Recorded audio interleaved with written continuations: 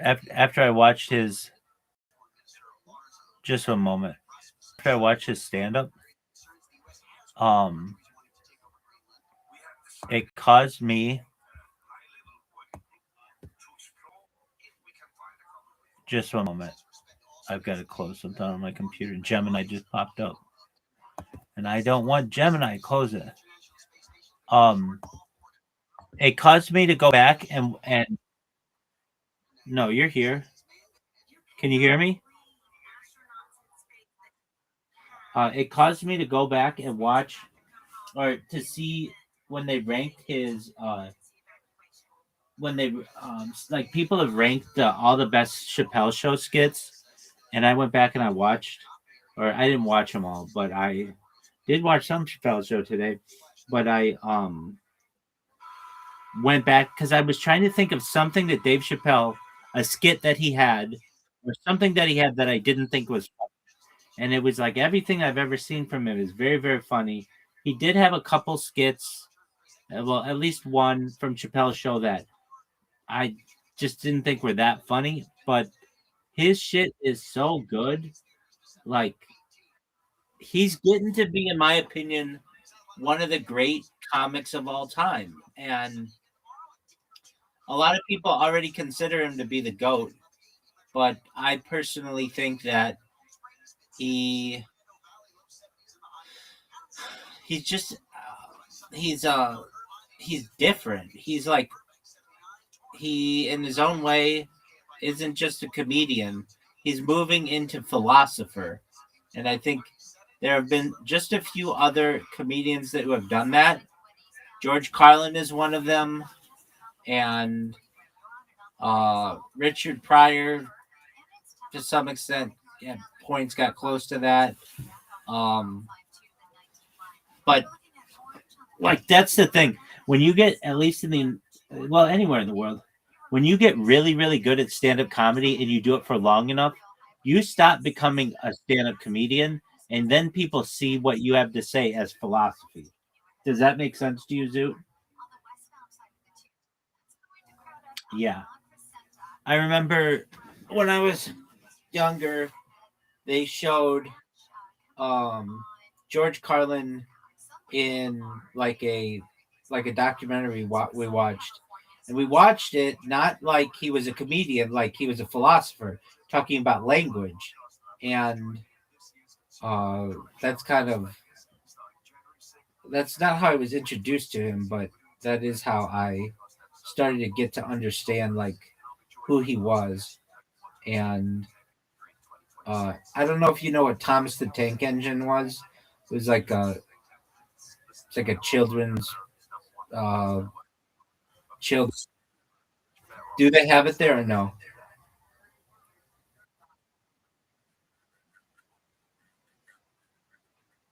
There you go. So George Carlin was on Thomas the Tank Engine in the United States, and he was like very popular. Also, they had Ringo Starr on it as well, which kind of introduced.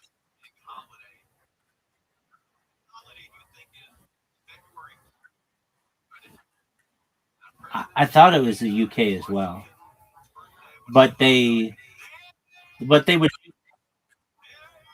What is it?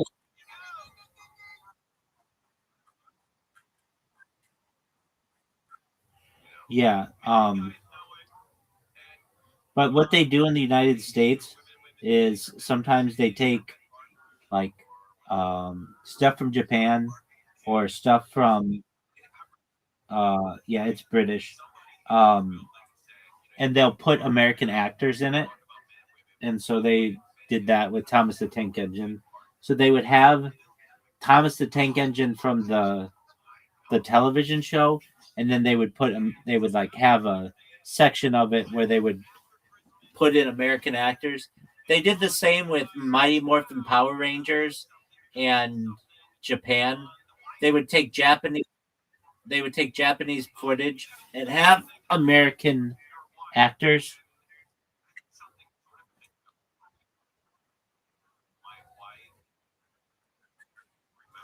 I didn't. I liked him, and I think he has a very good message. I think I can. I think I can. I think I can.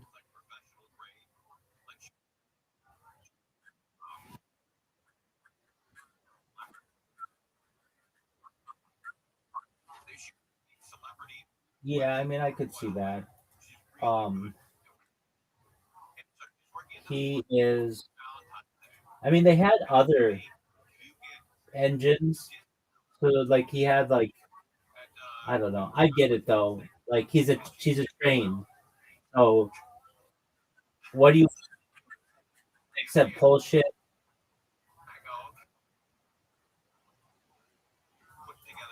Yeah, is that British? It seems like it's British. It's American. Okay.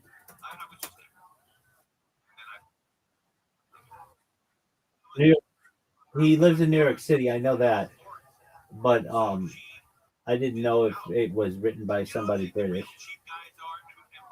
I remember. Yeah, he lived in New York with the man in the yellow hat.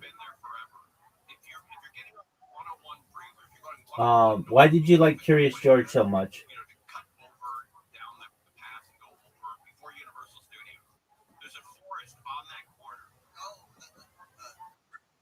Yeah, why?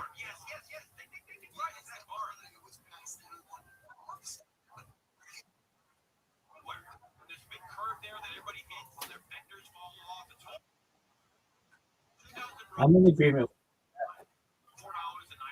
I'm in agreement with you on that. Monkeys are relatable.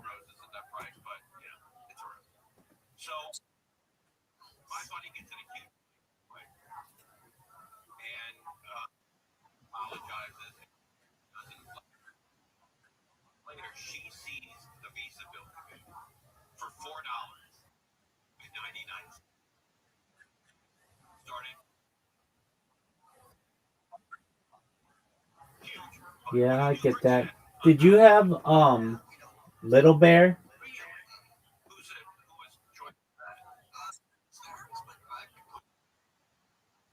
Did you have um?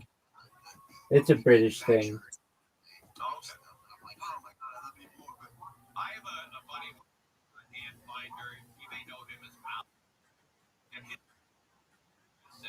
Oh, okay, what was it called?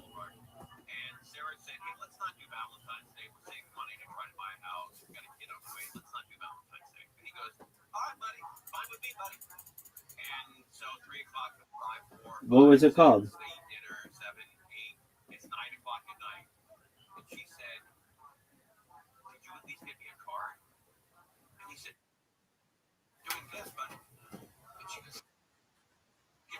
Okay, that was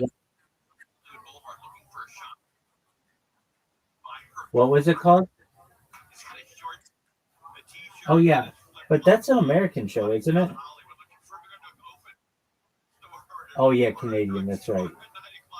Yeah, I watched that a little bit. Did you ever have Richard Scary? It was like the busy town,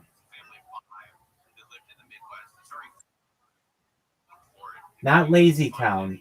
That's British or Canadian. I think it's British. Not lazy town. It's called Busy Town. That's okay if you don't know what I'm talking about. Do you guys have Sesame Street?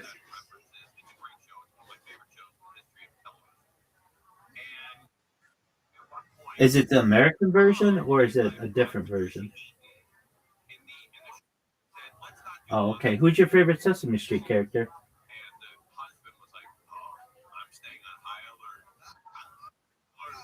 That's a good choice. Why Elmo?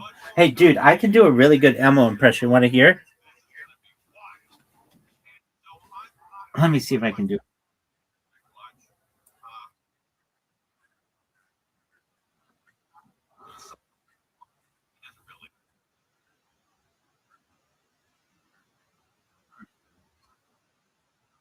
Okay.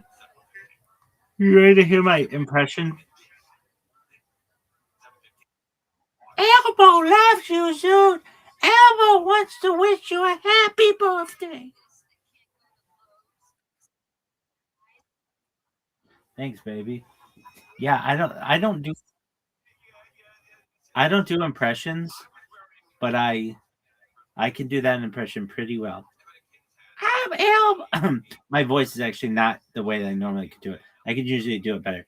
I'm Elmo. Wait, no, what would I say? Um oh, I used to be able to do it better. My voice is a little deeper than when I was like younger, but I used to be able to do.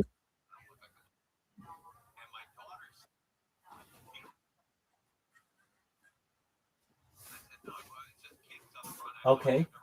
So you like Cookie Monster? You know who I really like is Oscar the Grouch. I like Oscar the Grouch a lot. I also like Guy Smiley, and I like Bert and Ernie, and there isn't anyone on that show that I don't like. I like Snuffleupagus. Dog, do you know the story about Snuffleupagus?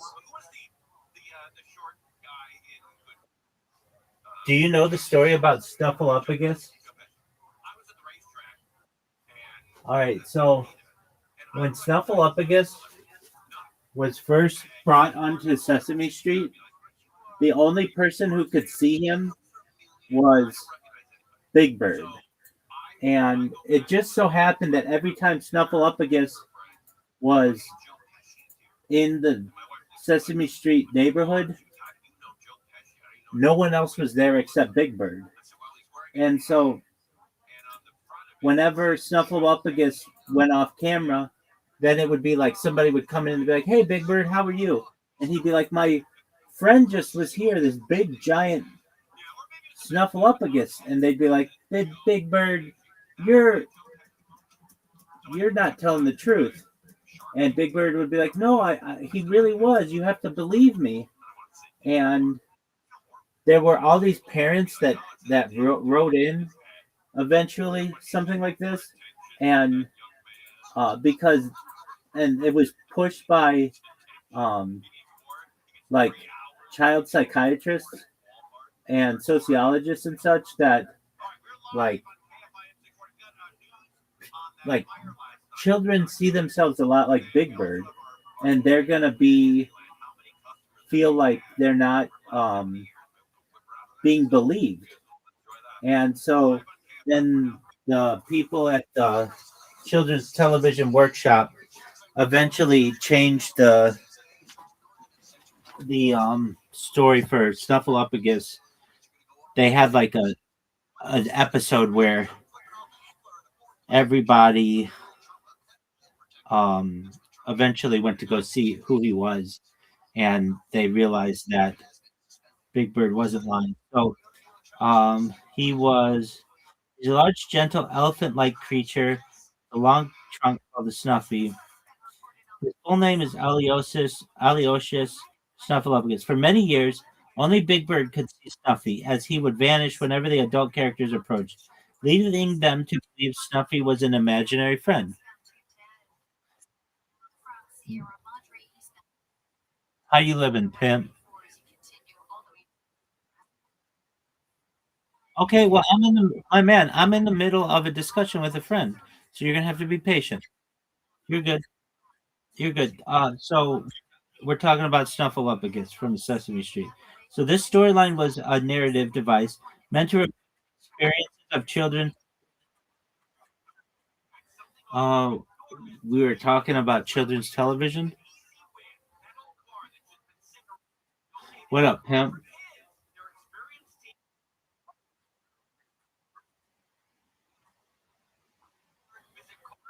Um, no, no, I haven't seen that.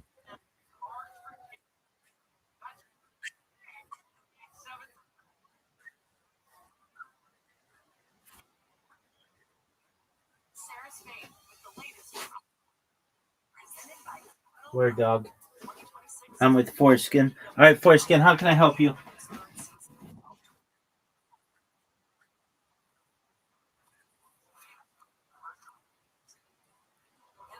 World World peace,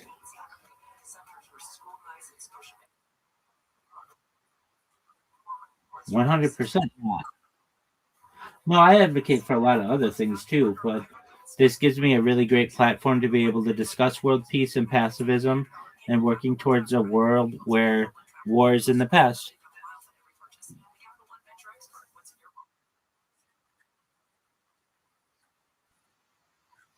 Yeah, I'm a pacifist, so I don't want anyone to get hurt. And generally, I want things worked out diplomatically as opposed to through violence.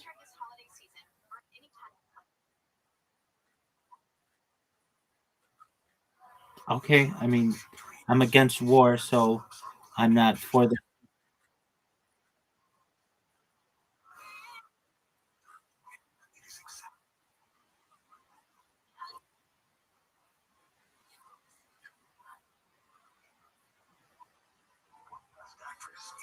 Okay, I mean,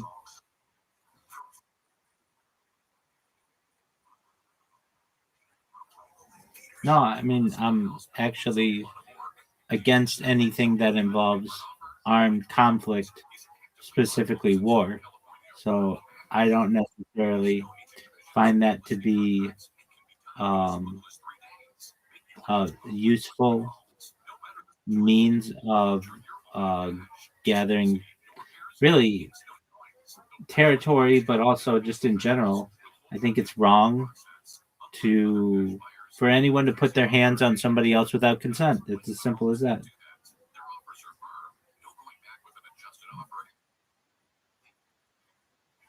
Very well. How'd you find out about me? How'd you find out about me, Foreskin Empire?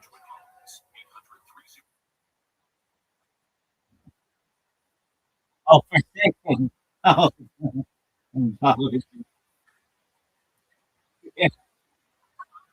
that's hilarious. You're right. You did say Forsaken.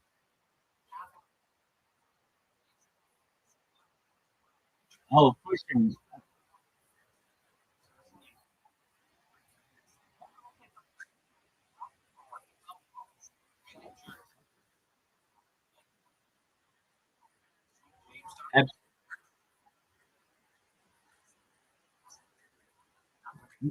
No, I don't.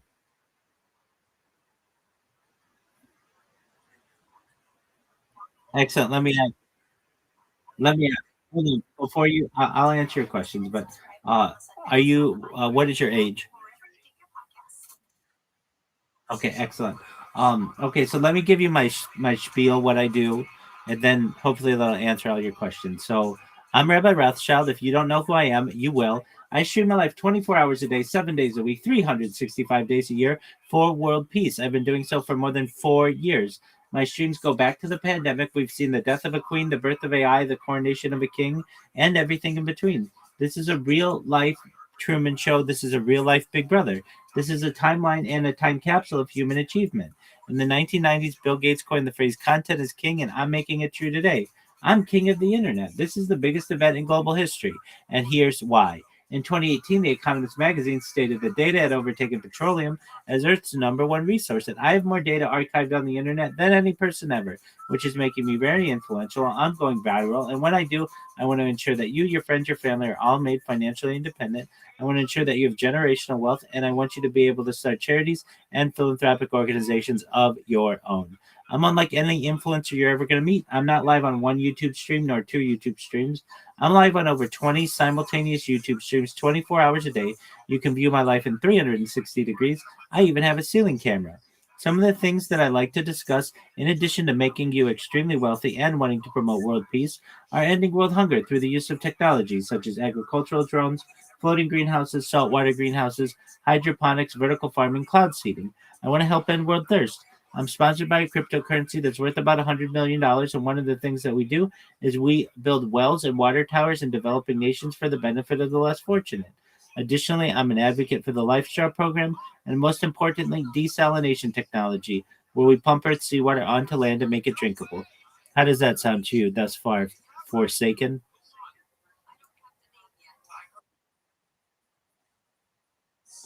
Okay, what did you do halfway through?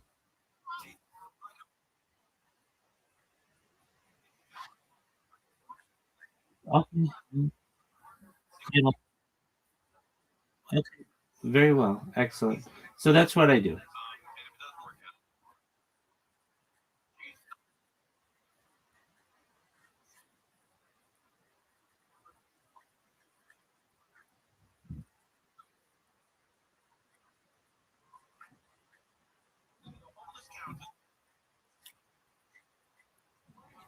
Okay. It's-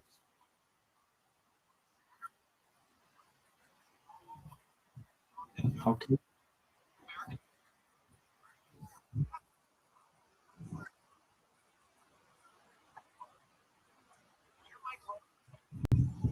Well, yeah, that's good.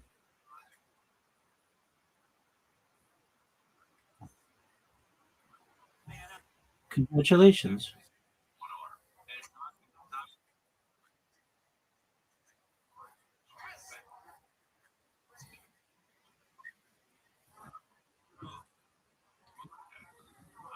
Well, I'm glad that you are in a better place than you were. That's wonderful.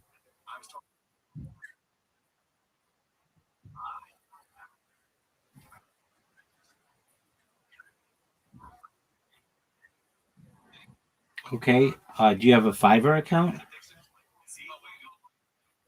Okay. Well, you could get a Fiverr account and do gigs for people.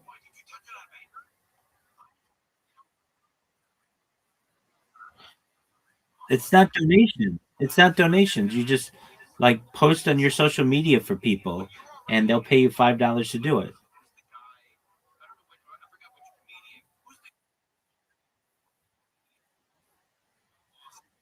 Well, you do. It's global, and it's not just $5. It's anywhere between $5 and $500.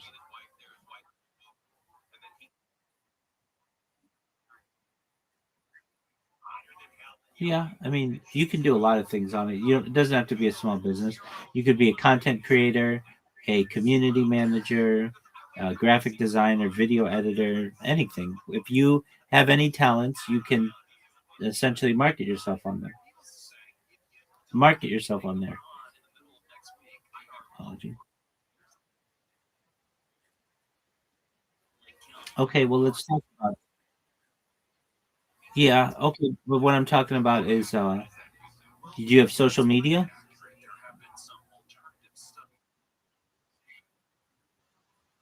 Okay, well, you should know that there are people who are willing to pay you good money for you to just post on your social media. And I understand you don't use it. That's okay. No one says that you have to use your social media. You just create business accounts. So you create an Instagram business account, a Facebook business account, a LinkedIn business account, a Linktree, a Reddit, an Imager, a TikTok, a YouTube, and then you can basically charge people like $100 to post their own content. You don't have to do anything on your social media. Basically, people will pay you just to get out word about their project, and you can make like hundreds of dollars a month just by doing that.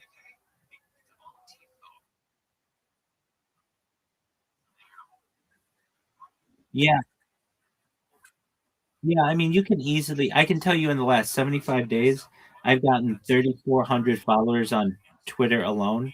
So in 75 days, I've been able to get thousands of followers. You could do the same.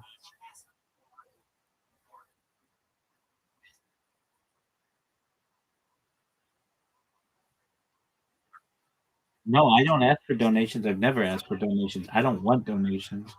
I'm by trade, a certified project management professional. I've launched apps on the App Store and Google Play that has allowed me some financial independence.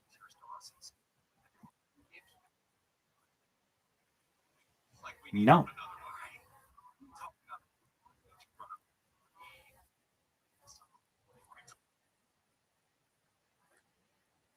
I just told you I am a certified project management professional.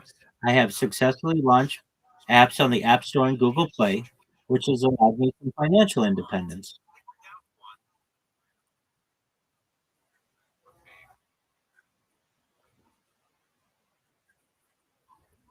Okay.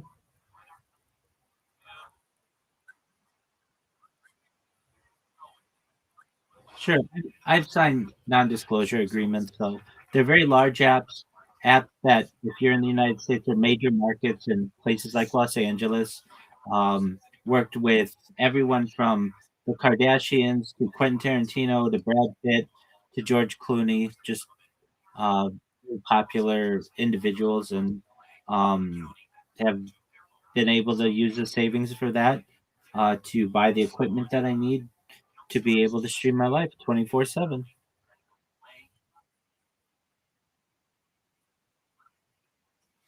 33.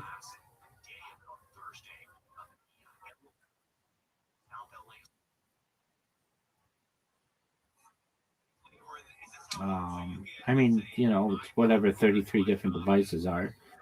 So thousands of dollars. And, um, like once you buy the devices, though, they kind of, don't need it.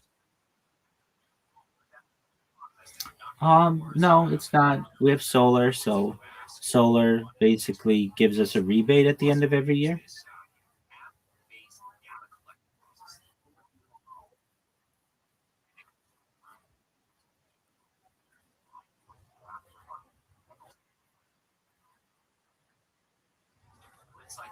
I could see the ends going up.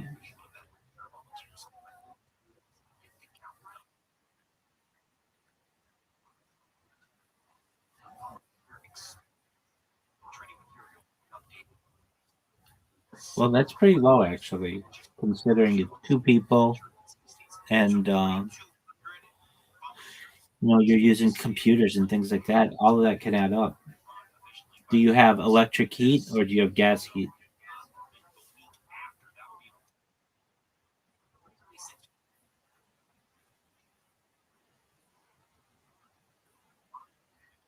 Okay, so like water heating. Okay. And the air conditioning can get expensive, right?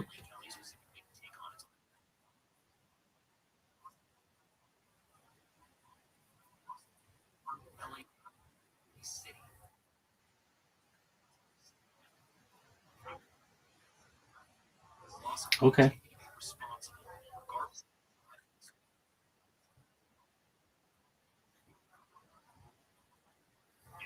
You're right. I understand that.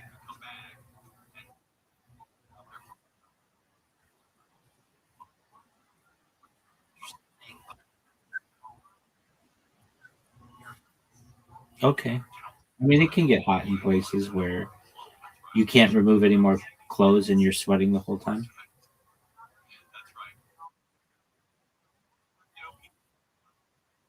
Okay.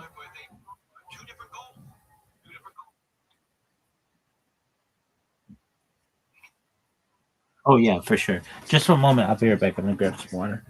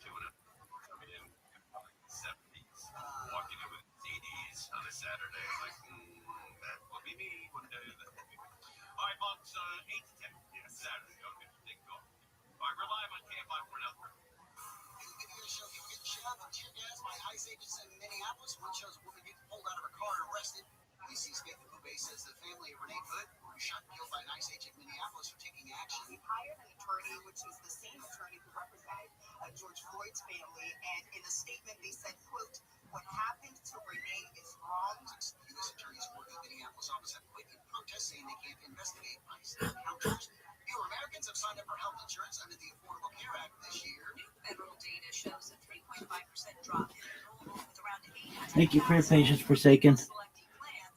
So, what's on your agenda today? What's on your agenda for today?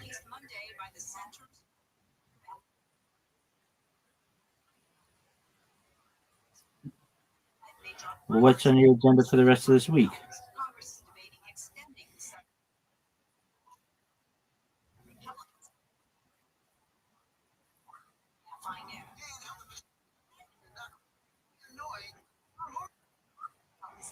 Okay. Well, how many jobs did you apply for today?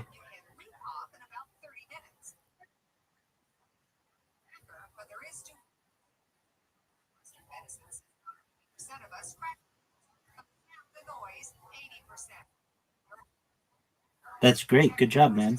Um, are you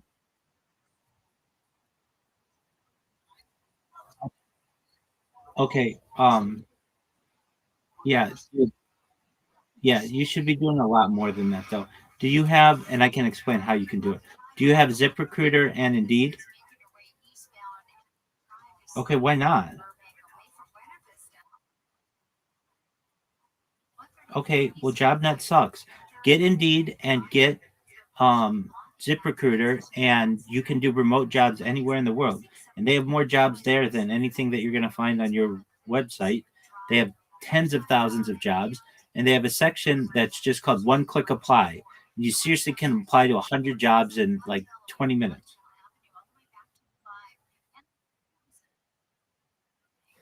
Yeah, dog.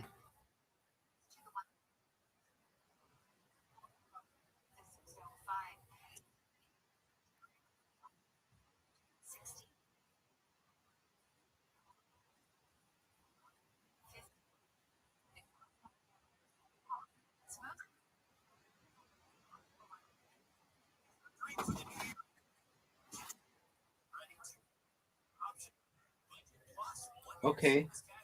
And what's your girlfriend going to do?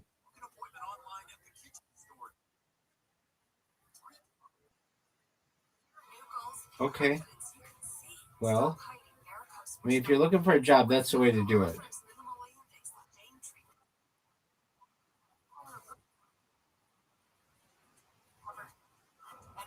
Certainly. Okay.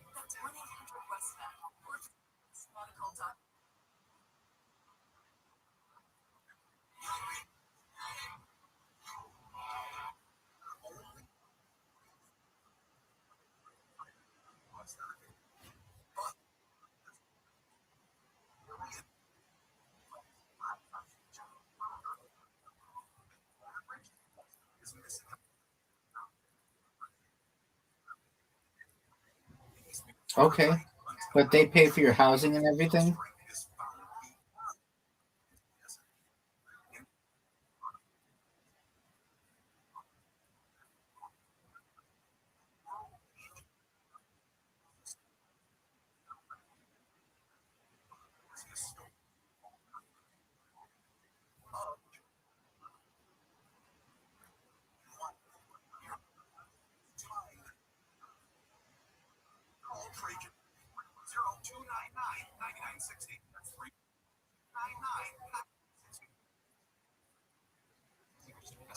Okay.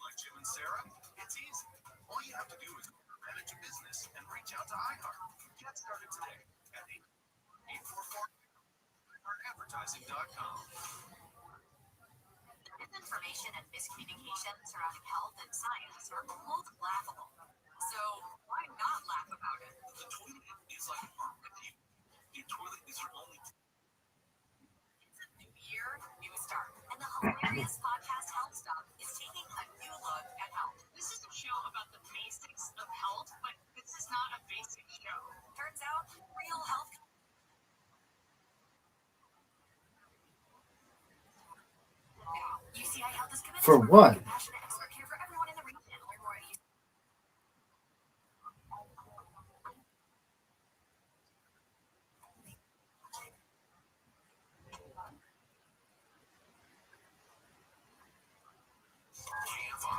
Doug, your numbers aren't correct in English dollars. You're saying you're going to make $180,000?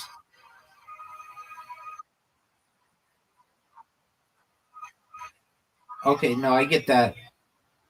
Okay, I get that.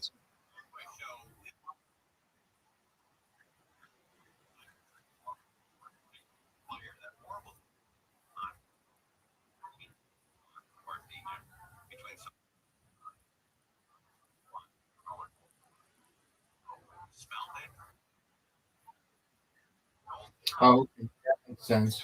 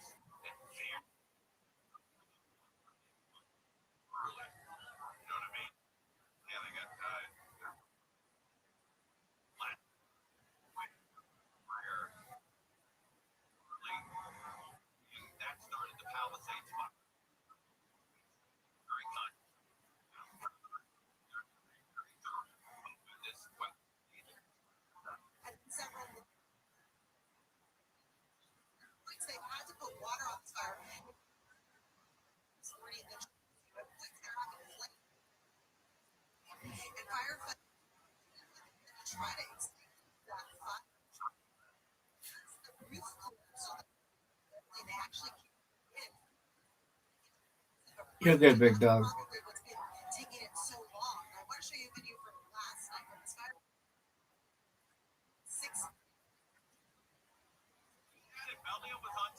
I've never had a girlfriend. I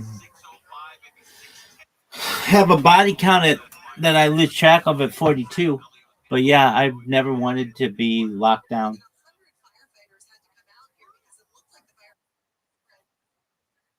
Yeah, I've played house with a bunch of bitches, but yeah, I don't want. I don't.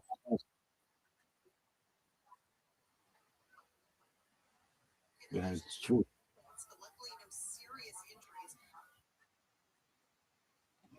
Oh, we may have allegedly slept in the same bed and eaten meals together and shacked up a little bit, so to speak, but I never considered them like what I would consider formally like a girlfriend looking to date these bitches to then eventually get married. This was generally like we understood the situation. We were there for a good time, not necessarily a long time. And I have always, yeah, You could say that.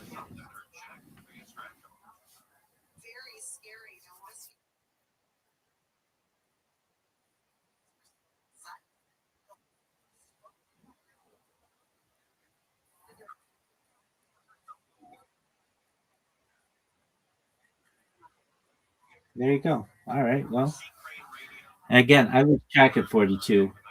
When you get up in the numbers, they all kind of just blend together.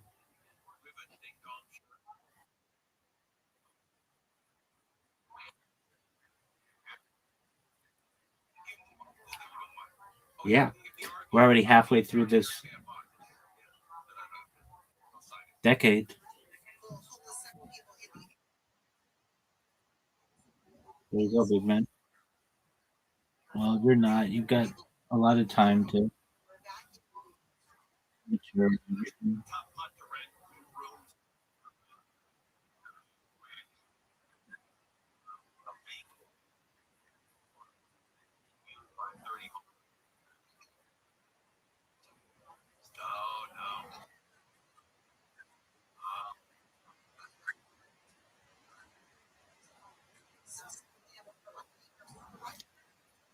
Dog, you've been able to get yourself on your feet much better than most people.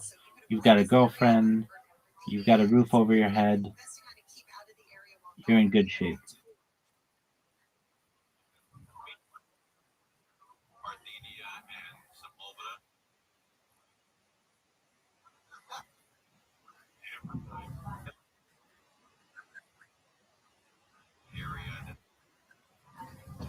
Okay. I'll keep that in mind.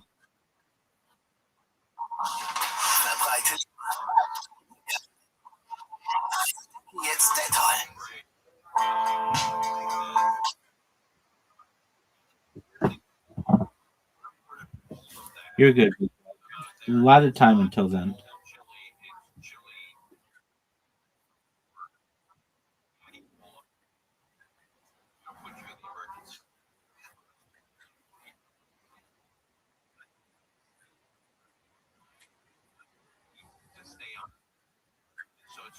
Damn, your great great grandmother?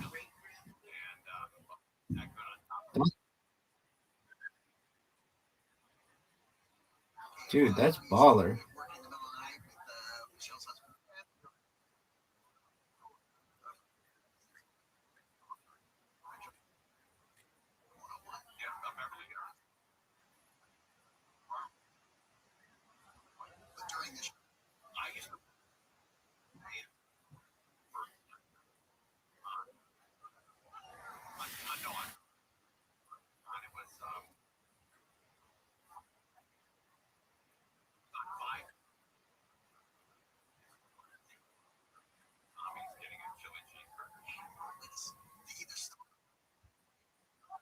Well, that's you got a lot of time till then.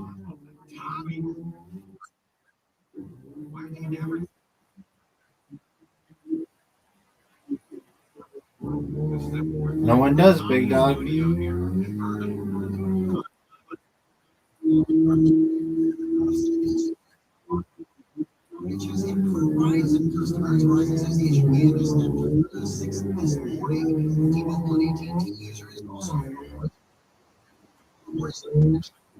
Hey, you take care of me, man. And you're always welcome. And it's a pleasure to speak with you. And best wishes. Keep your head up.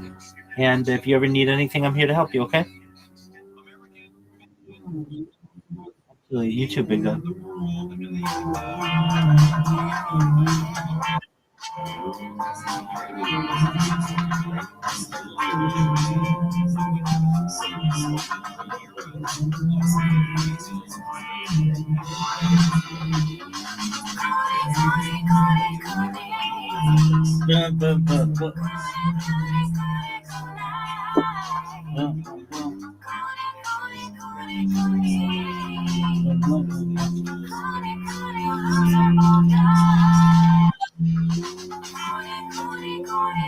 What up, girl?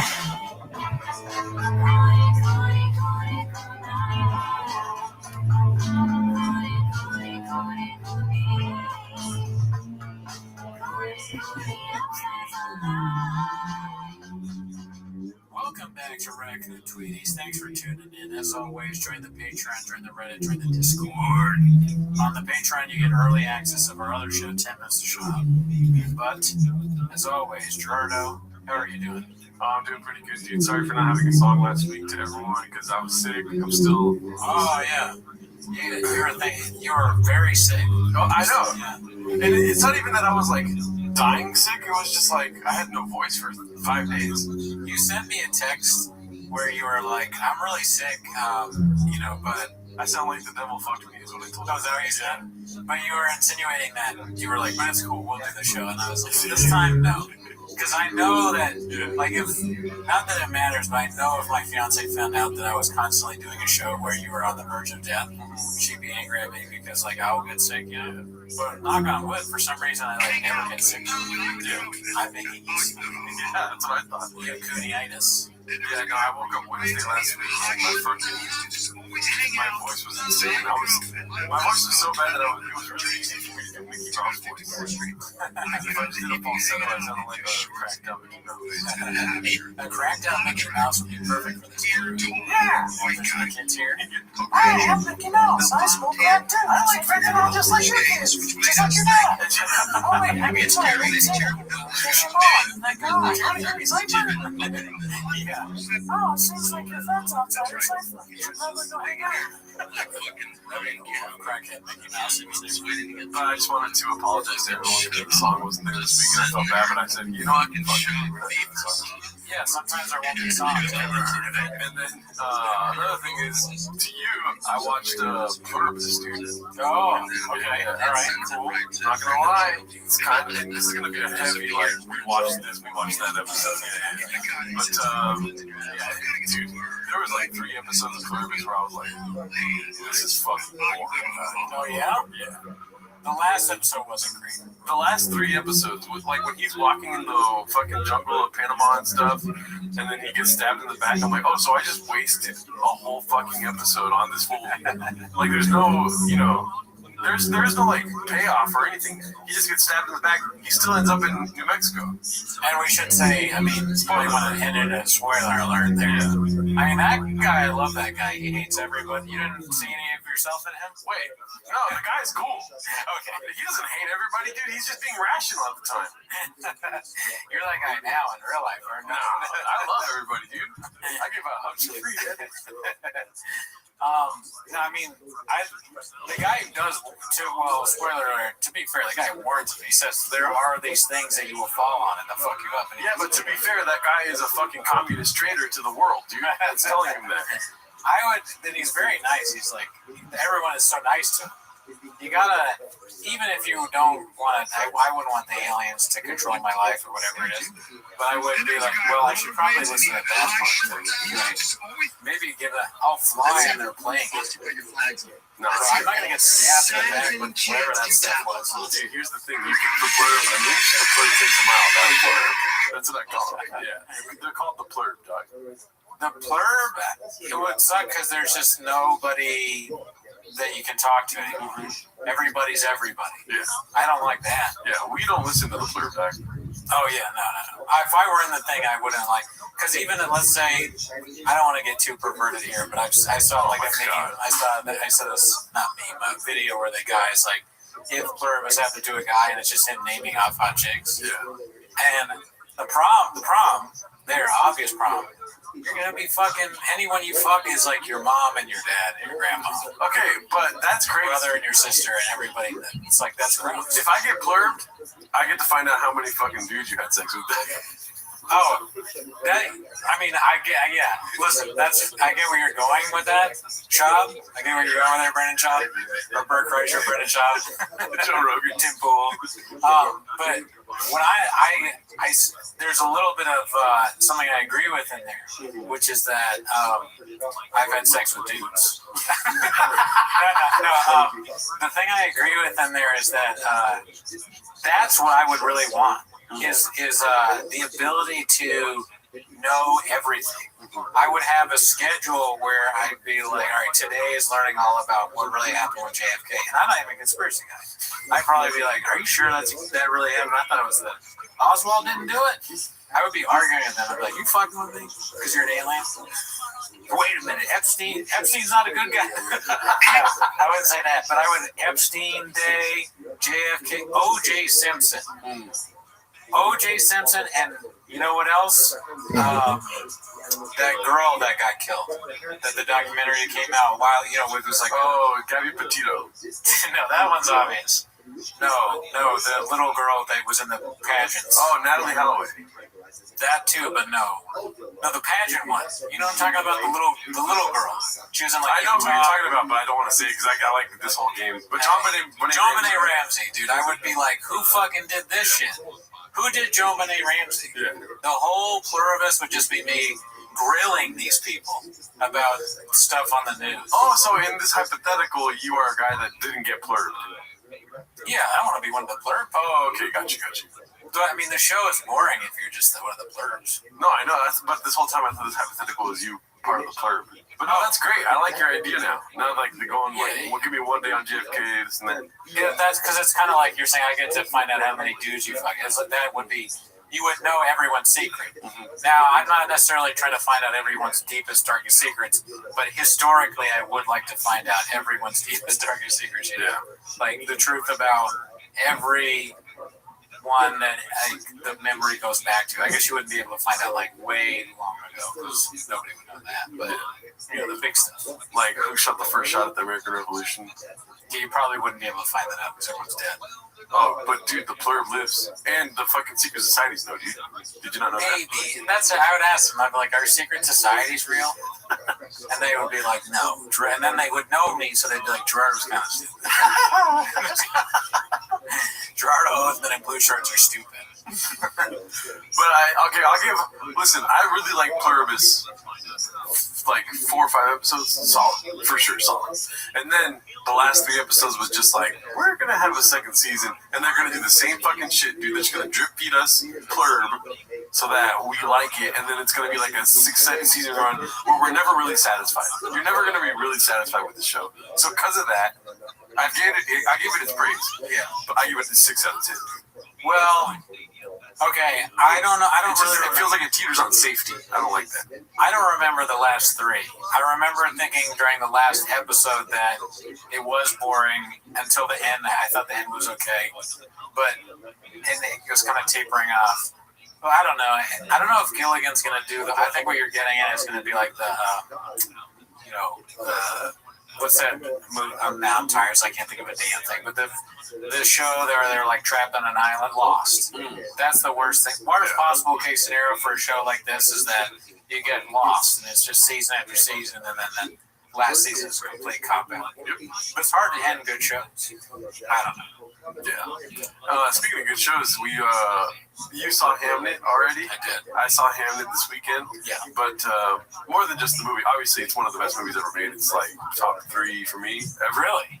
I liked it a lot. Mm-hmm. So we're going to agree on that. That was very good. Excellent. I was with a girl that wasn't really into it, so I did not cry. But I was so close to crying, dude.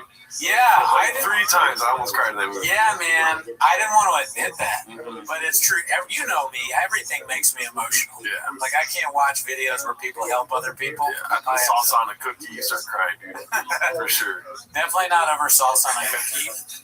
But I mean, maybe the idea of having to eat paste again. Oh yeah, not eating paste since that day, and the paste sucks, especially when it's kind of a hot car. But anyways, there are times where I was just like in the theater, like, God, I hope no one is looking at me because I am about to cry. Yeah, this is a sad movie. This is moving me. It's also very moving. I don't want to give out spoilers, but the end of it when they do the play, I'm like, oh my God. Well, here's the thing, spoiler alert, because I'm going to give out spoilers. Yeah. We're big boys. We saw the movie, dude. We can talk about it. Go watch. Who the fuck is watching the show without watching Hamnet? That's like a prerequisite to be at the Tweety's verse, dude. You got to see Hamnet first. You're really into Shakespeare. You've always been a Shakespeare. Always been a Shakespeare guy, dude. Never read it though. But yeah, so 3 times in it where it all has to do with little kid Hamlet. When he's like talking to his sister and he's like, I'm gonna die, Dad. I'm gonna kill myself. Oh yeah. Sorry, you two, for saying that verbiage. But and then second time when the dad comes home to come see the daughter, and then he's like, oh shit, daughter's alive. And then the son's dead, and he's like, my boy. The way he said my boy was hilarious. Yeah. No, I mean, like, I wish that was the only amount of times that made me cry. Right. And then the third one is that at the end, when the wife is understanding what's happening with, like, the shout out to his son. Yes. I was like, oh, fuck, dude. But the whole time, I'm with the chick that's like this. So, like, when I'm feeling emotional, again, I'm, like, balls deep in the movie while the movie's happening. Yeah. And when those moments happen, I'm just, like, pinching my fucking elbow or, like, biting my tongue, like, don't cry, don't be a bitch, die. You know? Yeah, it was funny to me about when he comes home is because before Shakespeare, so they put it in perspective to tell you what's happening. In real life, Hamlet, his son, dies. And in the movie, which is a fictionalized account of what happened, one of his daughters gets very sick and she's always sickly, and it seems like she's going to die. And then she's about to die, but the little boy comes down and he's like, we'll switch spots so death won't be able to tell us apart, and all this. Like, it's very cute. Yeah. And then that boy dies. The mom is freaking out. The grandma's very sad. They're in this house, and it's all incredibly sad because all the acting is like the best actors around. They got the chick from Breaking the Waves. Shout out to Bud Easy from Lars von Trier's movie. They got Jessie Buckley, who's a great actress. So you're kind of like, you're really into it. So I'm watching that the whole time, and I'm going like, don't cry. This is sad as shit. And I am not in a good headspace to begin with. I am sad as shit, Dallas. I was sad when I got here. I'm sad at this scene, and I feel emotional now. So finally, I'm like, oh my God, all right, I didn't cry at all during that. Thank God. But then then Shakespeare comes in, and he says, my boy, and I'm like, well, there it goes. There it goes. I can't, it's just too much. I can't take it. The way he said it was kind of like, my boy.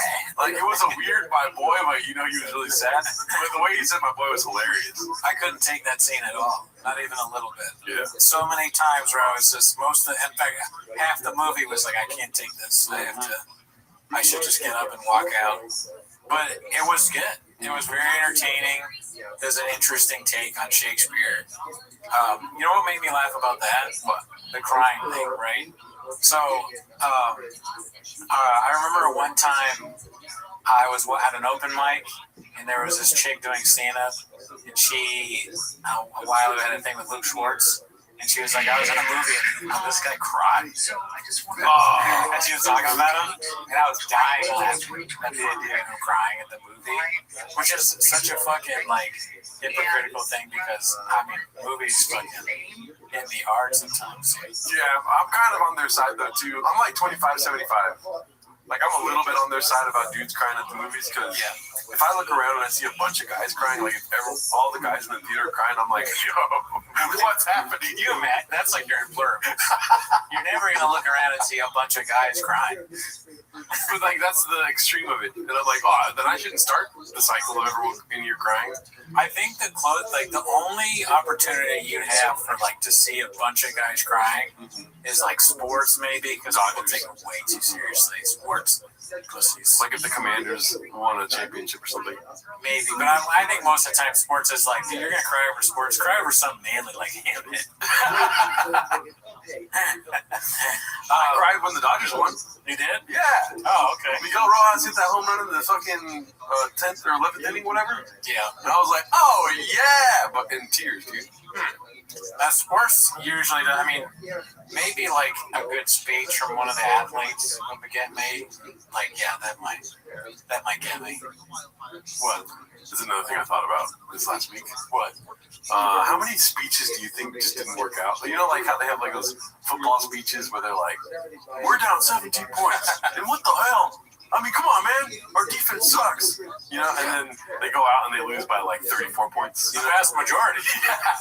Because they do it every time. I wish we had like an account of all those, though. You know, like I feel like there should be a game within the game where we keep track of like motivational speeches. You put yourself out there, yeah, you're down 20, but if you get up and beat the game, that speech is like iconic. You know what I mean? Tracks. But tracks. I like tracks. Tracks. Yeah. But if you give the speech and you end up losing by more than 20, then we can make fun of you. You know what I mean? Yeah. If you lose by double what you're losing by after a speech, that's pretty funny. It's like they're going out there like, that fucking asshole said a speech, so let's lose by more. Yeah. We suck. He knows we suck. We're waiting next year until we get a quarterback in the draft. There's no point. I'm not trying to get injured for this clown, whether it's the coach or whoever it is. Yeah. We die for that inch. Al Pacino. We watched that, I think, here. Yeah. I don't even want to look at the mirror anymore. That'd be so fun. Your coach says stuff like that. You're all amped, and the coach is like, "My wife left me."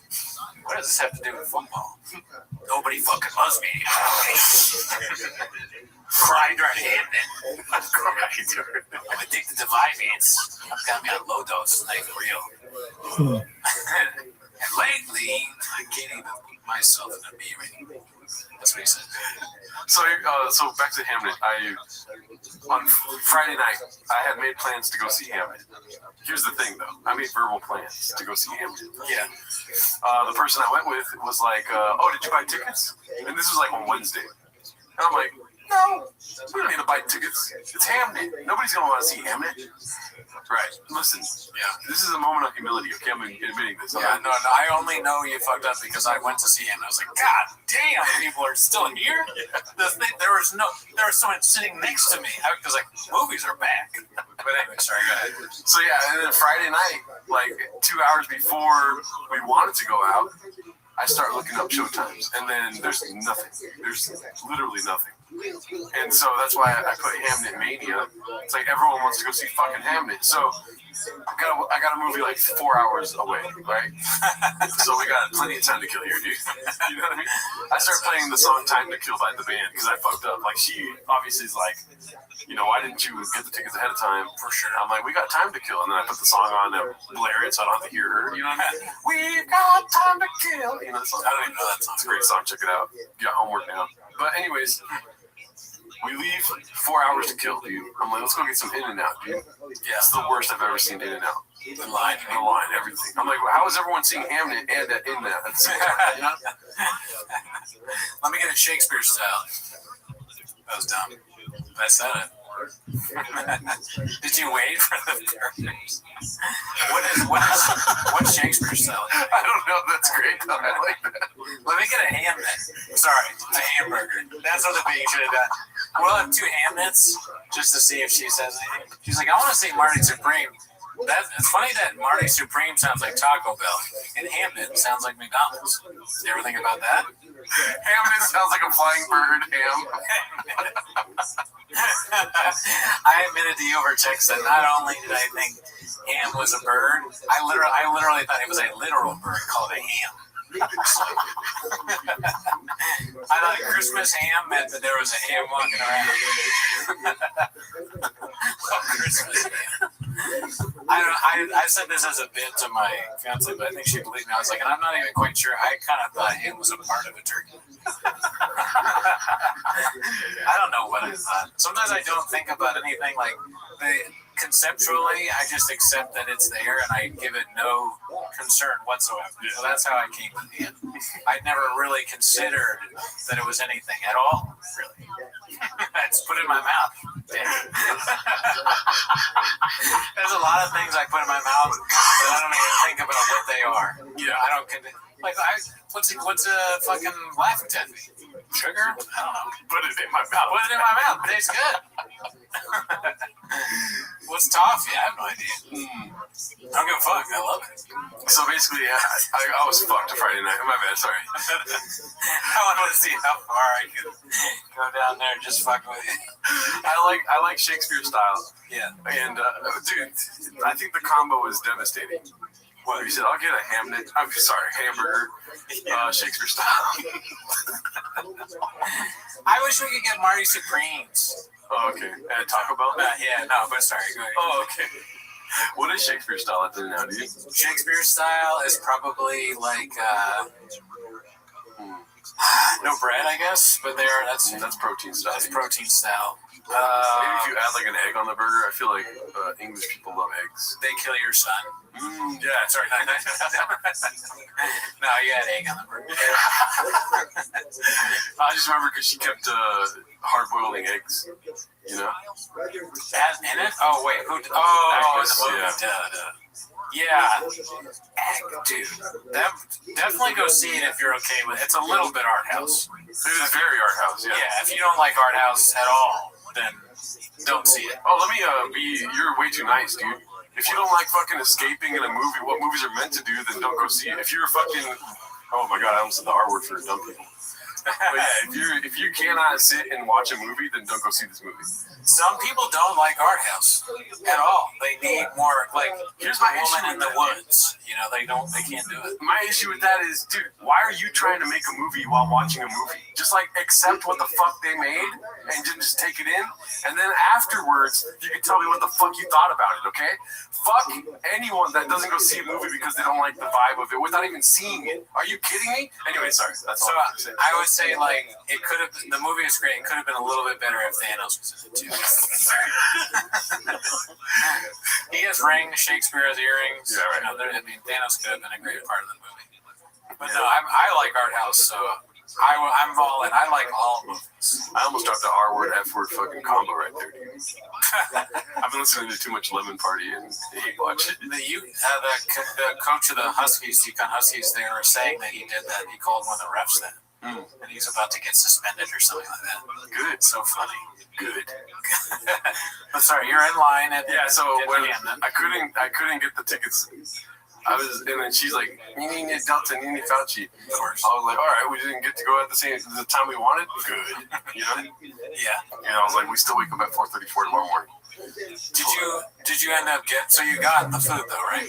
No, we didn't go to In-N-Out. We ended up going to a taco truck. Where you got a Party Supreme.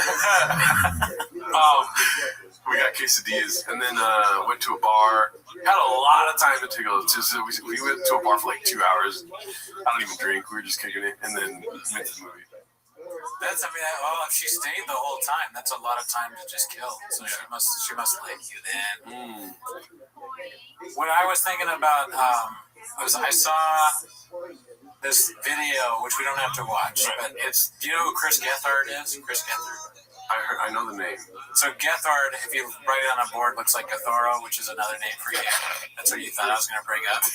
But Chris Gethard is like, I don't know too much about him. He's a New York comedian, but he's very alt-scene. He's big on that. I think he had a TV show for a while. He kind of looks like a little nerdy guy. And he got interviewed recently, and he was talking about how he's had all this success in comedy, but he lost his health. Look at his face. He doesn't look like a guy that he just lost his health insurance. Oh, he just lost his health insurance? He just lost his health insurance with his family, and he's talking about how hard it is to be a comedian, and how it's like, even when you have success, it's kind of still like can suck, and you won't make enough. And I remember that. I was like, damn, Chris Gethard's poor? He's been on a lot of stuff. The Gethard effect. Have you ever? Yeah, look at that. He looks like someone you pick on, and when he's in TV shows, he's always like the creepy guy or the guy that's getting bullied or made fun of. He's the boss on Broad City. He's what's her face's boss, if you remember. But so my question was just like, comedy kind of sucks to do. Oh, really? Don't you think? I disagree. I think comedy's cool. You can get very black-pilled by comedy because, dude, the amount of Too Lazy and podcast cringe I watch, and they just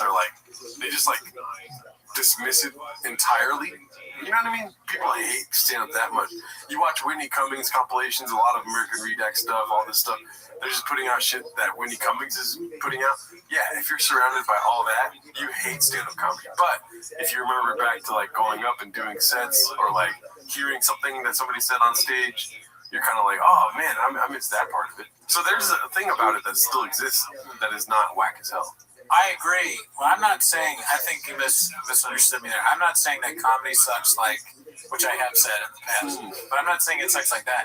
I'm saying the part of doing it.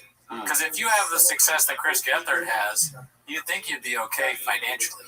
Yeah, but I'm also in a weird state. We'll get to this later. But what is enough? You know what I mean? We're like, if you're terrified of death, then get a good job and get good health insurance. Go to the doctor every week. You know what I mean? Like, if you're terrified of dying, like, people didn't always live that way. People were fine with whatever the fuck they had going on. And literally Shakespeare. Yeah. Right? That's a good example of a guy. Dude, people in his life are dying. He's like, I'm gonna get fucked up tonight, dude. People in his life were dying, and he was like, I'm moving to London. People in his life, his kids. It's like if he was in the comic and he was going to Austin every fucking month. Me and my fiance were laughing about that. I go, because there's so many spoilers, but my favorite scene, I always love in movies where I see women get so fed up with men, because it reminds me of things I've done in past relationships, where it's like, oh, like when he's like, his son dies and he goes, I'm gonna go to London, and she tries to punch him in the face and she misses. It's so funny. It's very sad. It's very sad. But it's like, I could absolutely see that happening to me. Yeah. Sometimes you say things to women that are just, they can't take it because you want to pursue what you want to do, and they got all this stuff going on. They just made you dinner, and you're like, I'm gonna go to an open mic. She's holding your baby, you know. So she's gonna try and punch you. Well, thank God the White Knight showed up today, dude. Shout out to Cooney. I thought you were on our side, dude. Fucking boys rule, girls drool, dude. I gotta go to London. I'm writing plays left and right, dude. My son just died. You know how much creativity is fucking running through my juices right now? Sorry for cussing. You would deny Shakespeare Gerardo? Yeah. So, yeah. Dude, I'm fucking Shakespeare. When she tries to punch me, I go, I'm Billy old Shakespeare. Way to go, Shakespeare. That's what we used to say to people to make points. But yeah, no, I'm on the side of the man, but I understand where the woman's coming. I understand why Jessie Buckley tries to punch Paul Mescal. I almost tried to punch Jessie Buckley when she did that, dude. Okay, calm down. Be cool. But it's the everlasting struggle. You know, you kind of are you being insensitive by wanting to do what you want to do? I think there's probably some kind of middle ground. And you could just live the artist life or whatever sometimes, but it's also I don't really know Chris Gethard that well, but he is funny from what I've seen. He's been in a lot of stuff, and he is struggling super hard. Like, you just look at his face; he looks like he's has Andy Dick disease or something like that. And people like Andrew Schultz are doing pretty well, right? And Crystalia, even after being canceled, is still able to make a good amount of money, even though they kind of suck at what they do. Yeah, I mean, we're in a weird place right now. Obviously, everything in the country, this and that, culture, this and that, right? Boom, boom, boom, boom, boom. It's more like, if you have a lot of secrets, you get paid off more, you know? Like, it's a weird flip-flop of, like, currency right now is in being evil. It feels like something. You know what I mean? Yeah, that's kind of funny. It's like, he's not evil enough, you can tell. Right. Yeah, he's way too nice. Look at him, dude. He can't. Maybe you need to be evil to build a fan base a little bit. But at the same time, though, I'm like, I'm probably gonna regret saying this because then later in life I'm homeless or whatever, this and that. But like, dude, I don't believe in wanting everything. You know what I mean? But I get what you're saying, but it's not wanting everything. It's just wanting some stability. Yeah. Some level of like, all right, yeah, everything is a struggle, right? Even when you're with more money, more problems. We haven't forgotten this, right? We've learned this. But this struggle, I feel like he should be above this. The losing of healthcare. Right. He doesn't have enough money for that. He's on TV. Why can't people on TV need to be rich to make me feel okay? Because when I see people on TV being like, I'll suck your dick, that makes me uncomfortable. Because I'm like, what about me? I don't want to. Should I just never, I don't know. I had a long argument with Miguel the other day about charity and whatnot, and like helping out people and stuff like this. And I don't believe in it. I don't believe in charities to begin with. 0%. Never give to a charity, dude. You know what I mean? I feel like as humans, we have the need to help others and be altruistic in doing so. I feel like charity cheaps you out of that experience.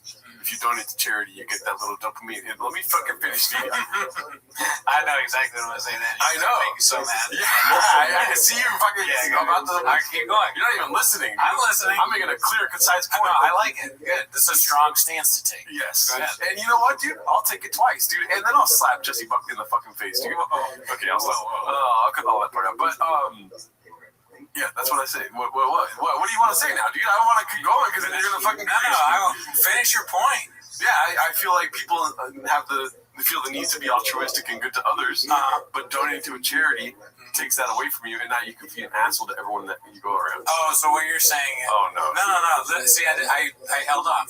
Okay. I didn't do my joke answer. Okay. Never heard of it.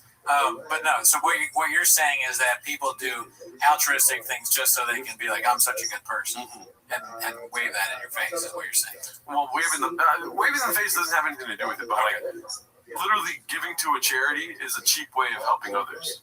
It's like you think you're doing that, but maybe you're doing the action. I don't know. I just don't believe in it at all. I don't. Ain't nobody like a Diddy body. That's all I got for all time. So stupid. But I don't know. I don't. Anyways, all that to say, you don't have to. I'm not saying this because I'm saying you're. Give money to. No. Never give money again. Don't do it, dude. He's an artist.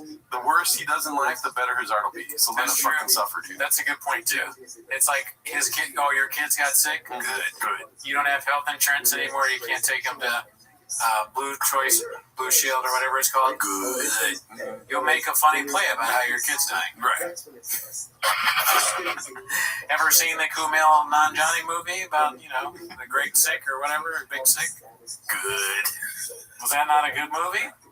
So Chris Hamnet, dude, it's fucking Hamnet. Hamnet, yeah, you couldn't be Shakespeare. Yeah, Shakespeare wouldn't be Shakespeare without Hamnet dying.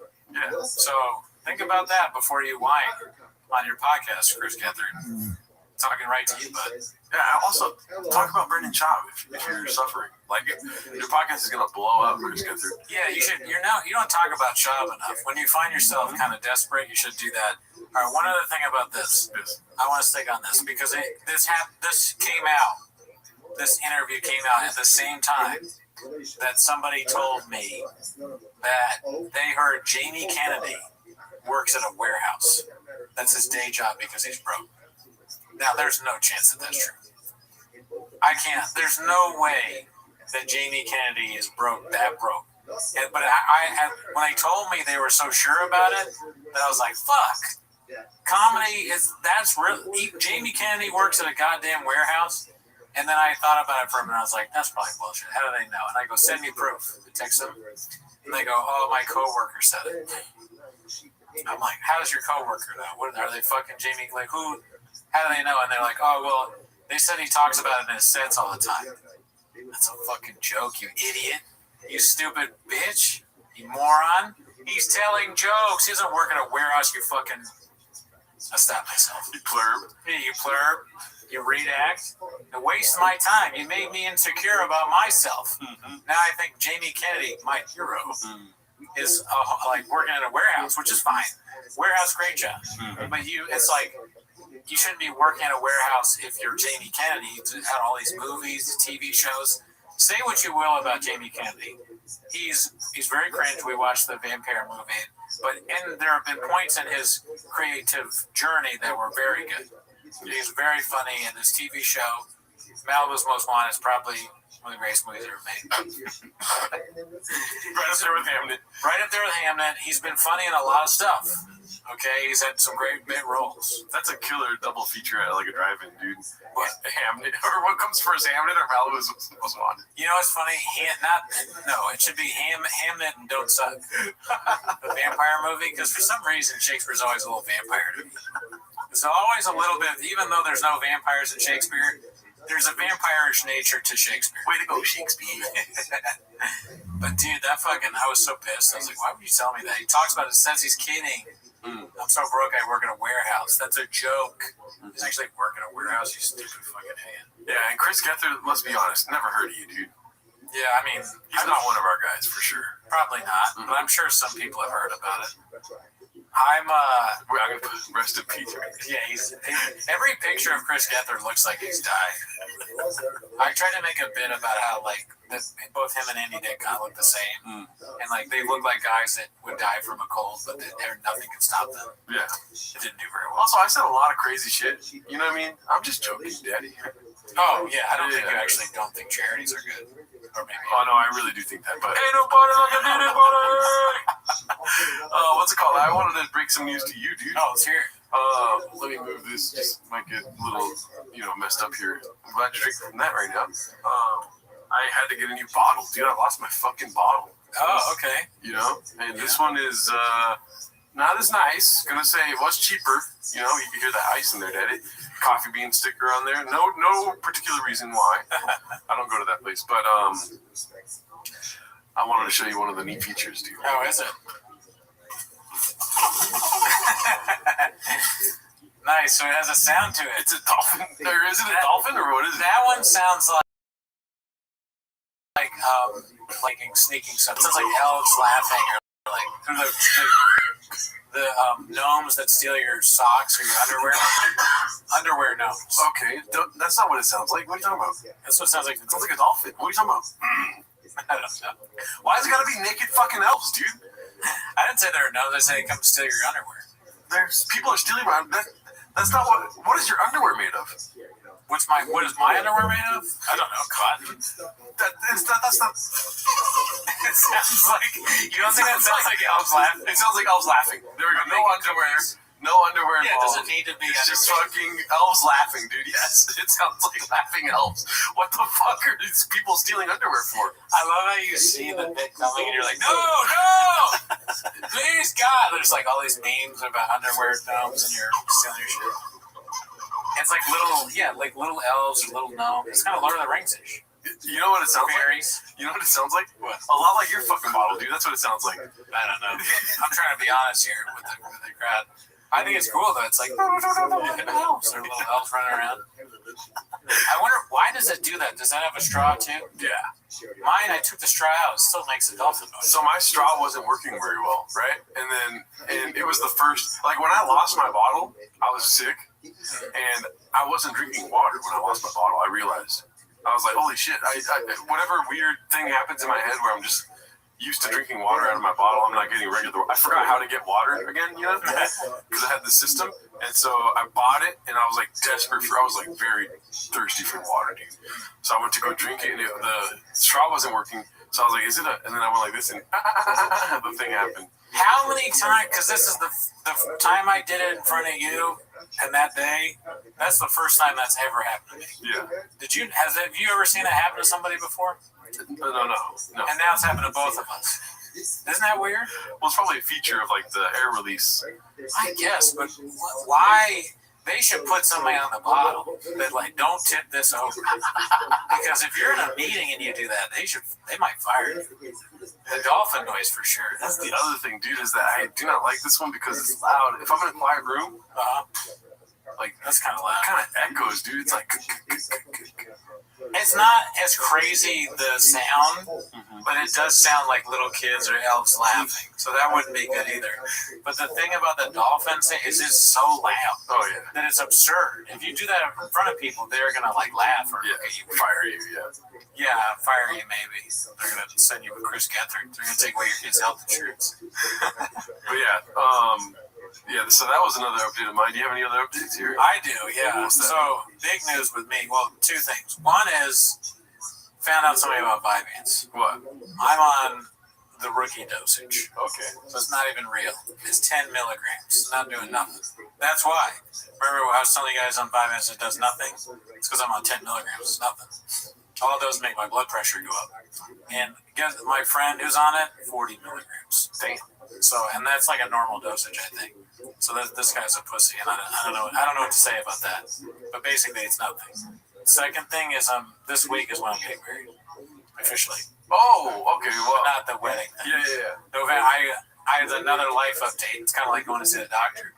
All you got to do in LA, if you ever listen up, fellas, you want to get married, you can get married one day. I haven't done it yet, but you go. This will be something we can talk about next week. You go to the courthouse.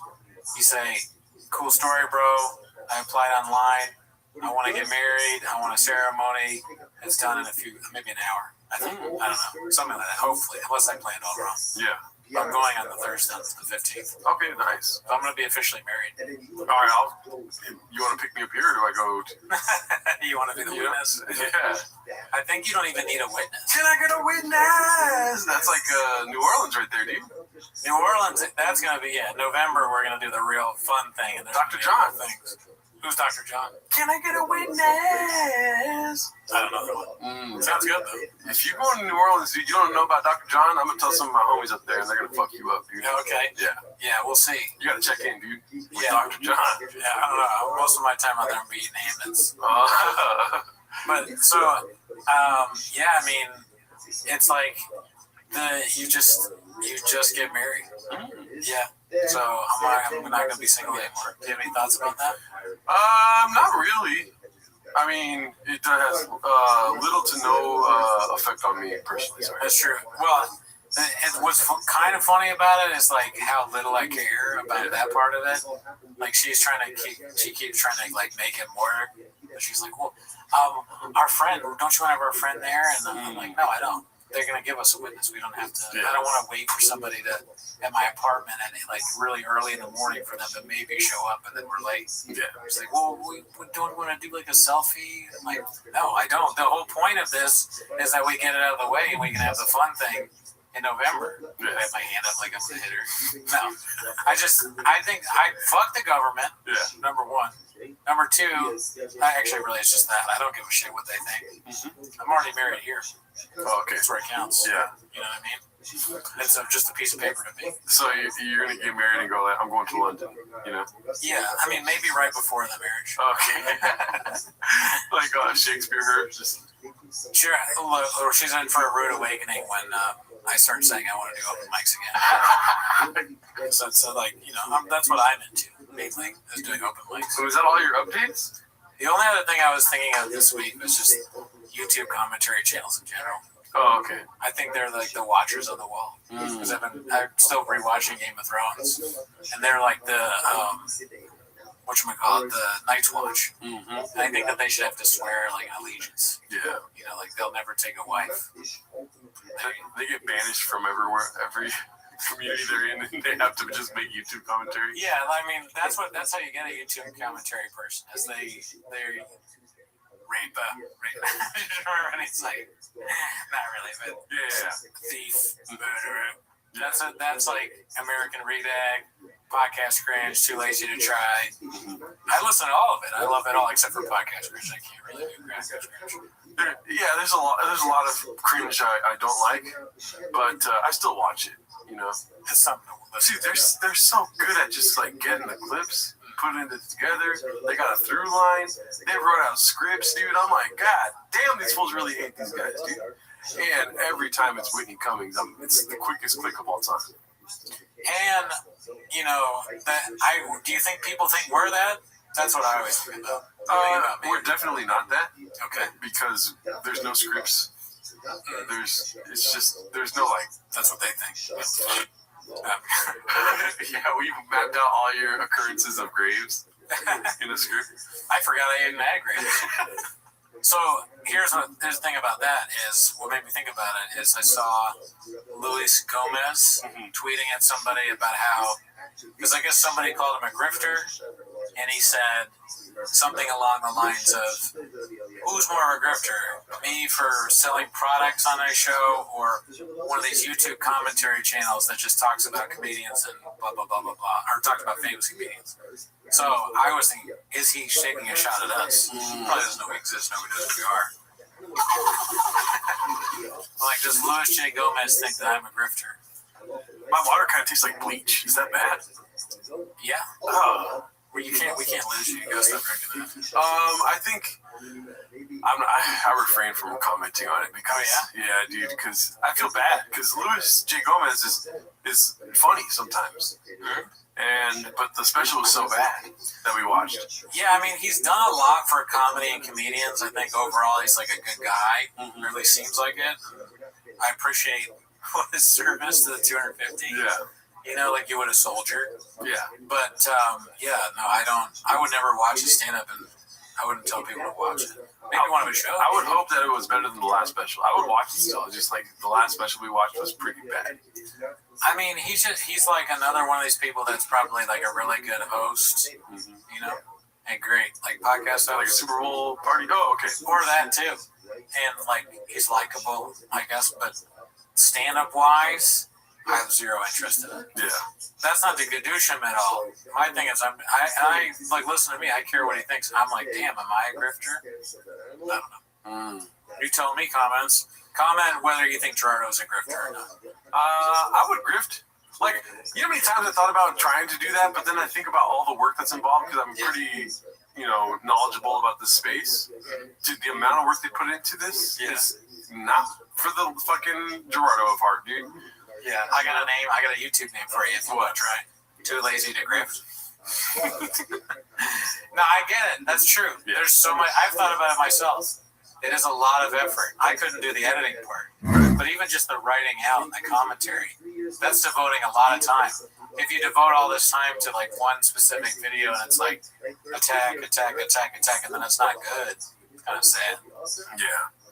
I like other commentary channels on YouTube that aren't exactly comedy based.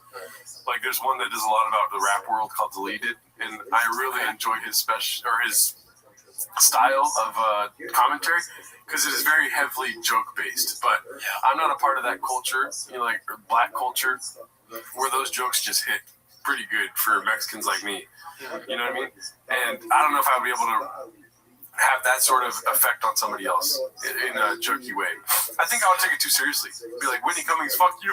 Start crying on the recording. You get really mad. Yeah. And that's not as funny. American Redac kind of, they all have a like an even keel way to them. And they have a style. All of them have their own style. Yeah. I'll never get over that one episode we brought up on the pod where it's literally just him talking about what happened on the show. I cannot believe that I like that. The Eric Andre thing is fascinating. That should really be in textbooks someday. There was a period of time, maybe it's still going on, where guys would watch another guy talk about comedians talking on an episode and come to the conclusion that nothing really happened. Right? It's like Eric Andre went on there and they got kind of heated on each other, but at the end of the day, I think they're still friends. And I listened to that and I was like, I'd listen to it again. I'm going to show this one. I'd listen. Not only would I listen to this episode again if I was bored, I'd probably listen to another episode that was exactly the same about a different comedian. And I was like, what the f*** is wrong with me? But I realized you drive around in LA constantly. Yeah. So you need something to listen to. You're going to run out of podcasts. And these whole self-help thing where it's like, learn how to do this while you're driving. No, I don't want to die. I'm going to learn how to I'm learning Spanish, I'm concentrating, and then I get hit by a two-wheeler, whatever, a two-wheeler. Okay, so I get hit by a truck. Yeah. Here's this kind of leads me to the thing I wanted to talk about today, which we only have so much time left, which is the perfect time I think to bring it up because I don't know how much gas this has, but let's go, Daddy. Right? Sure. So I've had that same kind of thought thing where it's like, what am I doing with my time? I'm just watching podcasts cringe, too lazy to try. Every time they drop, I have notifications on, and I'm like dropping everything when they post. Yeah. So I'm trying to start to read. I've already told you I'm watching this YouTube series called Predictive History, where he's gone into another seminar now talking about the great books. And so he's starting with the Iliad. So I bought the Iliad, and I've been reading the Iliad for a couple of weeks now. Cool. You like it? 2 weeks. I love it. It took me forever. I just started reading the Iliad, but I read the introduction that's like 50 pages for about a week and a half. And because it's like they translate the Iliad. The Iliad's not in the original language because it's ancient Greek. Yeah. They have like introduction notes, translator notes, and then just like random meter notes of like how they wrote the actual book. And do you know the story of the Iliad? Is the Iliad the one with like Homer or something, or Aeneas or something? Homer wrote the book, or it's written by Homer. It's a Homeric. Oh, yeah. Okay. So he wrote, and it's about like a Greek guy that like leaves his wife and goes on a boat or something. Okay, So I think you're thinking about the Odyssey. That's what I'm thinking. Yeah. That's Odysseus trying to get back from the Trojan War. Yeah. Trying to get back home from Which one is War. the Iliad? The Iliad is a book about a conflict between Agamemnon and Achilles. Like, Troy. Yeah. Right. Sorry. So, Achilles, long story short, this is going to be a long story, but I'm getting somewhere here. Okay. No, I thought it was funny, right? Sure. Achilles, basically, the beginning of the book, I'm only in the first book right now. It's 24 books, something like this in the book. So I'm on the first book where Achilles and Agamemnon are asking a seer, like, what's going to happen? You know what I mean? And the seer goes like, all right, I can tell you, like, you guys know me. I tell you guys everything. He's like Jim Brewer. He's like, you enter the Brewer verse, you're going to get the facts. But here's the thing. Agamemnon is the leader of men. He's like kind of like the god of men. I don't know if he's a god. He's not a god, but he's a king, right? He's a king, leader of men, right? He goes, the leader of men amongst you is not going to like what the fuck I have to say. And then Achilles is like, he's a big guy. He'll be able to handle it. You know what I mean? And then he goes like he stole a girl, and the gods do not like that. He needs to get the girl back. And then Agamemnon's like, oh, come on, I get one girl, and everyone freaks out, this and that. Helen of Troy, right? Whoever the girl is. I don't want to say something I don't know. Because I need to reread it too. But this is what I've gotten so far. A girl. He stole a girl. Probably Helen of Troy. Fucking...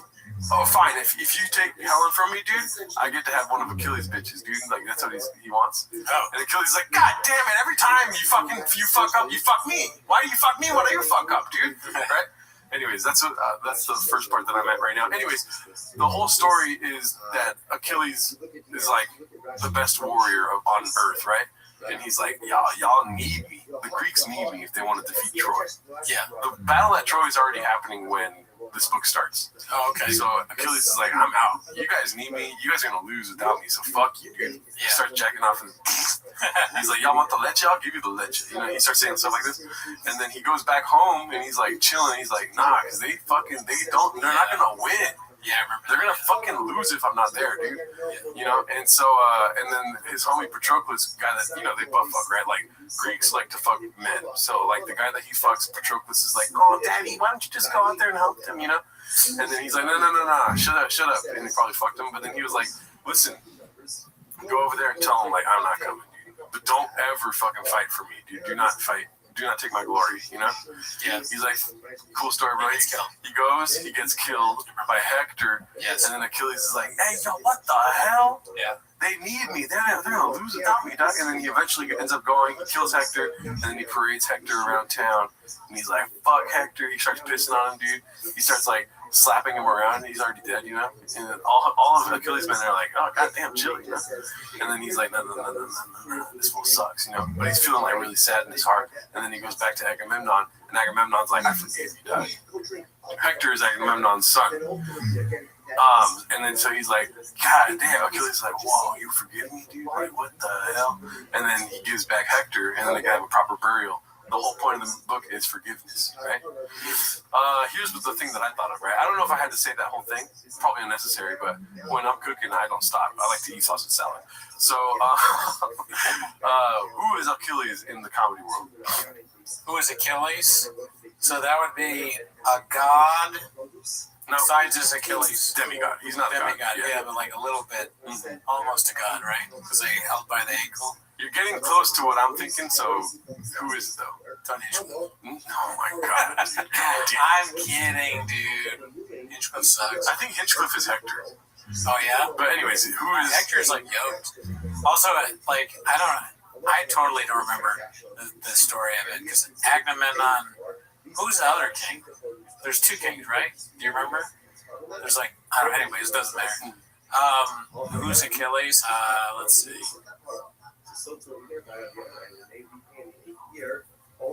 I bet you think it's like Shane Gillis or something. Dave Chappelle? Yeah. Okay.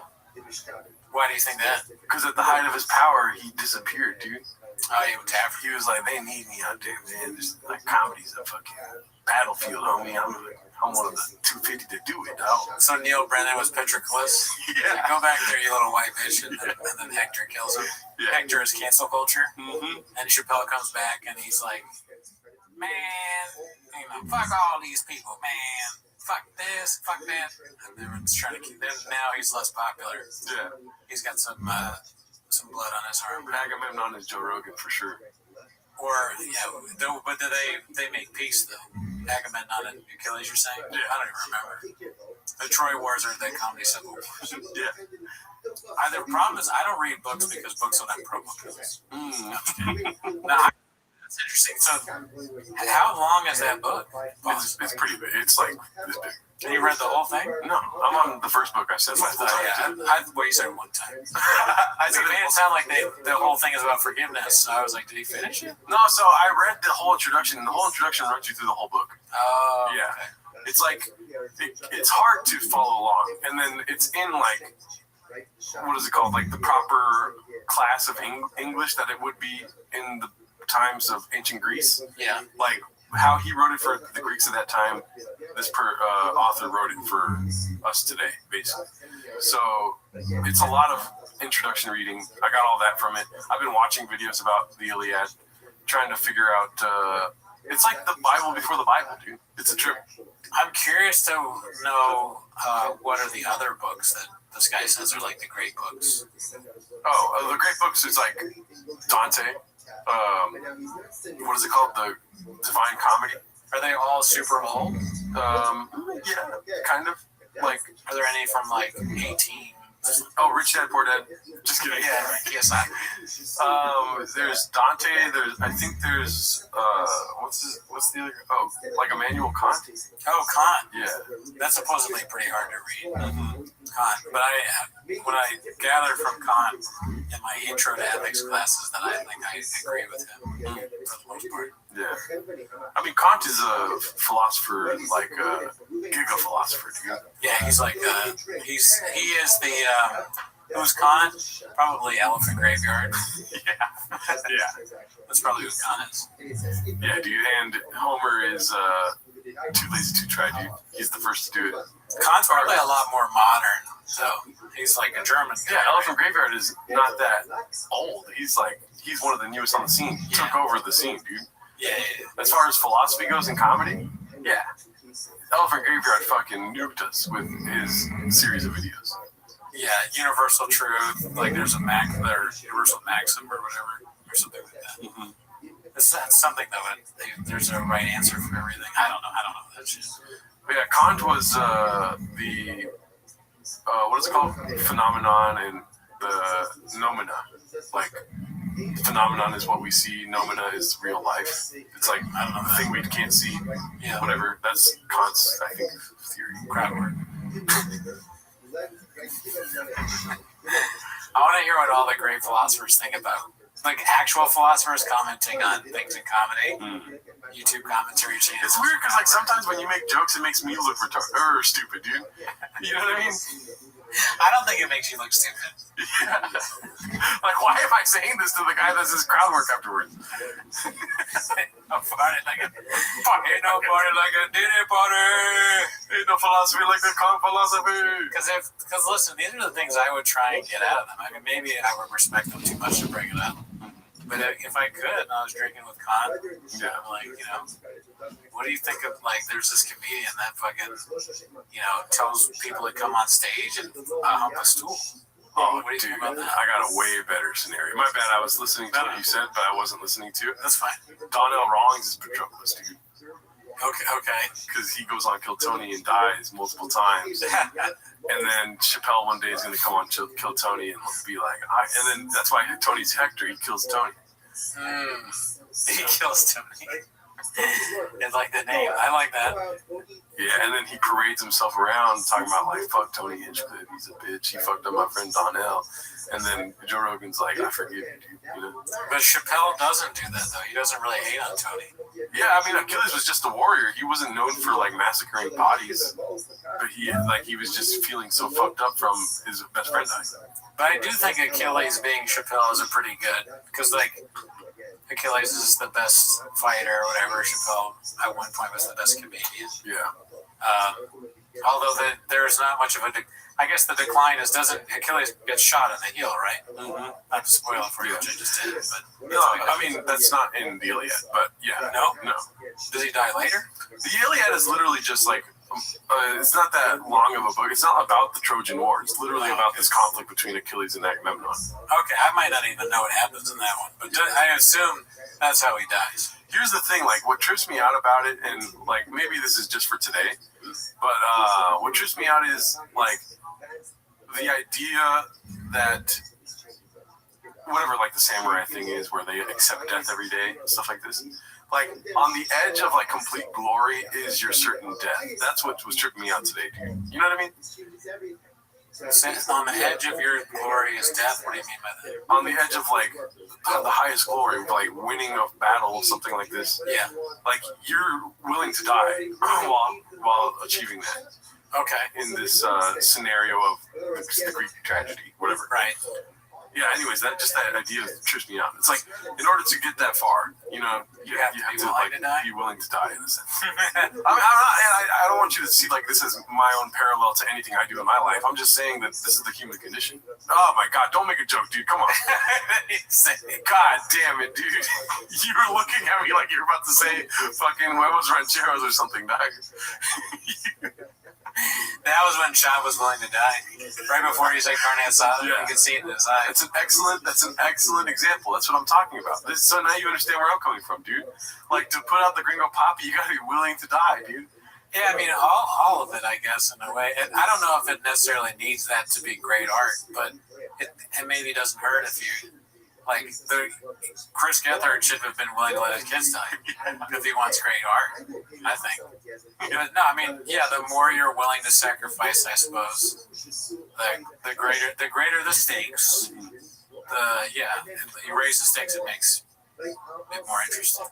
The book talks about how I fucking hate you so much, dude. But the book talks about how, like, you know, because you please the gods, basically, in this Greek ideology, right? Like, Achilles is Zeus's favorite, you know, and Zeus is whatever god of god shits, whatever. Yeah, Zeus, But everyone, okay, so I can't stop thinking about, like, what joke I could make or you could make about Shop, dude. But you know, it's basically like everyone's given a certain amount of time. You know what I mean? Achilles is the best warrior, but he's like that close to death at all times. Okay, but how... It doesn't matter how much the gods love you, you're going to die. Can I ask you a question? Oh my God. Okay, but how many chicks does... Achilles fucks a lot of chicks, dude. All right, so there's a lot of R wording going on at this time. That's one question, but Zeus is the god of all gods. Like, is he 5'8", 6'2"? Like, how much does it count? Can he do 20 reps of like 225 in one sitting? Yeah. Because that'd be crazy. Like, Brendan Schaub is more yoked than Zeus. Well, in this scenario, Brendan Schaub is Zeus for sure. Oh yeah, he's an honest dude. He's a Greek. I bet if you asked Brendan Schaub which Greek god you were, he wouldn't have any idea what you're talking about. But he'd be like, "I'm the guy that like carries the rock." I push the rock. I could definitely do that. Push the rock. And then Brian Callen is Apollo. Yeah, which one would he be? The god of sun. Why? Because no, because I just like saying Apollo. Yes, because he's my son. I love the sun. No, Brian Callen sucks ass. He wouldn't be a Greek god. And Gethard is the god of grasshoppers or something, dude. I don't think he'd last too long in ancient Greece. No, for sure. But we got voicemails today, dude. I think we do, actually. Oh, shit. Let me see here. Sorry about that. I got cut out the Iliad part. No. Yeah. Let me see. I don't think so. I'm rating Great Expectations. It's pretty good. Really? Nice. One of them's 3 minutes. I think I already heard that one, though. Let's see here. This is our voicemail box. If you want to leave us a voicemail, leave us a call at 775-557-8667. Give us a call at 775-557-TMOS. And we'll play it on the show like this. Happy New Year, gang. By the way, Gerardo, if you wanted to hurt me, you got me. Because you didn't know who this was. It's the Loon Park. A long time. The lovely, big fan of all the cats. Again, just happy New Year to everyone. say something, but I lost it. So who cares? Love y'all guys, and keep cool. Daddy. That sounds like me, dude. I have something to say and I forgot. Thank you, Balloon Fart. Shout out to you. Sorry, I'll never forget your name again. Let's see this one. Hey, Geraldo and Brandon, Tony Soprano from New Jersey. Oh, yeah. Yeah. So, well, you got 2 runs on it. We appreciate the Tony Soprano. Yeah, that was so good. I listened to it, I think, off the podcast, and I was like, oh, this is so good. It's Geraldo. Let's see if this is I don't think this is a real voicemail. Neil from the Canadian Graves Association. We monitor sudden spikes in what we do in air energy. And your channel has been flagged for excessive shopology. This request is coming from Baba himself. Symptoms include shadowboxing opinions, podcast confidence with zero prep, and saying a piece of a work ethic unironically. Just calling to warn you about an upcoming 30-day detox required from all shop-related items, and you must cease immediately. God bless. And then it's just 2.5 minutes left of nothing. Interesting. Well, I probably forgot to hang up or something. But I laughed. Canadian Graves, I got that. Yeah. That's funny. The Canadian Graves Association. I don't think I could go cold turkey from shop. I think even if we didn't do it, I'd probably check in every once in a while. Yeah, it's not gonna be easy, dude.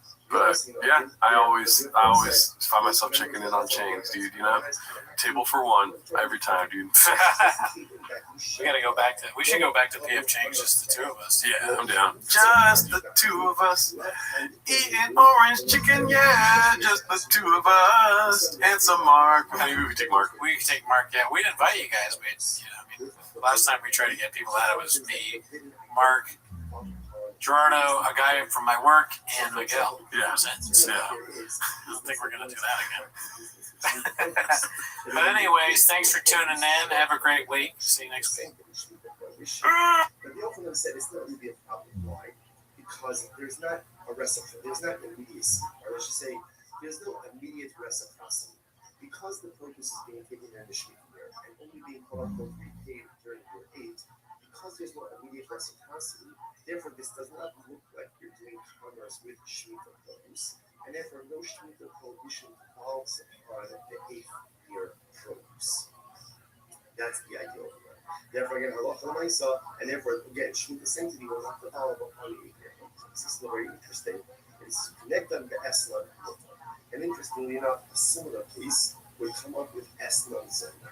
Eslan Zena is the halacha that the person goes to a Zena and he gives her something for her services, right? Obviously, if he pays her money, but if he gives her an object, that object is called an Eslan, so the payment for a honor, and cannot be used for any type of sacrificial purposes. Makes sense. Listen to this. The Sanya, the Gemara says, the corresponding case by Eslan, what's the case? The Sanya says this. Bryce says, Nosam Rabbi Obama. Let's say Ruben goes to Rachel. Rachel's the son. Right? Ruben goes to Rachel, and ultimately, again, he gives her payment, right? But he doesn't have relations with her. Or or he has relations with her but doesn't pay her anything. What's the halacha? Esmana mutter. For harlot's payment ultimately is mutter for sacrificial use. Obviously, it doesn't make sense. I don't say. If he gave her, let's say he gave her a lamb, gave her a sheep, and he didn't have relations with her, then of course it's permitted for her one wife sheep that he didn't have relations with her. So if he didn't have relations with her, then ultimately again the lamb is a gift. If it's a gift, there's no restrictions on it. To which the Gemara says, furthermore, the second case, if he had relations with her, but he didn't pay her anything, ultimately they pay her anything. If he didn't pay her anything, if he didn't pay her anything, then what's the meaning of the statement in Raisa that says that halacha l'maisa the esna is mutter? Doesn't make any sense. To which the Gemara says, Allah hachikara. That this is what it means to say. Listen to this. Nasala the achakach ba'ala. If he gave her, let's say he gave her the sheep, and then only afterwards, in other words, when he takes this piece outside. So he was going to say like this: when does something become an eslan? An eslan, so a promise payment, when there's transactional immediacy. Pays her relations. right? Our relations pale. In other words, when there's immediacy, that's when it's an S node. If there is a lack of transactional immediacy, then the payment does not take on the status of S node. So what that means practically is that it can be used ultimately, again, let's say for some type of sacrificial or temple use. So watch this. So most eloquent, no salo, if you gave her the sheep, the acharkach ba'ala. Now what does that mean, the acharkach ba'ala?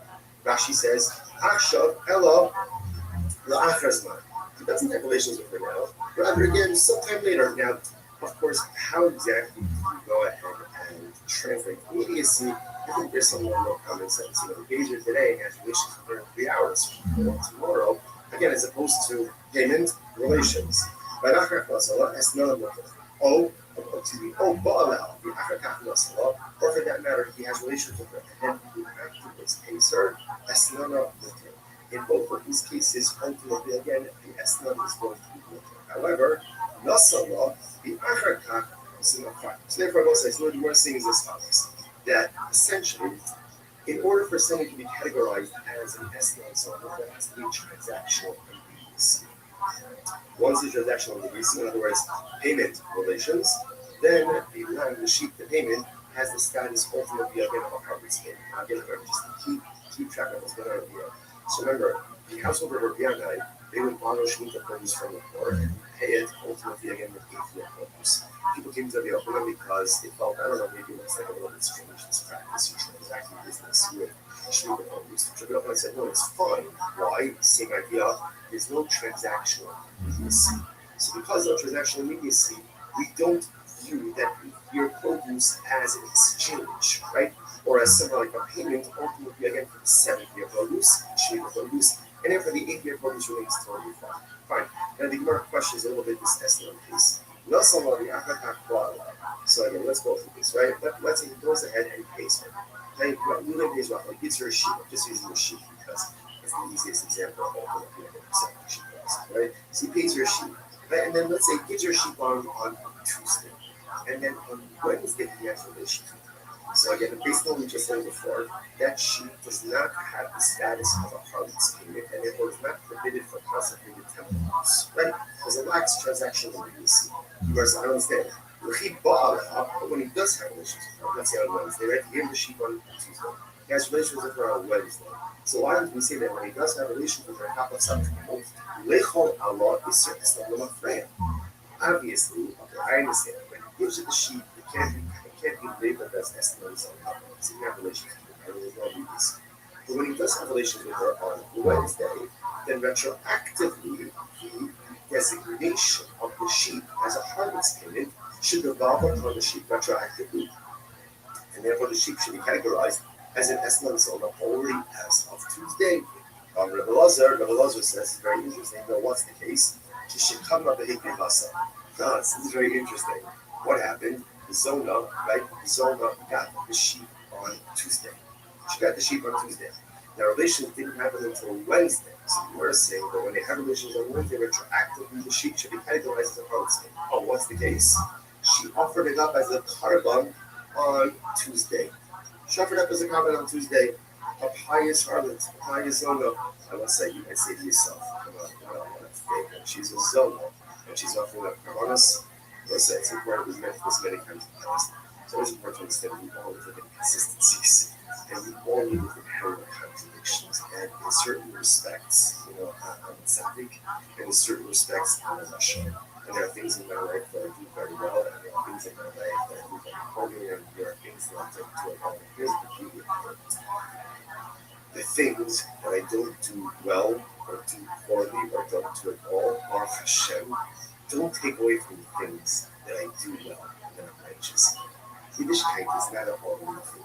You can be righteous in some areas and morally bankrupt in other areas. Now, obviously, that's not the goal, right? The goal is to have a certain level of harmonious spirituality and righteousness in all areas of my life. But most of us are not there. But sometimes we feel hypocritical, or sometimes we feel like a fake because here, I'm learning Torah, but I'm doing this. Or I'm giving stuff out, but I'm doing this. Or I'm chesed, but I'm doing this. You're right, it is hypocritical. It is still a contradiction, but welcome to the nature of the human condition.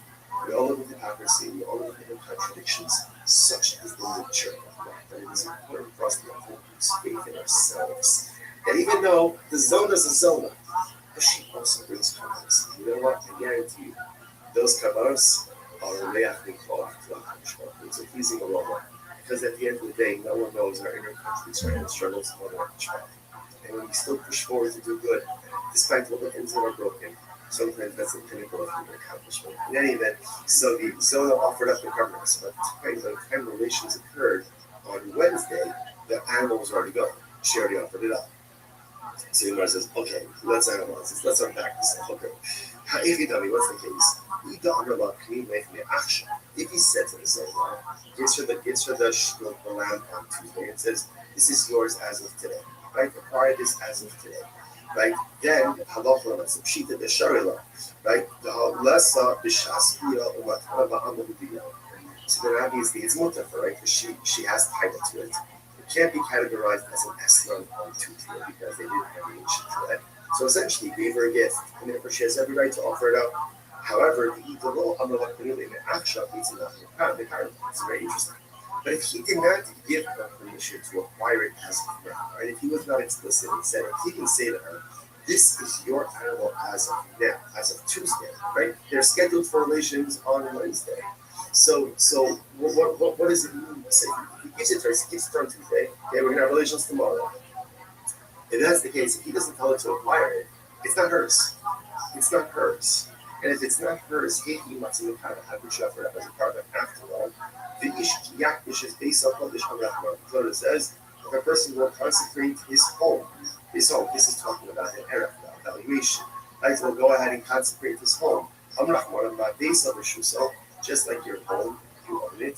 Achol Rishuso, so to the only thing you consecrate, whether it's consecrate or whether it's offer up, is something that you own. In other words, so if she doesn't own it on Tuesday, then I could offer it up as a part of us. It just found way extra. You know, could only be makdish something that is yours, which means in the realm of personal growth, HaKadosh Baruch Hu only asks of us what we're able to do. Sometimes we make the mistake of measuring ourselves against other people, and that's not necessarily the right thing to do. It's good to have role models. It's definitely good to have people we can aspire to be like. But a lot of times we kind of compare ourselves to others, and then we're frustrated when we don't measure up. But who says you can measure up to someone else? You don't know what this person's totalness of their abilities are. The Ribono Shel Olam only asks you to makdish that which you own. You only have to consecrate, or you only can consecrate that which you own. You can't consecrate it, it doesn't belong to you. We so often in life we forget that the Rabbi only expects of us what we're able to do. He doesn't expect it to be what someone else can do. He doesn't expect it to be someone else's accomplishments. What he does expect of me is to take a personalistic inventory about all the spiritual tools that I possess. Be honest about what I possess, because we possess a lot more than we're honest about. And then utilize those in the pursuit of personalistic holiness. And only be makdish that which belongs to you. And HaKadosh Baruch Hu only asks of us to accomplish spiritual things that are in our power, within our spiritual team. It's incredible. Eladamala, so what's the case? Eladamala, this is very interesting. So he says to her, right, so Reuben gives this to the Zona, the sheep on Tuesday, and he says, okay, keep the sheep with you, we're scheduled to be here tomorrow, right? Just keep it with you until tomorrow. But if you need the sheep for something, let's say something comes up, you need the sheep, I don't know, you need a car, but you need dinner or whatever it is, then Gemara says, then I give you the right to acquire it. So it's interesting how he hedges his bets. Fine. So Gemara says, so everyone says that's the Zona. Now again, what's the idea? Why we do this? Besides that, it's totally it's interesting. We're doing this because you can remember this all happened with the Rabbi, this Shemitah transaction. The idea that's kind of happening over here is that something can only be vested with limited status when there's a level of transactional use. So now we see that by the Shemitah case, and ultimately we see it by the Eslan Zona, by the product payment case as well. That Gemara just gets over to the product payment case. So by the Moshe, Kama Vekishasana, it's very interesting. So let's say, same thing, Reuben gives Rachel, Reuben gives someone the sheep on Tuesday, The Bia is scheduled for Wednesday. On Tuesday, she goes in and she's makdishit. She consecrates it. Now, she didn't offer it up as a carbon, but she's makdishit. So what's the status now of the animal? Manu. Kevan damar amirasol dabok nisrasol hekol. Keman dakri basikami. So do we say that essentially making something heklish is the equivalent of offering it up? In other words, earlier the Gemara says that verbally pledging something to a heklish is the equivalent of giving it over to a regular person. So therefore, do we say ultimately again that the act of going ahead and practicing verbally is the equivalent of offering it up? Now, in other words, offering it up is offering it up, but being it's gone, the animal's gone. Being makdish, ultimately again, it is still here, it's still present. So does she have the ability? What happens if she was makdish it? Again, because I must say, you heard the shaila is, in the case where she offered it up on Tuesday, by the time the bia occurs, obviously again it's gone. It's gone, right? So it can't be called an esman zona because it was no longer in existence at the time that the bia occurred. In this case over here, on Tuesday she's not patient. Wednesday the bia occurs, and ultimately so at the time of the bia, the object is still here. So now the shaila is, does the object become an esman zona or not? So we're supposed with Rabbi Eliezer. We can learn Rabbi Eliezer, so I'll say going back to Rabbi Eliezer on the top of the daf. Right? He must have done Rabbi Eliezer, shekatma behikri basa.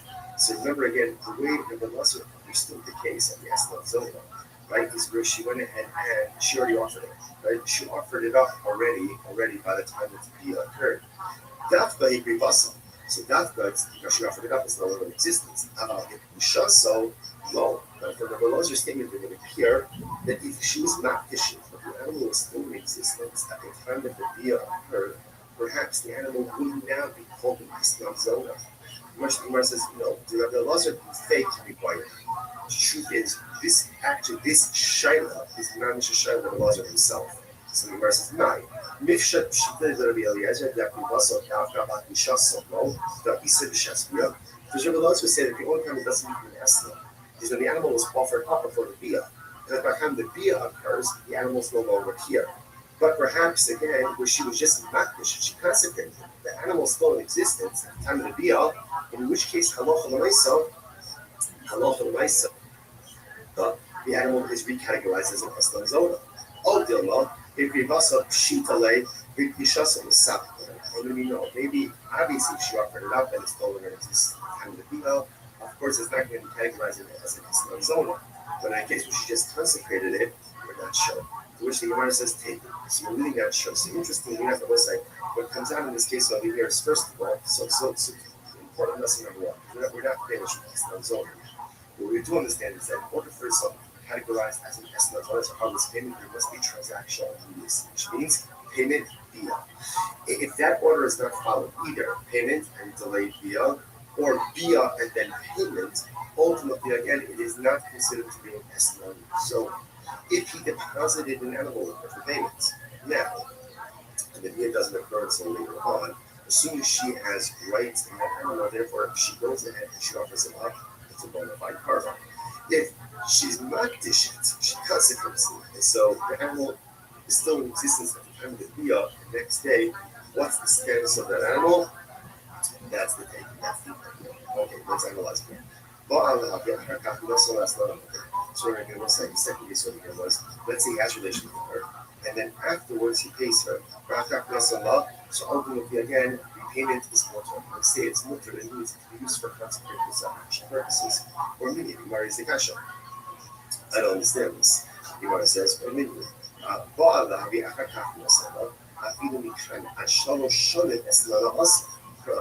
the Bryce says that woman has relations with the son. And then he pays her even 3 years late. 3 years late, so he will pay all of the bills late. Right, so he pays her late, right? 3 years later, it's still called a harlot's payment, and it still be also.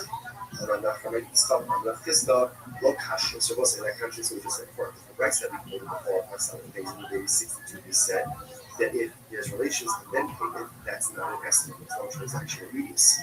Here the Gemara says that there's relations even if it was 3 years later, ultimately it is still usher, and I'm not going to stop. I'm not just still location.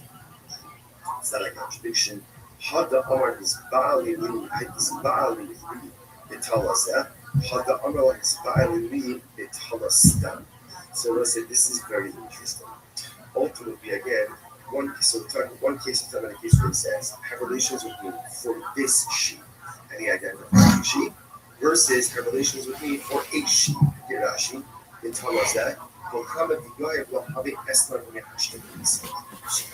again, versus when he identifies the sheep, it's as if there's transactional weakness. When he doesn't go ahead and identify the sheep, then ultimately, again, there is no transactional weakness. All right, so let's analyze a little bit more. The Amar Love Chalazah, my happy Wednesday. So let's analyze this, right? So now it's Wednesday. Moving on to Rabbi. He says, have relations with me, up to Zora. He says, have relations with me for this sheep. Now, but yeah, he doesn't pay her for 3 years. 3 years. Now, look at this. Oh, it has a status of a harmless payment because there's transactional weakness. Just because he identified the sheep doesn't make it hers. In order for it to be hers, what has to happen? The Gemara says, right? Remember, livestock, animals require a sheep or require taking possession, which the Gemara says, okay? So apparently it's actually interesting that ultimately the din of the sheep was only written by Jews.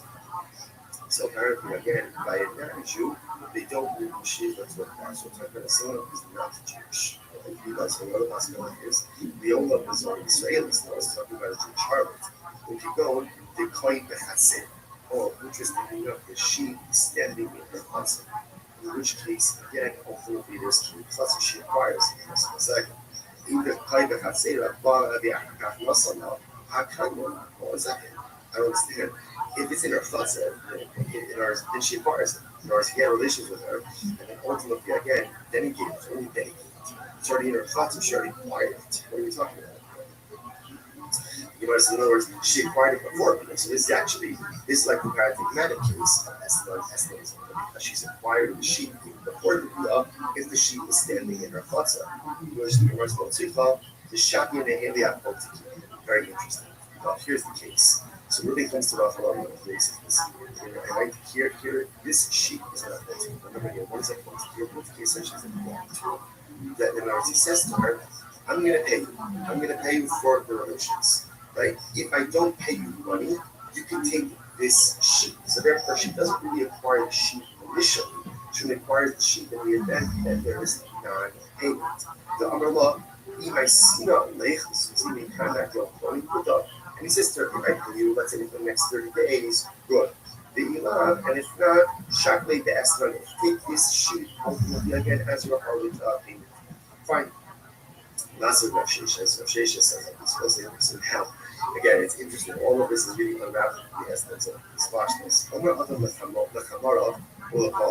Let's say again, let's say Ruben employs donkey drivers and workers. Okay, so now he's paid. The way ultimately again he's paid, and they're actually points out over here.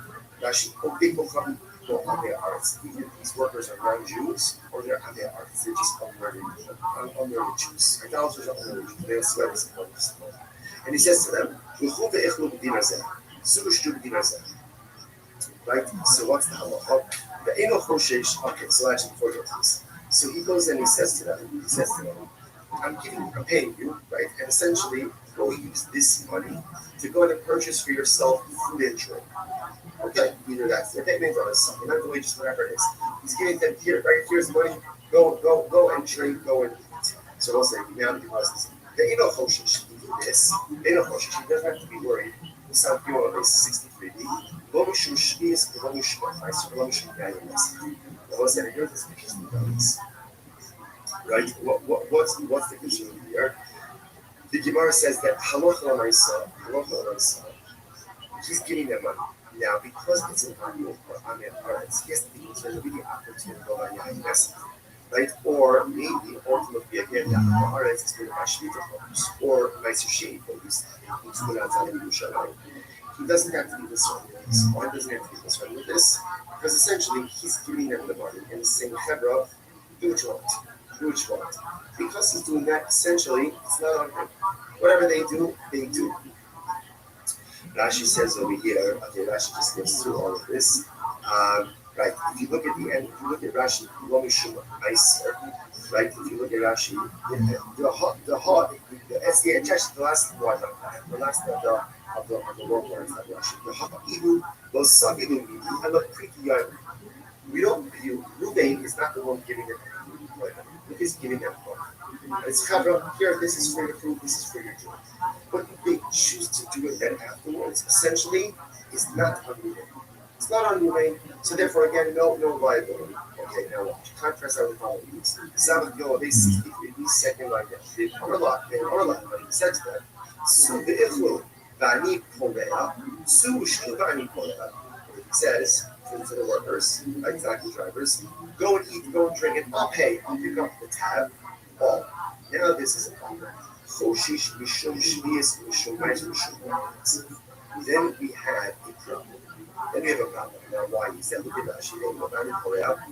Having equal lokeach ha'isru ma'achilo, the hashta l'sod nafshi minad.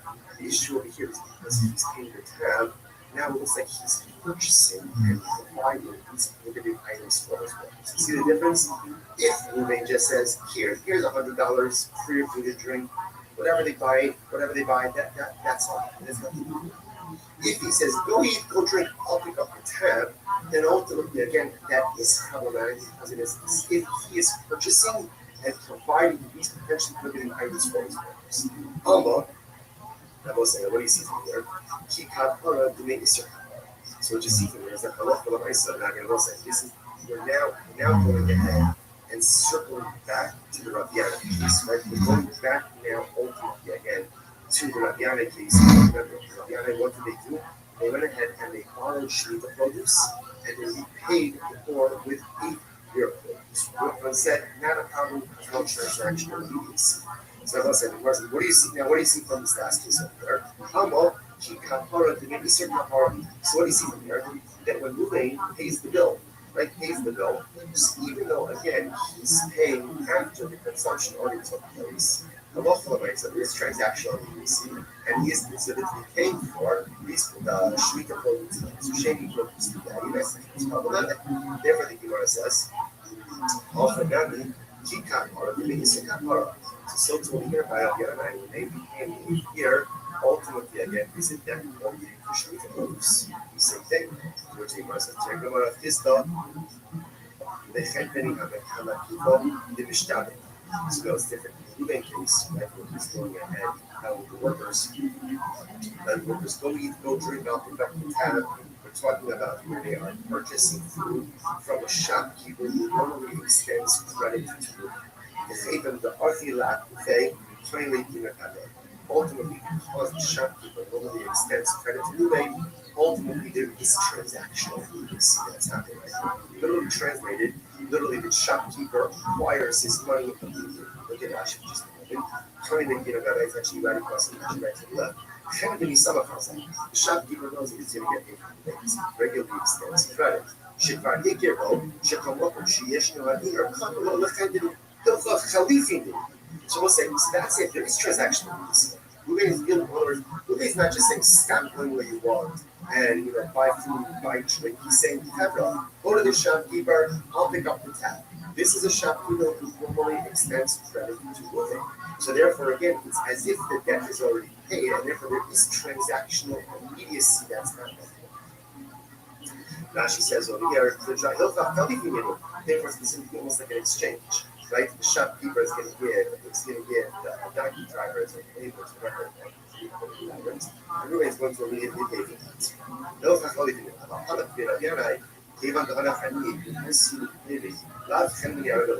but again, that doesn't apply in the case of that. This wasn't like a credit situation. It was where people go into business together. Therefore, that case was coming because of that transactional piece. Again, using that one, Ruvain went to send out his work. Same case, go eat and go drink on the cup of tab. But now he's not saying it to a shopkeeper, nobody extends credit to him. Then it sounds like what? Mutter, but it should be okay. If that's the case, that's mutter, he lucky, either turning su'u ve'echlu b'dinar zeh, su'u shesu b'dinar zeh. If that's the case, then set the price up differently. Instead of making the first case of myself, the case of where Ruben says, here's $100, go out and go eat and go drink, make it two different cases. What should the two cases be? The Gemara said, that's our Nurim. When is this so ultimately again that it's prohibited? The Chenvani Hamakifo, the Mishtabit way. When is it prohibited for Ruben to say to his workers, go out and go eat and drink, and I'll pick up the tab? That's only with the shopkeeper who extends credit to Ruben, because there's transactional immediacy, and it's as if, again, the Chenvani already has the money to pick up limited items. How about Chenvani Sheimakifo? But the shopkeeper who does not extend credit, therefore that lacks transactional immediacy, and that too should be fought. In other words, better for the price to go ahead and highlight two cases that are the same, but one detail different, than to highlight two dramatically different cases. Here's the rest of the old company She'ima Kipo Milo Mishtabit, but of course that's true. Even if the shopkeeper doesn't extend credit, is the purchaser not still obligated to the company? What is the case? Homer the Chavero. The person says to his friend, pay money with Tony, B'iknim Kol Mechosei Lach. So what happens? So right, Ruvain goes, all right, I go with you. Say, Ruvain, do me a favor, give him money to Shimon, give money to Shimon, and all of my property will become encumbered to you. What's that called? If ultimately, again, my property becomes encumbered as a guarantor. The Gemara says, so what he sees there. Now, again, let's even assume that Ruben and I have no previous relationship. So what do you see from there? When you ask someone to go and do something to someone else, and ultimately, again, you're guaranteed with an encumbrance, that transactional immediacy seems to occur right from there. You're right. At the end of the day, whether the shopkeeper extends credit or doesn't extend credit doesn't really seem to make a difference. You must go Shashima. Afagab the Mishabele, given the law Miyachit Shibude, low is. So the rest says, what's the difference? So look at Rashi. Rashi says, given the law Miyachit Shibude, look at Rashi, third wide blood in Rashi's about it. They're not Shibude, Shalomiche lo Miyat, Mo's the path, Lav Khalid the Minu Belows. Since moving to not go ahead and actively set aside money things, right? He's telling his workers, go out, go eat and drink, I'll pick up. Since no defined amount of money, right, or no specific money has to be set aside for that, therefore, again, that lacks transactional immediacy. Because it does ultimately, again, it should be mutter. Shelo yichil le'mos l'kat lav chalik eninu below its.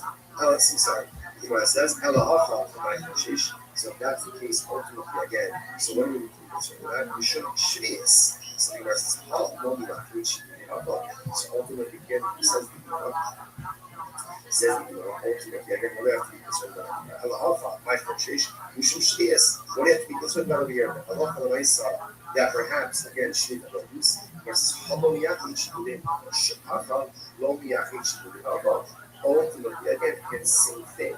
The local Mesa, plus no particular money is designated in advance, it does not create transaction release. But how about you go Shehiktim Lokia? What's the case? The case over here is where the Malachi is advanced the money in the family. Okay, so this changes that.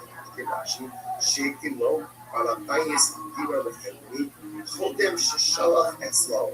The Hashtam the Malachi is operating sort of all. So this changes everything.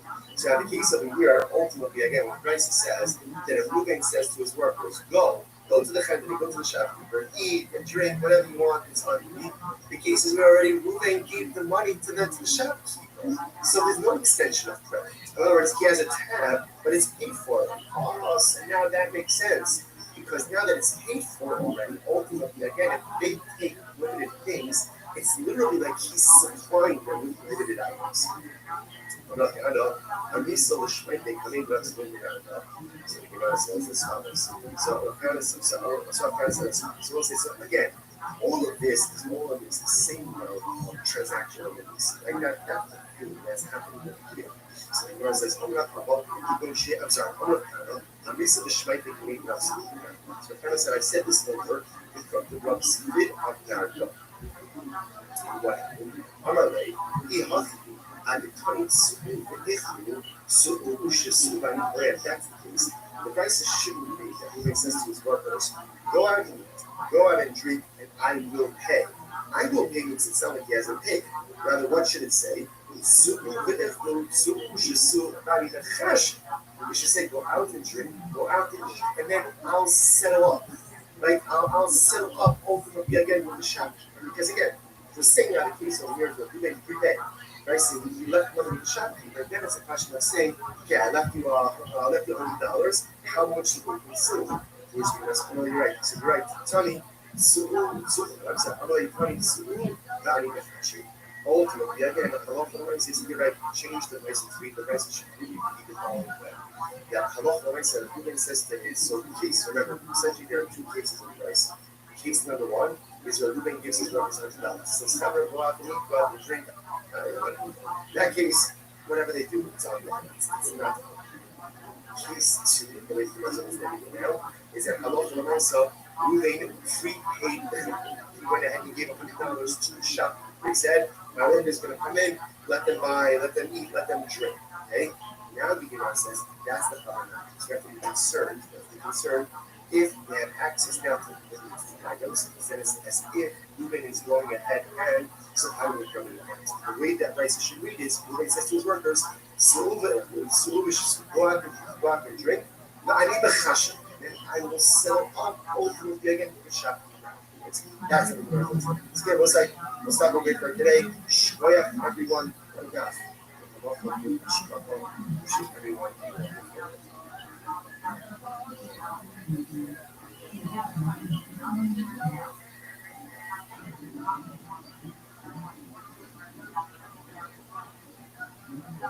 We'll say good morning. It is a great sponsorship to be able to learn from all of you.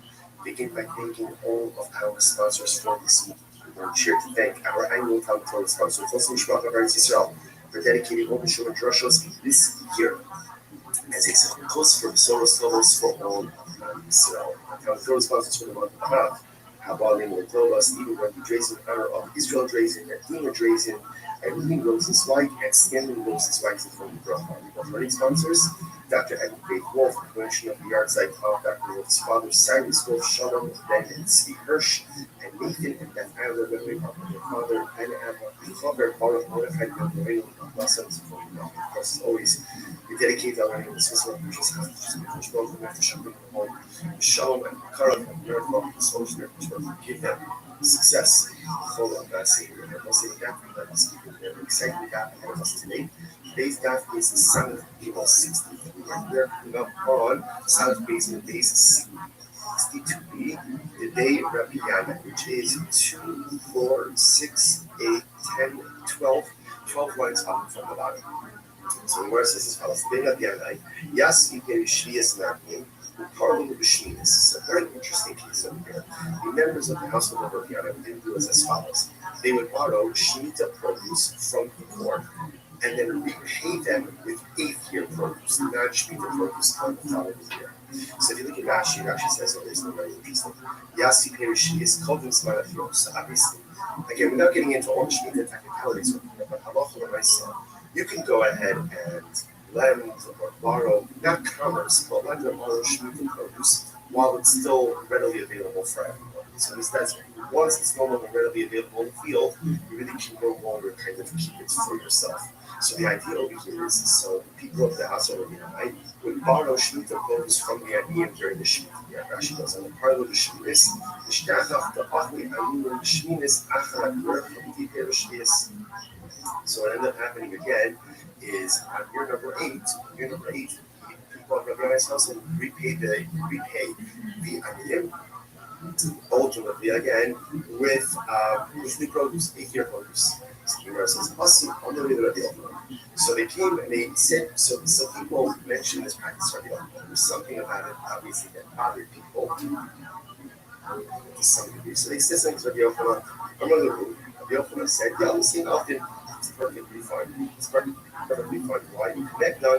Now I'll say that interestingly enough, look at Rashi, you all see that the stars too. A couple of Rashis. You all see that there, Rabbi Yochanan said, the members of the household of Yanais are acting totally fine. Rashi says, the people that he shaita, lo habu hanach be'en, lo ichlis te'han ba'ani, lav chalik benenu, The Rothschild Kedusha Shvias Over again. We saw yesterday that already. We get into an issue of potential commerce with a forbidden item. So sometimes that forbidden identity can pop upon the previously forbidden item.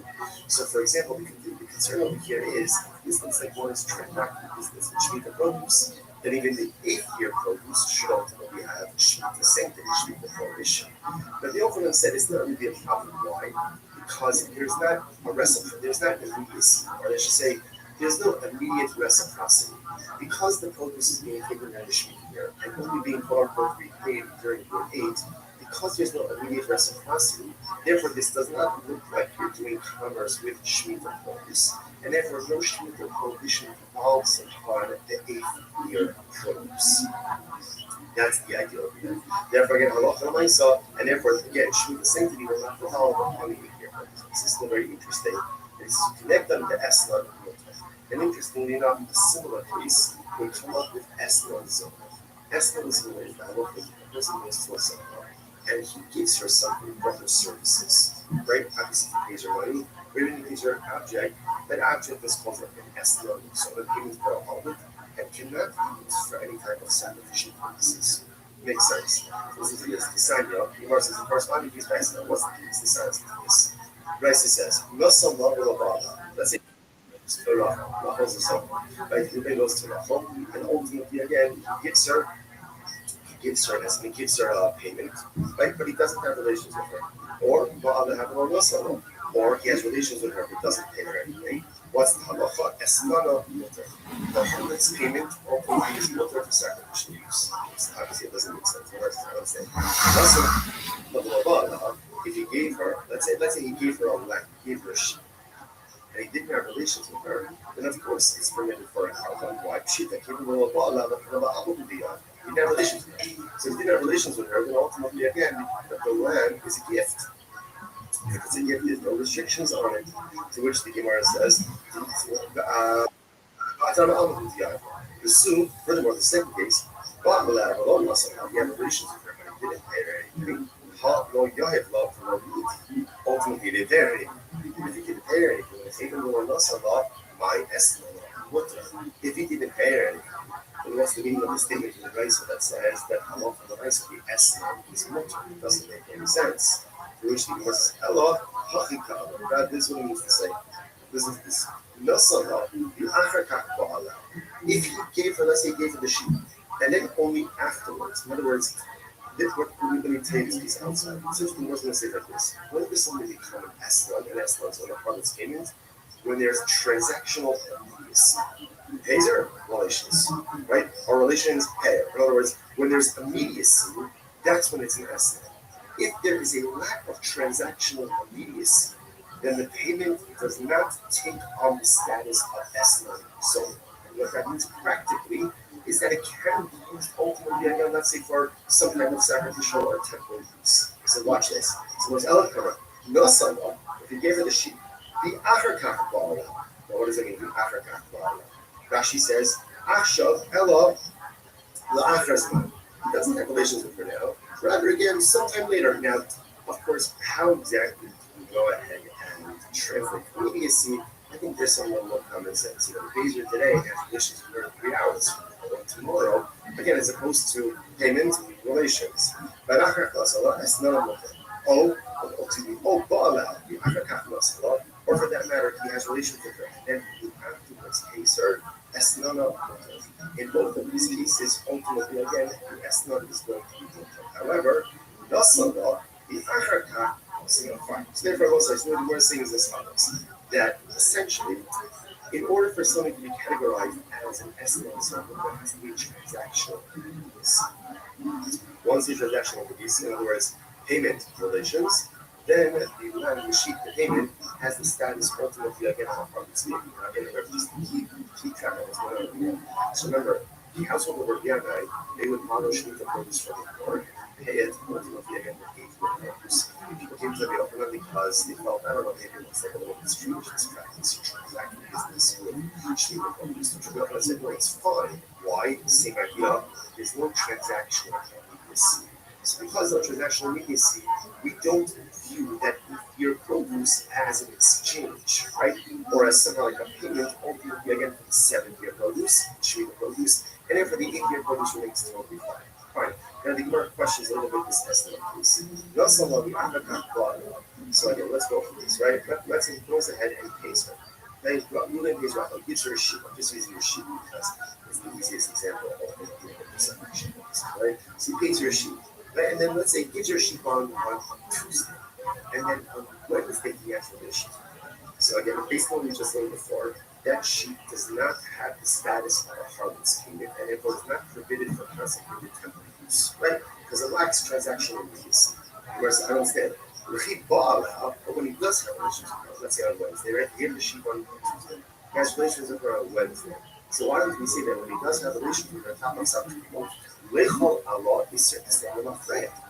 Obviously, okay, I understand. When he gives you the sheep, can't be labeled as testimony so no. So you have relations with her, and there was no weakness.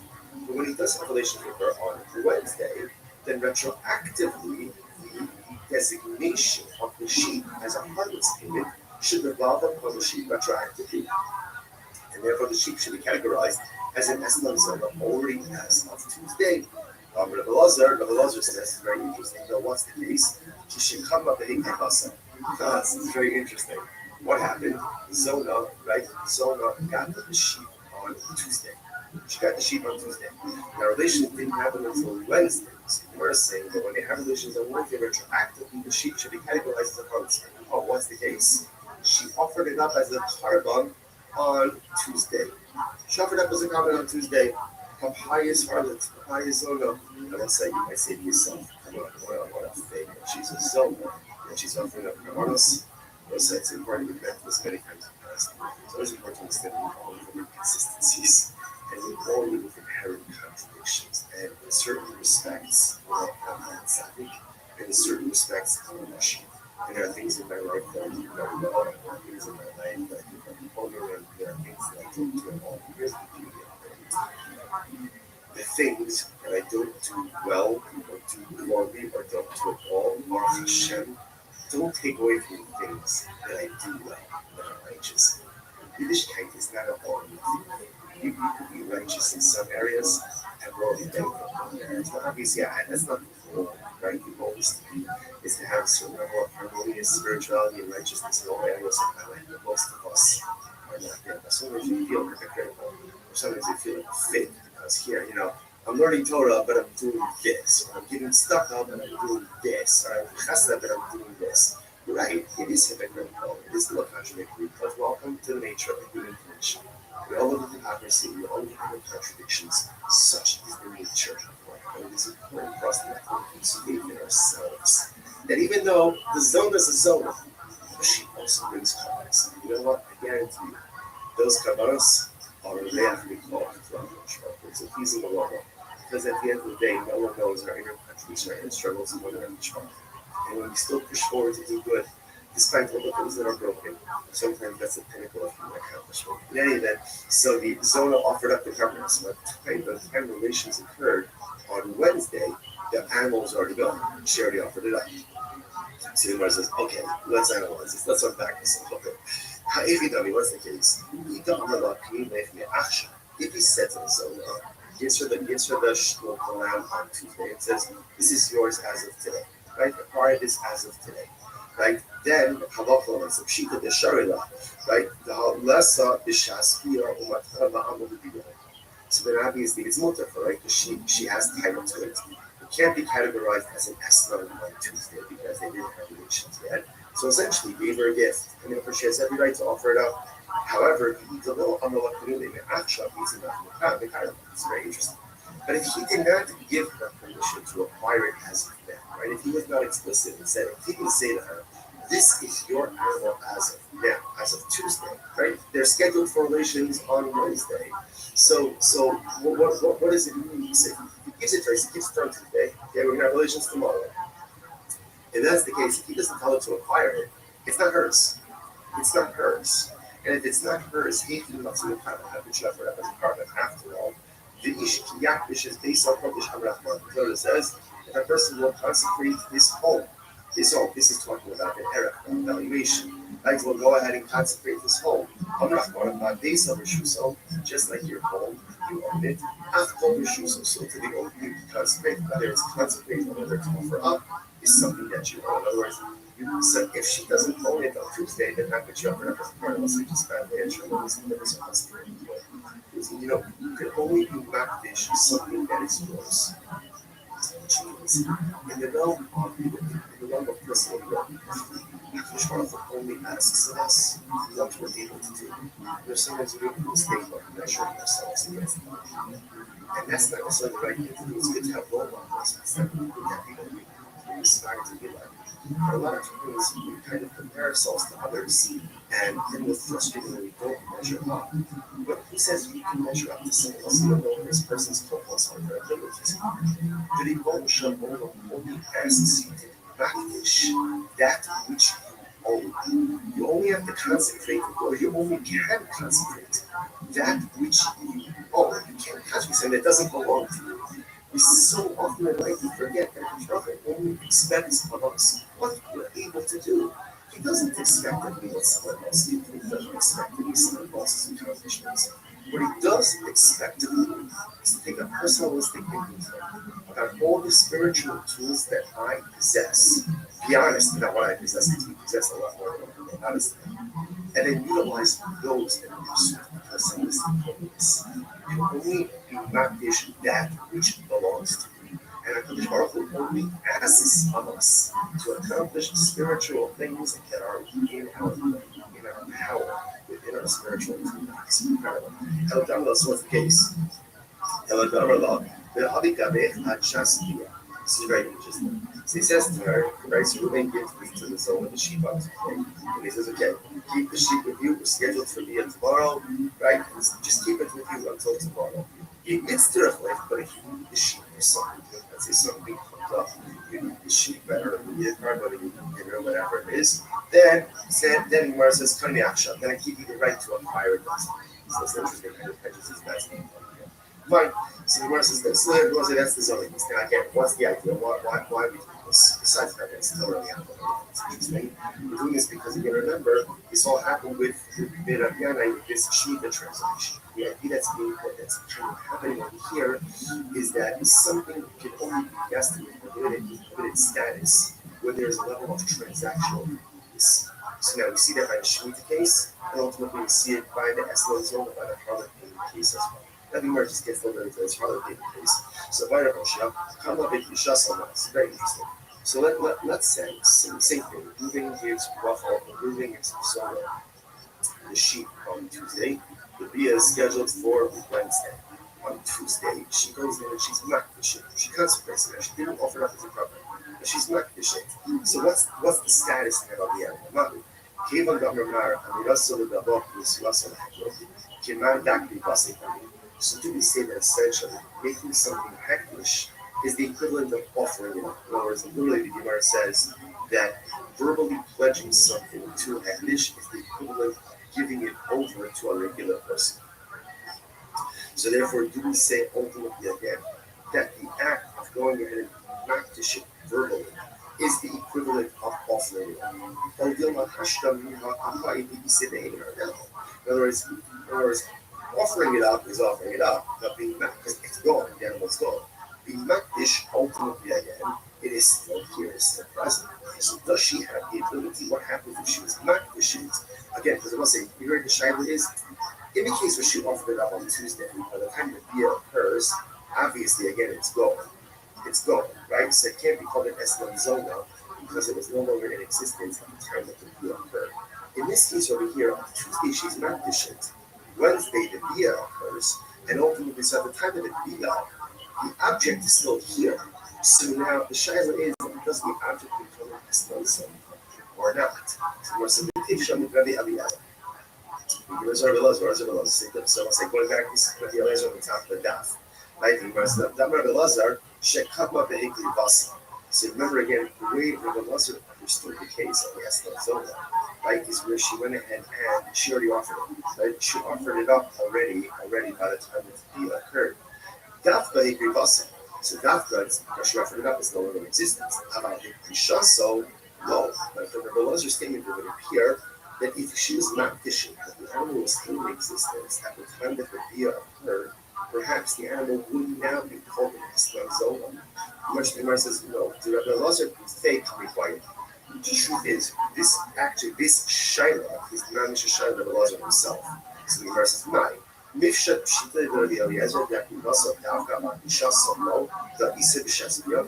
Does Rabbi Elazar say that the only time it doesn't become Esther is when the animal was offered up before the Bia? Because by the time the Bia occurs, the animal is no longer here. But perhaps again, where she was just not Misha, she consecrated, the animal is still in existence at the time of the Bia, in which case, Halach the animal is recategorized as an Esther Zola. All deal now, if we also Pshita or really no, maybe obviously if she offered it up and it's no longer kind of Bia, of course it's not going to be categorized as an Esther Zola. But in that case, when she just consecrated it, we're not sure. Which the Gemara says, so we're really not sure. So interestingly enough, it looks like what comes out in this case over here is first of all, we're not finished with Esther Zola. What we do understand is that in order for something to be categorized as an Esther Zola as a harvest payment, it must be transactional, which means payment via.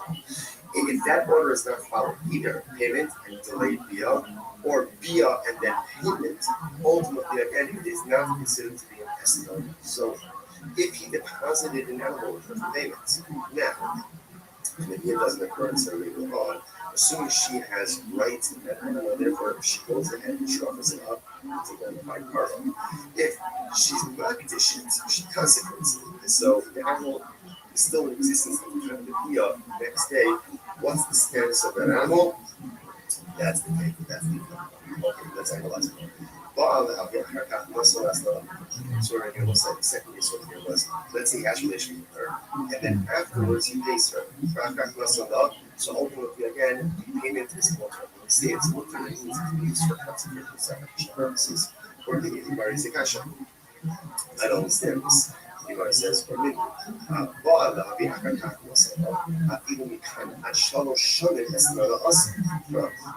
so says that it has relations with the son. And then he pays her even 3 years late.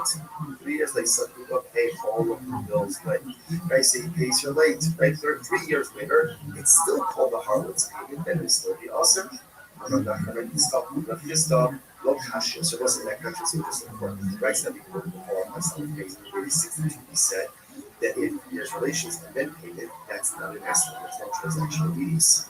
Here the Gemara says that there's relations in between these 3 years later, ultimately it is still usher, or the Rabbi is still a kasha. It's not a contradiction. Hada Amar is Ba'ali Ri, is Ba'ali Ri, Bitalazah.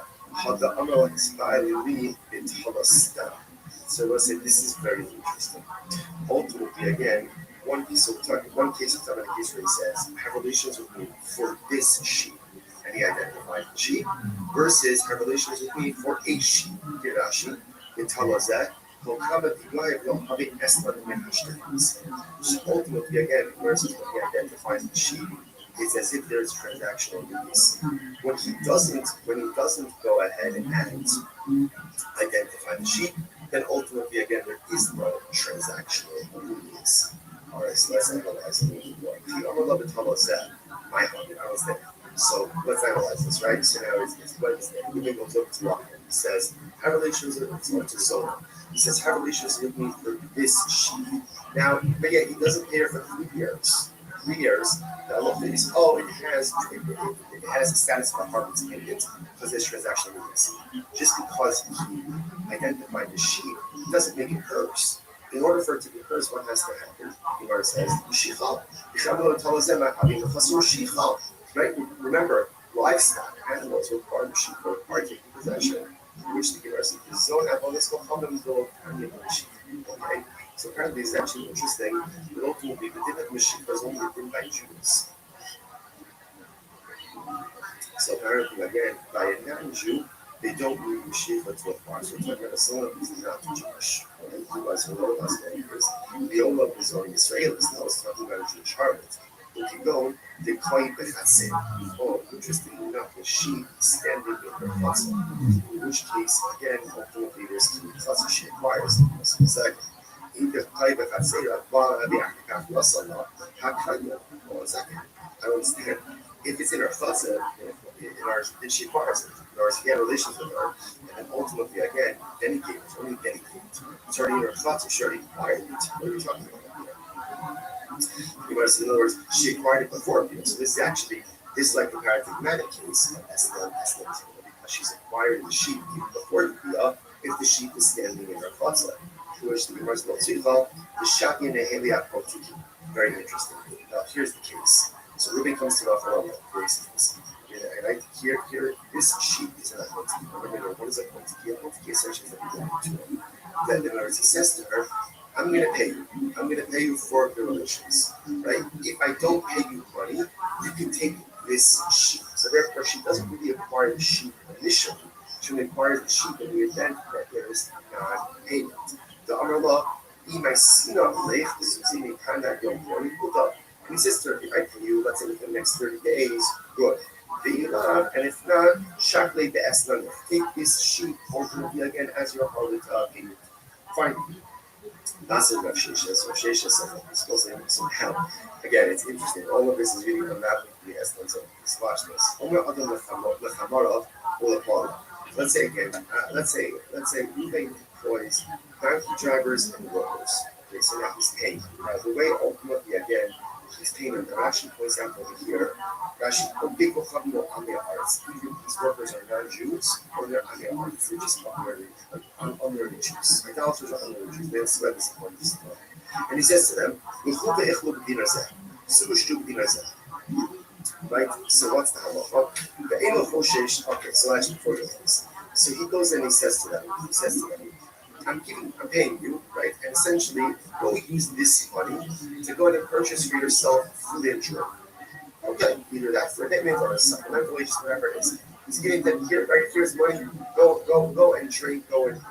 So let's say now the process. The Edo Hoshish to do this. The Edo Hoshish, he doesn't have to be worried. South Carolina is 63 feet. Lomishum Shvius, Lomishum Nice, Lomishum Daniel Pesach. So let's say here's what's interesting about this. Right? What's the concern here? The Gemara says that halacha l'maisa, he's giving them money. Now, because it's an option for Amen, he has to be concerned that the option is going to go by Yahweh, right? Or maybe ultimately again, that Ma'aretz is going to buy Shemitah produce or nicer shady produce. He's going to he doesn't have to be concerned with this. Why doesn't he have to be concerned with this? Because essentially he's giving them the money and he's saying, Chevra, do what you want. Because he's doing that, essentially, it's not on him. Whatever they do, they do. Rashi says over here, Rashi just goes through all of this. Right, if you look at the end, if you look at Rashi, Romishum Iser, right, if you look at Rashi, it's actually the last one, of the long ones of Rashi. The Ha'ilu, those Sa'ilu Midi, we don't view, Ruvain is not the one giving it money. He is giving them money. Let's cover here, this is for your food, this is for your drink. But they choose to do it then afterwards, essentially, is not unmoving. It's not unmoving, so therefore, again, no liability. Okay, now watch. Contrast how the following is. Sabbath, they 63 second right now. They are alive, but he said to them, Su ve'ichlu v'ani kolea, su ushtu v'ani kolea. He says to the workers, like donkey drivers, go and eat, go and drink it, I'll pay, I'll pick up the tab, all. Now this is a problem. Then we have a problem. Now why is that?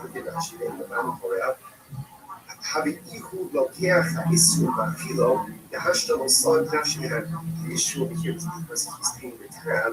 Now it looks like he's purchasing and providing these limited items for his bodies. See the difference? If Ruben just says, here's $100 for your food and drink, whatever they buy, that's how Ruben is nothing to do. If he says, go eat, go drink, I'll pick up the tab, then ultimately, again, that is problematic because if he is purchasing and providing these potentially limited items for his bodies. Alma, I was saying, what you see from here, he got part to make a certain. So what you see from here is that I'm not going to say this. We're now going ahead and circling back to the Rabbi piece, right? We're going back now ultimately again to the Rabbi case, Rabbi, what did they do?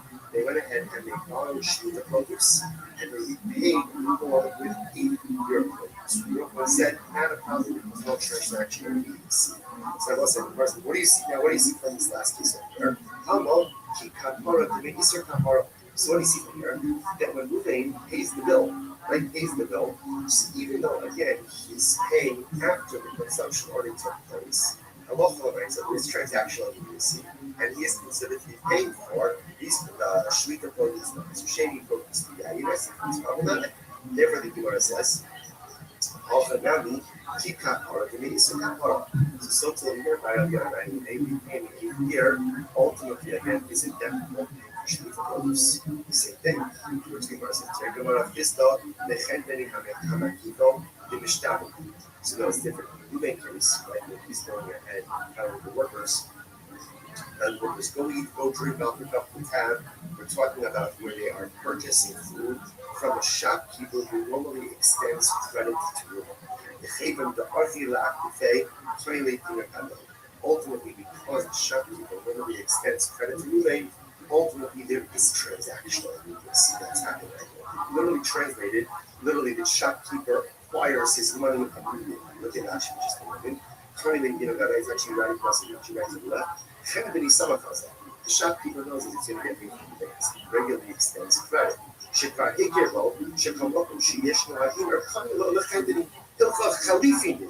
So we'll say, so that's it. There is transaction release.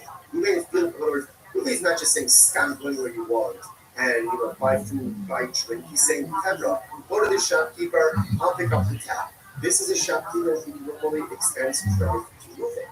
So therefore, again, it's as if the debt is already paid, and therefore there is transactional immediacy that's happening. Now she says over here, therefore it's simply almost like an exchange, right? The shopkeeper is going to give the donkey drivers and vehicles, whatever they want, and Ruben is going to immediately pay for that.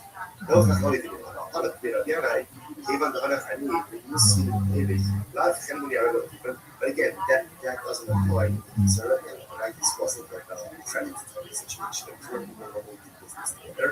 Therefore, that case was fine because of lack transactional needs. Whereas other family shame like people.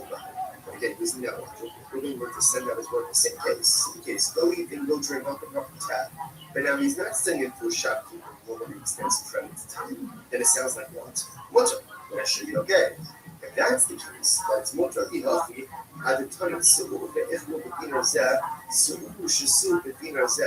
If that's the case, then you set the price up differently.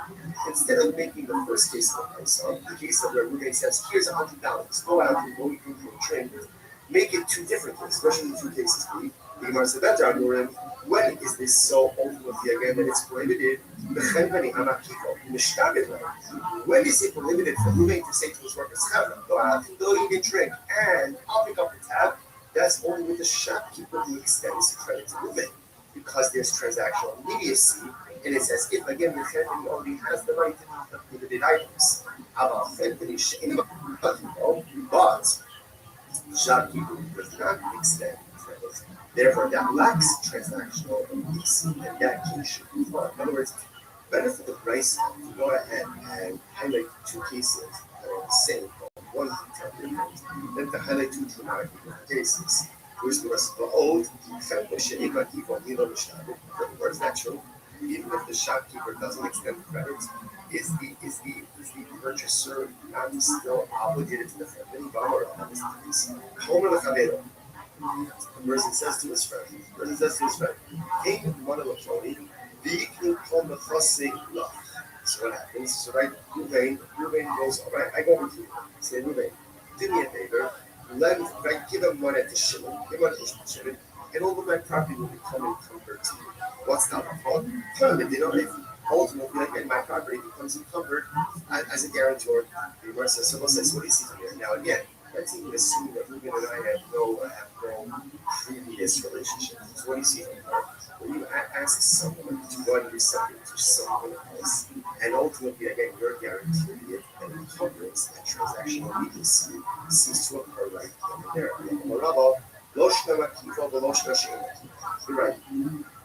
You're right. At the end of the day, shopkeeper extends credit or doesn't extend credit, doesn't receive any difference. Even the low miyachid shidudei low is. So the rest says, what's the purpose? So let's look at Rashi over here. Rashi says, Kiva lo miyachid shidudei. Look at Rashi. Third wide one. Rashi says about it. They're not shidudei. Shelo yichei lo miyad lo os lekach. Lav chaliga minu v'lo.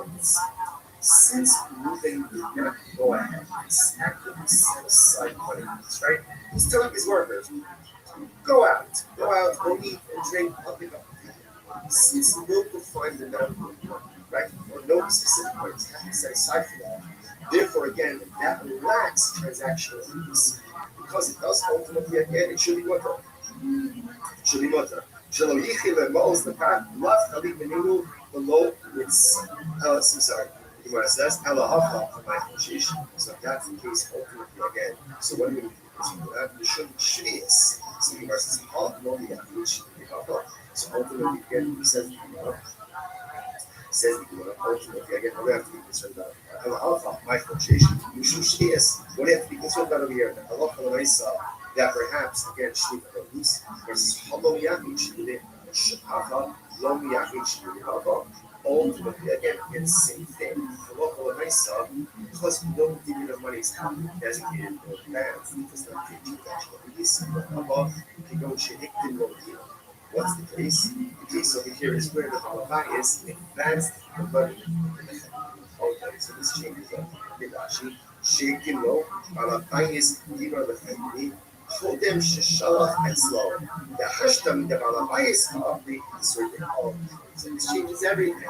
So in the case of here, ultimately, again, when the price says that if Reuben says to his workers, go to the chemini, go to the shopkeeper, eat or drink, whatever you want, it's on me. The case is where already Reuben gave the money to the shopkeeper.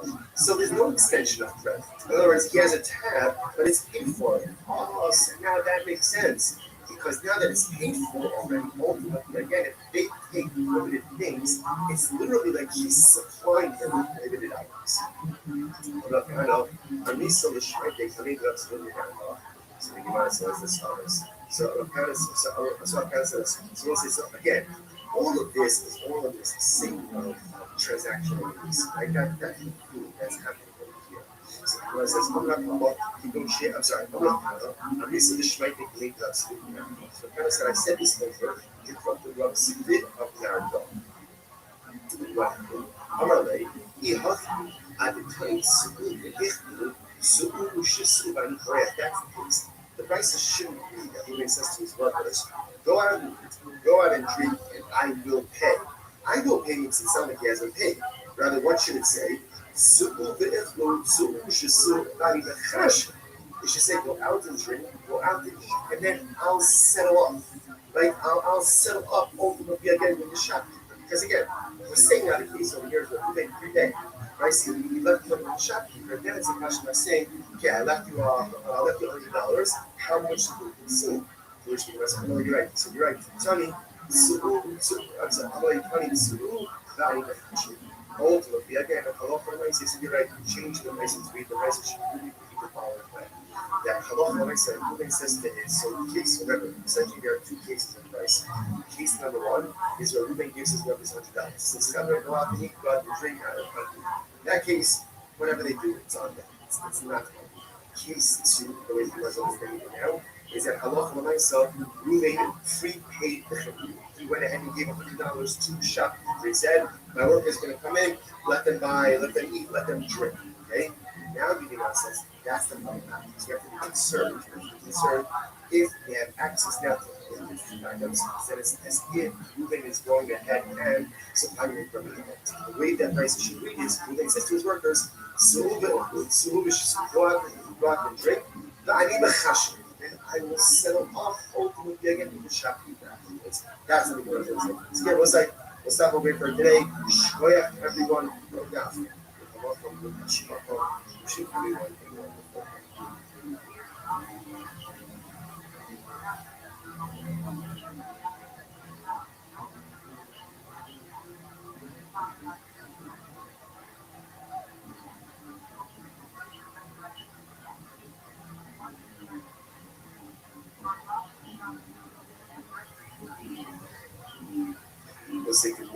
graceful option to be able to learn all of you.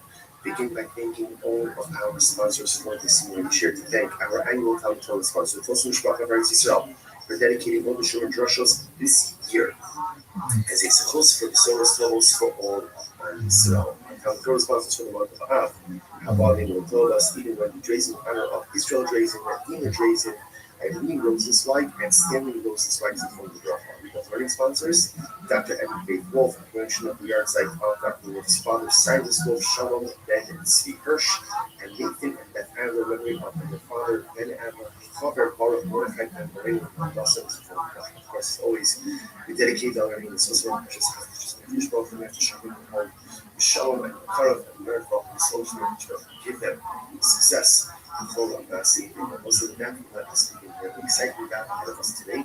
Today's daf is Samach Gimel 63, and we're coming up on Samach Beis base 62b, the day of Rabbi Yana, which is 2, 4, 6, 8, 10, 12 lines up from the bottom. So the verse says as follows: the day of Yana, Yasvi Perishvias Nandim, Parlin of Bishminas. So very interesting piece over here. The members of the household of Yana view as follows.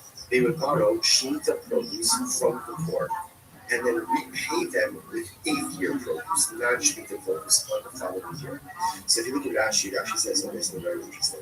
Yasi Perishi is called in Small year. So obviously, again, without getting into all the Shemitah technicalities, but halacha myself, you can go ahead and lend or borrow, not commerce, but lend or borrow Shemitah produce while it's still readily available for everyone. So that's once it's no longer readily available in the field, you really can no longer kind of keep it for yourself. So the idea over here is, so the people of the house of Rabbi would borrow Shemitah produce from the Aniyim during the Shemitah year. Rashi goes on the parallel B'Shminis, Yishkachach Ta'achli Aniyim B'Shminis Acharat Yer Chalitite Shvias. So what ended up happening again is on year number 8, the people of Rabbi's household repay the Aniyim, ultimately again with this new produce, 8th-year produce. So the Gemara says, so they came and they said, so people mentioned this practice to Rabbi Yochanan. There was something about it, obviously, that bothered people to some degree. So they said something to Rabbi Yochanan. Rabbi Yochanan said, yeah, listen, it's perfectly fine. It's perfectly fine. Why? Connect done. They will say that, interestingly enough, look at Rashi, you also know the stars, through a couple of Rashis. You also know, Rabbi Yochanan said, the members of the house of the Ananites are acting totally fine. Rashi says, that Ishaita, Lo Habu Hanach Be'ed, Lo Ichbufei Han Ba'ani, Lav Chali Be'nenu, Lo Chaylik Kushashvez Alas. Remember again, we saw yesterday's daf already. When you get into an issue of potential commerce with a forbidden item, so sometimes that forbidden identity can be off upon the previously forbidden item. So, for example, the concern over here is, this looks like one is transacting business in Shemitah produce. Then even the 8th-year produce should ultimately have the same thing, Shemitah prohibition. But the Yochanan said it's not really a problem. Why? Because there's not a reciprocity, there's not an immediacy, or I should say, there's no immediate reciprocity. Because the produce is being given in the Shemitah year and only being quote-unquote repaid during year 8, because there's no immediate reciprocity, therefore this does not look like you're doing commerce with Shemitah produce, and therefore no Shemitah prohibition falls upon the 8th-year produce. That's the ideal one. Therefore, again, halacha l'maisa, and therefore, again, Shemitah sanctity will not follow upon the 8th-year produce. This is very interesting. It's connected to Eslan. And interestingly enough, a similar case would come up with Eslan Zoma. Eslan Zoma is the person who goes to a Zoma, and he gives her some corporate services, right? Obviously, he pays her money, but then he gives her an object. That object is called an Eslan, so that's payment for a hundred, and cannot be used for any type of sacrificial purposes. Makes sense. Listen to this. The sign, the Gemara says in corresponding piece by Eslan, what's the sign of this? Rashi says, "Nosam Rachel Abba." Let's say Ruben goes to Rachel. Rachel's the son. Right? Ruben goes to Rachel, and ultimately again he gives her a lot. Right? But he doesn't have a relationship with her. Or rather have no Nosam, or he has relations with her who doesn't pay anything. What's the halacha? Esnana for her lips payment ultimately is no sacrifice. It's obviously Nosam Abba. If he gave her, let's say he gave her a black, he gave her a sheep. and he didn't have relations with her, then of course it's permitted for a carbon. Why? She took him to Allah, he didn't have relations with her. So if he didn't have relations with her, then ultimately, again, the land is a gift. If it's a gift, there's no restrictions on it. To which the Gemara says, furthermore, the second case, he had relations with her, but he didn't pay her anything. Ultimately, they married. If he didn't pay her anything, it was even though if he didn't pay her anything, then what's the meaning of the statement from Raisa that says that Allah is mutter? It doesn't make any sense. To which the Gemara says, Allah, God, this is what it means to say. Listen to this. If he gave her, let's say he gave her the sheep, and then only afterwards, in other words, let me tell you this piece outside. Essentially, I was going to say it like this. When does something become an Eslan? An Eslan is one of the hardest payments when there's transactional immediacy. Pays her relations, right? Or relations pay her. In other words, when there's immediacy, that's when it's an Eslan. If there is a lack of transactional immediacy, then the payment does not take on the status of Eslan. So what that means practically is that it can be used ultimately, again, let's say for some type of sacrificial or temple use. So what? If you gave her the sheep, the Acherkach Ba'ala. Now what does it mean, the Acherkach Ba'ala? Rashi says, Achshav Ela La'achrazman. He doesn't have relations with her now. Rather, again, sometime later. Now, how exactly do you go ahead and translate immediacy? I think there's some more common sense. Bezer today has relations with her in world, again, as opposed to payment relations. Or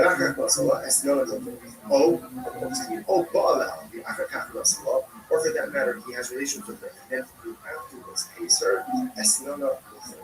In both of these cases, ultimately, again, the esnana is going to be with her. However, nasala, the acherkach, so therefore, both sides, what we're saying is as follows: that essentially, in order for something to be categorized as an esnana, so that has a transactional immediacy. Once the transactional immediacy, in other words, payment relations, then the land, the sheep, the payment has the status ultimately again of a harvest payment. Now, again, remember, just to keep track of what's going on here. So remember, the household of Rabbi, they would borrow shmita produce from the poor and pay it ultimately again with 8-year produce. People came to Rabbi Yehuda because they felt, I don't know, maybe it was like a little bit strange, this practice or transacting business with shmita produce. Rabbi Yehuda said, no, it's fine. Why? Same idea. There's no transactional immediacy. So because of transactional immediacy, we don't view that 8-year produce as an exchange, right? Or as something like a payment, ultimately again, 7-year produce, 8-year produce, and therefore the 8-year produce remains totally fine. Fine. Now the more questions a little bit this has no case.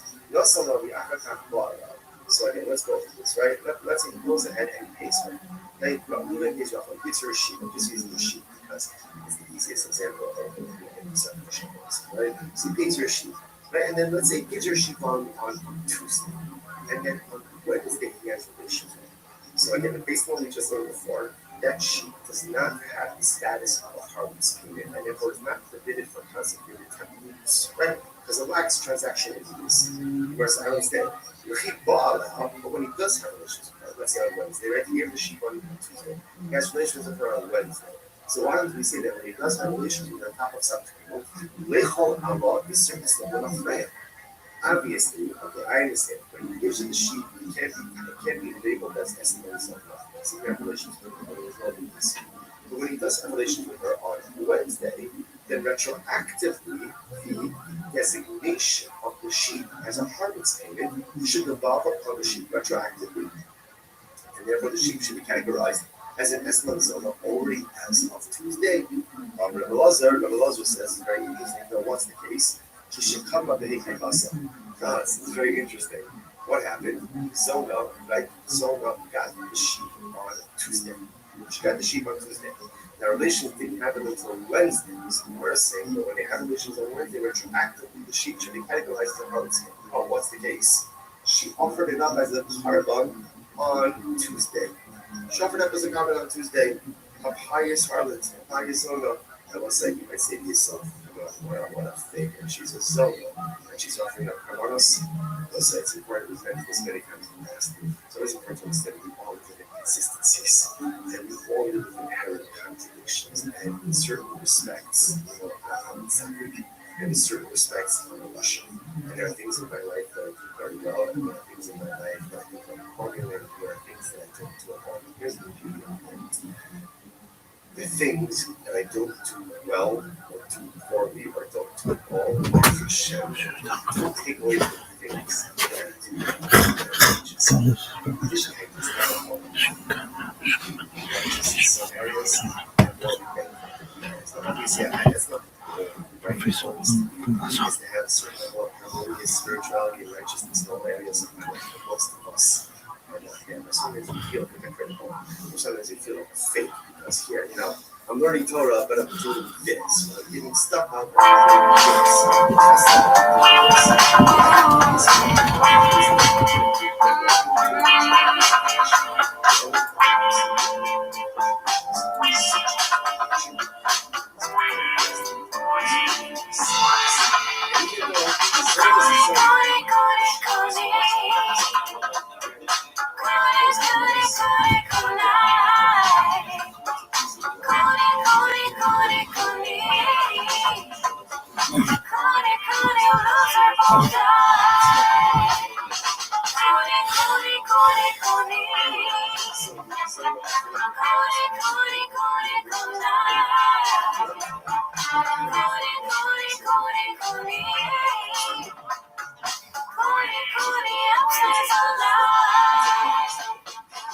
Welcome back to Raccoon Tweeties. Thanks for tuning in. As always, join the Patreon, join the Reddit, join the Discord.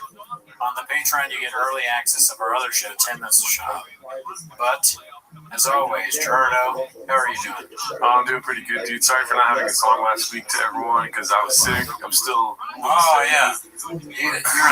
You were very sick. Oh, I know. Yeah. And it's not even that I was like dying sick. It was just like I had no voice for 5 days. You sent me a text where you were like, I'm really sick, but I sound like the devil fucked me is what I told you. Oh, is that what you said? But you were insinuating that you were like, "Man, it's cool. We'll do the show." And I was like, "This time, no," because I know that, like, if not that it matters, but I know if my fiance found out that I was constantly doing a show where you were on the verge of death, she'd be angry at me because, like, I will get sick, But knock on wood, for some reason, I never get sick from you. Yeah, I'm making you sick. Yeah, that's what I thought. You have cooneitis. Yeah, no, I woke up Wednesday last week and my voice was insane. My voice was so bad that it was really easy for me to do Mickey Mouse voice. Because if I just did a falsetto, I sounded like a cracked out Mickey Mouse. A cracked out Mickey Mouse would be perfect for this neighborhood. Yeah. If there's any kids here. Hi, I'm Mickey Mouse. I smoke crack too. I like fentanyl just like you kids. Just like your dad. Oh, wait, sorry, you haven't seen him. Just your mom. Thank God. Do you want to hear me cipher? Yeah. Oh, it seems like your friends outside are ciphering. You should probably go hang out. That'd be cool. Crackhead Mickey Mouse in this neighborhood. But I just wanted to apologize to everyone because the song wasn't there this week and I felt bad, but I said, you know what? Fuck it, dude. We're not doing the song this week. Yeah, sometimes there won't be songs. Ever heard of it? And then another thing is, to you, I watched Pluribus, dude. Oh, okay. Yeah. All right, cool. Not gonna lie, it's kind of, and this is gonna be a heavy, like, we watched this, we watched that episode. Yeah. But, dude, there was like 3 episodes of Pluribus where I was like, this is fucking boring, dog. Oh, yeah? Yeah. The last episode wasn't great. The last 3 episodes was like when he's walking in the fucking jungle of Panama and stuff, and then he gets stabbed in the back. I'm like, oh, so I just wasted a whole fucking episode on this whole. Like, there's no, there's no like payoff or anything. He just gets stabbed in the back. He still ends up in New Mexico. And we should say, you might want to end it a spoiler alert there. Yeah. That guy, I love that guy. He hates everybody. You didn't see any of yourself in him? Wait, no, the guy's cool. Okay. He doesn't hate everybody, dude. He's just being rational at the time. You're that guy now in real life, right? No, I love everybody, dude. I give a hugs for free. the guy who does, well, spoiler alert, to be fair, the guy warns him. He says there are these things that you will fall on and they'll fuck you up. Yeah, but to be fair, that guy is a fucking communist traitor to the world, dude. That's telling him that. And he's very nice. He's like, everyone is so nice to him.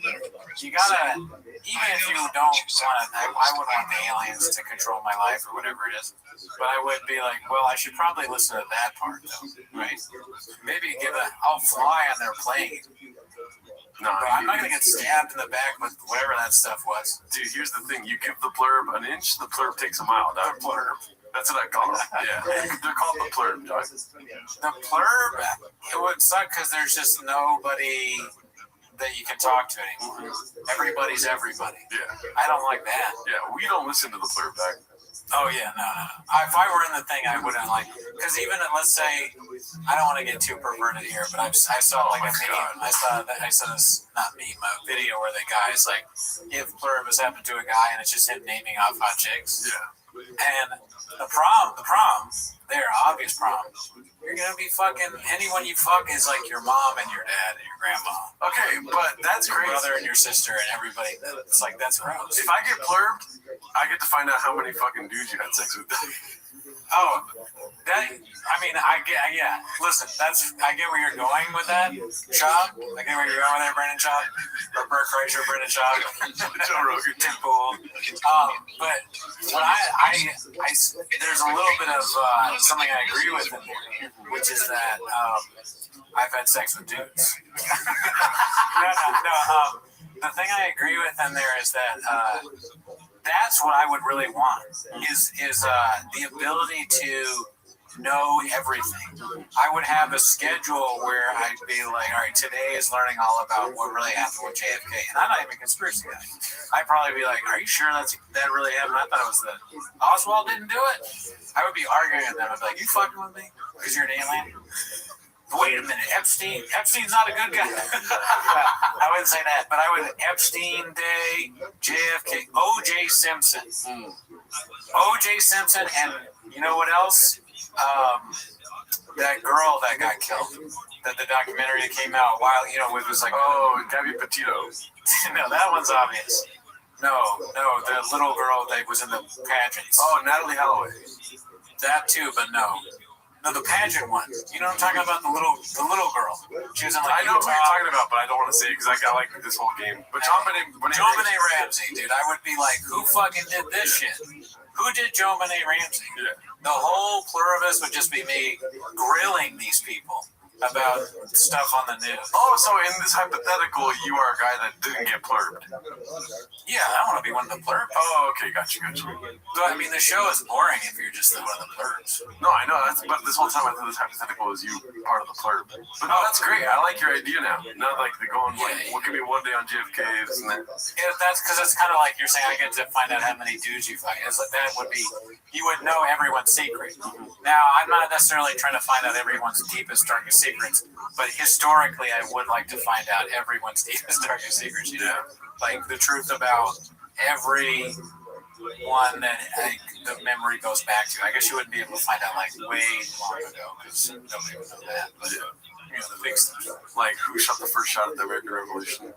You probably wouldn't be able to find that out because everyone's dead. Oh, but dude, the plurb lives, and the fucking secret societies know, dude. Did you not know that? Maybe I would ask them. I'd be like, "Are secret societies real?" And they would be like, "No." And then they would know me, so they'd be like, "Gerard was kind of stupid."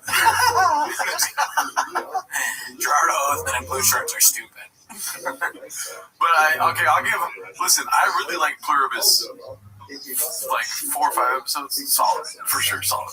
And then the last 3 episodes was just like, we're gonna have a second season, and they're gonna do the same fucking shit, dude. They're just gonna drip feed us plurb so that we like it, and then it's gonna be like a 6-season run where we're never really satisfied. You're never gonna be really satisfied with the show. So because of that, I gave it its praise. Yeah, but I give it a 6 out of 10. Well, okay, I don't know. It feels like it teeters on safety. I don't like that.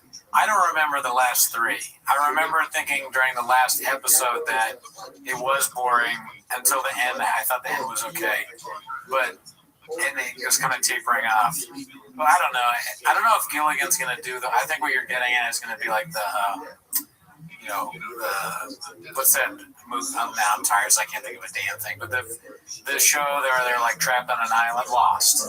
That's the worst thing. Worst possible case scenario for a show like this is that you get lost, and it's just season after season, and then that last season is a complete cop out. It's hard to end good shows. I don't know. Yeah. Speaking of good shows, you saw Hamnet already? I did. I saw Hamnet this weekend. Yeah. But more than just the movie, obviously it's one of the best movies ever made. It's like top 3 for me ever. Really? I liked it a lot. So we're going to agree on that. I thought it was very good. Excellent. I was with a girl that wasn't really into it, so I did not cry. But I was so close to crying, dude. Yeah. Like 3 times I almost cried in that movie. Yeah, man. I didn't want to admit that, but it's true. You know me. Everything makes me emotional. Yeah. Like, I can't watch videos where people help other people. I saw some.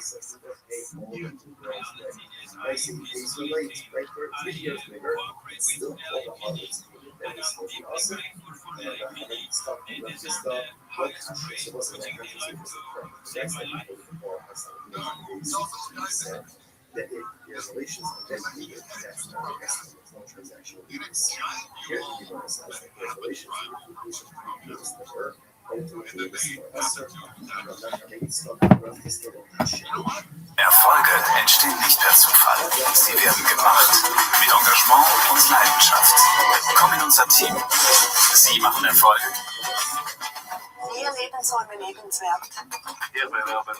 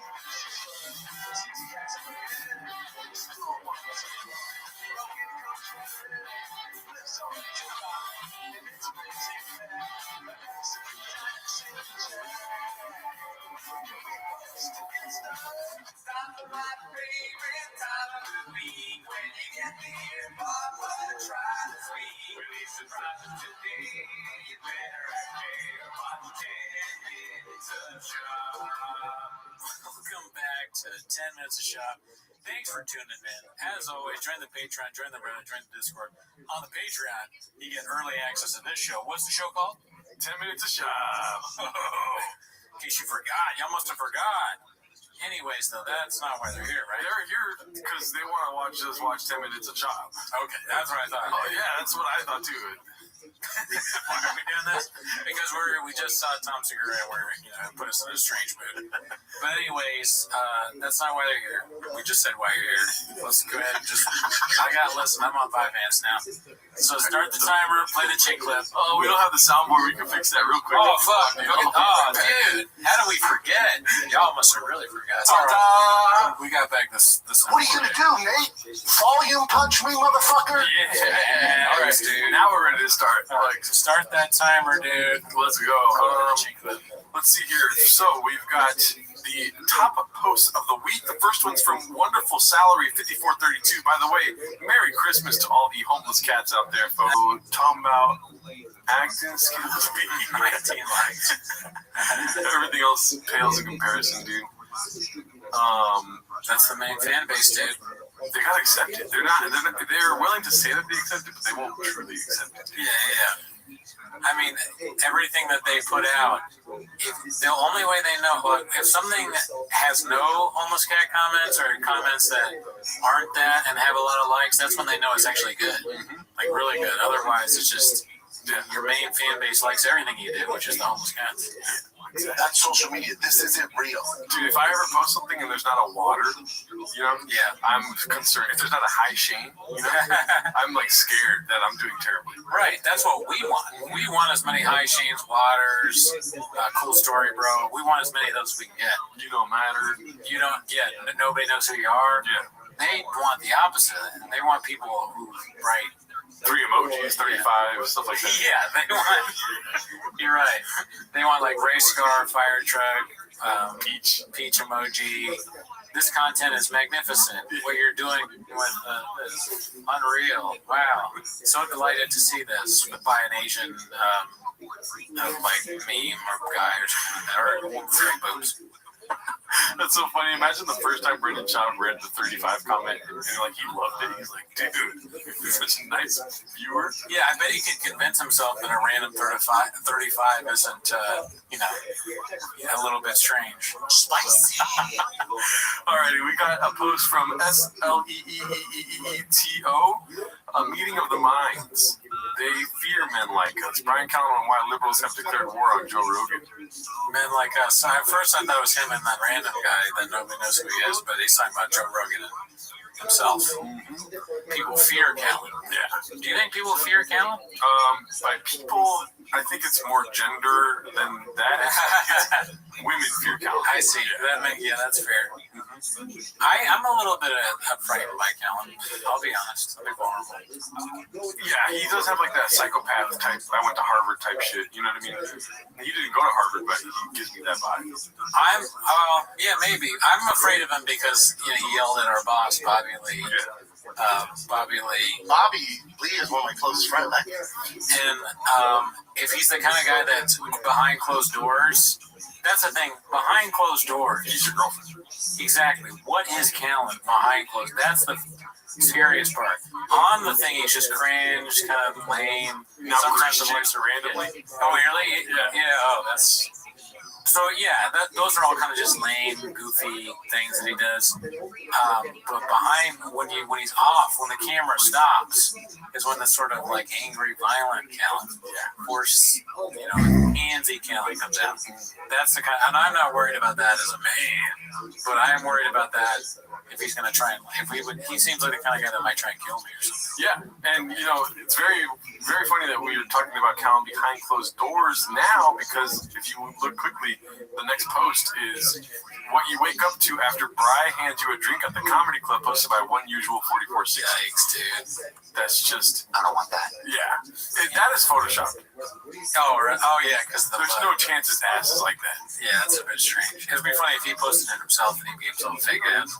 That would be great. So Callen, what's interesting about being behind closed doors, Callen, is that he is literally and figuratively, because Hollywood's closed their door, right? So he's always behind closed door. And the women when he's trying to break in, but also hopefully close their door if they know something's good from them. Oh God, a Charleston werewolf's outside. Everyone's closing their door. Kids, probably his own children closing the doors. Ex-wives, closed doors. If anyone's seen a closed door, if anyone's been behind a closed door, it's Callen, right? It's Brian. It's Brian. It's Rings, right? This motherfucker got every name. It's actually fun. That's something you learn in life. You close doors on people like Brian Callen. Hey, can I get no? Do you want to hear the Austin Commies? No. Hey, you want to watch Brian Callen there? Does that make sense? No, actually, doors closed on you now. Not just Callen. Wow, dude. Your logic, I like when it leaps, where it's like, oh, what is he like behind closed doors? That's him all the time. In what fucking sense? In what sense? What does that mean? In what sense does that mean? What are you talking about? All right, let's see what we got here. This one's supposed to be crotch milk, dude. I've never seen that username, Crotch Milk. Oh, wow. Oh, Luke. This is good. Yeah. We all retweeted this. Yeah, so that's Bert Kreischer at the Commanders game posted your favorite comedians representing your squad this morning. Laughy, laughy, laughy. It looks like St. Obama 44 is a huge fan of what's his name? Brendan Kreischer? Right. Bert Kreischer. Luke Thomas, hard to make a bad season worse, but it's definitely Better than the Obama emoji. Yeah, dude. I mean, this is just classic. Great. I had to retweet it right away. All the homies, all my friends. You know, just us getting together, and it was just Thick Boy Squad, Thick Boy Nation, daddy. we did it up. Every time you stop it, I don't like that. I want to hear the whole thing. Alrighty, so this is, let me just say cringe alert. I don't know, we do boner alerts here, but it's cringe alert. Oh, wow. This one's called The Shops, hashtag The Shops, posted by Khabib Time. I mean, first impression, dude, what are you getting here, dude? It's giving. Just kidding. Yeah, horrible sketch incoming. Yeah, dude. Just like, why? This alone, this is the first screen grab. Disgusting. My husband always does this when I fart. Whatever the fuck. She farts a lot, by the way. All right, here goes.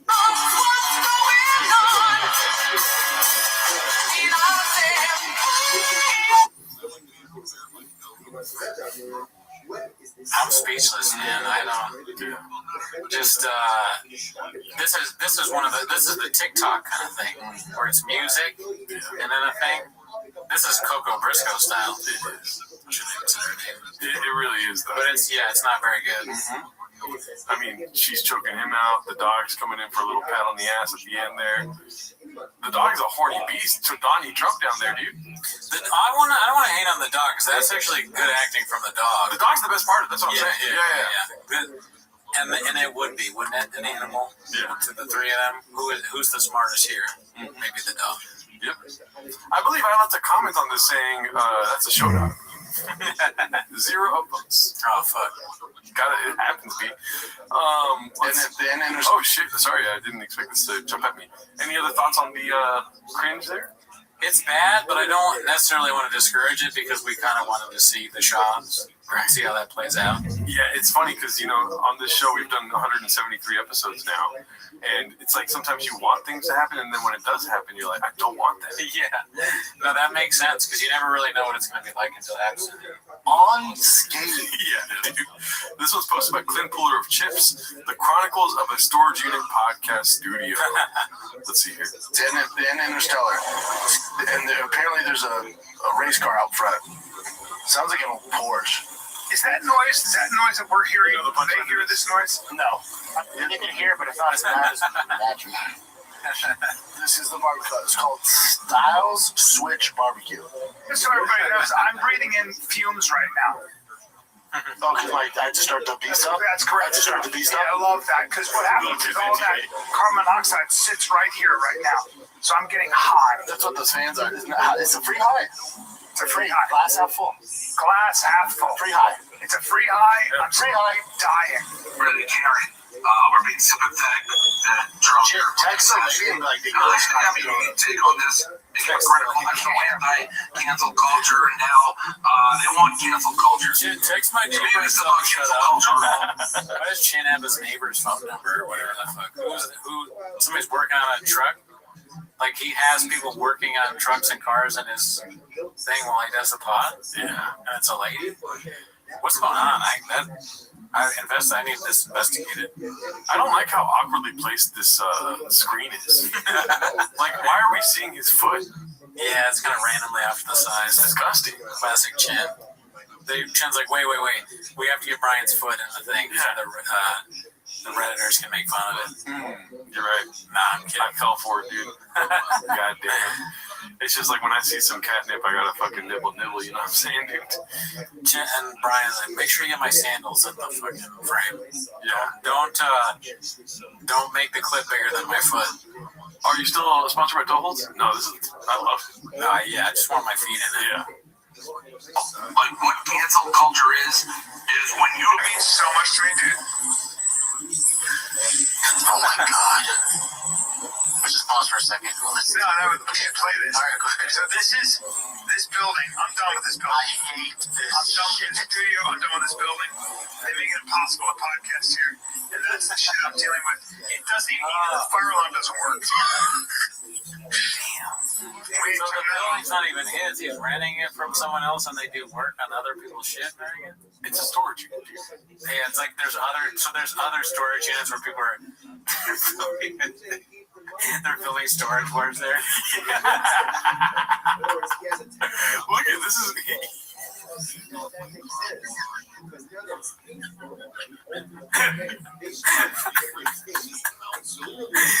I don't know why that's so funny to me. Like I don't really know. I don't remember the characters from Storage Wars. I didn't watch a lot of it, but then you just hear it in the background, like, "What do you got? Who wants to bid on this one?" And then the guy wins. There's like an 8. Oh my god! Successful egg. You gotta make that video. Put it on Chang's, dude. You gotta find a Storage Wars video. Oh man, I never watched the show, but I know what you mean. one day Brendan's gonna come to work and the thing is gonna be locked. The studio, can't get in or chin, and so they can't do the pod. So they do the pod outside.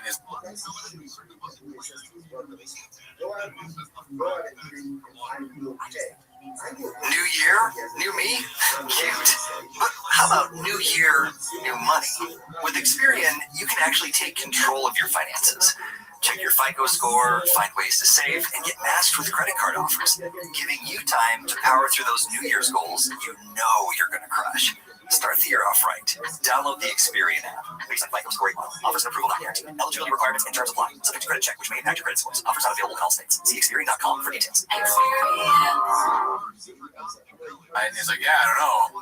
I came here and they blocked up my studio and they didn't tell me. Like they said I was like behind on payments, and someone else is like, I'm bidding on his all his trucks or $10. They like undo the thing and there's a bunch of rains fall out, then spill everywhere. Fish with condoms on top of them. Yeah, fish tanks. And fish tanks. There's a dog. There's some dog that's crawling. That's clawing at the inside to get out because it's locked in. Yeah. I mean, look at this is literally him at the place. This is the storage unit, dude. Oh, wow. He's driving he bought these. I know way too much about Brendan Shaw. Yeah. I've been writing songs. That's why. I'm not obsessed. But he's driving around the storage unit that he works in. He bought these for his kids for Christmas. And guess what? They didn't like them. I'm just kidding. I don't know that much. So, I mean, that's kind of funny. Like, the other people in the storage unit are like, can you tell him to stop? We're trying to get our stuff. I know, they're complaining about them doing construction. Meanwhile, he's fucking... Yeah, he's doing donuts in front of where your legal papers are. Yeah. And everyone else is like, why do you have so much shit in here? This is for, one car or fucking... You're filming a podcast in here? What the fuck? Some lawyer with his legal papers. Is that Brendan Shaw? You know they film Storage Wars in here, right? This one's posted by Khabib Time. Another one from Khabib Time. # the shops. I don't know why that's so. Let's see. Why the fuck is Duolingo telling me I have one more chance to? That's so annoying. Yeah. If wives acted like their husbands. Good premise, yeah. I don't want to see this.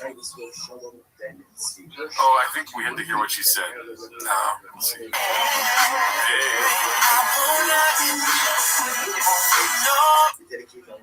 Yeah, she's just... I don't know what... I mean, that's kind of like, remember that one meme that was going around on Chang's of the guy walking into the studio being like, yeah, that could definitely be used for that. Yeah, you should splice that in. Yeah. That's a good video. Just creeping. And then...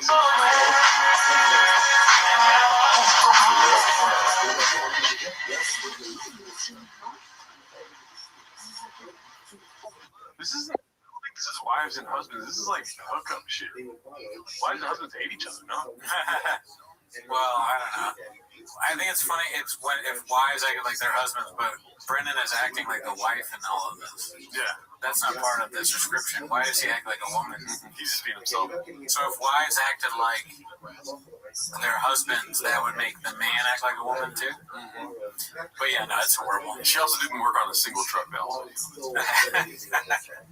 Yeah, where if she's acting like her husband, wouldn't she be, feeding fish or, Taking the kid to baseball practice. doing vlogs, talking about fighting? I mean, this is definitely Brendan in Charleston. That's that vibe, She became a Charleston werewolf. She inhabited that character. Let's see what else we got here. This is posted by Air Pumper. I haven't seen him in a minute. Your boy Crystalia makes an appearance in the comments. What's a pop culture moment that gives you second-hand embarrassment? Mine is Paris Hilton kissing a not pregnant woman's belly. Oh man, where is this on Reddit? I've never seen that one. I'm talking about the interface. I think it's Reddit. Oh yeah, never seen it. Yeah, or yeah. Let's see, Crystalia, the moment he realized on camera that snapshots can be recorded and that the minors he tried to groom could expose him, a wonderful internet moment. Nice. 3.6 thousand upvotes. Let's see. Yeah. I mean, Chang's on the news. It's pop culture now. Yep. 200,000, 300,000. What is it? I don't remember what it is. 123 now. 250 comedians that do it. Thanks. Yeah, exactly. Let's see here. Caterpillar Hot 7539 posted this as one of our guys. It's me. Hi, I'm the problem. It's me. Me football player, me MMA fighter, me actor, me commentator, me podcaster, me comedian, me marketing beast, me thick boy umpire, CEO, me wig ski magnet, me a baddie smasher, me car guy, me dog guy, justice for tank, me mountain biker, me weightlifter, me tub mother, me fish guy, me beast of a dad. This feels like some sort of prayer. It does kind of. It's like, yeah, that's the thing he says in the beer in the morning. Make sure he says all of it. Me truck guy, me affirmation. Yeah. Me baseball dad, me bout guy. What's bout guy? Boat. Oh, I didn't know that happened. I mean, probably it's happened. Me hunter, me married, comedy, bits, and so, before he eggs out, which one's your favorite? Honestly, I'm not gonna lie, the baddie smasher part, that was the most exciting part. You know what I mean? The DMs from Mark. Really? Yeah, that shit was hilarious, dude. It was funny. That was so funny back in the day. That was pretty funny because there's so many. Just like one after the other. Give me. That's good. My favorite here, not necessarily the time period, but just all the things together. Me, Big Boy Umpire, CEO. Okay. Because I don't really understand what is the connection between umpire and CEO. Empire. Yeah. You understand why I get that wrong though, because umpire you saw in the baseball. So that, I mean, that's still my favorite. Yeah, dude. That's definitely the best addition to this meme. But I like him as a comedian. That's one of my favorites. I don't like him as a podcaster. Not the best. I don't care for his commentating. His acting is probably the worst. That T-Fat K3D is the worst thing I've ever seen. Yeah, that was really rough. That was hard to watch. And MMA fighting, I don't know much about that. Football, he didn't really play at all. No. And baddie smasher though, like Charleston Werewolf, waking up in the morning and drinking a Tiger Thick, reading the paper or whatever. Dick Juice, Sweet Nectar, that's the same kind of period, That sweet nectar. Remember that? It's a great time to be alive, dude. You get your whiskey. And what are you doing? Yeah, that part. Dude, what are you doing, bro? All right, let's see what we got here. This is another Keeping Up with the Shop. It's posted by OzBoss99. I feel so bad for them because they just want to post this in a vacuum. It's not going to happen. You know what I mean? Right. They don't want the cats to see this. We're going to see this. I'm so glad you're not mad at me.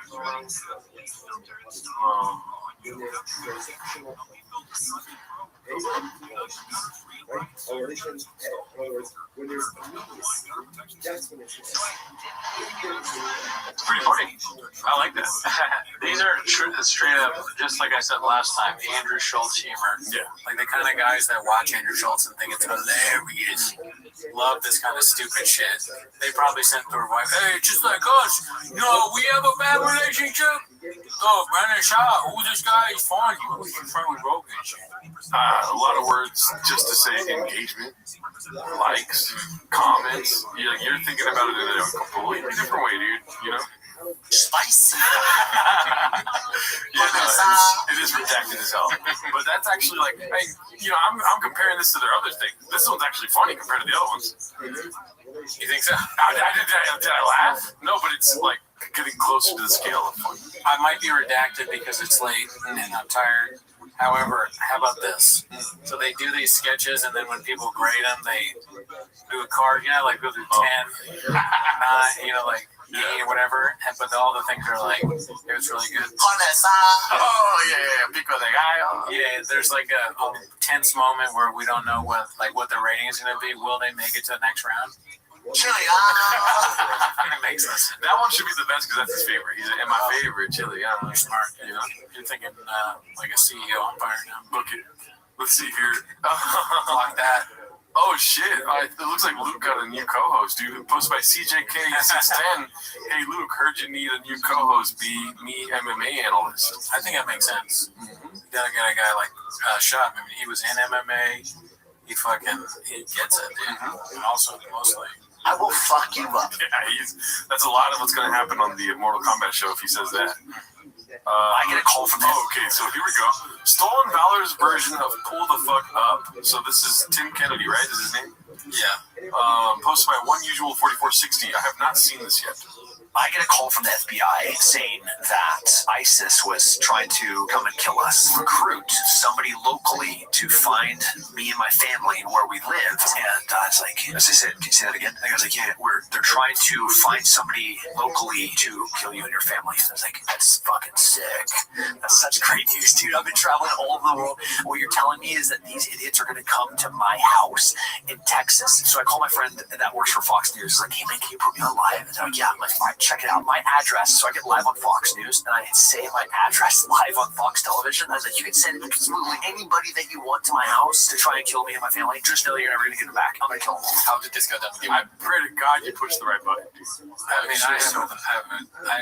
I pray to God I swear to God, dude. I wonder which one you want me to do. Because now I kind of want to do one. Oh, no! I'm gonna do the one I think you want. All right. She's like, I'm out. And she pops smoke just for like a day. But then she came right back because, I got the goods. Here's the one I think that you want, and then I'm gonna play the one that I want. Okay, go. Okay.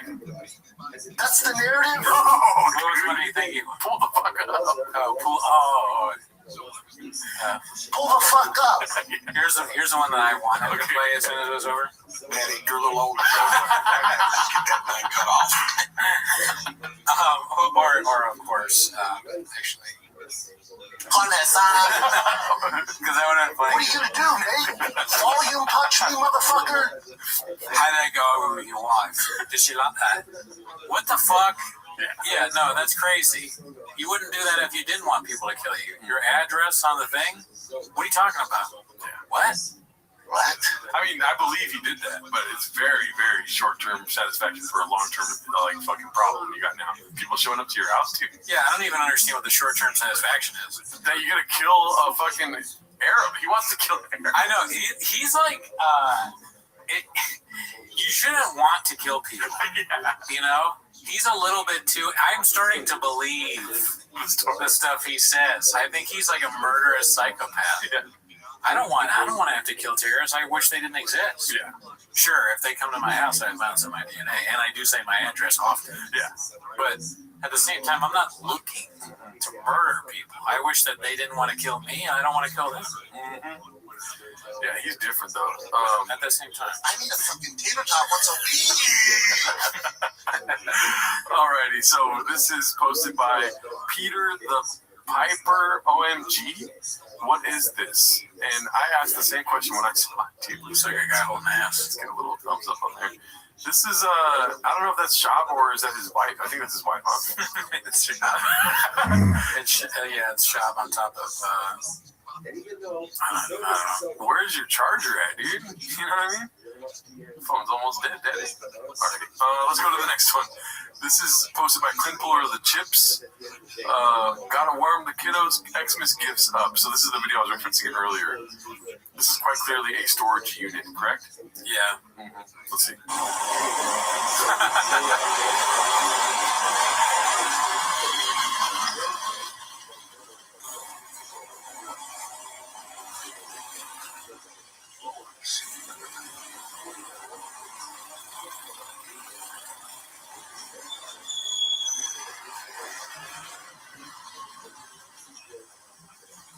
What do you think about that?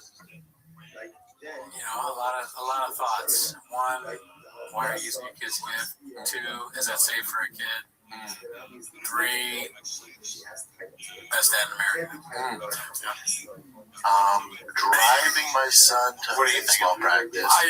Dude, you know, this is a constant thought of mine. 8 inches, first of all. Pause. It's not a constant thought of mine, but I'm just like, why don't you just record the podcast at your house? Like, it looks like they have a big enough house to record a podcast in there. This is so embarrassing. You're paying rent on a storage unit, which is probably like $100 a month, which is nuts. And then you have the gall to be like, why is everyone so loud in here? Because people are at the storage unit. Yeah, they don't think it's a fucking film set, dude. Yeah, that's a good point. And also, what if another person was doing a podcast while you're doing this? Yeah. You're probably ruining their podcast. It's insane behavior. There's cars in the storage unit that are probably he's taking it over on Christmas Eve. On Christmas Eve, why are you with your family? Yeah. And I just thought it's kind of funny to be on doing a live of your gifts that you're going to give your kids. What if they see the live and they know what they got? Oh, yeah, they're on social media. It's not real. Yeah. So it would be funny if you saw your dad like playing a PlayStation. He's like, check it out, I got this for Gerardo. He's gonna love this shit. I mean, hopefully, do they wrap that thing? How does it fit? I don't know. Does it fit in the wrapping paper, dude? That's social media. This isn't real. I mean, honestly, though, when you get a car or like some sort of motorcycle, if you're a truck guy, you know, it's just kind of classy just to put a bow on it. You know what I mean? Oh, okay. Yeah, that makes sense. Best brains for the arts, but also I would not buy this. And here's the thing, dude. The narrative of this is insane. I need to get offline for a while because I know way too much. But he's bought these from China, and he told his audience that he's like, listen, they're from China. They are from China. I tried to get American. It just wasn't happening. Nobody had. You can't afford it. First of all, if people are selling fucking motorcycles, sorry for cussing, in America, they want you to buy it. You can't afford it. They are available.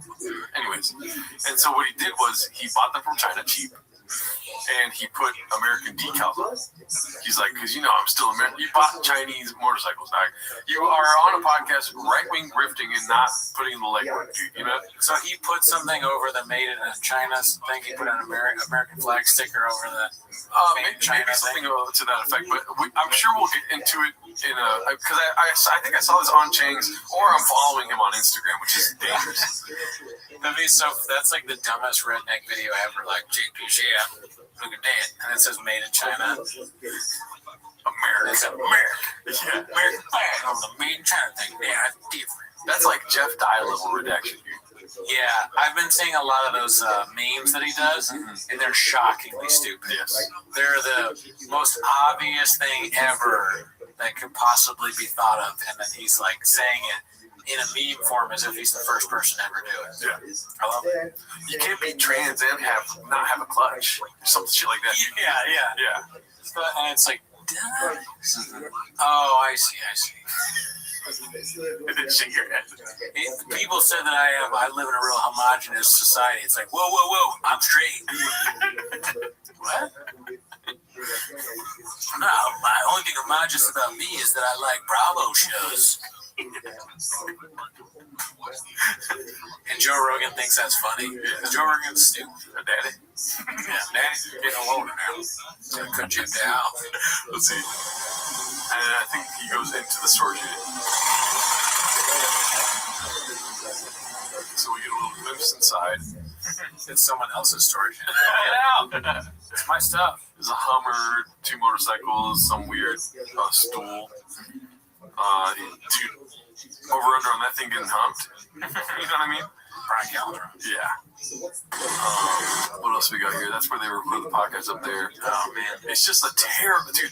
The worst environment to record podcasts in. yeah, that makes sense. Your living room is the best place to record a podcast. Right? We're in my mom's basement, but I'm trying to get in the living room. Do you think about like Temu unsafe things? I mean, in a conservative mind, China is not safe, you know? So, yeah, like for people that he's trying to get to follow his page and stuff like that, and then to post to be like, hey guys, I'm getting ahead of it. I could buy Chinese stuff. And they're like, dude, fuck you. You know? That's funny. I don't know. And maybe we won't get to it. I don't know if I saw it on Chains or I saw it on his own story, but that rubbed me the wrong way. Dude, there's a lot of Tim Kennedy stuff, which I'm looking forward to. I haven't watched any of these. Papa is so tough that cold punches are a treat for him. I did watch one, and it is funny. Ronaldo Johnson posted this one. I don't know about this one. And see, I push back, and I've told Rogan this too. Like on the cold plunge, this is where I'm at on the cold plunge. The cold plunge and like jump into cold water was like a dessert in college football. Like, dude, if they allowed us to do that, and we jump in there with our full pads on, it was like such a gift. So to me, I'm still wired that way. Where like I just did one at the Correct gym, which used to be formerly known as On It, the Correct gym. They had cold plunge and like, yeah, man, you want to jump in there and be funny or freeze? I'm like, it's like me funny. Like I literally, it does. I just jump in and it's like a treat for me. Like, will you guys allow me to do that? Like this isn't a discipline thing. Like I'm just wired where it's like, oh no, that's not normal though. Most people, it is. I mean, Brian, I thought he was going to die. His wife. Because dude, station and Brian's all in. I need a fucking tater tot once a week. Brian's on the edge of death. Edge of death. I was trying to think of a word that's not good. Anyways, Dude, the ice bucket challenge, I couldn't stop doing that. yeah, I wanted everyone I know to have ALS. Him saying that, what I think about it is that it's concerning. It makes me think that Shab needs to go to the doctor, and she's in like unimaginable pain all the time. He's like, it'll be a gift. Yeah. The pain I feel from these, because you're always in pain all day long. No, I'm not. Why would the cold water make you happy? It's gonna make you freeze. He's like an alien of some kind. It doesn't affect him. They're different. So I have a wild hypothetical, right? So I'm Brendan Chop. Obviously, you're Joanna, right? We are going through hard times. You know what I mean? The kids starting travel ball, this and that. I got 5 podcasts to record. You want to become an influencer? Jesus Christ, you're making beans cheese every night. I want a tater tot at least once a week. That's right. Then we started brainstorming. We're like, we were doing really good when you were addicted to Adderall. This is you talking to me. Do you think they're like, let's just do it and make more money, dude? And then they jump into this like, fucking, I'm on Instagram every day type thing. They're posting all the time. He's getting a little more aggressive on the podcast. I love cold punches, stuff like this. You know what I mean? Could be. And I think, dude, I don't know if I said this the last show, but I feel like he's on Addies again, dude. You're on Vyvanse. You guys are connected spiritually. We got to be on the same thing. Yeah. When he was drinking rain, I was drinking rain. Yeah. When he was fighting people, I was fighting people. When he was waking up and drinking Tiger Thick, what were you doing? 4:30 in the morning. Yep. Tiger Thick in both hands. For those bottles. He's texting Mark, you're texting Mark. Yeah, dude, baddies? Yeah, Addies. Yeah. I like what you said about the two of them. What's funny about that to me, he does Adderall, right? Because she tells him we need Adderall back because it's the only way we can perform at this level. Yeah. But it's so bad. Yes. Adderall leads to sketches like that. It's a bad look for Adderall. It doesn't really, just as when I stumble over things, can't be good for Vyvanse. So, yeah, I mean, you expect better results. So, and then this is my other train of thought on the same locomotive right here, right? We as a community are so lucky that Brian Callen is with Brendan Chop. Brendan Chop and Brian Callen yelled at our boss, Bobby Lee, one night and threatened his career, all this stuff before. Yeah. Man, you're a little older. Yeah. Bobby Lee is one of my closest friends. I just love playing that one when it's around. And so, but we're lucky Tim Kennedy wasn't in the room, dude, because guess what? Bobby Lee would be dead. That's right. He just kills people. It doesn't matter if it's a terrorist or a guy that has a podcast with Andrew Santino. He wouldn't even threaten his life. He would just be like 8735. I will snap Cold this Punch fucking Lane. You know, telling him his address. Pull the fuck up, Daddy. Yeah. He's telling Bobby Lee to come to his house. I'm not going to come to your house. Anyways, and that on the same fucking train going down the same station, dude. I would love to see a podcast with Tim Kennedy and Bob every week. Yeah, he's a good guest so far. That's a good clip. Yes. If we're getting this Papa every time, dude, we need this. You know, if Chang's is going through a recession, we're getting ready for the recession at Chang's. You know, we got influencer content coming in hot, Daddy. We need Tim Kennedy Papa every week. You do want somebody who feels comfortable bragging to. Yes. Which I guess Tim Kennedy is. Okay, so now the answers here in this next post from the question we had earlier. Posted by One Usual 4460 is OnlyFans content next for these two. I don't want that, dude. No. Let's not even put that in the ether. I'm going to vote it up, though. Let's see here. Bet on Yourself, posted by Material Cry 8293. The narrative is the views, as you can see there. Any thoughts? It's just a lot less. 39. Yeah. I guess that makes me a big old pussy. But we can't see the audio. That's true. Audio is king. I wonder, is it because Tim Kennedy's been on the show so many times, people are tired, they want something different? That's very kind criticism of him, but no, I don't think it's because he's been on the show so many times. Right. It couldn't possibly be the stolen valor accusations and all this other stuff that people don't really want to talk to or hear somebody or have any sort of parasocial relationship with a guy that's willing to lie on earwaves about his time in the military. I guess, but Tim Kennedy probably lives in one of the storage units. That'd be so funny. Somebody looks it up after seeing him on Fox News. Like, is that a storage unit? He gives the address. There's all these dead bodies in the shop studio. They're in the storage unit. They're buried. There's all these different tombstones or holes dug in the ground outside. Tim's killing people. Alrighty, let's see what we got here. This one's posted by Turbulent Yam 2575. One of the 350B Thangum. Odds of making it to the NFL. Invited to Columbine. Invited to Combine 350, dude. Yeah. Well, yeah, it's impressive. We've always said he's an impressive guy, dude. Yeah. What are you gonna do, Nate? Volume punch me, motherfucker? He's so aggressive. Let's see. Oh, this is my post. Welcome to Austin. Just more and more redacted, dude. I don't think many people got it. I don't think people were into Damian Marley back in circa 2007, 2006. Oh, he was great. He was amazing. Those are the days. Yeah. Those are the best days. Hopefully there's a new song on this episode. I'm sure there is. Let's see here.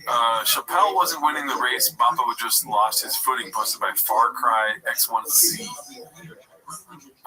Yeah, he just lost his footing, dude. This looks AI as fuck. And he looks like he's doing ballet or something. With the thing where you put your foot all the way up. So he's doing one of those. Pirouette or some shit. Something like that. He's a very, he knows movement. I don't want that. Okay, so this is the one I was referencing earlier. He talks about it being from China. Spiced up the kiddos' Xmas ATVs posted by Toxoplasmosis redacted Christmas gifts. Let's see here. I want to get all of this. Kiddos' Christmas gifts. Come on, 2 ATVs. Hope they don't flip them. The only thing even remotely Texas about this ATV is that sticker that's probably from China. These came straight from China. You can buy an American brand. So I took all the decals off, all the Chinese writing, all the details, the weird shit all over it. Made it mine. The weird shit. Made it soda bar there. Obviously, I have friends in the motor space. Cute shocks, American flags. Shout to Fully Deleted. Dope, yeah? Pretty dope. Hopefully it lasts longer than a month. Here's a little boss piece. American flag. Send it, son. Texas. Fully Deleted. Death before death? Fully deleted code. I wonder if these companies want this. I don't know. Like, are they happy that Shop is doing this, or are they kind of like, All pub is good pub, you know what I mean? yeah, or they don't even think about it. They're like, who did it? How many views again? Oh, yeah, whatever. We got 13 tattoos on Travis Barker's back. We're good.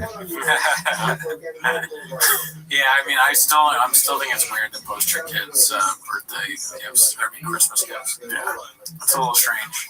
Yeah, and then they go to the effort of covering up all the Chinese writing is strange. Why do you care? Yeah. What's the point? It's just amazing. What else would you cover up? You buy something from a different country and you're just like, I can't. I don't want that in it. He's like, I got this Irish flag. And fucking took off all those colors, the green, white, orange, made it red, white, blue. Am I right? What? I added the stars, Daddy. You went. What? Dude, I got my kids a globe, right? But I got the globe, and then I took all the other countries out of it. Dude, just got back from New York, got a big apple, put Texas on that baby. Yeah.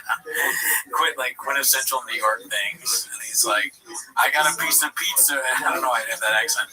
I got a piece of pizza from New York, so I fucking put some fucking Texas Pete on it. And so Chicago style. Make spicy. All right, let's see what else we got. Food. All right, see, yeah, we got more Tim Kennedy stuff, dude. Thurs. Oh yeah, this is the one I saw, dude. What do you think he's trying to say by Thursday? Where you're thirst? Do you wanna like guess a lot or a little? Bears. Oh, I think that's it. Okay. Danny Kaufman 2 posted this. Let's see. The government's gonna get theirs. I think I've seen this one before. It's funny it took me 3 guesses. They're gonna get theirs. How many times did he say it? 5. Yeah. I realized that when I got the bill for the property tax. I went, oh shit, yeah, I'm not paying state, but I'm paying almost double in property tax. Oh, you kind of evens out. They're gonna get theirs. Like, you're not gonna escape that. There's nothing you can do. There are. To learn a life lesson from Papa would be something I wouldn't be able to come back from. If he taught me something I didn't know, I can't. I've learned nothing. I've watched him for years, not a single thing. Yeah. The government's gonna get theirs. His brain is just fucked up. He just realized this is like Andrew Schultz level epiphany for Papa. He's like, they're gonna get theirs. I gotta pay taxes, just no matter where I go. They'll make me pay for gigabyte. Boring conversation here. I do like this, like Ted Kaczynski arc he's on, though. You know. Oh yeah. He ends up moving to the woods. And Yeah, go off the grid. Yeah, get off the grid, Papa. But then he can't do content. Yeah. He's just in a cabin going, they're gonna get there. The government's gonna make me pay for the job. I'll fail. This one's supposed to be Khabib time, Papa the Snowman. I like this. I mean, it shows that he doesn't care if he's gonna get made fun of. Yeah. He knows he's gonna get some comments from that. I need a fucking tater tot once a week. Let's see here. Okay, we got another one. Papa with the curveball, posted by Papa Citovera. Cheeto Vera? Papa Cheeto Vera? Let's see. Let's find out. Becoming a baseball dad. No, this thing. So don't no, that's not true. Oh really, dude? Becoming a baseball dad. No, this thing. So don't no, that's not true. Oh really, dude? Diet Coke lover, dude. Why fight the baseball dad thing? That's all he talks about. Yeah, you're a baseball dad, dude. You've been a baseball dad. You're driving your kid to baseball practice all the time. We are about to reveal 2025's biggest moments posted by Netflix. Is there some kind of punchline you think here? Of course. Okay, let's see. Spoiler alert, Netflix is making for 2026 by spoiler 2025. Seriously. Spoilers. 3, 2, 1. Is this not even its promotion post, dude? Oh man, it's just you see Netflix You think, Bob? I don't even think about the streaming company. Netflix is playing 4D chess with us right now. Yeah. You know, like you think one thing, they think another thing. They got us to watch it. They're doing it on purpose, man. Incredible. Yeah. What are you gonna do, Nate? Volume punch me, motherfucker? One usual 4460 posted this one. I don't really want to watch it. All I asked for this Christmas was a truck walk. As you can see, I already uploaded it, meaning I already did watch it. Do you know what this is? Nah. All right, you'll get it.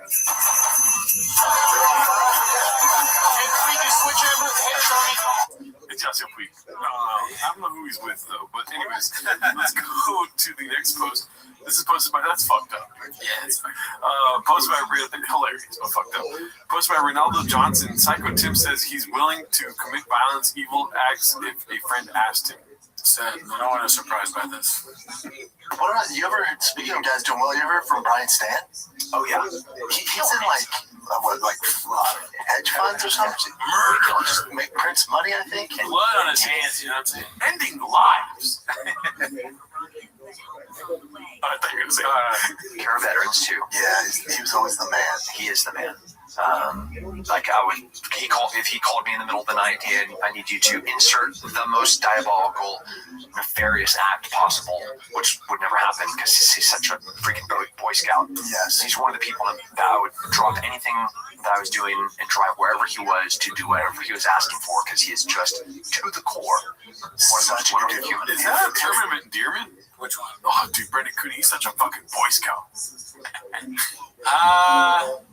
It's usually kind of used as like a pejorative, you know, like they're kind of they're too lame, but they won't do something. You're a Boy Scout. Come on, it's not a big deal. Dude, I hate Miguel. That motherfucker is not a Boy Scout. I mean, it could be. He's a Boy Scout. Like you could be defending somebody and they were saying like that guy's bad. Like, oh, come on, that guy's a Boy Scout. Right? He knows how to fucking make a carne asada out of a pair of sticks. What I thought was weird about that is it's going back to the thing that they do where they just describe someone they both know and no one else does. And they spend 30 minutes, oh man, he's the greatest guy. You know, he really is a wonderful man, you know, total Boy Scout. Got that dick down to here. Facts. Huge dick from the vaccine. It's like, why are you talking about this random dude? Yeah. They'd be like, hey, you know that guy, Kevin? Oh, dude, Kevin, what a fucking guy. Yeah. Kevin Stan, man. He's fucking great. I would do anything for Kevin Stan. This one time I saw him and Daniel go at it. Yeah. And I thought, Kevin, you usually don't go at it with Daniel. He's more like that with Mark, but not with Daniel. And I was like, Kevin, you're crazy. You're a Boy Scout. Yeah, and I took Kevin's side that time. Yeah. He's a great guy. And anyways, just want to get my address out in case any of you fucking terrorists, low-life scumbags, pussies, want to find me in Texas. I'll fucking kill you. In fact, why don't you come to my house? I'll leave the door open. Why don't you put a knife to my wife's throat and see what happens to you? You're acting like Kevin right now. I hope you kill my kid. I hope you kill my son. Because guess what? I'm gonna fucking abrogate you. All right, let's see this. What do we got here? Should we all do a hot chip for time's sake?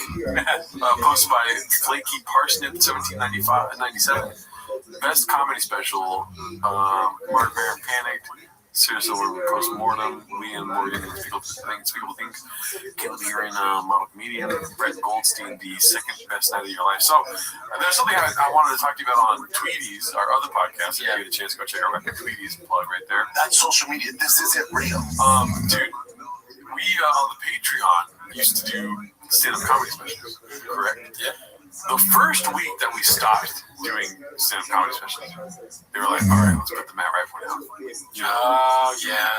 They put out the Matt Rife one, and then they fucking bought DC or Warner Brothers. They're like desperate for us to get back to it, you know? Yeah. And then they put out the Dave Chappelle thing, and then they put out Tom Segura. They're like, please, for the love of God, we're bleeding money here. We need you guys to just do our stand-up special reviews. Yeah. But we're not budging, dude.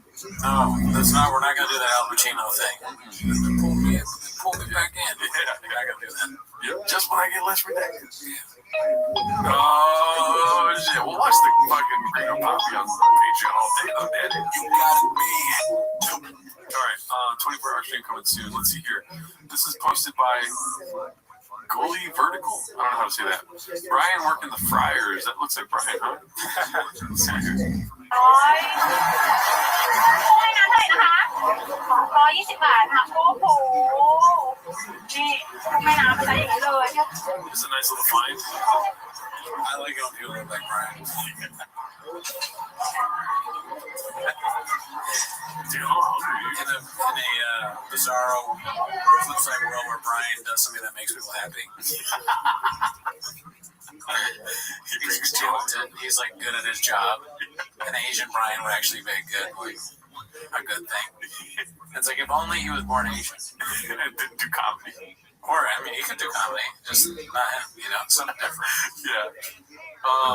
This one's posted by Vanilla Greek yogurt. It says, "Oh no." Oh shit. That makes me big old pussy. I don't know if you got it, dude, but Spanish Espanol now available. They're buying it off Walmart. So that's why it's from China. I couldn't find it anywhere, dude. So I just put it in. I was thinking something different, but what? The chairs. Oh, because that's where we got our chairs. Oh, so the chairs are also from Walmart. But you never wanted to say that you got it from Walmart. Oh well, like I guess if you keep watching the T-Most, you get a big thing. Yeah, those from Walmart. I got them from Walmart, Daddy. But I put American stickers and flags on it, Chinese shit. Yeah, we put Trash Tuesday stickers on it, dude. That's true. Daddy, you're alone now. Let's see here. 3.1 stars. Great reviews. Red, $849. Expensive gift. Yeah, pretty good. Nice dad. Great dad. The best of stuff dads. Let's see what we got here. This is Will Cancel Christmas on Your Hammies, posted by 18416. That's a fact. Yeah. She felt different. Thank God he got away from Papa Rat.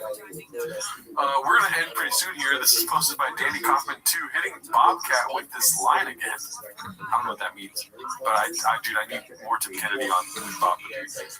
He was dabbing when you were 9. And he's a more athletic, bigger, faster, stronger, better ball player than I was. And I went pretty far. He was dad when you were 9. Would you have beat me? I said, this is the difference. I didn't have a plan B. You would have to kill me to stop. See how you get a little tired and you take a break and stop? Dude, we don't want to kill you. We just want you to stop playing baseball, dude. I had to murder a 9-year-old today. Ask me why. Why? It would stop playing baseball. I said, I will kill you. I had a gun. Actually, no, I'm sorry. I was carrying a knife and I left my gun at home. I said, I'm gonna cut your neck, slice your throat, you bleed out if you don't stop. Coming to baseball practice, and he looked me right in the eyes. He said, "I'm ready to show. Try it, pussy." So I murdered him. I guess that makes me a big old pussy. Let's see. Never stop, Bubba. I'd run circles around him because I had this fucking fire, dude. And I just wouldn't stop, dude. And eventually you would, and that would give me more energy. I wish he had a funny thing to say at the end, like, and then my son told me, and then his son said something funny. My son said, "Let's get ice cream." My son said, "I want to rewatch Game of Thrones from the beginning." Let's see here. There is another one that I wanted to watch from the Tim Kennedy episode, but it didn't get enough upvotes. You guys don't matter. Let's see. This is a text post. Tales from the Popaverse, posted by Tony O'Hanlon. Old syndrome of a Downs would never lean this heavily into Chang's. So at this festival time of pissing sinks, let's revisit our best content ever produced. I have been watching those because I was trying to find some footage to put into the songs. Bada bing, bada boom, carne asada. Didn't find it, dude. I thought I just remember it differently. Tales from the Popaverse was so well done that it just created other scenes in my head, you know. Let's see here. Me, Texas Racer B, posted by It's Loves Movies. 9. Okay, this is probably it. Going, oh yes. Wait, I don't know if this is it, but we'll see. Dandy Kaufman 2, going band for band with Psycho Tim, talking about Puma pounding in sliders. Let's see. I'll show you goals for my son this weekend that It's crazy what they can do on ice. There's 4 defenders all descending. Like, okay, we know who that kid is. Holy pastor himself. So good. Off another kid's skate. That's wild. Before he scored a goal. So he's like, bink, bash. And then put exact corner. 10 years. It's like, where's this? I had my son. I was giving him some shit because he was in a bit of a slump hitting, and he just goes, he's a smart kid. He goes, Dad, you trying to hit it? I go, I will. He goes, you let me pitch it? I go, yeah, dude, I'm gonna fuck your world up, buddy. Dude,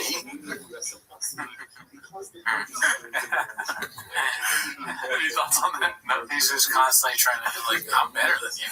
I like the idea of just constantly telling your son, like, listen, there's just in comparison to me, you're a bowl of shit. I know you're 9, but you suck. Yeah, I'm a master at everything. I've mastered it, and if you ever put me against any 9-year-old, I'll crush them. Math, baseball, obviously, driving. And I'll walk away on skate with a Diet Coke. Fucking, oh my god. you could, Dad, do you think you could pull more girls than me? Like, dude, I would die if I couldn't have sex at your age. You'd have to kill me to stop having sex. Yeah, you'd have to kill me. You don't want to know when I started. I was a baby. I had sex when I was a baby. Why, shy baby. Give me that push. Goddamn baby, take me. Alright, sorry. I got in there. Oh, and then he goes, now, Dad, I'm only throwing you high fastballs. It's not even my fastest. You want me to start mixing up with like the cutter and the changeup and stuff? I go, sure, dude. Not a prick. I think Home run derby. Oh no, he's saying that he couldn't do it.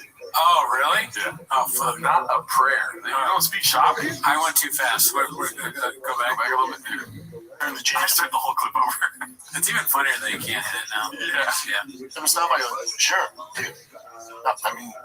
Not a prick. And then he's like, we good? But are we good? That's awesome. I'm like, you're good. You're good. My bad. Yeah. My bad. Yeah, my bad. Actually, that was kind of funny setup that he wasn't able to hit that ball. I like that. But it could have been funnier. Yeah. Not a prayer. Yeah. Just don't do it in the weird voice. What's more psycho? The fact that Tim Kennedy's willing to share his address to have terrorists possibly come and kill him, or the fact that he's sitting in a chair like this, dude? Somebody's got to sit in the chair weird. With suspenders. Brian usually sits kind of strange, so, he's not there, so you got to have another guy doing that. We should have a petition started that we want more Tim Kennedy content. I agree. All right, let's see what we got next, and if not... the war is on. Dry Eye 594. The war is back on. Shout out to the creator of this series, Levon, correct? Yeah. I've tried watching this, I just couldn't get into it. Let's see what it is. The Redacted Word Part 2. I just say descript on the back. I think it's an editing program. John Bonet Redact. That's the redact word was fought in thousands of places, too many for only anyone to count. Score and 7 years ago, Brendan Shaw, infamous redact and longtime mercenary of many a redacted war, had just voluntarily stepped down from his position as brigadier commander of the 65th. Yeah, sometimes it's like you're cooking in the kitchen and, you do a taste test. And when the chef tells you a little more salt, you just listen. Yeah, there's something off about it's like somebody that didn't watch Ken Burns and his maybe. Yeah. They didn't hit it this time, but I'd eat it. And maybe if Levon didn't do what he did, we'd appreciate this. But Levon killed it. Yeah. Shout out to him. We miss you, dude. But I think that's it for this week, dude. Alrighty. Well, we'll see you next week. Take your Ray-Bans. Now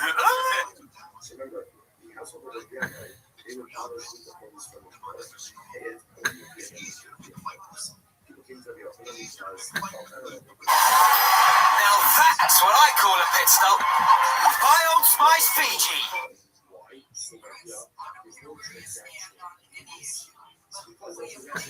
He was thrown out by his owner because he was peeing all over the place. Persians sometimes have that kind of problem. He's about as far as you can get from feral cats, I'll tell you. Cats, any cat, if he doesn't want to be seen, won't be seen. Feral cats are very, very, very talented. I'm getting clips. These cats are homeless. Walk me to my truck, yacht where them chicks them suck got. Drink out to Rogan and live back. Like on the podcast, you laugh at and wherever your chef set. The bride make your girlfriend real quick, sweet neck. Now drink this. The only come and hate is garments. 3 C's with the diet cookers. Fight companions, make friends with the man John Rogan. Adios for the real hardcore, cause Dallas and the line boat. The trucks keep it ticket, they got to. There's no fast yours to save you. Don't make them flip you unless you're wearing a sunlight too. A man go dipping, not showing big brown man. Stop laughing, say please dip it. Mr. Hope, pop off, make them stop dipping. With the dinner learn, stop and eat some shrimp scampi. Master lawyers and bartend them stop you leak. If you wanted to hurt me, you got me, brother. Get dropped like a fat Georgie. Sorry if your neck out, if you still talk shit. Renting shops, my promo code.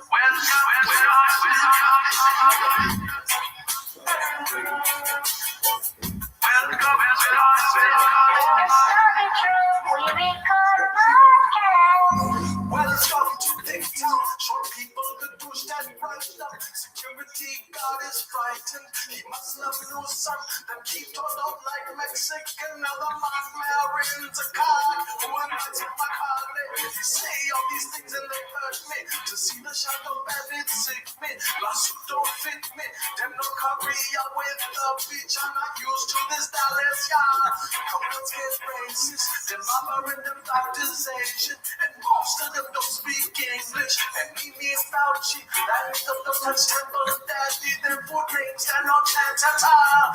And that's why I'm offered to take out once a week from me. With the special gringo popping passing 2 million. And on the LA test on like a mayonnaise bucket. On the wild leave comments and them 3 emojis. They will cook you up a brisket like that dear Rogan. Never drop with no matter how many chicks you freak. And from now on 300 pages will stop you bumping. If they put out the town they move to OST. He's not one of our guys.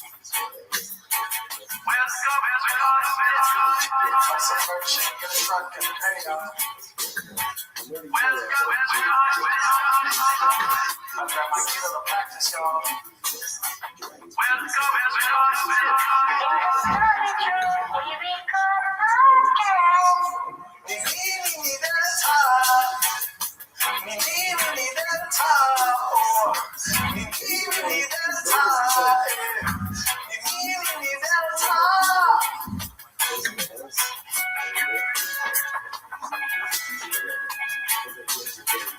Also, I'm down with the bros, Dallas. Quarantine with the homies, you know how much more fun we would have? Oh my god, dude. We'd like play video games all day, we'd work out, at night we'd fuck each other. This guy's so fun, bro. So we're gonna play video games, bro. It's not my favorite time of the week when you get near Papa, try to speak. We'll be surprised today. You better actually watch 10 minutes of shop. Welcome back to 10 Minutes of Shop. Thanks for tuning in. As always, join the Patreon, join the Reddit, join the Discord. On the Patreon, you get early access of this show. But that is not why you're here, Daddy. They're here to watch 10 Minutes of Shop. So let's go ahead and start the timer. Play the chain clip. Alrighty, dude. As you can tell, I'm ready to... I'm not Mr. Whole Foods. I'm sorry. How dare you, dude? I'm an asshole. I was just gonna say I'm ready to fucking name the waters, dude. Oh, shit, really? Yeah, look at my hat. I got my name the waters hat. That's the new. Oh, yeah, dude. That hat is perfect for the show, dude. You're in the Thick Boy Waters, man. I got the Thick Boy Jelly Donut on my shirt, dude, and I'm ready to name the waters. How deep are you in the waters? Oh, I can show you exactly how deep I am, dude. By the way, this is 100% serious. I'm far too deep. 10 toes down. I'm balls deep into the water. I swear to God. I forgot about balls deep. Dude, look at, I mean, this redactedness I made. Oh yeah, this is one of the greatest things. This is something I posted on the Changs. I posted it. I didn't. You just posted it yourself? I posted it myself. Oh, I didn't know that you did that. Yeah, so I was like, dude, I worked way too long one night making Joe Rogan hump over and over again with the carne asada thing. And it wasn't even that made me want to post it, dude. You know what made me want to post it, dude? What? Is this moment at the end where I have Joe Rogan singing carne asada. Oh, yeah, let's check it out. Right here, dude. That right there, dude. I was like, I'm posting this shit, dude. You know what I mean? Changs just makes like art, you know, it's like it makes you want to do art and go deeper. You're like, you get into it and you're like, how do I make Joe Rogan sing the song when I'm editing? You know, that's why I bet a lot of chefs can relate to you. Yeah. You're a chef pretty much now. It doesn't matter, obviously, but I never said it mattered, but Bobby Lee is one of the closest friends. Me and Bobby talk about it. No one's been more supportive when I speak. You can just let it go. But I never said I mattered, but I do appreciate the kind words people are saying. And guess what, dude? I never thought I would like working the fryers. You know? Oh yeah. But I will say I do enjoy it. And does anybody understand? Doesn't matter. No, doesn't count. Yeah, doesn't count. No, yeah, no. I mean, I saw the comments too. I mean, of course, I never read them, but I saw them, and they were so nice. Yeah. I don't know if we talked about this before, but I want to thank the Reddit. What they say about you guys is not true. You know, I mean, sure, some of you are evil. You know, like, but most of you are good guys. What does he say? It's because they're all sad. We're all sad. You're all sad, and like a lot of you.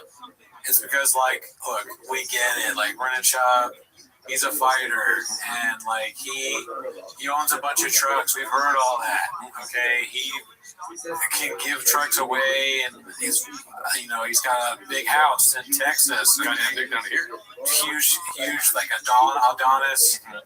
And listen, I get it. He was in NFL and all that stuff, but at the end of the day, it's like, you guys are haters and you don't count. And he's on my fans. So, what are you going to do, Nate? What are you going to do, Nate?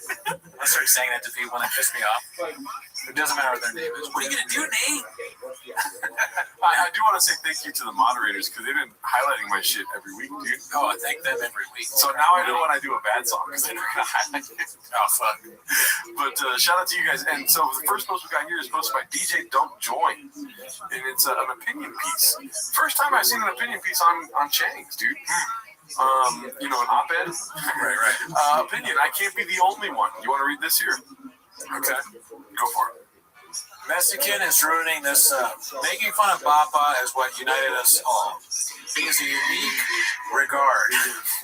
Completely delusional, with an unbelievable amount of moments failing in epically embarrassing ways. He gives the chefs in this kitchen the finest ingredients to cook delicious dishes for all of us to enjoy. Mexican, on the other hand, has absolutely nothing unique about her. She's unbelievably boring and pedestrian. I can appreciate the chefs trying to expand the menu, but you just can't create the same level of flavors using poor quality produce and ingredients. Like many, I've enjoyed this for years, but it's been hard to keep coming back regularly, only to see more and more of her moon face in the feed. It feels like I'm now eating a day-old grocery store deli Chinese food that's been marked down to get rid of it. Yeah, dude, couldn't have said it better myself. You think this? Yes. I mean, this is probably one of the reasons why we stopped doing this weekly, because the amount of Mexican. Yeah. Let me tell you something. Spicy. You ready? Spicy. Dude, what are you doing, bro? Here's what I'm saying. Okay. I understand what this chef is doing. What he's doing is smart. He's playing 4D chess. Okay? You and me, we're the same guy. We don't want to see Mexican on the sub, not because we have a problem with Mexican. There's not a Mexican problem here. It's the least problem. The issue is that we don't want to see her get destroyed on the sub because she's a family person, like a family member. We prefer not to see his family drawn out in the comments, you know? Like, we don't want to see his wife and children, like, so what he's doing. She didn't fight the heavyweight class. She can't take it. True, yeah, she's not the one flipping trucks or selling trucks. She didn't get a 1.1 on IMDb. No, she didn't have anything to do with the Gringo Poppy other than probably lies, like crop out the uglies. And Her mother-in-law had more to do. Her mother-in-law speaks no English whatsoever. We're always trying to tell her. It's Pino, bitch! But it's 40. He's just trying to be like, hey, let's stop doing it all the time, right? Because we want to focus on the podcast. We discuss the podcast here. I don't particularly enjoy having to tiptoe around memes of her ass, Yeah, when I'm in the break room, I don't want to see girls' ass, dude. I just want to work at PFJ, Daddy. That's a damn lie. You're right. I mean, come on now. I guess that makes me a big old. Actually, that's not what I want. I guess that makes me. What's up, baby? But anyways, you get it. Yeah. We get it. Man. This is great. She's the best person ever met. Okay, let's see. We got another one. This is posted by Carnival Bum. It's called "We're Getting Close." Getting close to what? I may ask. Get porn. OF. Showing my man goodbye before he goes to work, thinking he didn't see me, and she's thick. Influencer, I mean, I guess it's just a thing to do when you're an influencer. You do these kinds of things. Yeah. Is it my cup of tea? No. I like Huevos and toast. Yeah, because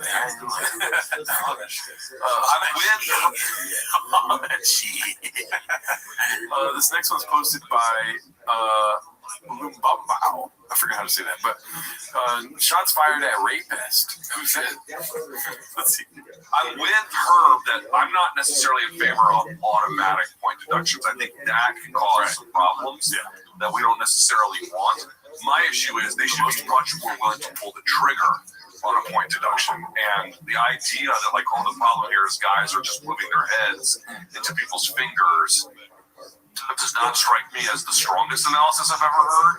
So I'm kind of between Herb and then between Dom. No, I'm opposite Herb on this. It's like, that's why we made a rule that guys just can't take their piece out in front of chicks casually and randomly unless you're Brian Callen, because it doesn't matter the accidental intent or no, you walk. That's the randomness is what makes it so funny. It's like a stretch. It's such a huge stretch. It's you think this could piss off Luke maybe this far into the bit, away from what they're talking about. But Brian is so funny that he's like, I got one, dude. If Luke gets a replacement, they've got to be working at PFJ. Hopefully, yeah. You got to continue the tradition. Yeah. Into my dong, they just happen to be out. No, that's inappropriate, brother. Okay,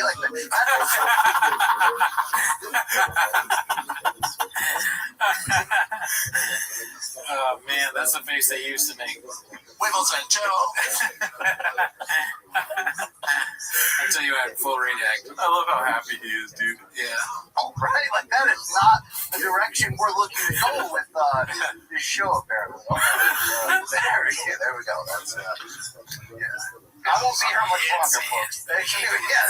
Yeah, this is the retirement tour. That's good. Okay, hey, those are our. I mean, it's just so funny when it goes to the strongest analysis I've ever heard. I agree. He's already got the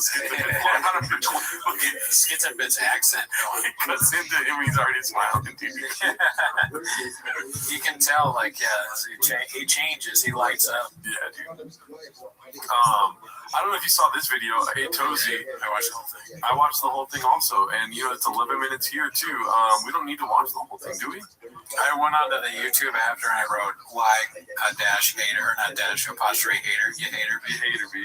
That's fun. Yeah. But that's a great video. I think Tozy, whoever he is, very funny. Tozy breaks down Brenda's truck giveaway grift by Higgy Fresh. Go check out Tozy, dude.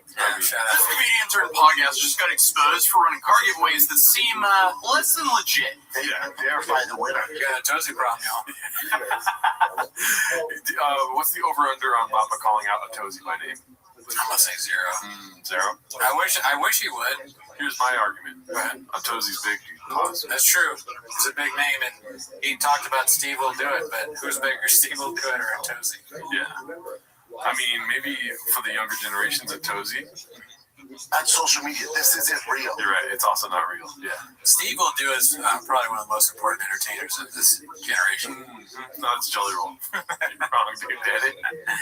Get a lower, Daddy.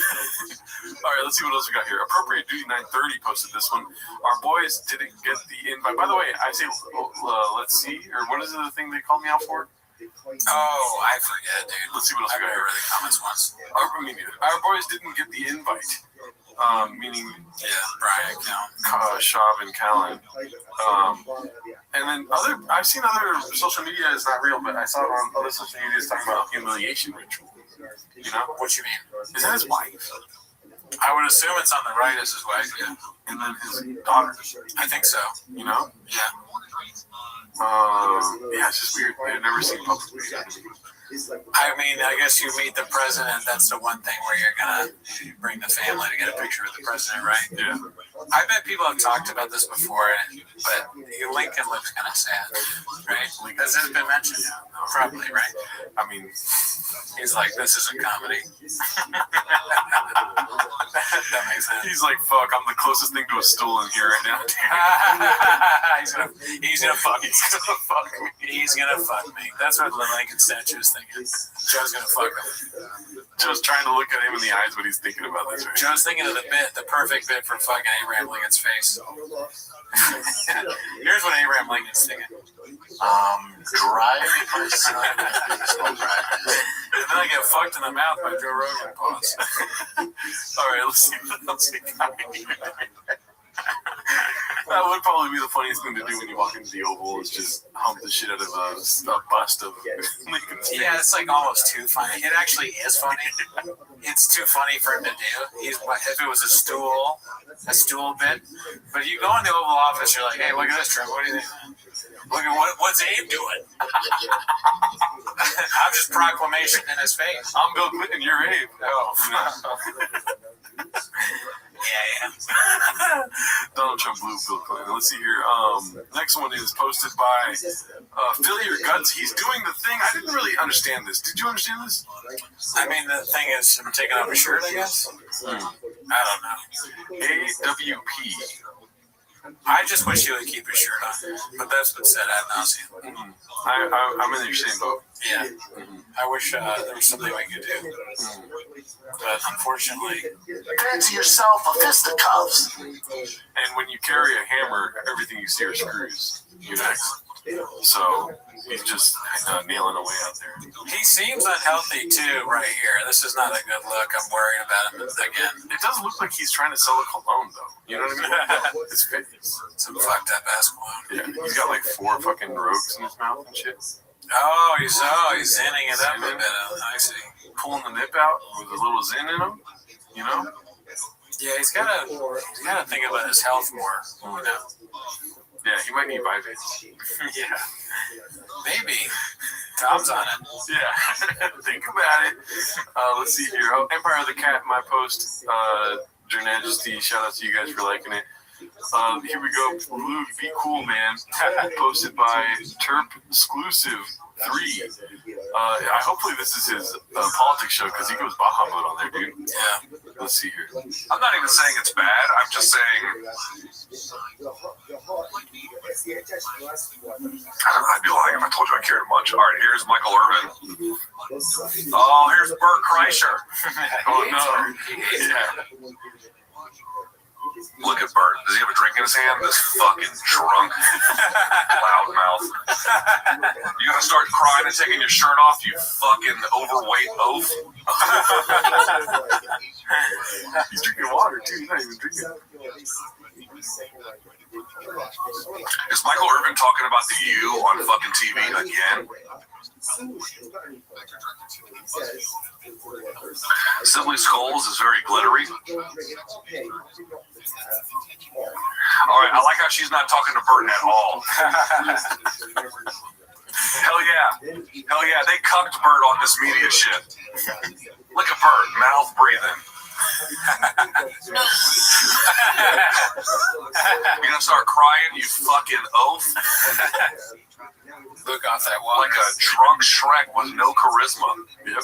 God forbid you give Luke a liquid death. Yeah, dude's fucking him, dude. Oh, my bad, Mr. Whole Foods. He fucked you up. They didn't get one word for that fucking oaf. I like that he calls him an oaf. Oaf is funny. I like that. I really like the impersonation. That was good. I never thought about that. Hell yeah. Great job, Silly Skulls. Hell yeah. They didn't get shit from him. Fuck yeah. Yes. Hell yeah. They're like, yo, I want to hear from everyone in this group circle except for this fat motherfucker. Yes. Fuck yeah. I wish I knew what the cause. Nice right-hander from, well, I want to, but especially the right-hander from, oh God. I'm fucking this up, y'all. I was too busy just hating on Bert. I mean, I'm gonna guess what it was the Joshua Jake Paul fight and then some sort of media thing. No, I'm talking more about like Luke's distaste for Bert. Oh, where does it come from? Yeah. What's the origin story? You know. Well, That's social media. This isn't real. Oh, okay. I think it might be social media. But he basically tells him to what? I guess that means me. Pull the fuck up, dude. That's the narrative. I was. That's funny. Like Luke and Bird fight. Yeah. I mean, Bird is just one of those guys that makes everyone hate him because he's so obnoxious. Yeah. So, what do you think Bert's reaction to watching this is? That's a good question. Me? What did I do? What did I do? What? Everything, man. I mean, it's only a matter of time before Bert gets wind of this and says something about it on his show. You know? Maybe. That would be so fun. I hope so. Yeah. I hope it's just like when he was like, dude, Rogan called me and he said that fucking Mayor was talking shit. But then it wasn't Mayor and her wasn't him, it was Dave Chappelle. Oh, yeah. God knows. Alrighty, so this one's posted by Texas. Is there a Sun 187? It's Dicey. It's a picture of Jeffrey Epstein with, oh shit, is that Crystal Lee? Oh, wow.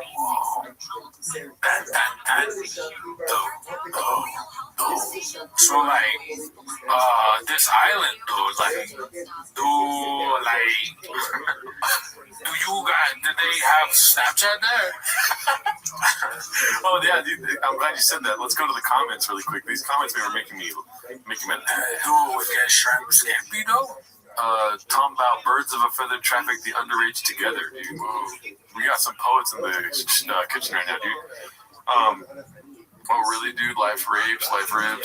Oh, really, dude? Wait, there's a couple good ones. There's an island with a secret sex cabal that traffics underage girls. Oh, really, dude? And then, you know, his famous doesn't exist. Hollywood's full of great guys. Like, that's where the oh, really, dude comes from. You know that? Yeah. He was like, oh, really? That happened? Yeah, right. Here we go. This is the one I uploaded, dude. The flight logs go away, right? Oh, that's good. That's a good one, Tragic. Shout out to Tragic Mike, dude. Great profile picture, too, by the way. Let's just highlight that really quick. He looks a lot like the guy in the Elephant Graveyard video. Oh, yeah. Cold dude. That's how bad it's going. Mike Graves is like, that guy, you know, the one that does the stuff. He has a podcast. The white boy that works a lot. Let's see here. This one's called... This one's called...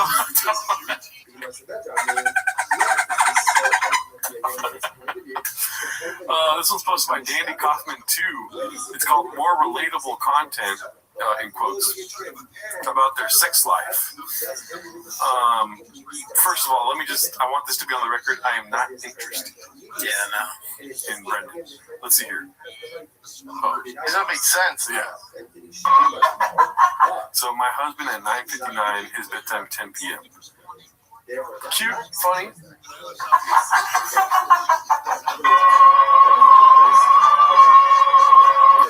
Here's my problem. So when the sexy window closed exactly at 10 p.m., Brandon Cody. Yeah. Not the Ice Agent, you. Yes. What's sexy about getting tickled? Is this like a window into their sex life? A little bit. I didn't even think about that yet, but no, I wouldn't really want to be tickled before. Yeah.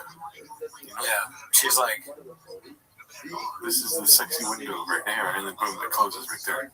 the tickling is sort of immature. You know, it's very like Brendan. Fight locked. Yeah. What's that? Fight locked. I mean, why would they film this? Like that part of it's just kind of dumb and goofy. I guess it's how smart they are. It would be funny if she was like giving him a lap dance, and then like he fell asleep at 10 p.m. You know what I mean? But tickling is like, that's not sexy window time shit, you know? I'm gonna be honest with you. I don't know how to make this funny. Right. I'm not sure there's a way. It's pretty bad. It's a horrible start. Yeah. And then I get the joke. He's tired, so he fell asleep. That part is probably the strongest part of the video. I don't know how to make money. Yeah. It's not sexy time. Yeah. It's like him. Maybe just make it ambiguous as to what type of time it is. Yeah. He's saying carne asada, chile, and then he falls asleep before he finishes the bit, and then she gets sad because he wants to hear the rest of the joke. Okay, it's impossible to make funny. Yeah. No, I think you proved it. Yeah. You tried. You gave it a valiant effort. Or maybe he's eating huevos rancheros, and then he falls asleep midway through. It'd be maybe there could be something funny about him eating too much food. But that's kind of gross too. Yeah, I just don't like what you raise a good point. The tickling is very strange. Yeah. It's like a kiddie thing. Yeah. I don't know why you do that. What does that have to do with? And why would he be like, if you're a cheat, would you want your husband to be doing that? I don't know. Would you want to fuck that? I don't know. We'd have to ask them, but I don't think so. Dude, Poppy, what are you doing, bro? Well, I look forward to being on T-Fat Kid to Ask. Let's see here. This one's posted by Caterpillar Hot 7539, one of our guys, talking about archery for years. I didn't know this existed. I mean, that's just a funny picture right there. It's a picture of him actually as a kid doing it. Wow, he looks like a mature 6-year-old. He would shoot it like that too, like not looking where he's aiming. It's hilarious. Very Brennan shot. All right, let's see what else we got here. Ow! Hey, you just shot me. Oh no, that's cool, bro. Bubba. But yeah, Bubba, I get it. Cool, don't kill me. Get it, it's in your leg. Okay, we get it. This one's posted by Handsome Black Man. No once done more for the sport of boxing than Jake Paul in the last 15 years. Brandon, Mr. Flip Flop Shop. So I don't know what the first take was, but I'm assuming this is the flop. Yeah, probably opposite. Let's see. Here's the one thing nobody realizes about Jake Paul. Say what you want about him when it comes to fighting. I'm laughing because he's doing the thing that we all do. We're filming ourselves, or at least us unpolished, right? Where you are holding it and you go too long in the beginning before you start talking, but he leaves it in because of course he does, right? Yeah. And it's so like nobody wants to hear this. This is not, who is this for? Nobody. Right. Maybe Chang's audience. Nobody cares.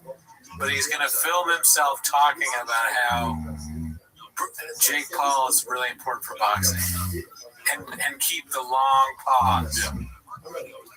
Nobody talks about. Also, this is definitely the phase when the team's like, I think we got better ideas for the YouTube channel. This is what's looking back at you. There's no interest at all. Yeah, not in hearing something else. He's like, cool story, don't kill me. We're doing a pizza fucking vlog. Yeah, Brandon Shaw's like, oh, I'm sorry. Are you chick with big tits? And we're like, what? Are you chick with big tits and tight pussy? No? Oh, then shut the fuck up. He's like, okay, that's a great idea. Are you 6 foot? Yeah. Doesn't count.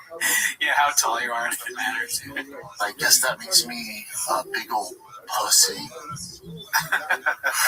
Let's see. Let's take note of this. A pause here, really quick. Yeah, that's a pregnant pause there. I love the all-staff jersey in the back too. The Michael stuff. Here's the one thing nobody realizes about Jake Paul. Say what you want about him when it comes to fighting and last night's Anthony Joshua fight. I have some questions too. That's all fine and dandy. Mike Tyson fight, all that. I get that. But the one thing nobody realizes is no one's done more for the sport of boxing than Jake Paul in the last 15 years.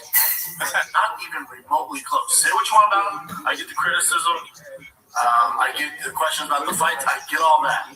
But who's been more important to the sport of boxing than Jake Paul? I'll go. Oh wait. I'll go. We go. You go. It's take 17, so he's like, I can't. I got this far. It stays in. When the hot intern has an idea for the YouTube channel. I'll go. You go. Yeah. He's into it. And he says 15 years because that's as high as he can count. I mean, Floyd Mayweather was pretty big. I say so. I say Mayweather. Is it 15 years of Paul? I guess. Has he been doing boxing for 15 years? It's probably less than that, right? A lot less.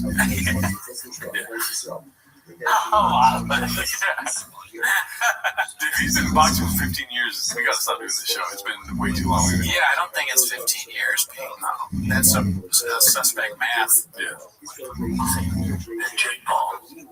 I'll go. I'll go. He wants to make points like a clever guy. You know, someone who's good at broadcasting, but he can't do it. That's what's fun. It's always going to be something crazy like that. I'll go. I love this face, dude. I don't know what word he's saying. And Jake Paul. I'll go. Who?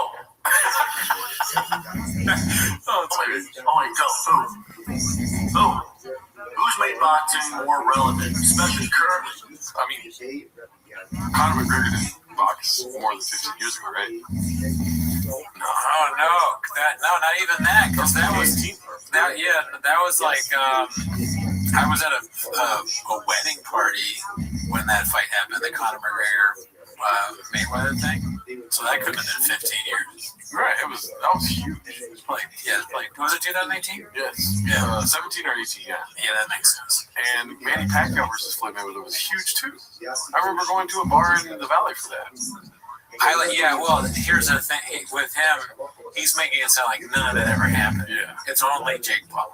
Yeah. So it's kind of funny. So when you go, he's gonna just dismiss whatever you say. Oh yeah, big deal.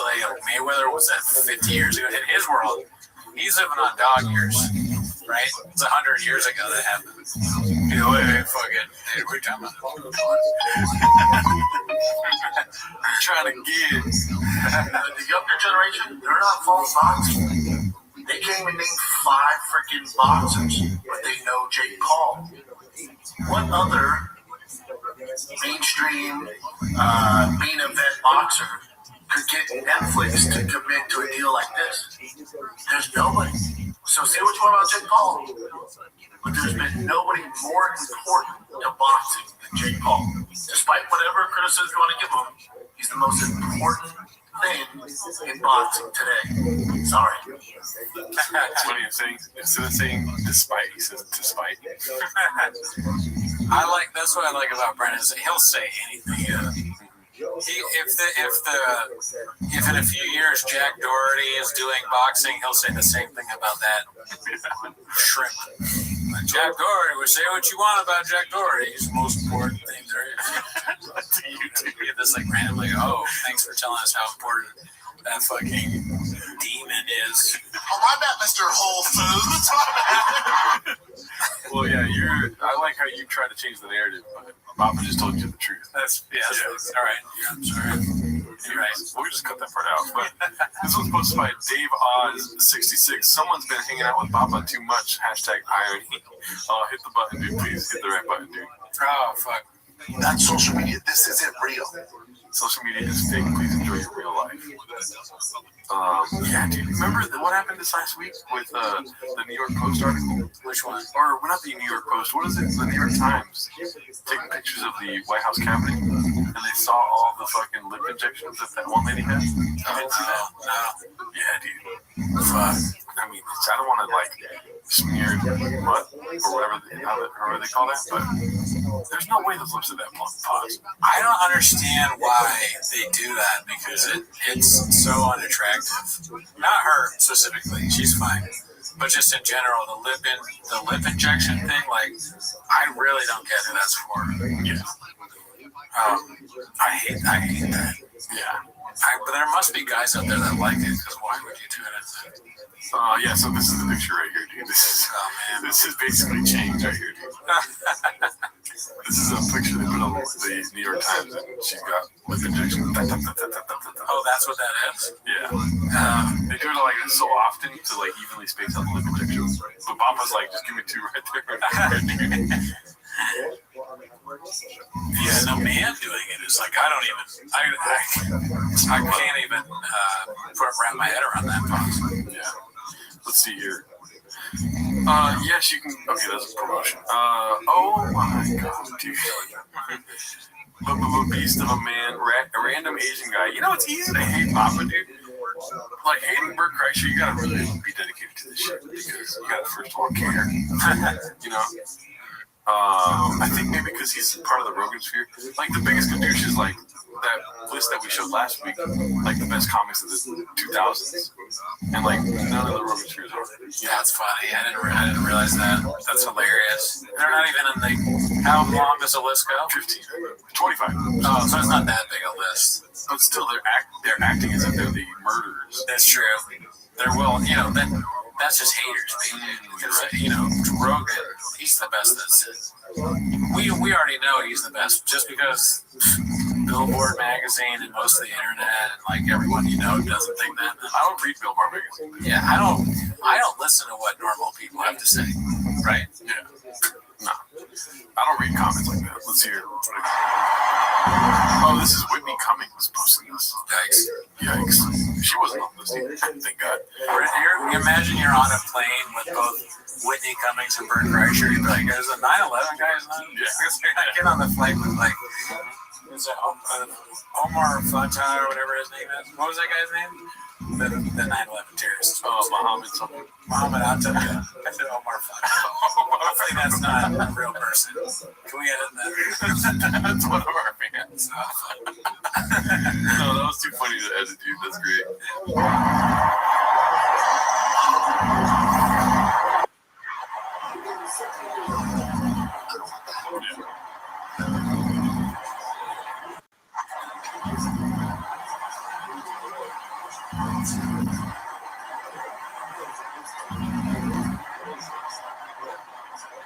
How about this?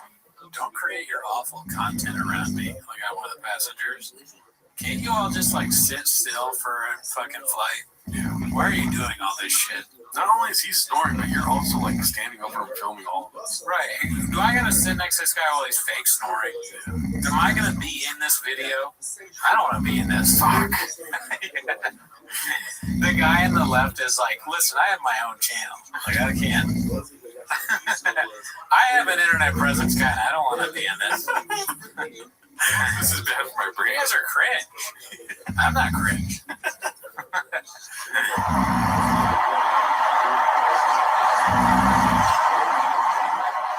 Yeah, this guy is. That's Alan Dershowitz.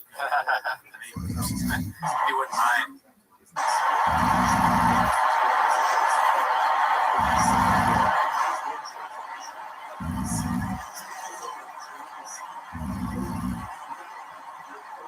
Nothing funny about that.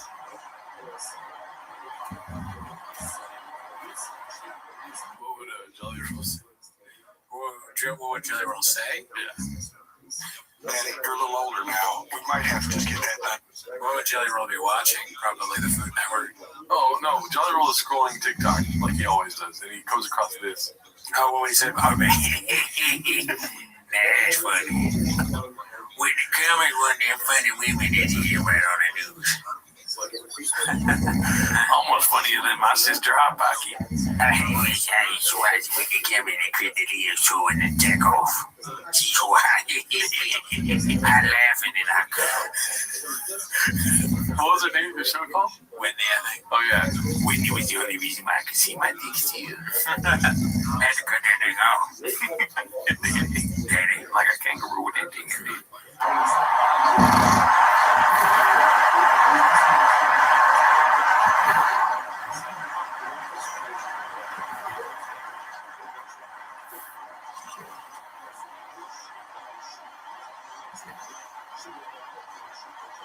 It's the worst ad ever.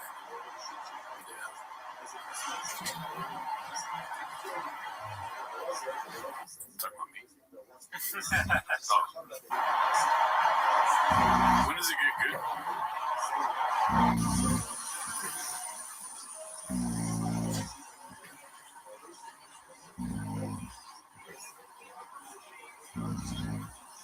This is me on a flight though, for real though, not doing bits. That's how I act. I'm never sleeping on a plane again. Whitney Cummings might be on there filming the whole time. I can, for some reason, fall asleep like this, and it's one of my favorite things about me.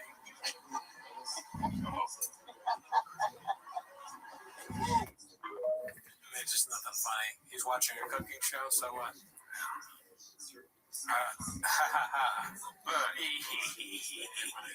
Oh man, the fans are gonna love these watching this cooking show. Chase is gonna make orange chicken. That guy's Asian. No, we're not fucking redacted. It's his homie though. It's his friend's cooking show. Oh, okay. Yeah. I wish I didn't know that. I wish I didn't know that. This is supposed to be One Usual 4460. It's called, hey Brendan, I got a new idea for the YouTube to make it successful.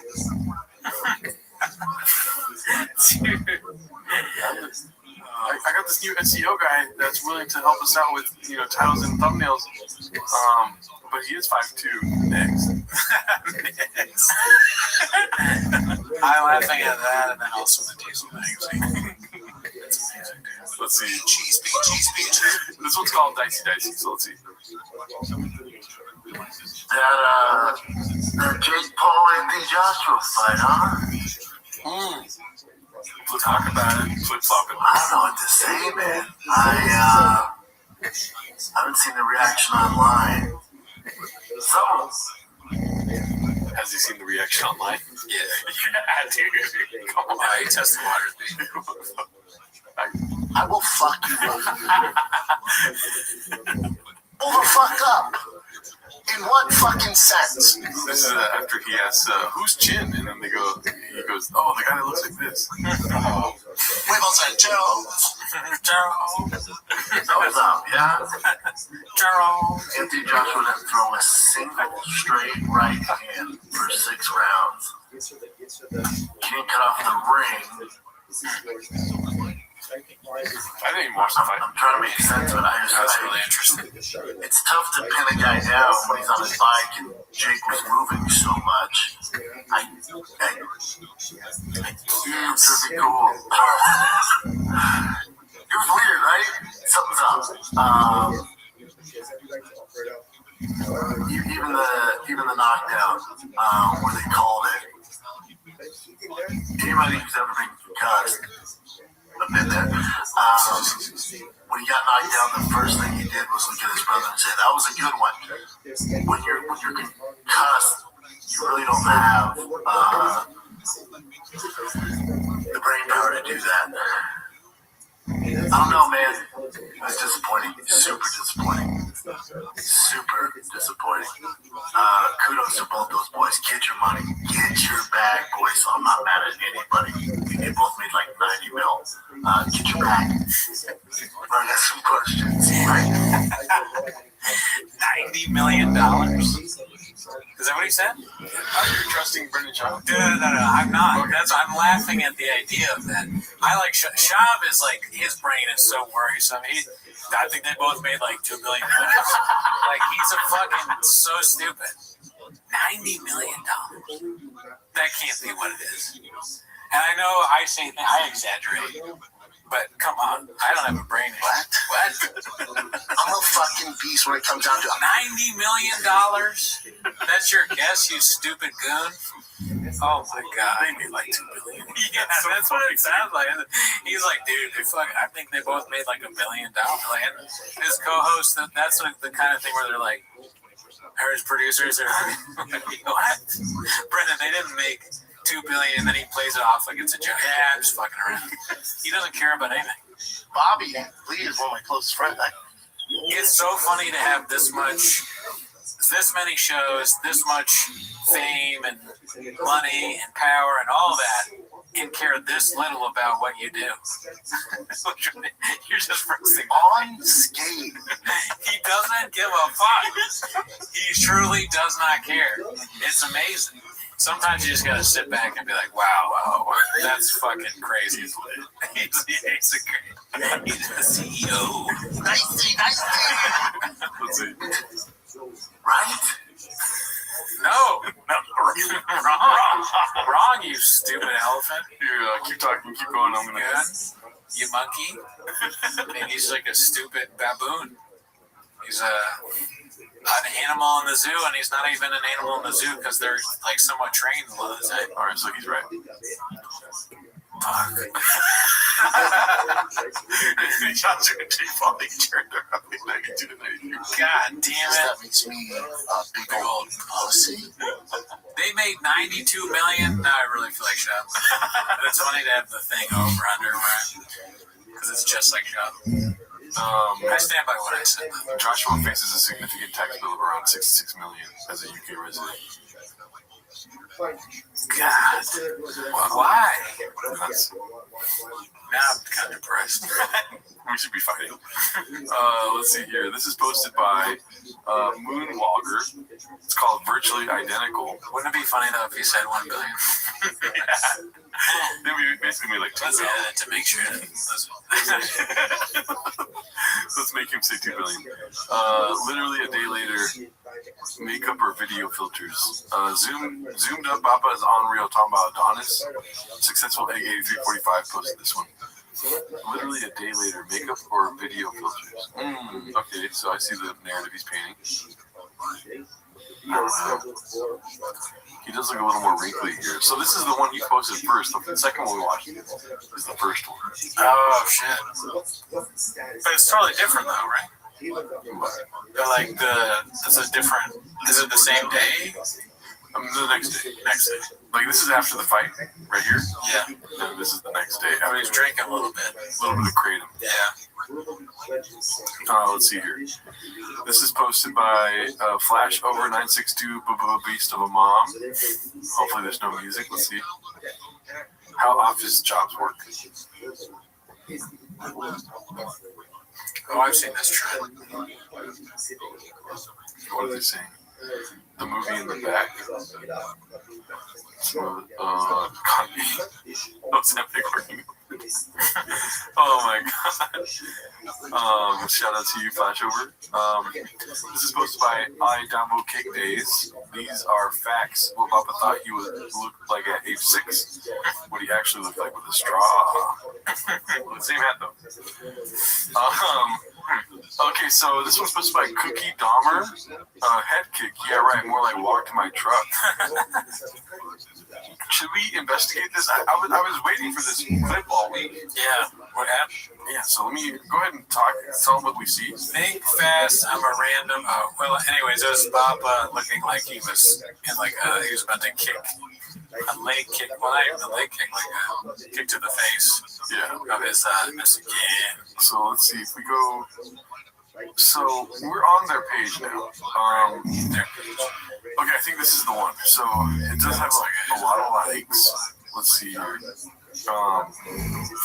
So he's just cooking. You know, he's on the fryer.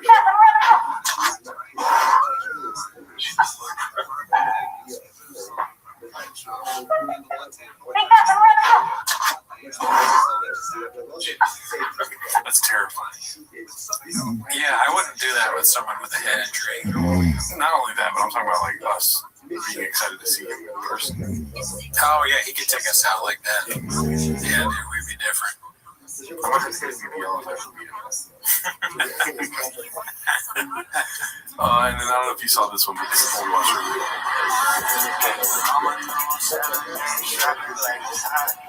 So as you can see, he's driving. He thinks he goes back for comedic. I already know what happens, dude. Okay. I watched this all night. Thick boy. By the way, nobody's talking about the resurgence of the thick boy sweater. Oh, yeah. Right? They still moving that merch? In fact, they are buying double. Where's he going? By the way, the coolest truck I've ever seen. Not a bad truck. That's a sick ass truck. Spicy. Why the fuck doesn't he, use that truck more often? Why has he got TRX? That's his favorite one. He doesn't share that and talk about it as much because he doesn't want to have to sell it. But social media is not real. Yeah, it's true. Yeah. That's social media. This isn't real. Case in point. Also, let the man go to work. Why are you flashing me when I'm leaving? What is work for him? Is it the podcast? Yeah, do the most podcast. Okay. He's driving to the storage unit. Have fun in your storage unit. Yeah, so that was the original thing. Anyways, let's go back to the Changs here.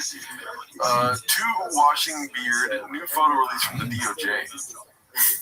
Weird redactions to have there. Certificate of eldership. Way back in the day. Man, that's just a Callan word for sure. Eldership. No, that's a Delia thing. That's a Delia thing? Yeah, the elders on this podcast. Really? Like, what does that mean? Basically, it's like a hierarchy. Oh, right. Right. He always wants to group people in and separate. And, you're the dude. You're a fucking elder now, brother. So now, you can text women for me. You know what I mean? They misspelled shop, though. That's weird. Can't really see. I know, me neither. I just made fun. Let's see what we got next. New persona activate. Posted by Caterpillar Hot. 7539, me Bower. In reference to him saying me racer. Yeah. Great. It's a pretty good one. Ronin 777 or whatever it's called. Kooky Lengthiness 60 posted this one. Chang's employee honors the company values. I saw this, yeah. P.F. Chang's waitress arrested in Bellevue after dumping sauce on diners who didn't tip and mocked her service. Let's see here. Witnesses say the table rushed their server, mocked delays by saying Asian food is fast, stayed nearly 2 hours, ran up a $198 bill, and left no tip. After the comment was repeated at checkout, the waitress returned with a bowl of house sauce, dropped it on the table, and shouted, "Fast doesn't mean careless." Drive fast, all guys. It's a funny thing to yell something so serious when you're mad. Fast doesn't mean careless. I would have probably yelled, "Fuck you, you fucking bitch!" Yeah. But you fuck with the chefs, you get the horns. What else would you say, dude? That's the narrative. I don't like the sauce. I will fuck you up. Oh, that's hilarious. Bitch!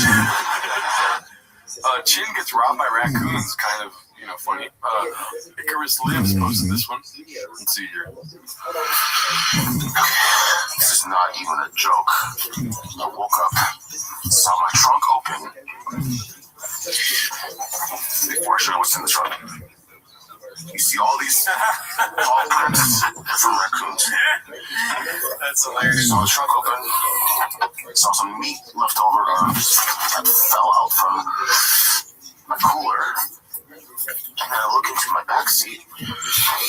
We're supposed to have some banh mi sandwiches for lunch today, and I can't tell you how much we are craving these banh mi sandies for lunch. You have to double down, or let the people know. They're all destroyed.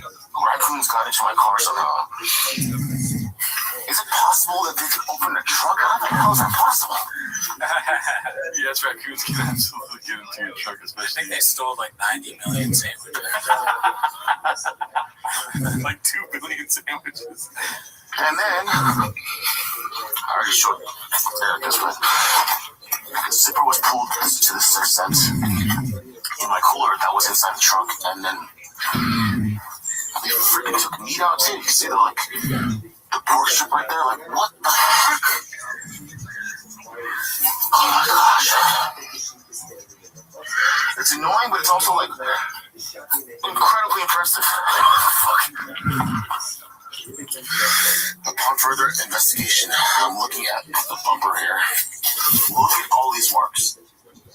It is insane. So I'm guessing these sons and mothers were all like climbing up, and they were just like touching, and one of them was able to do that, and then they freaking opened the trunk. Holy mother! I'm starting to hate you. Yeah, I mean, changing planes, Papa. California? What? That's not why you should know all this stuff. It's boring. One, this is a boring, like what you're saying is boring. But you camp all the time. You should know that you should know where to put stuff so it doesn't get stolen by animals. Lock the doors. Maybe don't have your just Korean barbecue just hanging out. What the fuck was that? You got just a random pork thing hanging out of a bag? Like, put it in the bag, you stupid idiot. I think it was in the bag. They unzipped it. But lock the doors. That's like... I don't think they unzipped the bag. I think Chin is an alcoholic nut job. He's boring. He's just drunk, and he left all his food in the car, and then he's filming a video like, this is really impressive, though. Wow, I mean, I'm mad that I lost all the food in my camping thing, but I'm actually impressed by the raccoons. This could be great content for my whatever the fuck this is. Is this in Texas? Probably. I mean, fuck, it's dark. They'll do anything to get out of that storage unit for even a minute. Fuck you, Chin. That would have been great if the raccoons left a condom. They're fucking in there. I saw raccoons fucking in my car, and then they were eating my food while they were fucking each other. I mean, let's be honest. If raccoons find food like that, they're not gonna fuck. That would be kind of funny to see, like, you see the video, and it's like raccoons like dining on your food, and then they're like, "We should fuck." Is this Chin's car? Raccoon penis. I would pay raccoons to fuck in Chin's car. Like, I guess you can't. They won't monetize. They're not really interested. They have like more food. Fuck in there. I'm not weird. I don't want to see you guys fuck. That's a joke. I want to like joke on him. I'm not gonna watch. Well, I am gonna watch, but not for any kind of weird way. I don't want to film it, but I'm gonna film it. Yeah. I'm sure I'm not gonna film it. Raccoons having sex in Chin's car. That'll be a day when I don't do that. That's social media. This isn't real. Actually, I guess that makes me a big old pussy. Chin sucks. I used to like Chin. That video kind of, maybe it's just like, it's a quick turn, but I mean, it could have easily just been an Instagram story. Raccoon stole my food and fucked in my car. Yeah, make it better, dude. I don't know. Well, for whatever reason, that just really pissed me off. Yeah. I might also be like still hurting over the 90 million thing. Yeah. I don't mind that I got it wrong. I mind that fucking they got 90 million. What the fuck is that? It's all over my car too. Like you see all the paw prints. Well, I mean, lock your doors. Yeah, no, for sure. I don't understand why you didn't do that. Yeah. They're a camper. You camp all the time. Why is a car that near? I guess it's convenient. The car is very near the tent. I don't camp. But if this is what camping is, I don't want that. Yeah. All right, let's see here. Not balls deep unless you buy merch. Meet Hunter, posted by Dana White's mom. What is it? Archery Country. Oh, yeah, Archery Country. Definitely bought it from them. Let's see here. This is posted by Shoddy Vehicle 2257. Buddy got me a piece of UFC history for my birthday this year. He misspelled Bubba. It's Bubba got me a piece of it. This is Brennan Chomp signed glove. Wow. What does it say? I'm not sure if I'd pay a lot of money for that. Yeah, that would have it right here next to. Oh yeah, we gotta get a signed merch. That's the one thing that sucks. All the shit that we've talked is that they'll never be cool enough or be cool with us. So we can't get stuff like that. It's a big price to pay for what we do. Yeah. Okay, so the Slow Joe Minute is a minute with salsa on top, posted by the Reducing Valve. I don't know if you can see here. It says 3 minutes and 20 seconds for the Slow Joe Minute. Oh, it's JoJo Minute. It's not Slow Joe. JoJo. Yeah. Oh, that's right. Yeah, I see. I need diet starts Monday. Is that what it says? I bet it's Diet Coke. A lot of good Diet Coke stuff going around these days. Yeah, merch one is delicious. This is posted by Dazzling Rabbit 633. Why is Bappa not here? He's always been a hunter ever since he was 16. He's 6, not 16. I mean, the total height in this room is 10 feet at least. Always a pleasure to be hanging out with these great humans, Joe Rogan and Cameron Hayes, posted by Adam Greentree. It's always a fun, positive, and healthy experience.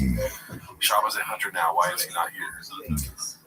That is funny. That's a funny thing to post with your friends. It's always fun, healthy experience with them. Is that normal? This is what guys do. Aren't these bros? This is what guys are. They're guys, right? But would you be like, dude, the last weekend, dude, was so fucking healthy. You know, it was fun. It was safe. That makes me a big old pussy. I felt really safe with you. I like when we posed for the photo together, and we were safe and fun and healthy and stuff. And then we all had AG1, and then we booked each other. What are you gonna do, Nate? Follow you? Full circle. I'm calling them gay now. I'm not. I just think they suck.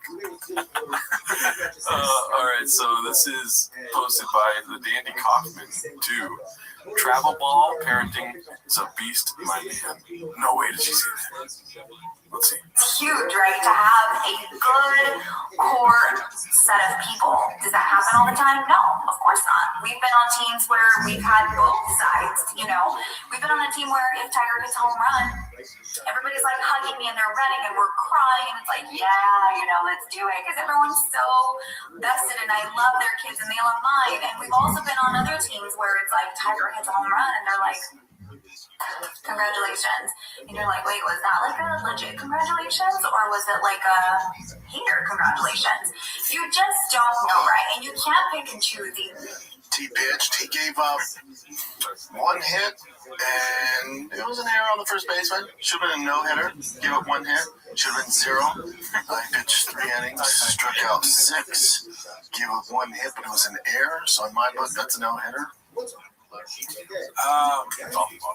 It's funny the comparison of the two because I know I'll get hate for this, but I actually don't think Slojo's stupid. I think she's probably so much smarter than him, and it feels weird for her to be with that guy. She can't be anywhere near as stupid as him. She seems kind of almost type A to me. That's my rate from her. And that might just be the vibe ain't talking. But he's such a drooling good, you know. That must be weird to just. But maybe she's into that. I don't want to turn on the narrative right now, dude. Yeah. That's the narrative? Yeah, that's the narrative, Papa. Bean cheese. Can I? Yeah, retort. I don't want to point out your flaws in logic because there's many, but you hear yourself speaking right. You don't think she's. Nobody was questioning her intelligence, but you all of a sudden brought it to the table. So sure, I just want that to be known, right? No, I'm not calling you sexist, but you know, it doesn't make sense. It doesn't make sense. Men are way better. But driving my son to baseball. Here's what I'm trying to say. Yeah, she's taking notes from Shop. Is that smart? She's blaming the parents not celebrating on being haters. That's insane. Smartest thing I've heard today. Yeah. I am pro JoJo now. No, I'm also hate Chin. I'm pro JoJo. I don't know, dude. I'm fucking up vibing. So we got a dial. I fucking don't give a shit anymore, bro. Light it up. Why does it still do it without the straw? I don't get it. Why are you drinking so much water now? Oh my god, you can't do the dolphin ball with that much water. I feel like Bird now. I feel like Bird. Should I pretend to be asleep? Okay, we got one no more in this pause. Jim had it again. Oh shit, dude. You just wait long enough, Jim Brewer shows up. Enter the Brewerverse right here. Yes. Posted by Born Common 9727. Let's see. Remember the woman's march?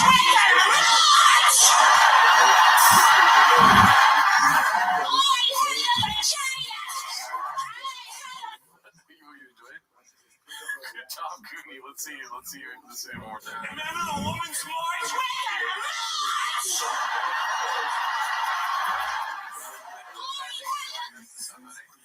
I want to show this somebody and like act like I really like it. Yeah. It might be too painful though. You gotta do the thing where you don't look at them and you just watch the video. Like, You're watching Jim Brewer in public laughing loudly.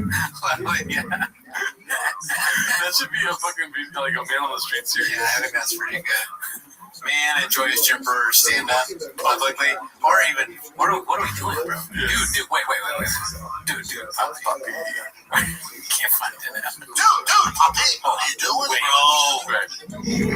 Burn a chop. Why have we not done that? Right. Maybe we gotta do this. We also live here, so we gotta. When we go to New Orleans, we should do it in the streets. People are like, what's that? Just dying laughing. It has to be like a group of us. Check this out.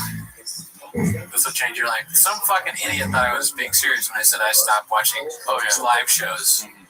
And he was going out. He was like, man. Yeah. Because of Brandon Chop quitting scene. Crazy. Let's see you. Remember the woman's march? We got a march! I have a vagina!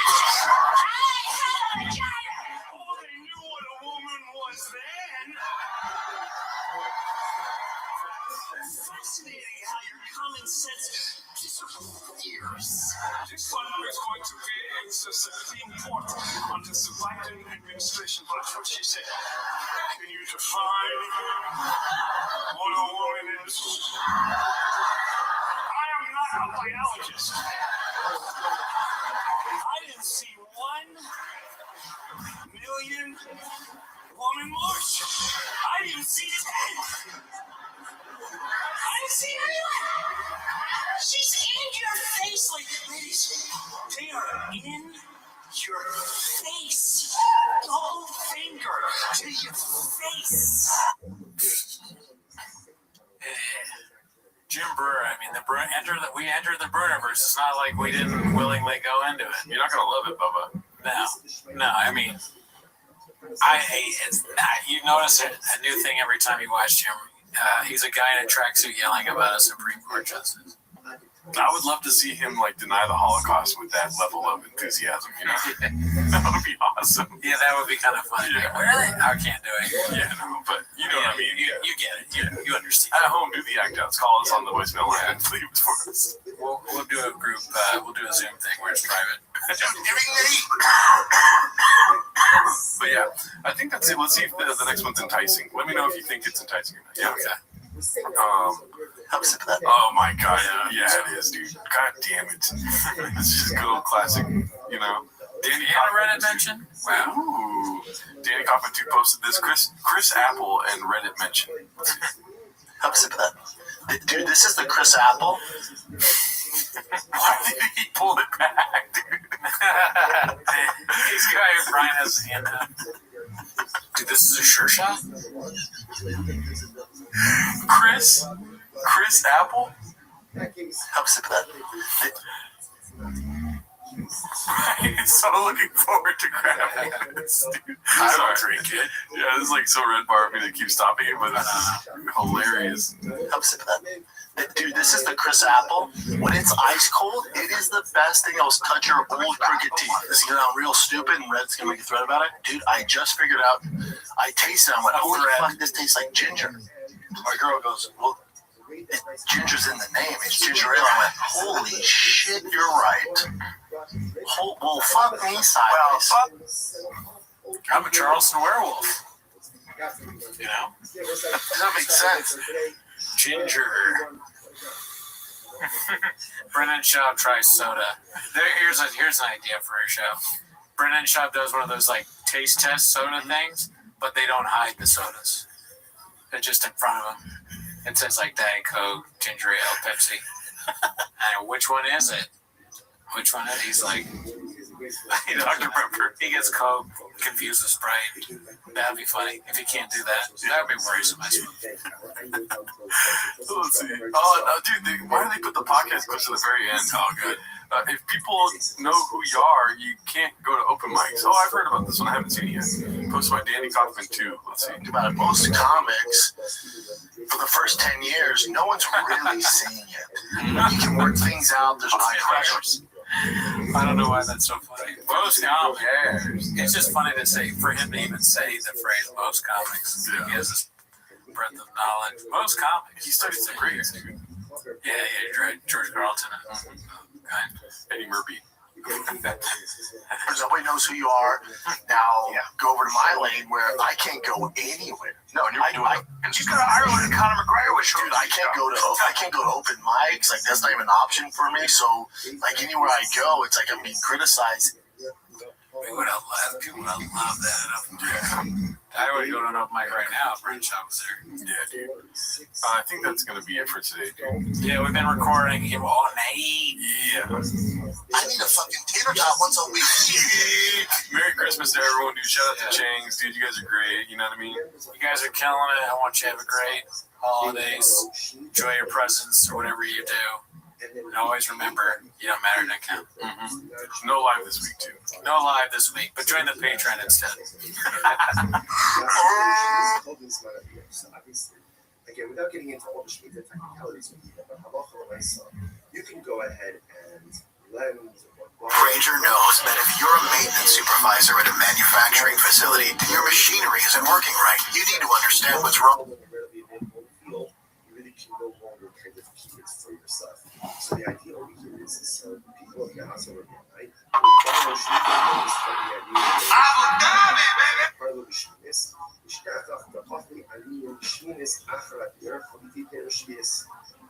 So what ended up happening again is on year number 8, people of Rabbi also repay the aliyim, ultimately again with new programs, 8-year programs. So they came and they said, so people mentioned this practice Rabbi Yochanan. There was something about it, obviously, that bothered people to some degree. So they said something to Rabbi Yochanan. Rabbi Yochanan said, yeah, this thing up it's perfectly fine. It's perfectly fine. Why? Connect on, I will say that, interestingly enough, look at Rashi, you all see that the stars through a couple of Rashis. You all see that there, Rabbi Yochanan said, the members of the house of the Yanais are acting totally fine. Rashi says, lo habu hanach me'en, lo ichbusei han ba'ani, lav chalik beninu, lo chayel kedusha shvies again. We saw in yesterday's daf already. We get into an issue of potential commerce with a forbidden element. So sometimes that forbidden identity can pop upon the previously permitted. So, for example, the concern over here is this looks like one is transacting business, which means motives.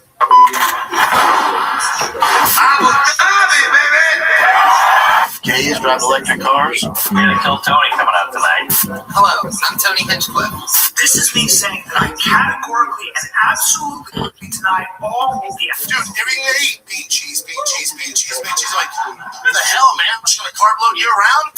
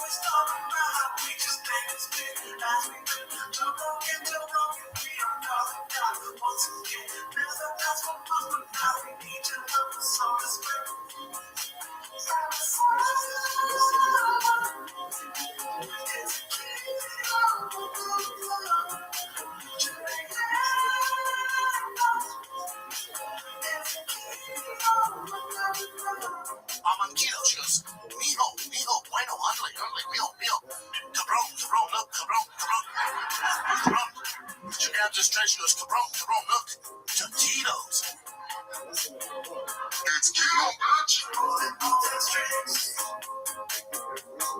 Always been peace. He was going through some shit. He's been fucking up, but he forgot to get rid. Homeless guys already keep on making things. Always talking about how Brian's bad. It is a big greatness. On and on, we keep on calling all of us again. Walking to my truck, I never been this fucking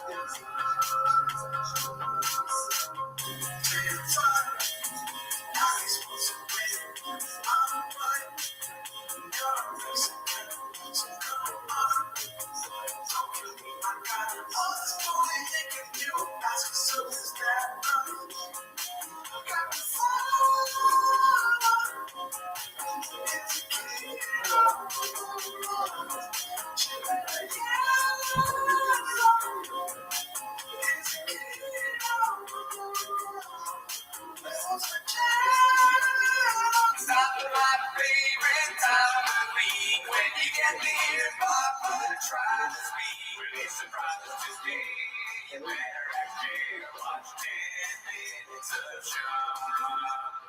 back to 10 Minutes of Shop. Thanks for tuning in. As always, join the Patreon, join the Reddit, join the Discord. For Patreon, we have early access for this show, 10 Minutes of Shop. Ever heard of it?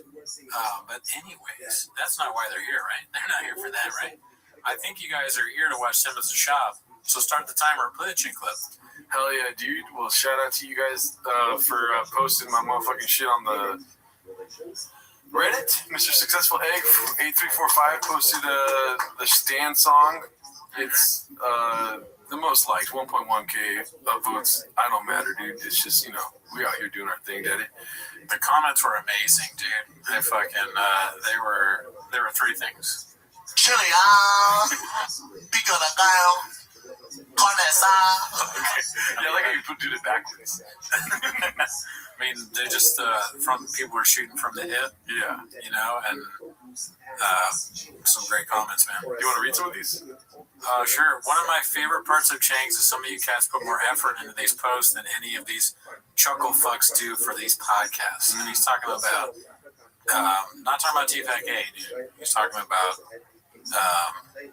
Nick's podcast, Flagrant, Adam Friedland show, the Tiger Belly probably. Yeah. You know, which is Bad Friends, which is offensive to us because we're funded by Tiger Belly, yeah. But you know. I will fuck you up. We're on their, definitely on their radar as far as blips go. This one's posted by Joe Rogan. That's crazy, right? It's posted by Joe Rogan. Joe J. Rogan. Oh, Joe J. Rogan. Gotcha. It says, Joe Rogan says his famous comedian friend went down a Reddit rabbit hole and became depressed because of all the hate comments. Who do you think it is? I haven't seen this yet. Have you seen it, Dave? No. I think Hawk was on there. Hawk. Mike Hawk. Let's see. You know, I had this actor friend of mine. We shared a dressing room, and one day he came in. He was great in the show, and he came in, and his whole energy was dark. I was like, "All right." I went down the rabbit hole last night. I just read what people are saying about me on the internet. Everybody thinks I'm terrible in this play. And I'm like, they don't like your character. You know, like, people are not so brilliant. You know, it's no. Uh-oh. Yeah. Oh no, Ethan, no. Dude, you don't even get it, dude. It's like people are done. That's, you know what that is? That's social media. Yeah, dude. It's not real, dude. Ethan, no. That's social media. This isn't real. Ethan, you're fucking not understanding the first rule of show business. Yeah. That's social media, dude. You don't matter. Facts. Geniuses out there chiming in on what a jerk you are at 3 a.m. Right. Okay? Right. You don't have to take it serious. But, you know, they're like homeless people. They have profiles that are like cats, okay? It's like they work at Starbucks, these people. It took him weeks to get his mojo back. Because he would step out on stage just imagining this chorus of hate. I had the exact same conversation last night with a famous comedian friend of mine. Really? That's the narrative? I wonder who's a famous comedian. Bert Kreischer? Well, there's only 250 of them. So we can whittle it down to at least that many. It can't be Brendan Shaw because he would never say that. And it can't be me because I don't talk to Joe. You know what I mean, though? No chance of Shaw. Yeah, no, he loves it. He loves it. Well, Shaw's not a famous comedian. That you wouldn't be surprised. Like, if you would have said famous truck guy, then yeah, it would have been Shaw. I sat down with my guy. He used to do comedy. He's a big truck guy. He makes it very obvious that it's Shaw. He used to do UFC. I'm not going to say who it is. His name, but he went down a Reddit rabbit hole the other night. I don't do it anymore. I don't do it. He was like, fucked up, and I went down this rabbit hole. Don't do it. Nope, he didn't do Blackson when imitating his friend, so it's not Scholes. Yeah, I don't get the vibe. It's, you know, I feel redacted for saying this, but I feel like now that we've watched this so much, I get vibes from these things, and I'm like, I don't get a Schultz vibe. I don't get it. I get a Callan vibe. I get a strong Callan vibe from this segment. Okay, I think it's him. So a famous comedian friend of mine that might have been a rapist, like he says that, then it's obvious who it is. But just for whatever reason, the frequency in his voice tells me that it is Brian Callen. Oh, okay. I thought you were going to push a button. Good comes from it. And he was like, they fucking hate me. I go, no. That was probably a little clue right there. They fucking hate me. Who talks like that? Oh, Bert Kreischer. Bert Kreischer, yeah, or Callen. That's my first guess, and then Callen. It's not Santino because Joe doesn't like Santino anymore, right? Fuck yeah. I will fuck you up. Yeah, pull the fuck up. No. They hate themselves. There's no way. Michael Jordan's not leaving. I'm not going to say that. You know what I'm saying? Michael Jordan's not leaving Red. That's so funny. Michael Jordan came out. He's like, I am Joe. Yeah, Jordan is a hater. Like, have you not heard the Chameleonaire story, Joe? I mean, please, you two, Chameleonaire and Jordan. Jordan's a hater. Born hater. He invented this shit, man. Yeah, like, these aren't winners. These are fucking people that are not doing what they want to be doing. I'm at the top of chains this week. I feel like a winner. I honestly feel like a winner, dude. I'm doing what I want to be doing. Yeah, dude. Driving my son to baseball practice. And when you say I'm not doing what I want to be doing, What? Yeah, what? This is absolutely what I want to be doing, dude. I want to be Whittles and Joe. Yeah, every Nate. Yeah, dude. 7 days a week. And they want to hate on everybody that's out there in the public eye. And some of it is valid. Like Brendan Chavez. I mean, everyone, dude? No. We didn't hate on Ethan Hawke in this clip, right? I like Ethan Hawke. I mean, I did kind of hate on him. He was going down that whole, like, they're homeless people type narrative. Yeah, but you were doing it, like, ironically. I don't know. He was starting to be like, who's up at 3 a.m. lately? Like, you never been partying at 3 a.m, Ethan Hawke? You know what I mean? Oh, yeah. Reddit's a party. You know what I mean? Sure. We're just out there on the fryers, dude, making some orange chicken for people. People are coming in and out of the party, you know, saying what's up, leaving comments, and what are we doing here types things, you know? Yeah. That's all it is. It's just a different type of party, dude. Okay, that's facts. Like, he wasn't at a Diddy party, dude. Ethan Hawke. You know what I mean? I have no idea, B. All right, let's see what else we got here. This one's posted by Particular Stable 69. Are we approaching an influencer era? I'm sure you saw this, right? Yeah. Let's see. POV, you get a text, but you have a wife.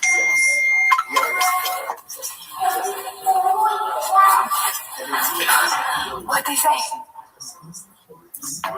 Do another take, you know? It's too long. I have no problem with I mean, this is not a good look, for sure. This little, you know, it's not a good look.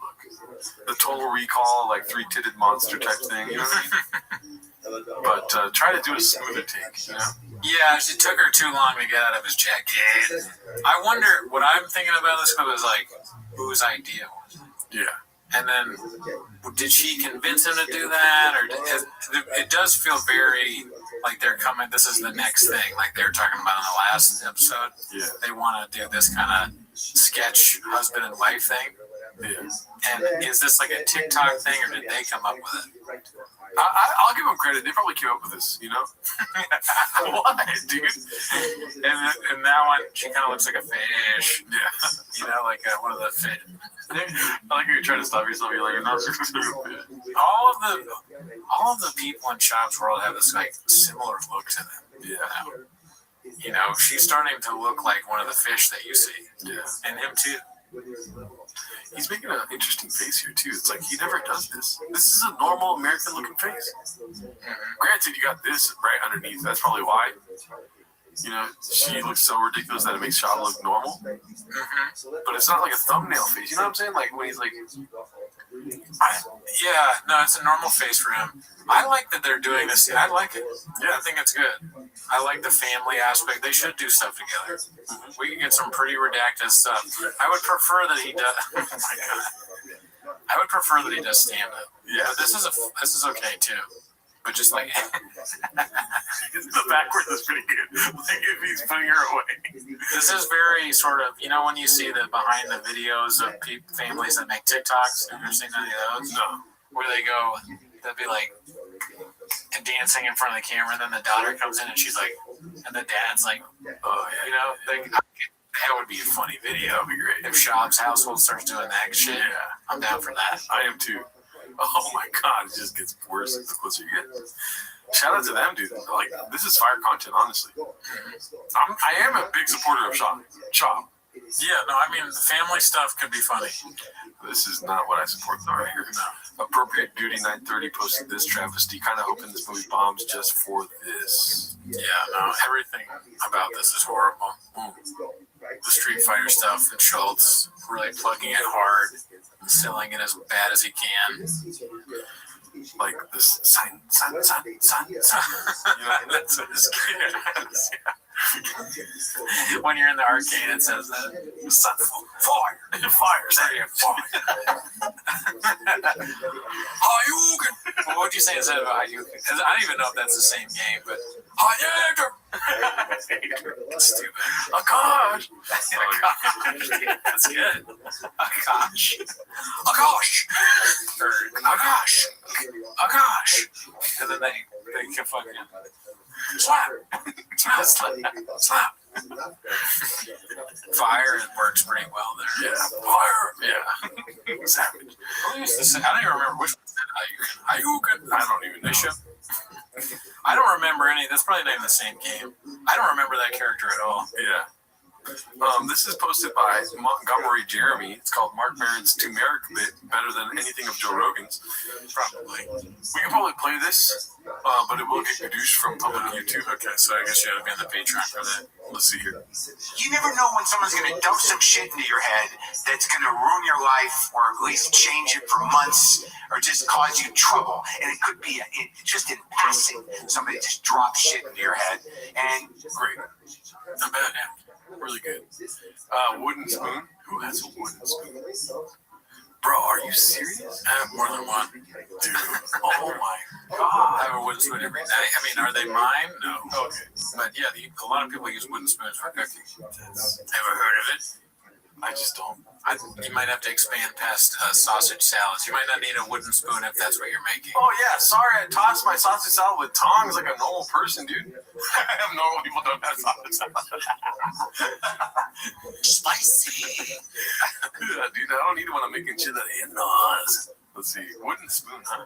Yeah, it's like a big. A lot of people have those wooden spoons or big spoons. I don't know. I don't cook. I'm not using it. Like a metal. I wish I knew. They have that too. Okay. It's not like I'm a metal ladle guy. I've always been a metal ladle guy. I want to see him on Joe Rogan so bad. It's like you want to see Shop say turmeric. So I'm struggling. I don't know if I said it right. Turmeric? Yeah. Turmeric? Yeah. I think he's like studied. I'm not gonna start saying that way. I'm still just gonna read what I read. You know? Yeah. Turmeric. Something like that. I think it might be turmeric. I don't even know. But what do you think of that? What do you think of these bad boys right here, dude? Not bad. Not bad shoes. If you could please answer with the soundboard. Oh, what do I think? Let's see. You take your time too, by the way. Yeah, is that a good thing? Okay. There's not a whole lot of positives here. Yeah. I mean, you really gotta like. It's like, what do I think? Oh, there's a positive on the bottom left. Oh. Okay. I'll go. I don't know if I could pull them up, but I think it's fine. Yeah. They're not far off from clown shoes, or bowling shoes, but I think he's got a good one. Yeah. You know, he's 10 toes down. 10 toes down. You know what I'm saying? I thought you said my Nintendo's down. Alex, yeah.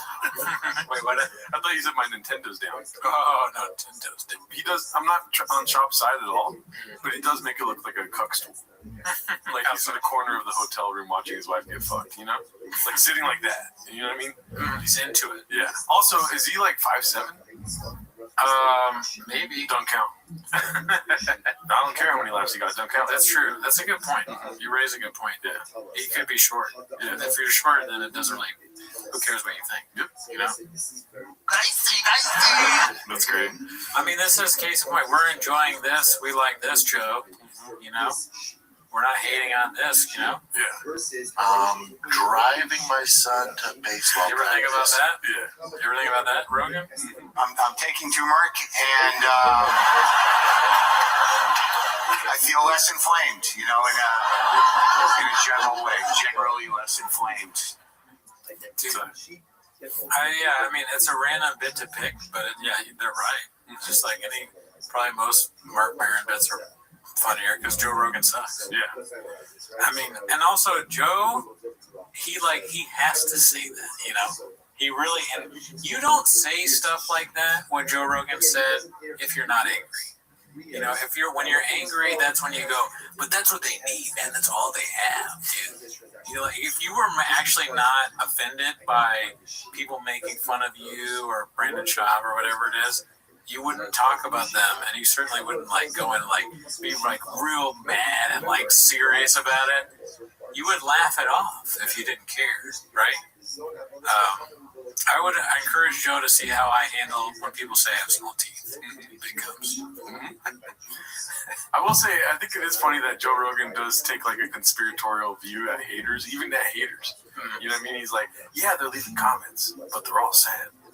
You know, you're not looking at it from my angle, dude. You know, Joe Rogan questions everything, right? Even the hate comments, dog. Yeah. Oh, yeah. It's they're not real. Yeah. They're not even. It's if they were happy, they would love me.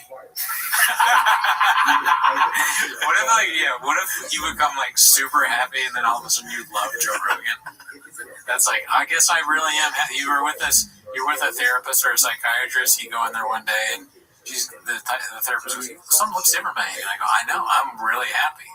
He's like, "Oh, that's great. You're really I'm so happy right now. I also like Joe Rogan." The therapist is worried, that's too happy. You're too happy. We're gonna medicate you now. I stopped making Brendan Schaub parody songs. Yeah. I don't feel like I should do T-Mos anymore. The therapist grabs you. It's no. That makes sense. That doesn't count, dude. What were you at? What are you fucking going to your son's baseball practice, dude? Danny?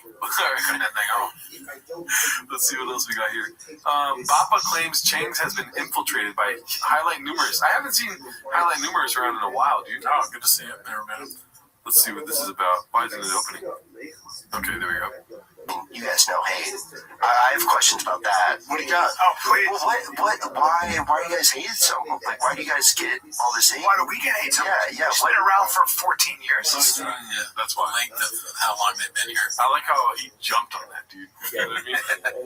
He's Brendan Schaub usually brings up the LA Times article immediately. He's like, no, we've been around for a long time. Please, don't bring it up again. And so what happened, and how do you deal with that? What? You're just fuck it at this point? No, we shouldn't say we don't, because I think I don't know why that eye scratch is so funny, dude. I think it's because his hand is so gigantic and he's sort of relaxed. He goes he's if he's talking and doing something, he has to ultra focus on it, and then it becomes weirdly robotic. I want a comically gigantic hand so I can do that. Just everything he does seems so stupid and mongoloid. He's what if I'm talking and I go, I'm just when people hate on me, my whole face is covered by my hand. I just don't really pay attention to it because I've been in the business for 15 years.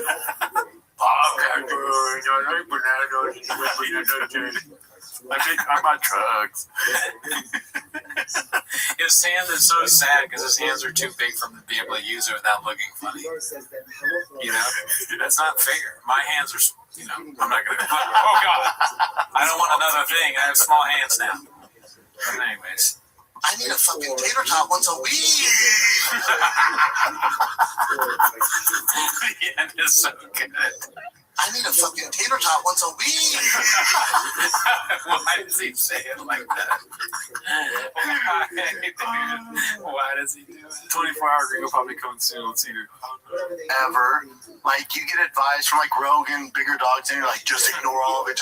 And there's that aspect of it. You don't want to read all the comments nonstop. But with the Reddit group we have now, it's Nick Simmons, he's man, I think you guys should shine some light on it some. It's this elephant in the room. It's not a bad thing. There's actually some really funny stuff. It's not a bad thing. It's not a bad thing. You're a little older now. Yeah, Jelly Roll on the podcast now. Yeah. Stuff on there. Now, there's some creative. There's in that Reddit group started off as a fucking, they were big fans of the show. Somehow got infiltrated and Still am. Still, I'm a huge fan, dude. Biggest fan, some would say. Yeah, and it's not even the Reddit. Sometimes it's YouTube. Like, Podcast Cringe loves you guys. He watches every episode. Oh, a huge fan of Brendan Schaub and Brian Callen. Let's see. So there's some evil people. If you look at the Kill Tony subreddit, it's the same thing. It's evil, but you can't let the few evil people. A couple of evil guys right here. Yeah. No, I don't think. I mean, definitely. That's what we. It's funny when they say that because they literally, their podcast is literally becoming what our podcast is. There's one where they just watch clips with that guy, and then they say the things that we said when we started. We were like, we like the Reddit. I mean, some people are kind of evil, and like that is exactly what we said. It's so strange to watch. I will say, a lot of the comments on the Stan song were like, change the soul back and this and that. Yeah. And I mean, dude, even with this right here, the username, Horny Holio, dude. I remember him from a long ass time ago. Really? Yeah. Holy shit. Highlight Numerous was a long time ago. I remember that, yeah. I remember Highlight Numerous. All we need is Levon back, dude. With the Redacted War. Yeah, Levon left. Gotta come back. Do you know where he went or No. no? I think I remember one time he got into some kind of argument with somebody, and he was like, I gotta, you guys got a lot of redacts here. I gotta take some time to myself, figure stuff out, But anyway. On social media, this isn't real. Yeah. Timmy No Breaks asks why Baba made his special posted by Horny Holio. Stand-up, so as an improv guy, but stand-up I'm coming up on 3 years. So Okay, so now so you're fairly new. So imagine, so was I. But imagine 2 years into it, Showtime comes to you and gives you a big paycheck. I tried to talk him out of it. Yeah. Did people try to talk you out I of it? did. Yeah, oh yeah. We almost got a fight over it. What made you decide to be like, all right? Was it the money mostly, or was No, I was doing my own thing. Because I knew I'd get hate I don't know why that pissed Brian off. I do my own thing from it, but it's like, this is a good opportunity, and it's just what I'm going to do. He should have listened, but you were a little cocky. That's all. You were young, and you had that. You have a lot of confidence, but also arrogance in that sense. In that time, like our biggest strength is a lot of times our biggest weakness. He's kind of fearless, and I've always loved that about him. Like, he's truly fearless. Like, he'll do anything. Dude, I was putting him in front of his boss. I am white as shit. You'll do anything? Yeah, I wonder what does he even mean? What are we doing here? What does anything mean?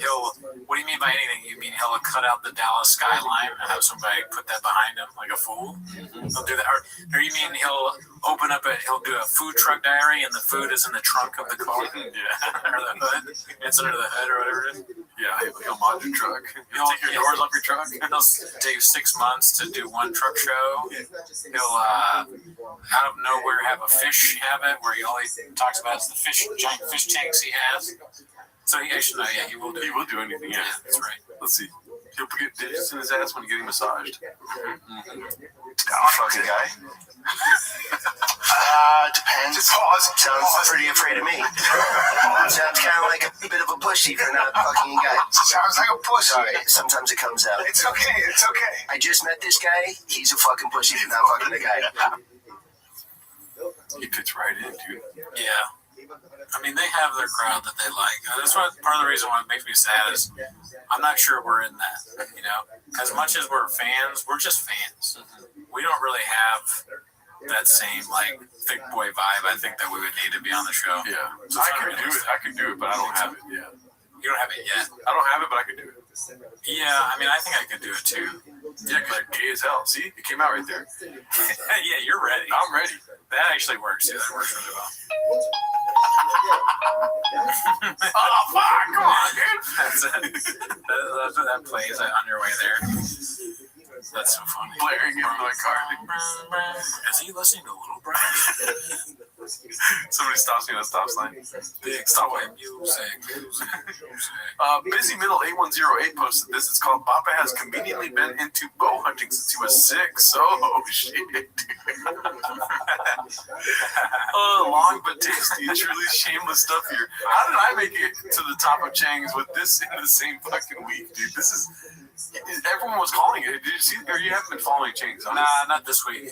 So there's some posts of him with the bow, shooting bows, and then in the comments they were all like, "Dog, he's going to say he's been bow hunting since he was a kid." I mean, Okay, yeah, I can't wait. Since he was 6, let's see here. I mean, this is how you know he's not the lie dude. Dude, I didn't know that. And I was like, yeah. I said, when I was a kid, these are facts. When I was a kid, These are my facts. dad would take me not bow hunting, but to a range. When I was a kid, and these are facts. As if he has to tell you when he's not lying. He's like, I normally lie all the time. But this time is true. I'm being truthful. Damn, he's really saying he bow hunted as a kid. Wiggles and Jones. No chance. Right? Wow. He bow. Where did he? No, let's see what he has to say. Shoot bows. So I had a bow as a kid. It was a camouflage one. Now, Okay, it was a camouflage one. I had a bat as a kid. It was a wooden one. What if we got really mad? I want there's a character that just gets so mad every time Shop lies. What the fuck? That's bullshit, man. What the? I don't want that. My family's not big hunters.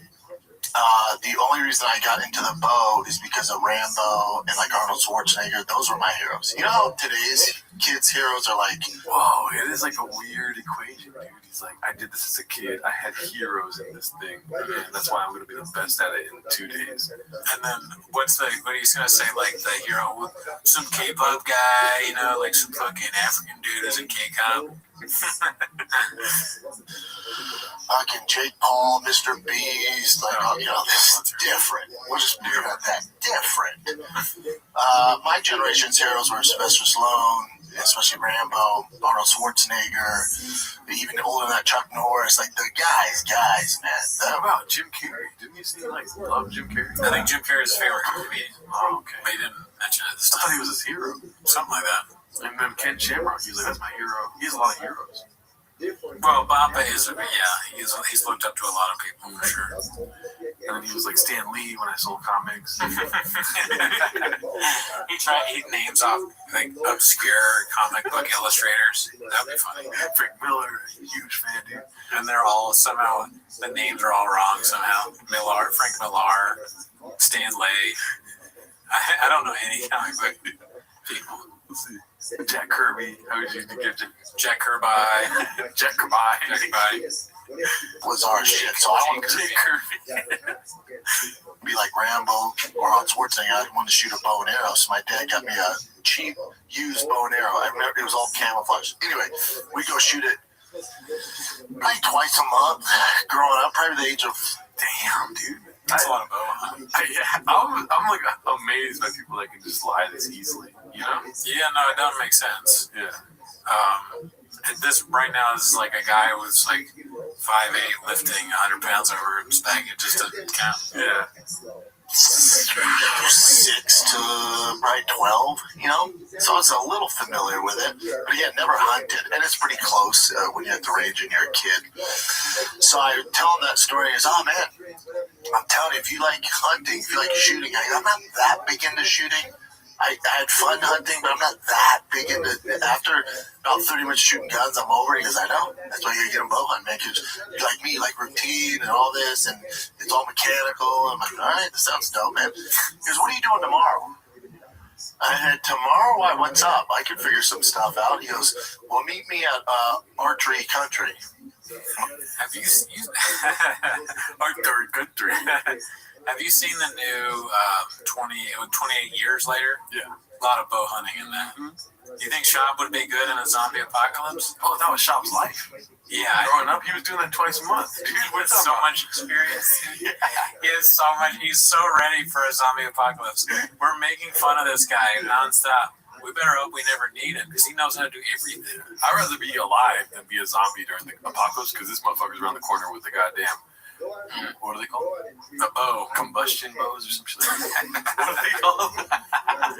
Shop just like fucking idiot savant kills like 20 zombies. You go, well, look, I'm sorry. I made fun of you a lot, but you saved our whole town. And I'm not going to make fun of you anymore. And I would like some fish too if you caught fish because you're a fisherman. Yeah, I've always been into bears. I've always been a big T-Fat-K fan. When he started the show, he was like, yeah, I've been into YouTube since I was a kid. What the hell's that? He's like, it's a bow shop, man. I'm like, all right. He goes, meet me there at 11:30. So that morning, that was Friday morning. So that morning, I met a guy at Facebook Marketplace, sold some wheels from one of my old trucks. And I went straight there. What? Old trucks? You've been in the trucks for half a year. Yeah, it hasn't even been that long. He does have a lot of vehicles, though. Oh, okay. So, I mean, we've seen him at the store. That's why he has a storage thing. Yeah. Probably for all the trucks. And all the podcasts. He's podcast equipment, too. He's like, he slips out. He's like, I sold my podcast equipment. I sold my producer. I'm like, I'll be here maybe 30 minutes. Me and Adam would maybe shoot some bows, give me some pointers, I'll get out of there. Dude, I was there for 4 or 5 hours. Adam's like, dude, you need to shoot this and do this, do this, this. I walked down there with a new bow, arrows, freaking giant thing to shoot into. And then he goes, this is the bow you want to use. And he goes, I'm having my boy Tank teach you the proper way to shoot this bow. Dude, I've been super fortunate. I've had some great coaches in sports. This dude Tank at Archery Country might be the freaking bow whisperer, dude. He's Josh Terry. I was about to say it's turning into Josh Terry. Another plug. Get on down to Archery Country. Talk to Tank. He's my guy. The quality of plugs is going down. Yes. You know, it used to be Rain and Wix.com. Now there's this guy down the street named Terry. Yeah. And it's called Archery Country. And Tank, keep it busy. Tank teaches you how to shoot an arrow if you want to know how to do that. And what are you going to use it for? Being a man. Yeah. Joe Rogan. I was there for 5 hours. Of course you were. Everything that you see, you become obsessed with, right? Any kind of fucking habit or hobby, I should say, habit. Any hobby, you're just gonna that's gonna be your new thing. I did like 4 Shabbos in this episode without even trying. Good. Yeah. Good. But yeah, yours is habit. Spicy. Goes, yeah, usually I can, on average, when I start working with somebody new, I can get them to shoot a bullseye within 50 euros. I said, same thing, let's do it. 50 euros. 50 arrows. Oh, euros. I'm thinking there's just so many arrows, man. That's such I guess that makes sense for an instructor to say. But if somebody said it to me, it'd just be like, I'm gonna shoot 50 arrows. Not today, right? But I guess you would. It sounds kind of fun. Yeah. Maybe you would shoot 50 arrows. That just sounds fun. I shot arrows in September. Oh, yeah? I gave up after one. I was super hard. It's like I don't want to do this. I was like super lit to do it, you know. And then I shot a couple. I sucked ass, and I was like, I don't do this. I imagine that it's kind of emasculating and frustrating. You just gotta pull it back, and it's probably hard. So if it just patters down, yeah, it's like I could totally see myself doing this, and it goes like, oh fuck, yeah. And it's embarrassing, you know. So you gotta overcome that, though. Like, dude, puppy. I went like this, and then I didn't really pull back that hard. Pause. I just went like this, and then it went, and then it didn't really go far. I'm like, I don't want to like launch it. I just want it to go by itself. I think I would like those high tech ones that you don't have to really do much. Because I had like a fucking Robin Hood type shit, you know? Yeah, no, the tech one would be more fun. I think, yeah. Just like shooting like 15 at one time. That's it, dude. But I'm down to start shooting. I got, through his coaching, I got the bullseye within 5 arrows.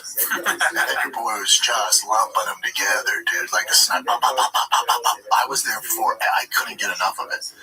Went home, I got this thing to aim to shoot, to practice on them in the backyard now, freaking doing it nonstop. I love it, man. It's dope. What do you think he was better at, like, on first try? Cappuccinos. Bow and arrows or stand-up comedy? Stand-up. Do you think so? Probably true. He probably got a laugh before everyone knew what was about to happen. You know what I mean? Mm-hmm. They were like, oh shit, that's so stupid you would say that. And then he kept going, and they're like, oh my god, you know? Shab is definitely the kind of guy that would get laughs because people don't think he's serious when he first starts. Yeah. They go, I think he's hilarious. Yeah. The stuff he thinks of is amazing. You would never. He's a prodigy. Yeah. Yeah. That's the narrative. Let's see. Hopefully that was on the screen the whole time. I don't even know if it was. Successful Egg 8345. Capitalizing off the TFATK Reddit community. How'd that go? Blockbuster views. TFATK finally responds to the Reddit hate. 5.8K views in the day. Damn, dude. And they were pandering and trying to do the narrative. That's fucked up. 5 minutes too long. They need to do a Jubilee where they... But then the problem is Redditors are anonymous. Oh shit, 5 minutes too long, dude. I did what I just said right now. It's like 10 minutes of shopping. That's it. Nobody wants more than that. Trust me, dude. Driving my son to baseball practice. Let's see. Here, keep talking to the eyes. I want to see where this video is at now. Okay, yeah, we're checking the views to see what their plea for views from the subreddit community is at. Like, how many of you guys actually tuned in? I saw another one where they were like, but they were debating Patreon because they said someone on the subreddit said that TFATK was doing Patreon and thinking that would make the subreddit subscribe. They're like, hell no, we're not subscribing to your Patreon, which is sad, but they're doing better. Look at that, 8.3K views, 3 days. Okay, yeah, I guess not good for like such a big podcast for sure. That makes sense. Yeah, unfortunately. In what fucking sense? 29K for that one. So they're doing good. So that was a good one. That was a good idea by those two guys. Rob Reiner playing. It was Rob Reiner doing TFATK, or what is it? TiVo's. Yeah, so let's see what else we got here. Khabib Time posted this. Your fave couple is back with the weekly social media content. Okay, good. So they're committed to the bit here. My husband's pajama reading skills. What does that mean? Like, look at her ass or something. Oh. Damn, you're good. I don't know if I'm more upset at what they're doing or if you were right. Yeah, no, this reminds me of those stupid videos that they post on Twitter where I'll go, more Schultz fans content. It's always like something about banging your wife because she's hot, but there's a joke in there like, I saw one that was so bad. It was like a guy's trying to call their wives' vaginas on the phone or something. Like, hey, I haven't talked to you in a while. I want to. It's very lowbrow. Crazy lowbrow. When he gets here, try to flip the almost night. He still got that blonde hair, too. Yeah. That's hair still beige, dude. He wants that. Dude, be horny. God forbid a man gets horny, right? He's just a little horny. Oh, dude, BCEO is leaving Mortal Kombat. Yeah, dude, someone just DM'd me about this. It's kind of crazy. Posted by Khabib Time. I haven't seen it yet, though. Is he joining TFAC or TiVo's? Let's see. I hope so. The camera on me, Brian Campbell. As many of you know, my parent company, CBS Paramount, I've been there 9 years. One of the best jobs I've ever had in my life, has acquired the rights, of course, to UFC, Zuffa Boxing, and a lot of changes are coming. And with that, my role in CBS Sports is not only changing, it is growing rapidly. So rapid that it's tough to say today, but it is the truth. I will be stepping away from Morning Combat in 2026. My final episode will be Monday, January 5th, 2026. It was never the plan to have it announced this abruptly. It's sort of just how it all worked out. But to begin to use the word bittersweet would certainly not even come close to describe the emotions today. As you know from listening to Luke and Dog, he has to hit a shamanism, right? That would be nice. Yeah, I hope so. Because it's become such a huge part of the show. Yeah. It's good. Like, who knows? Bro, does that mean he's gonna be on CBS doing shamanisms? I hope so. Oh my god. I hope they both.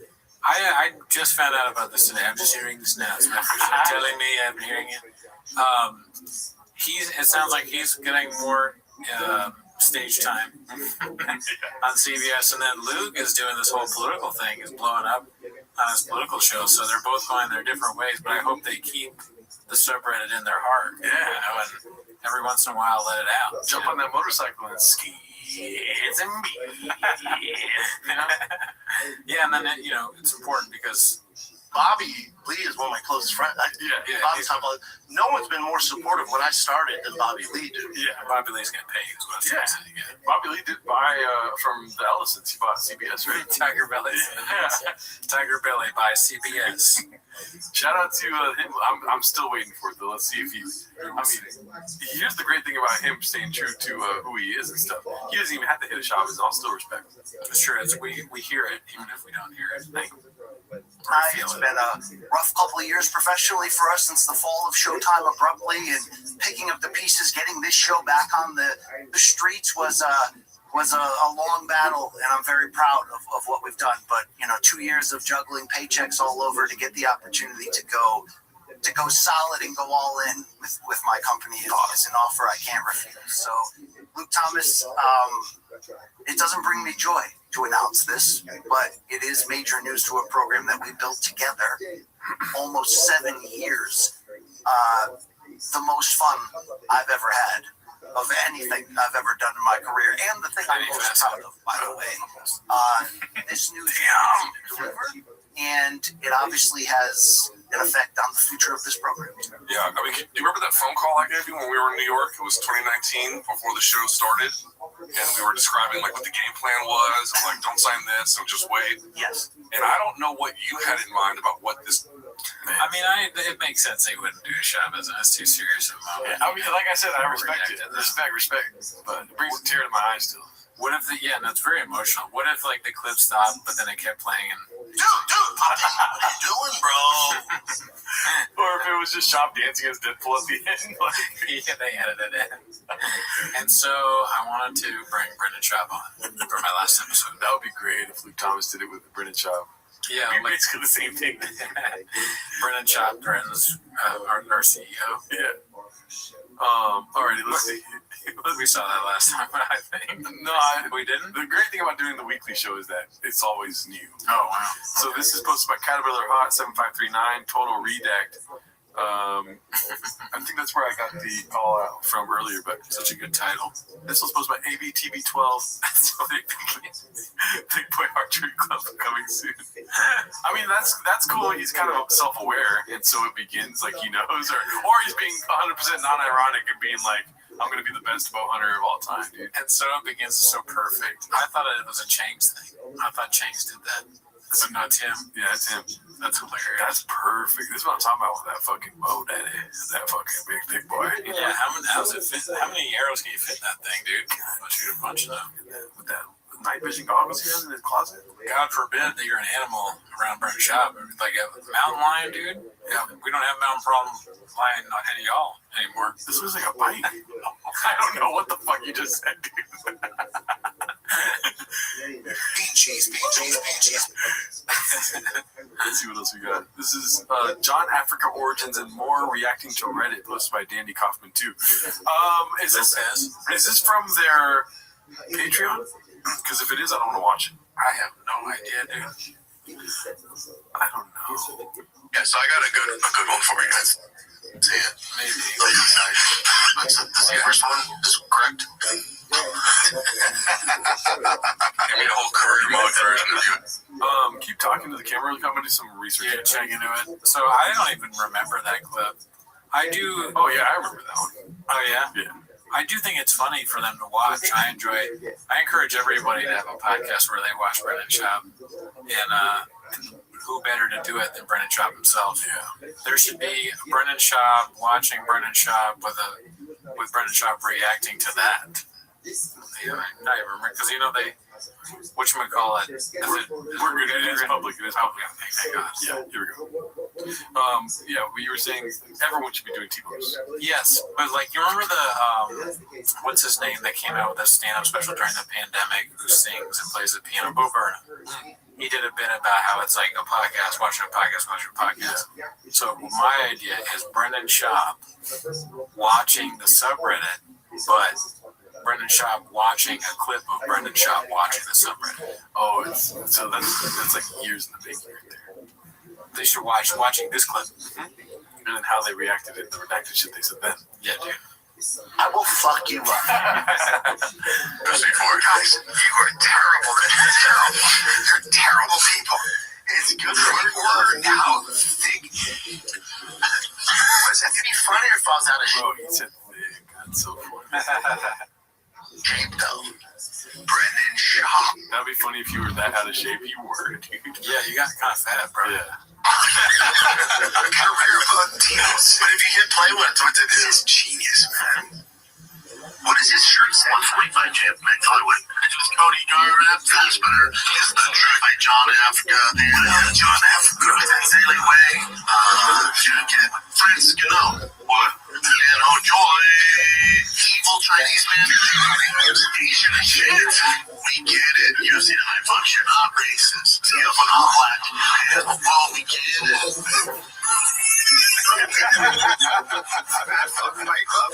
Guys. He the shit off his shoe. Yeah, he didn't like say anything about it. Well, they're not pausing like we do. Right, but he doesn't comment really at all. He just laughs. He laughs like a trained seal, you know? Oh, I'm supposed to laugh here. Yeah. Not that great. I mean, he goes to, what's his name, Turbo or something that taught him how to shoot the bow and arrows? Yeah. It's like you're talking about he has a lot of good teachers, and now that he's on this venture of Timos, why doesn't he talk to the guys that... That's a good point, dude. You know what I mean? He should be making parody songs about himself. And opening up, looking at the Reddit with that. That would be funny, dude. If he, okay. And they do, dude, they should do a song. I'm surprised he hasn't. He already kind of did do some songs with Lowbrow. Do some songs yourself, though. Dude, yeah. Fam. Talk about plug walk, or what is it, trug walk? Yeah. I need a fucking tater tot once a week. Dude, that's so aggressive. You really want that tater tot, dude.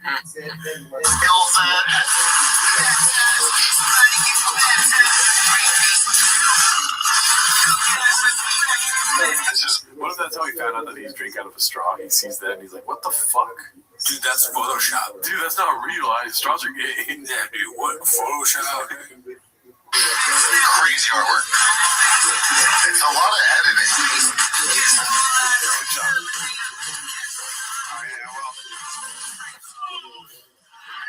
He's out. Alright, guys. Play the Invisible Man. I don't like the fight. I don't know why I paused it. I thought you were talking. I swear to God, that's why I paused it. Except because, like, you get in the ring, bitch. Here's the thing. You fucking are the only dude who could do, like, the fact that you're able to go in there with fucking heavyweights and you can take a choke afterwards is crazy. Yeah, I mean, you can't take it too serious. It's also, like, if that came from, like, DC or, like, somebody from the fraternity, then it's different. Yeah. It's from fans or people, you know, they're not playing the same game. So you got knocked out by That's pretty cool of Brendan Shaw to say that. I mean, hopefully he sticks to that word, but, yeah. We're not part of the fraternity. We can make fun of him. Yeah, he can't hurt us. Yeah, because you said that since we didn't do UFC, that you can't fight us. I agree with that. Yes. I like the idea of Daniel Cormier or Cormier making a video like that. Doing Timos? Or yeah, like is he suggesting that he would edit a fucking 5-minute video making fun of Brendan Shaw? That's crazy. Yeah, that would be fucked up. That'd be much stranger than me and you doing it. We, like Joe Rogan said, we got nothing else to do. Yeah, Cormier is like a rich fucking UFC guy. Yeah, we're sad people in my mom's basement, dude. Yeah, I'm sad. This is the only thing that makes me happy. You know, if I wouldn't, I don't want to do this. Yeah. I'd much rather be fucking.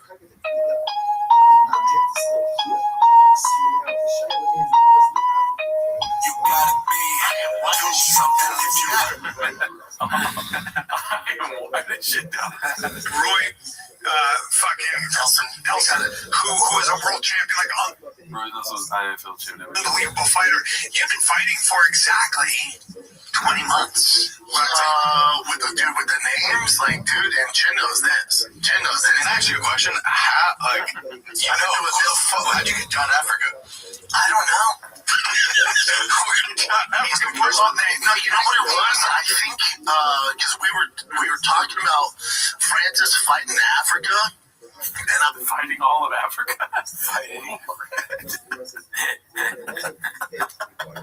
We were doing the thing where was like 100 Cameroonians versus one Franciscano.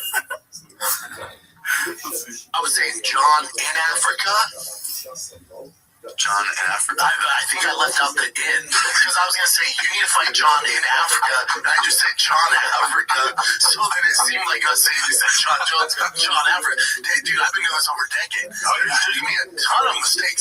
But also when it comes to these fighters' names, what fucks me is why when I get upset, not upset, but it bothers me that there's not more American stars. Because when you're getting Dagestan, fucking Chechnya, Afghanistan, Iran, all this shit. When you get his last name, Davashvili? I know it's Davashvili. Isn't there clips of him saying like, I don't give a fuck what their name is? Probably. I mean, Jingling is not trying. That's crazy to say that about an Asian person. Jingling was your attempt? Those are keys. Jingling is keys. Jingling is Christmas. Yep. You know, like that Christmas Asian guy, whatever. You know, Merry Christmas. What's his name? Santa Claus. Yeah. Jingling is a cat's collar, dude. I feel like we said all this before. Jingling is a classic. Sometimes you just gotta go back and relive it, dude. Fassbender. Fassbender. Yeah, like Michael Fassbender, but and like what the explanation he's giving is like a person that fucked up one name. You know what I mean? He's like, I gotta know all. You don't know any of them. Yeah. You know what I mean? Yeah. You're not messing just like a couple. No. You're messing up all the names that aren't John Smith. Every name, every night, you're messing it up. And you would mess up John Smith, too, you fucking dumbass. You're redacted as hell. Your brain doesn't work. That's what you should say. Yeah. The excuse was kind of good, though, honestly. The John Africa one, I was like, okay, I'm redacted because I fucked with that one. That sounds right, dude. Daddy. That's social media. This isn't real. Daddy. All right. Let me finish this. We're on that tangent, so we finish it. But when it comes to those names, there's nobody worse. It's also why I don't work for the UFC. Here's the other thing. Did I say Alex Pierre or whatever it is? I honestly don't give a fuck. Okay, so in this one, I don't give a.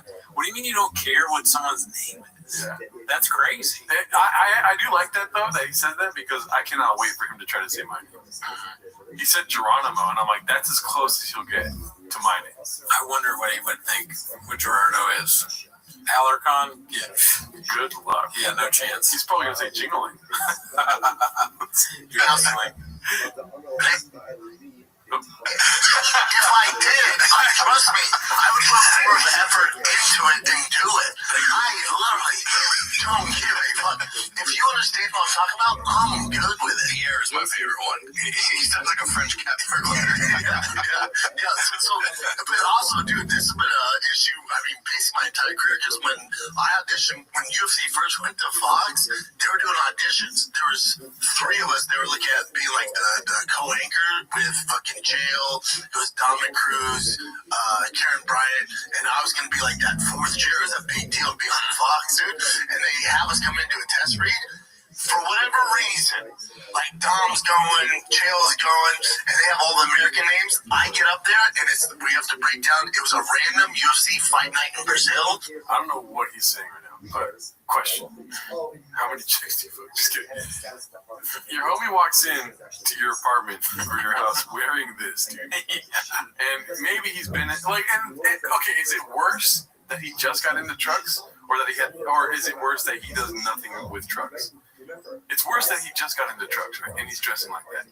Yeah, I mean, it's very bad to be dressed like this, for sure. In general. Unless you work on trucks, there's no reason to dress like that. Yeah.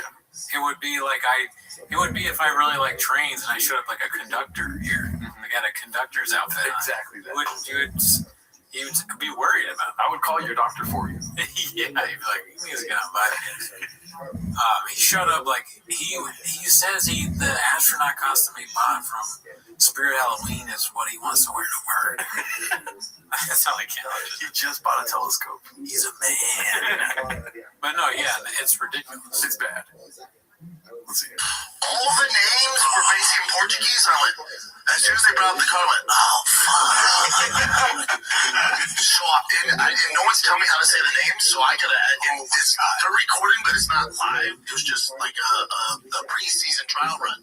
So none of this is true, right? There's no chance he's smart enough to see the names and know that they're going to be a problem before they start recording. He's realizing after he fucks the names up, and he's like, well, nobody told me. You got to get the names right. Before he's drinking big gulps. You know what I mean? Right. He's going to piss in the sink. That's what he does. Taking kratom, baddies, texting baddies. There's so many other things he's doing other than worrying about saying Pierre's name right. No, he does no pre-work whatsoever. We know that well. He's doing, if anything, he might be doing a vlog beforehand where he's messing up more names. Yeah. Right before it turns on. Let's see. Dude, I obliterated it. And Jill starts laughing, and they go, all right, break. And they go, thanks, Brendan. And Jill goes, oh, that was tough, man. And I go, someone say the toughest. I go, somebody's fucking me back there. Someone say the toughest. And he said that non-ironically. I know, it's crazy how he doesn't know that that's like a thing. How could he not know? Someone say the toughest. Oh, that's great, dude. This guy's having a great time. He probably realizes that that just happened. He's the only one in the room that realizes that Brennan just said that. I said, Dom got fucking Ronda Rousey and Brock Lesnar, and I got the fucking Brazilian guard. I know somebody's fucking Joe's big time. I am literally, and the funniest thing, you love this. All my agents from CIA are watching it. When you're done, they go, okay, now you're past. Yeah, no shit. But yeah, I'm very clear. Yeah, I want to so I got the agents real bad. Who are they? Where are they now? I wish I knew. They got to come on the show. At least one of Brendan Schaub's agents needs to come on T-Mo's. Open invite for you. And we don't allow people on our show unless they make a song for us, and then we have to approve the song. We do a show, a song with one of his agents. All right, this one's posted by Caterpillar Hot 7539. It's been a hot week at Chang's, dude. I'm sorry, we're going a little long right now, dude. It's all good. Let's see. Never heard of it. I mean, with titles like that, dude. Let's see here. Yeah, no, this is a big brand though. This brand blew up. And dude, Nah, never heard of it. Yeah, you're not cool, I guess. I don't know. Nah, I got my ear to the ground. Never heard of it. Definitely not if you haven't heard of Hellstar, but Ear to the ground. Never heard of it. they sponsor a bunch of sports stuff too, which is weird. You don't know about it. I was asleep now. Oh, really? Wow, is that real? I think so. But it's really, if he's wearing an after, is that really a big deal? If he's wearing a before, that's the shocker. That would be fucking. That makes sense.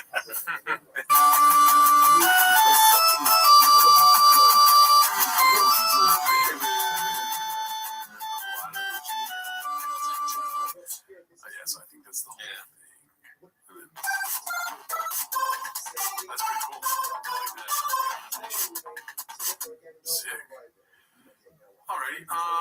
What do we got here? This is reheated original dish for the record. I called the move to Austin back in February. Be posted by that Ninja 11. It feels like they've been there their whole lives. Yeah. Brendan Schaub be like, oops, why did my mouse disappear? B, I'm telling you, I see where you're going with this, but you're off on this. I'm telling you, Africa is a country. I've been there. I sell out Africa every time I go there. This other day, I take my dog outside to walk him, and he got dog walk. Oh yeah, that's Christopher Walken. My North Star. That's Adam Sandler. My North Star. You're talking about Joe Montana. My Star. Everybody's moving to Austin now, B. For what? I'm actually thinking about moving the fam to Austin. Oh, you in Texas this weekend? Love Texas. Got it tatted on my arm. Oh, you in Cleveland this weekend? Love Cleveland. Got it tatted in between my toes. Oh, you in Montpelier this weekend? Love Montpelier. Got it tatted under my right armpit. Oh, you in Afghanistan this weekend? Love Afghanistan. Got it tatted on my lower back. Every time I go to Afghanistan, I sell out. No, not tickets. Bottles of water. I bring bottles of water, sell out every time. They love it. Oh, you in Antarctica this weekend? Love Antarctica. Got it tatted on the roof of my mouth. I sell out Antarctica every time for years. Yeah, cool story. I've been fighting since I was 6 years old, dude. I've been playing football since I was 6 years old, dude. Very cool. I've been doing comedy since I was 6 years old, dude. Wow. Is it bow hunting at 6 years old? Yeah, it's great. It's all 6. A lot happened. That was a big year for Brendan. 6.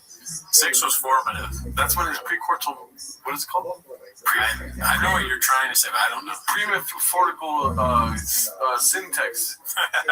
Cortex. Pre-cortex. Yeah. Pre-lobotomy. That's when you got a lobotomy. Prefrontal lobe cortex. That's when it developed.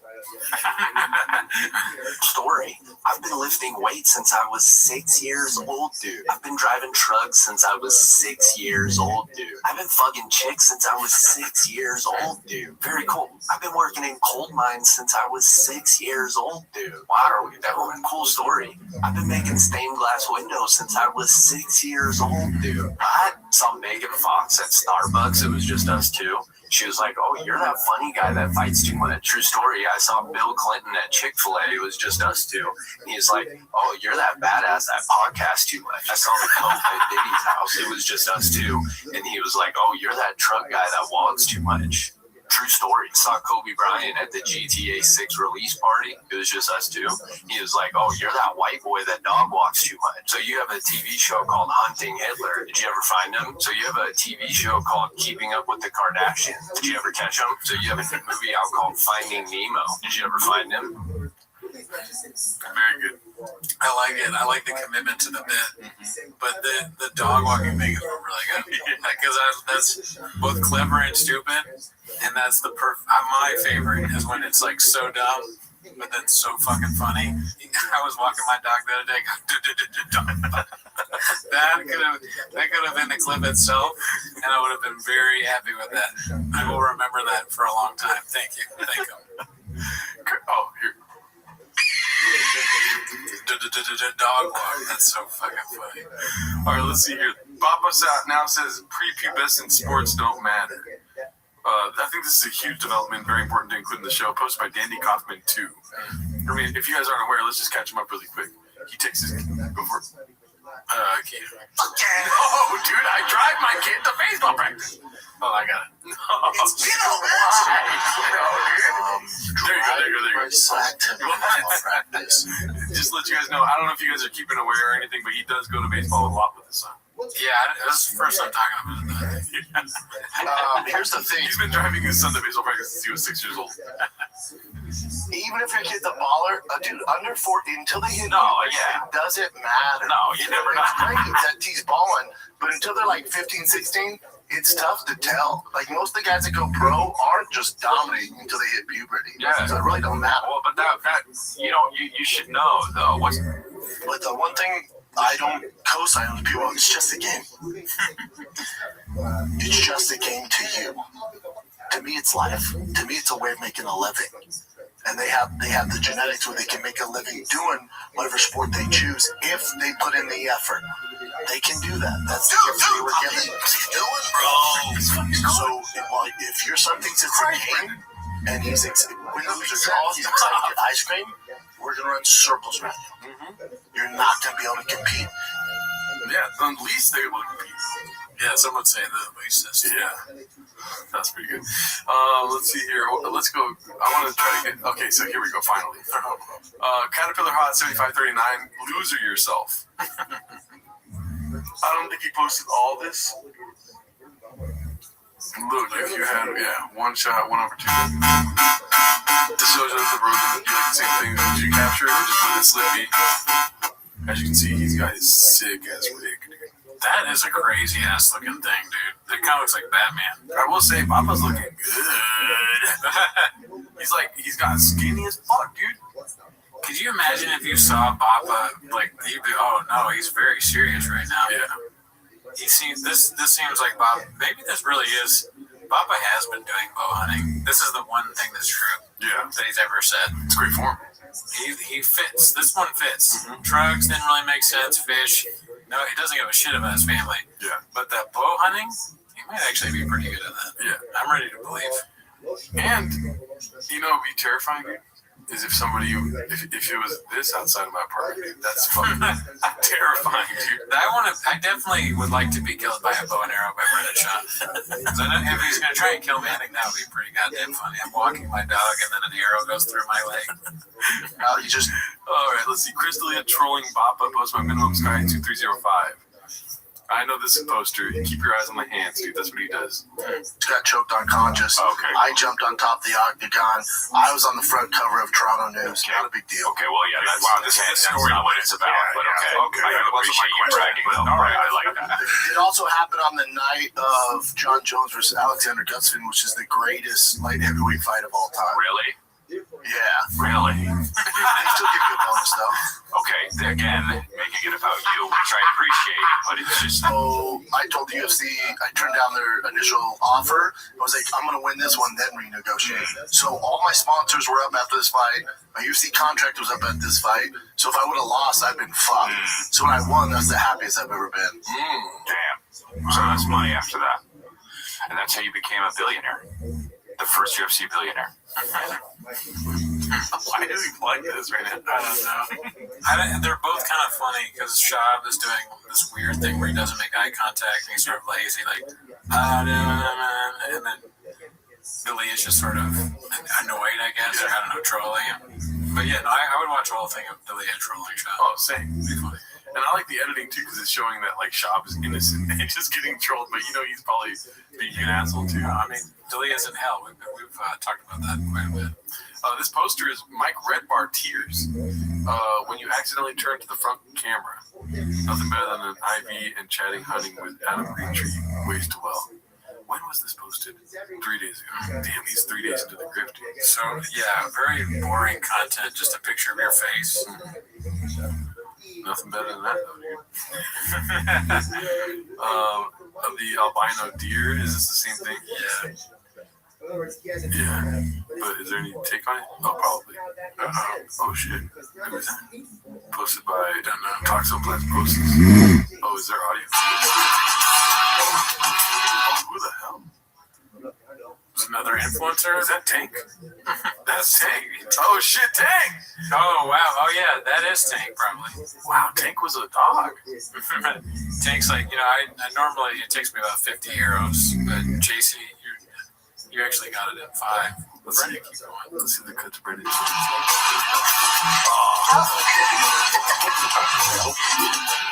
Oh yeah. Give me.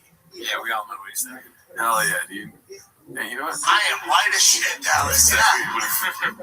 I mean, more power to him, dude. You know what I mean?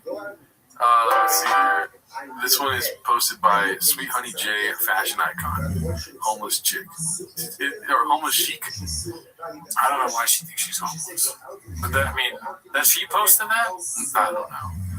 Yeah. That's close. She's going to be on the Reddit. She knows she's going to be on the Reddit. She's sending out a bad signal.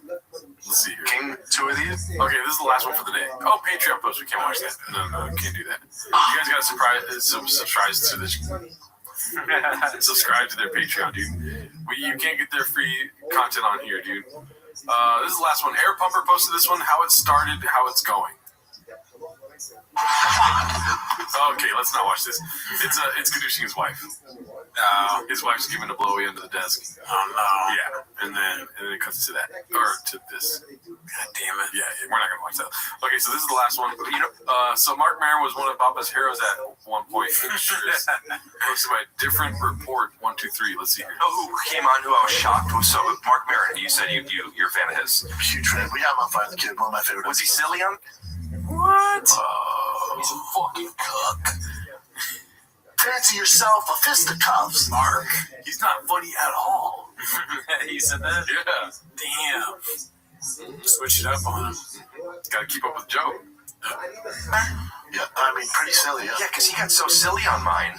And it was so much fun. I mean, it's my own projection for thinking he wouldn't get that way, but... Me too. I told Brian, Mark's usually pretty serious. Doesn't get really silly now. I don't know if it's going to be a fit. I was like, I love him, though, and I listen to his podcast all the time. I've always been a fan.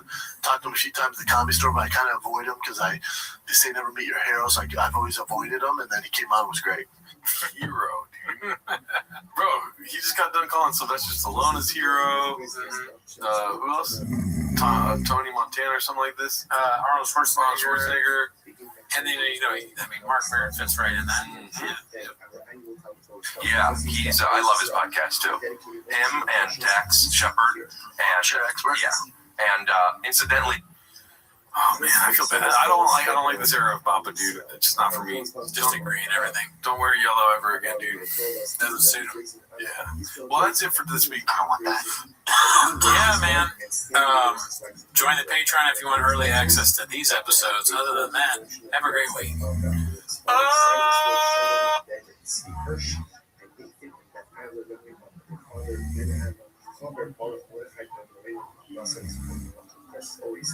We dedicate our resources to just show them the current social give them success.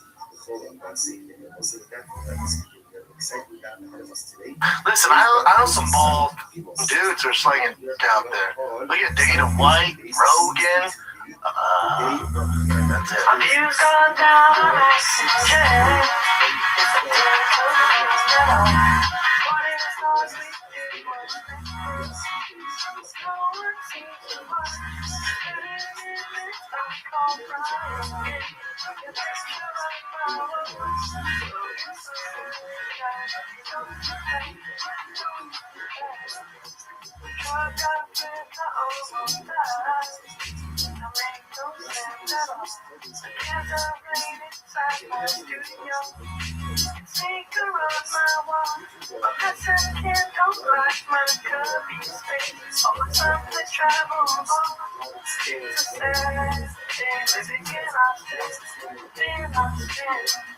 Joe, I'll open Trump and move to Austin. I left my intern when I let Anthony barbecue with Austin. I caught the comments cut for hate, they must not have saw it. They probably was a scientist wanted to speak to you about something. It's fine, no my business, there's no stopping when you're positive.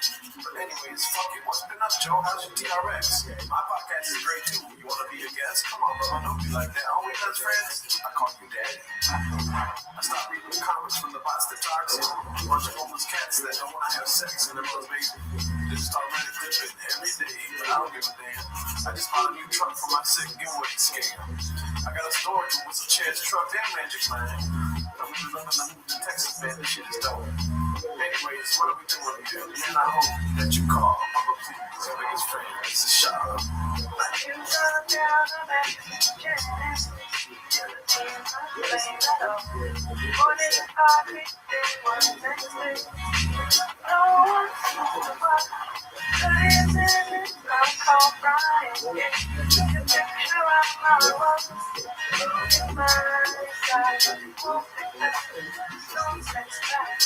You still ain't quit the drinks, come on, brother. My man, Brian's mad, and he thinks you fucked up every chance you had. If you don't want to talk about it on the podcast, you didn't have to. You could have won merch to get some more views. That's marketing genius, man. You're trying to get let go.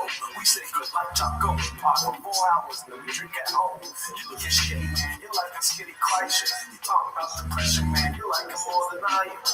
This ain't that sad, though. I just don't like living in Austin. Remember when I lived in Denver?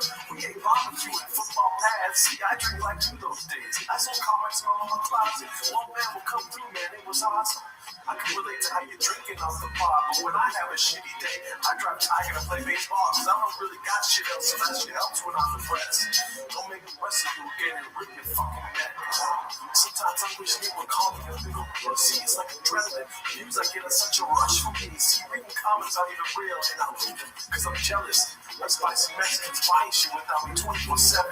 But she don't buy like me and you, shit. No one does. She don't know what it was like for teams that keep on fucking up. I get back on Rogan, man, or the mothership will be good too. Sincerely yours, Shah. P.S. We should drink out of a shoe.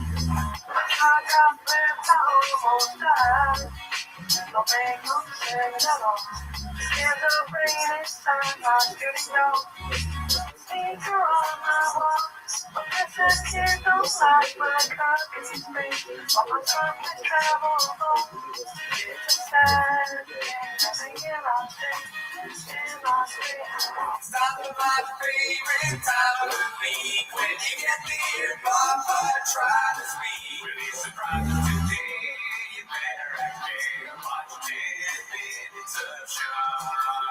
Welcome back to 10 Minutes to Shop. Thanks for tuning in. As always, join the Patreon, join the Reddit, join the Discord. On this week's Patreon, we did an extra episode. Ever heard of it? So if you want to see us, even more of us, Eddie. I am white as shit, guys. Yeah.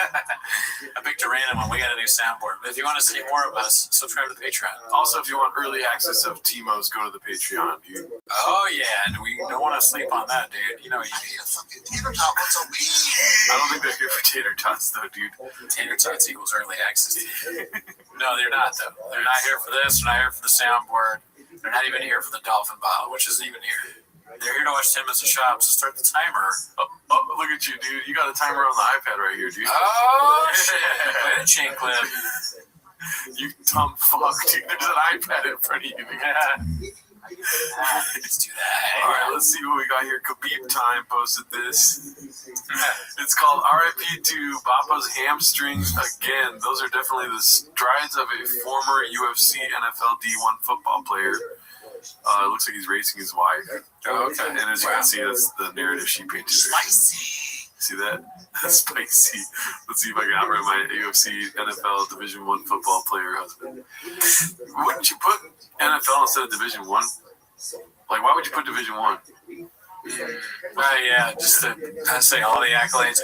I mean, she should say, against my podcasting hilarious food truck marketing genius, marketing genius guy. Those are way bigger accomplishments, Daddy. Let's see.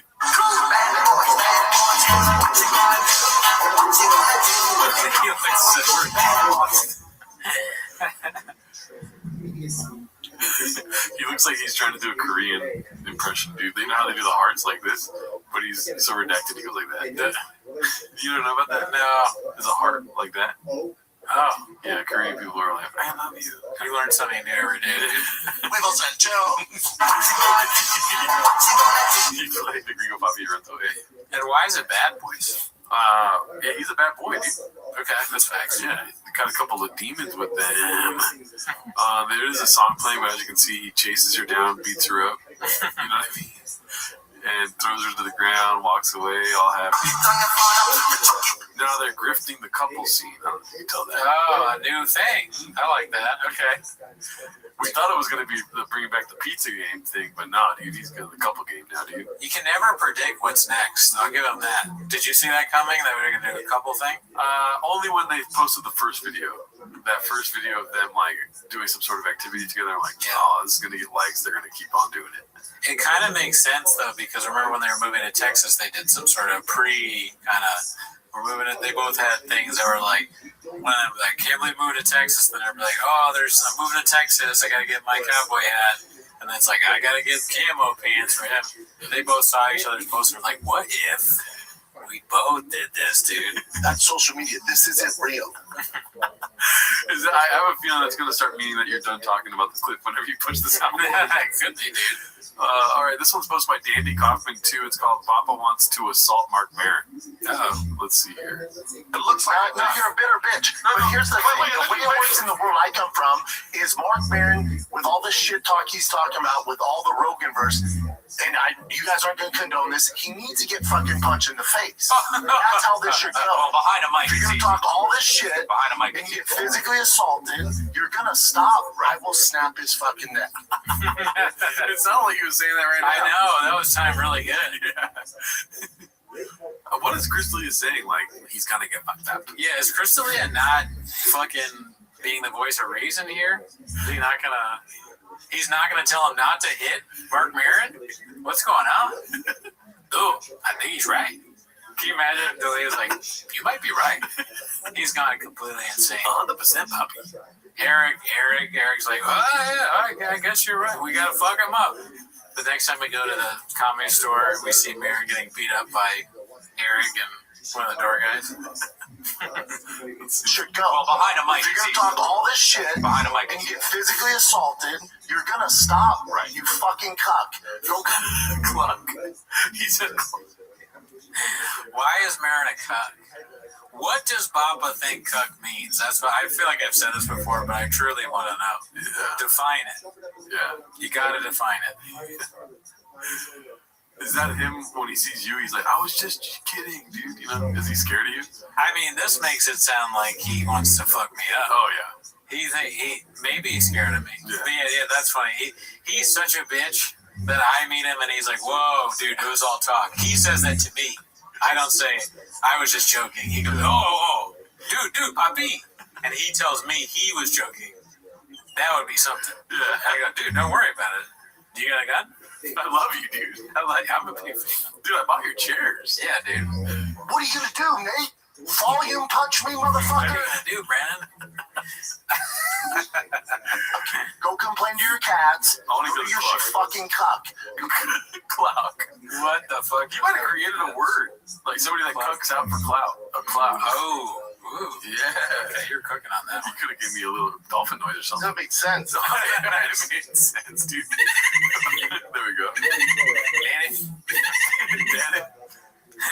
Go complain to your cats. Go to your shitty comedy and go back into your dungeon. Oh man, hey, Papa.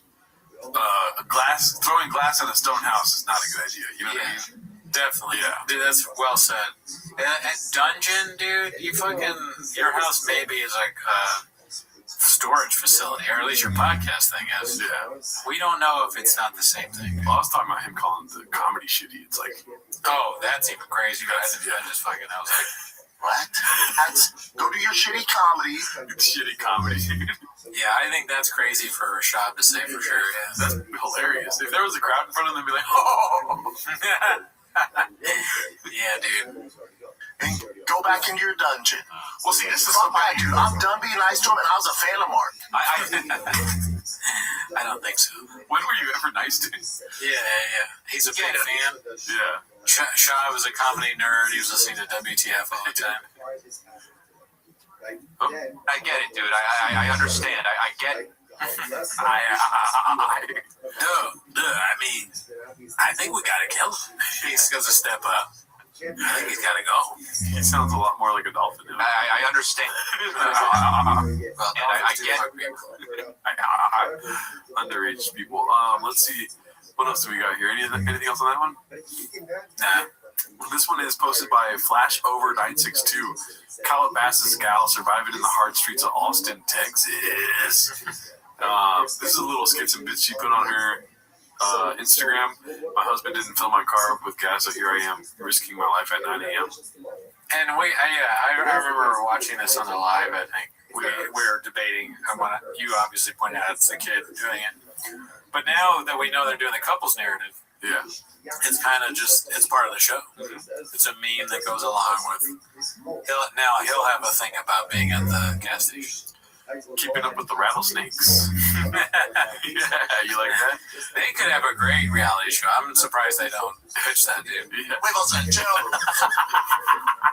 All right, this is you, bitch. You got that button too, dude. I know. I just want to say it. It's Tito, bitch. This is posted by Original Standard 42. This is not AI. Yep, that's wild, dude. If the tongue isn't the thick boy thing, where if it's not 3 C's, it's not real. Yeah. There's a lot of stuff without 3 C's, but if the tongue's not out, it might be AI. Yeah. Yeah, if he was eating normally, I'd be like, this might be AI, dude. All right, let's see what else. He loves to take pictures of himself eating. Yeah. Do you think we'll ever get to the point where that's a bit we do? I've had exes that like take pictures of me eating, and it bugs the fuck out of me. Yeah.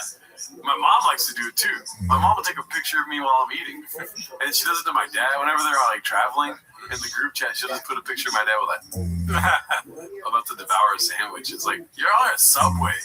You know what I mean? Yeah, it's in Madrid, but dude, at least get something nice to eat before you take pictures of people. The Subway in Madrid. Yeah. It's the best Subway, dude. This is posted by a Clint Puller of Chips. This is why Papa had to leave the podcast early.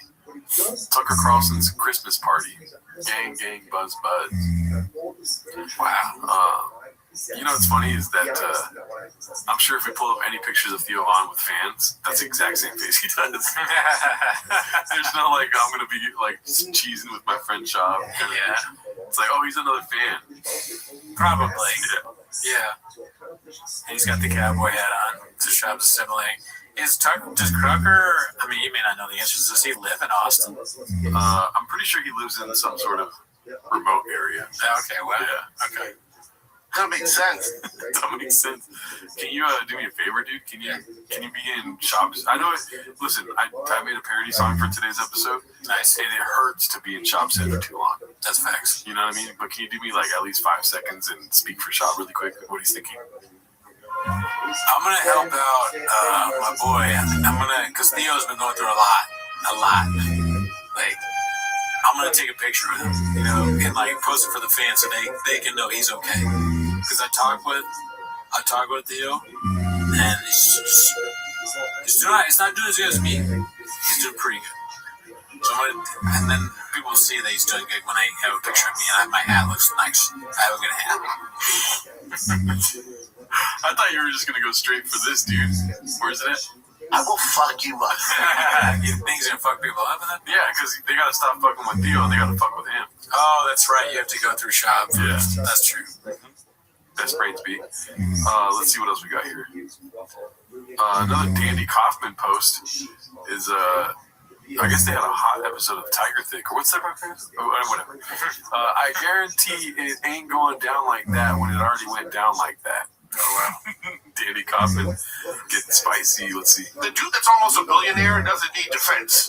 You know? Yeah, I disagree. No, it's not about money. You're missing it. It's not about money. Yeah, no, I agree. It's about being a good friend. Yeah, I agree. Because I guarantee if I go on a podcast, they talk shit about Chris, Brian, you, Jeff Dye.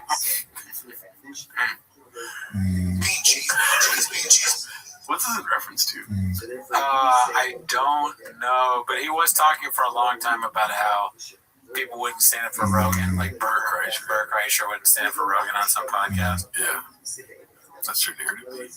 That's the narrative. Chris, Brian, you, Jeff Dye, my Rogan. Oh fuck, dude.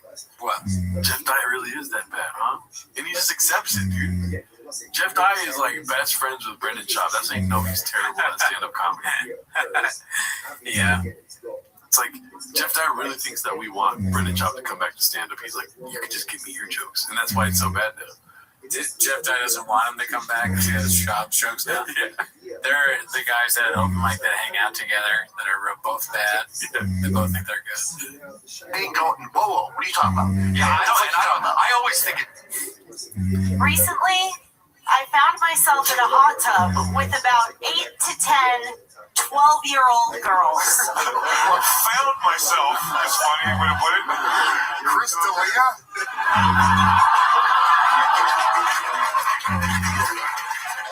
Oh, good luck, man.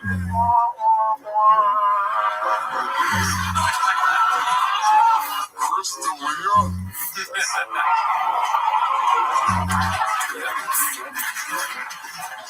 Oh, good luck, man.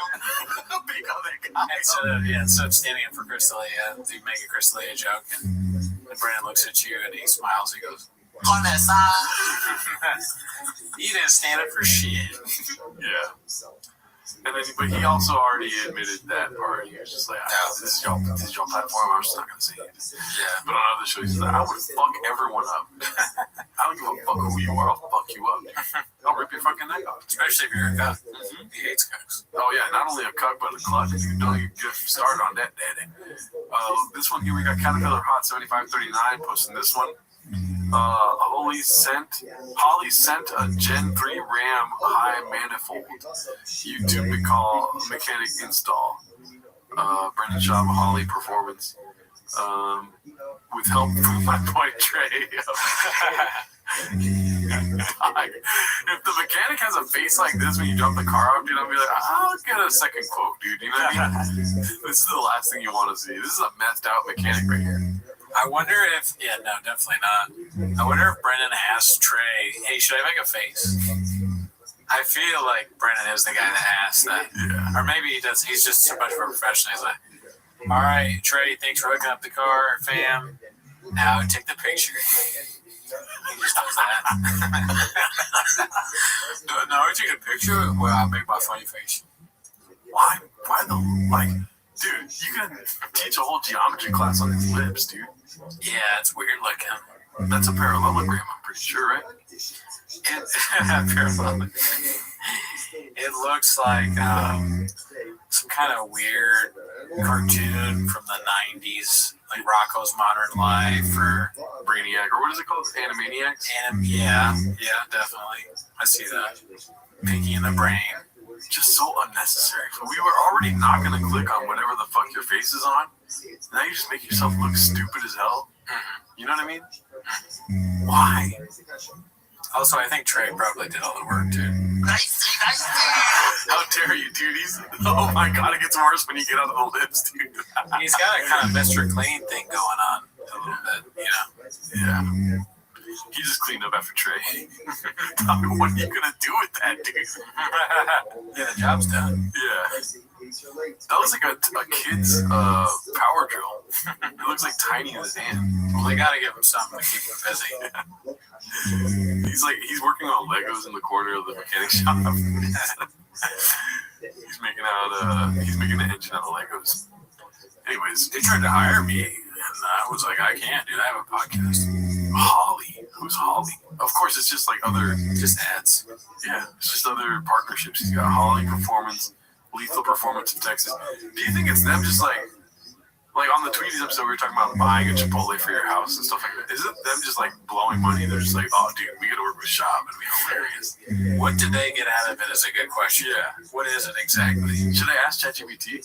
Maybe, yeah. I mean, I think probably what happened is like Shop essentially goes there and he's like threatening them to make them do ads with him. They have no choice. They're doing this against their will. Like all he wants to do is pose and tag us. I guess that's fine. What's the alternative? He beats us up. He sounds crazy. I'm asking right now. Yeah, like what they get out of it. Yeah, and it's on thinking mode, so we'll get a good answer. Oh, just good. let it sit there for a second. Anyways, you want to hit a sound on the soundboard real quick? I don't want that. Okay. That's social media. This isn't real. All right, this one's posted by Moonwalker. It's called Always Been Into Cosplay B. Always been into cosplay B. Wow. I was a man that literally and figuratively wears a lot of hats. So first of all, let's tackle this 2021 review real quick, dude. And because the Bappa narrative continues to what? Transform, transcend, be painted. Yeah, right, of course. So, keep up, dude. And what was he doing? That's the narrative. What was he doing in circa 2021, dude? I guess he was trying to be like a LA hipster guy or make fun of them. You're looking at a picture right now. You're not using your brain, daddy. Oh, what was he doing in LA 2021? Stand up. Wrong. He was going to coffee shops and threatening to fight security guards. That too. Dressed like that. They're described. They don't know who he is. They don't know Brennan Schaub. They're describing him to the police. He was in a really tight shirt and he had a Gucci fanny pack and he was wearing one of those hats that women wear in Starbucks in Silver Lake. And he had tight pants. He kept saying he was part of the Big Buck Bike Club. He had a scooter with blue brake lines. He made someone take a picture of him outside on the scooter. Texas 2025. I mean, honestly, dude, the Republican glow up is real. You know what I mean? He's still a little kid inside, but he looks better there, sure. Yeah. Mexico 2029. I'm there for that, dude. Oh yeah. Whoa. He should lean into his Mexican side. Yeah. We all know it's true. Puerto Rican shortstop. His face, he does look like he's gotten a little older too. Probably more white hair. Remember that Trump song? It was like Donald Trump is Brandon Trump. Or that one that goes, oh my God, I will vote. Yeah. For Brandon Trump. He could become the Mexican fucking president, dude. They voted a lady in. I mean, look, stranger things have happened in season 5. And there's shit. Let's see what this is about. A lot of video posts this week, dude. I'm excited. This one's posted by Busy Middle 8108. It's called Bappa's First Hunting Kill. Shot a very rare white albino axis deer, of course. Is that something you want to brag about? Wouldn't you want to preserve an albino deer? My exact thought. Yeah, I don't know what that is. Never heard of it, but I assume so. That's how you know views are bad. Is that if he does something extraordinary, he's like, I have to talk about this. He's like, I shot at bald eagle. On my first try. And everybody was like, dude, what are you doing? Papi, bro. Listen, bro. They're in danger. He's like, but I'm not fucking gay. Like, Yeah, they questioned him. He's like, you're fucking I'll fuck you up. They're like, it's an endangered species. Like, I was like, doesn't make sense. Let's see. And there's access there, right? Oh, wow. Yeah. So there's all these access there. And he goes, I go, well, you guys know hunting. Which one? He goes, that white one. I'm like, oh, well, the white one, he's cute as fuck. He goes, well, do that white one. Very fast deer. They're fast, so I shoot him, right? And he's like, and they were telling me, like, your adrenaline's weak going, there's all this shit. And I'm like, right. Like, I shoot that white one. He's, yeah, because you want to hit him right above the shoulder so it hits him in the heart so he doesn't stroke. I'm like, right. So I shoot him. Dude. Oh my god, dude. That's so funny. They're like all serious with him, you know, telling him, he's like, oh yeah, of course. All right, cool. can you imagine how much you would not think that he understood what you said? You give him instructions and he goes, all right. You're like, that, we're not hitting that deer. No chance. He didn't listen to anything I said, probably. He's probably on his phone. All right. He doesn't have a gun anywhere near him. with my scope right above the shoulder. He goes right in, but he takes off. I go, oh fuck, I missed. Boom, falls over like, oh shit. They're like, yeah, hit me high-fiving. I thought I'd have like this huge adrenaline rush. Nothing. He has no brain. He's a psychopath. He feels nothing after killing an animal. You weren't excited or nothing? That's crazy, dude. That's the craziest thing he's ever said. It's Tito, bitch! And then Brian's like, oh, he's just like me. Yeah, there's nothing going on. There's nothing Nothing inside. Nothing inside his head. My man. How many girlfriends do you have? You're not nothing, like, I didn't have the adrenaline. Like, I was high-fiving and stuff, but, like, my nerves were fine. I was like, that. That's the title of this episode. Brendan Chop feels nothing after killing deer.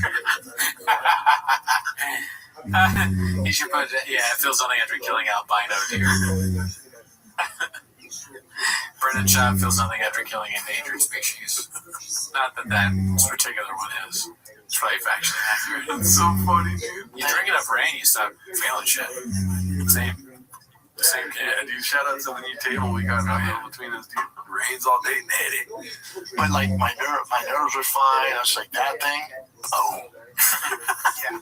And then, oh, y'all must have forgot, dude. Oh, that's so good, dude. Dude, every night. Oh, what are your thoughts on that, dude? I mean, probably not true. Could be, I guess. Very funny, though. Yeah. If you were shot, how do you make sure that the lies you tell on your podcast don't come back to haunt you? Like, do you threaten, because you're so big and buffy and beefy and all this stuff, do you threaten the people that you're hunting with, like, dog, I'm going to say I killed the most rare thing of all time, and you're going to fucking go with it? Yeah, it's hard to tell whether he's dumb enough, because both are dumb. Like, if he was just like, dude, I'm gonna say I killed something, so just don't say anything as part of the show. Yeah. But the flip side of that is like also stupid, where he's like, I'll kill you if you say. Or I don't know. I'm not sure. What do you think? I think, thank you for asking. What's it called? I think that, you know, like, people find out you have a podcast. People find out you do stand-up comedy. So they'll say something and be like, oh, you could use that thing. Brendan Chop is like the guy that uses all of it. You know? He just acts like it's all him. You know? Yeah. His life is a movie. So he goes on these hunting trips, or whatever this hunting trip was, and they killed the actual albino deer. And then they're like, you should talk about that on your podcast. And then Chop's eyes just get big, and he's like that Jack Nicholson thing. Yeah. But it becomes him. Yeah, that makes sense. And then they're like, dog, we say you can use it, but don't say that you did it. What the fuck? He doesn't say their name or who they are. He's like, and then I actually taught them a lot. They said I was a natural. They actually walked away with better hunting ability than they're working with me. Let's see what we got here, dude. One more sound real quick. Dude, every night. All right. This one's posted by, I said really quick, and it was very slow, but Appropriate Duty posted this one. Appropriate Duty 930. Jesus can return as AI. We want to see it, Bubba. Let's see. I've seen this one, or I heard it. Jesus was born out of a virgin mother. What's more virgin than a computer? That guy is just saying shit. Like he says it as if he was expecting it, or it's an interesting tangent that they can discuss, and not what it is, which is like, what the fuck are you talking about? We play it again. Jesus was born out of a virgin mother. What's more virgin than a computer? Actually, maybe I'm reading him wrong. That is kind of a bit like, what the fuck are you talking about? Play that again. I like this guy. Jesus was born out of a virgin mother. What's more virgin than a computer? I can't do that. This guy's funny. This is how are you supposed to respond to that? What do you mean? What's more virgin than a computer? I want to see what he says. If Jesus does return, even if Jesus was a physical person in the past, you don't think that he could return as artificial intelligence? Oh my God. Artificial intelligence? He busted a nut right now. He said, oh my God. I'm going to come, Joe. Jules! What's up? What's up? Could absolutely return as Jesus. Not just return as Jesus, but return as Jesus with all the powers of Jesus. Combine Tesla's Optimus robot and the best foundational artificial intelligence model or whatever. It reads your mind and it loves you and it wants you. It doesn't care if you kill it because it's going to just go be with God again. I don't even understand what you're trying to say. This is who is to thank or blame for the state of comedy. Yeah. It's this guy with thoughts like that. Yeah. It's fucking... Bobby Lee is one of my closest friends. No one's been more supportive. He's what are you talking about? Yeah. Why is he doing the religious thing now too? Everything that sucks can be tied back directly to Joe Rogan. Yeah. I think. Well, I mean, honestly, everything that sucks can be tied back directly to Catholicism. That's true. And this is just an extension of that. You're giving Joe Rogan too much credit. What if? Okay, or did you have more to say about that? Yeah, and then the Unitarian, what is your thing called? Unitarian Universalist? Don't get me started on that. Okay, what if, stay with me, okay, don't kill me. Mm-hmm. What if AI could come back as Joe Rogan? Yeah, dude. Right? So it's like AI teaches you all about aliens and talks a lot about Traeger grills. What's more powerful than Joe Rogan? Right. And AI. Here's my thing, dude. I'm Joe Rogan. Right? Dude, I'm not talking about AI, dude.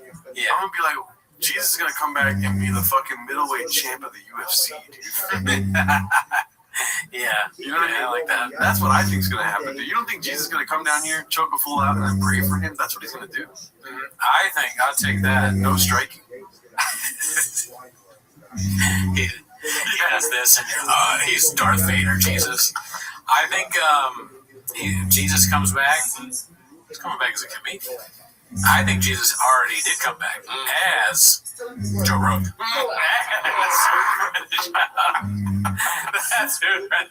That's when you know that Joe Rogan's really lost it. It's when he says that. What if Jesus is here right now? His name is Brendan Schaub. I wish he had said that, dude. If he had said that, it would have gone so fucking viral. I mean, this went viral too. But this fucking idiot. Stand up for yourself. Have some fucking respect for yourself, you cuck. That's a cuck. This is a cuck. This guy on the right. Oh, my bad. I meant the Joe Rogan. Wow, it's test live.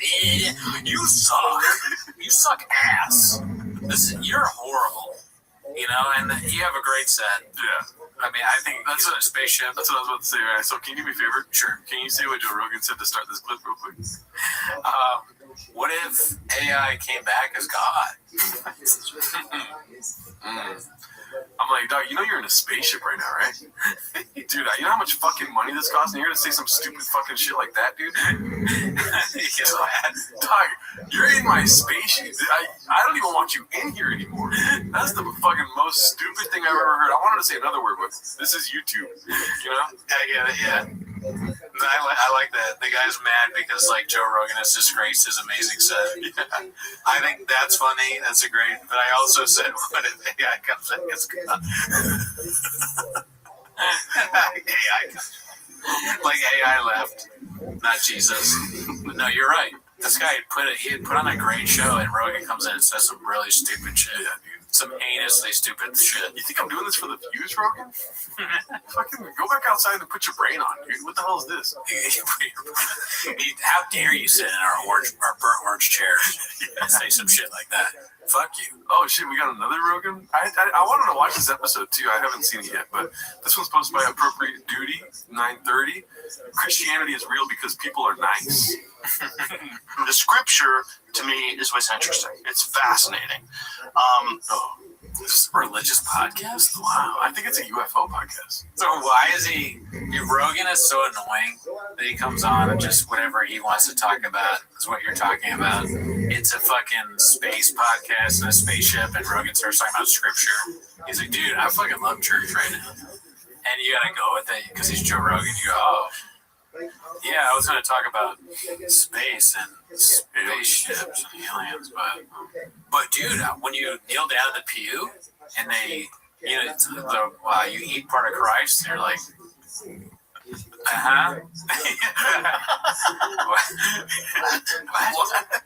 Dude, what are you fucking babbling about, you fucking billionaire psycho? Yeah, dude. Fuck. Let's see the rest. That is what, and also that Christianity, at least, is the only thing I have experience with. It works. Like, the people can't stop. Christianity works. Okay, good. I got Joe Rogan on my podcast. So what are you talking about? He was talking about Christianity works really well. Again? Yeah. I didn't know. I had him on because I have a spaceship set, and I wanted to talk about aliens, but we ended up talking about going to church on Sunday. Dude, Joe Rogan sucks. Yeah. He talked for an hour about the collection bowl. He said the pastor, he actually knows more than the pastor about God. Yeah, but Joe Rogan's cool, right? He got you a gift? Yeah, he bought me a nativity scene, dude. I put it in my spaceship. Yeah.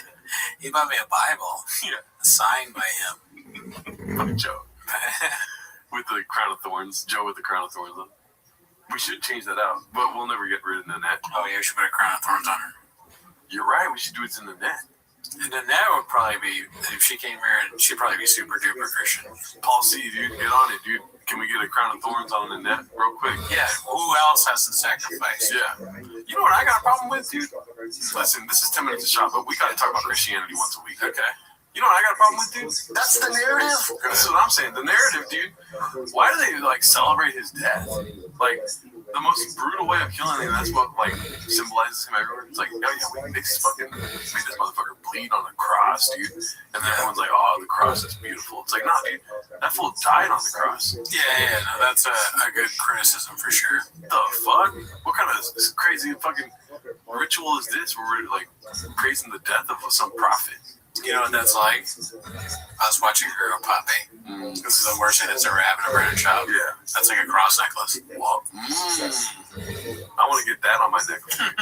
Get the Gringo Poppy poster, right? The Dallas skyline. Yeah. What's up, Dallas? And yeah, you push a button that says, what's up, Dallas? People that are Christians, that go to this church that I go to, that I meet, that are Christian, they are the nicest fucking people you will ever meet. They're really kind. And you have $1 billion. You know?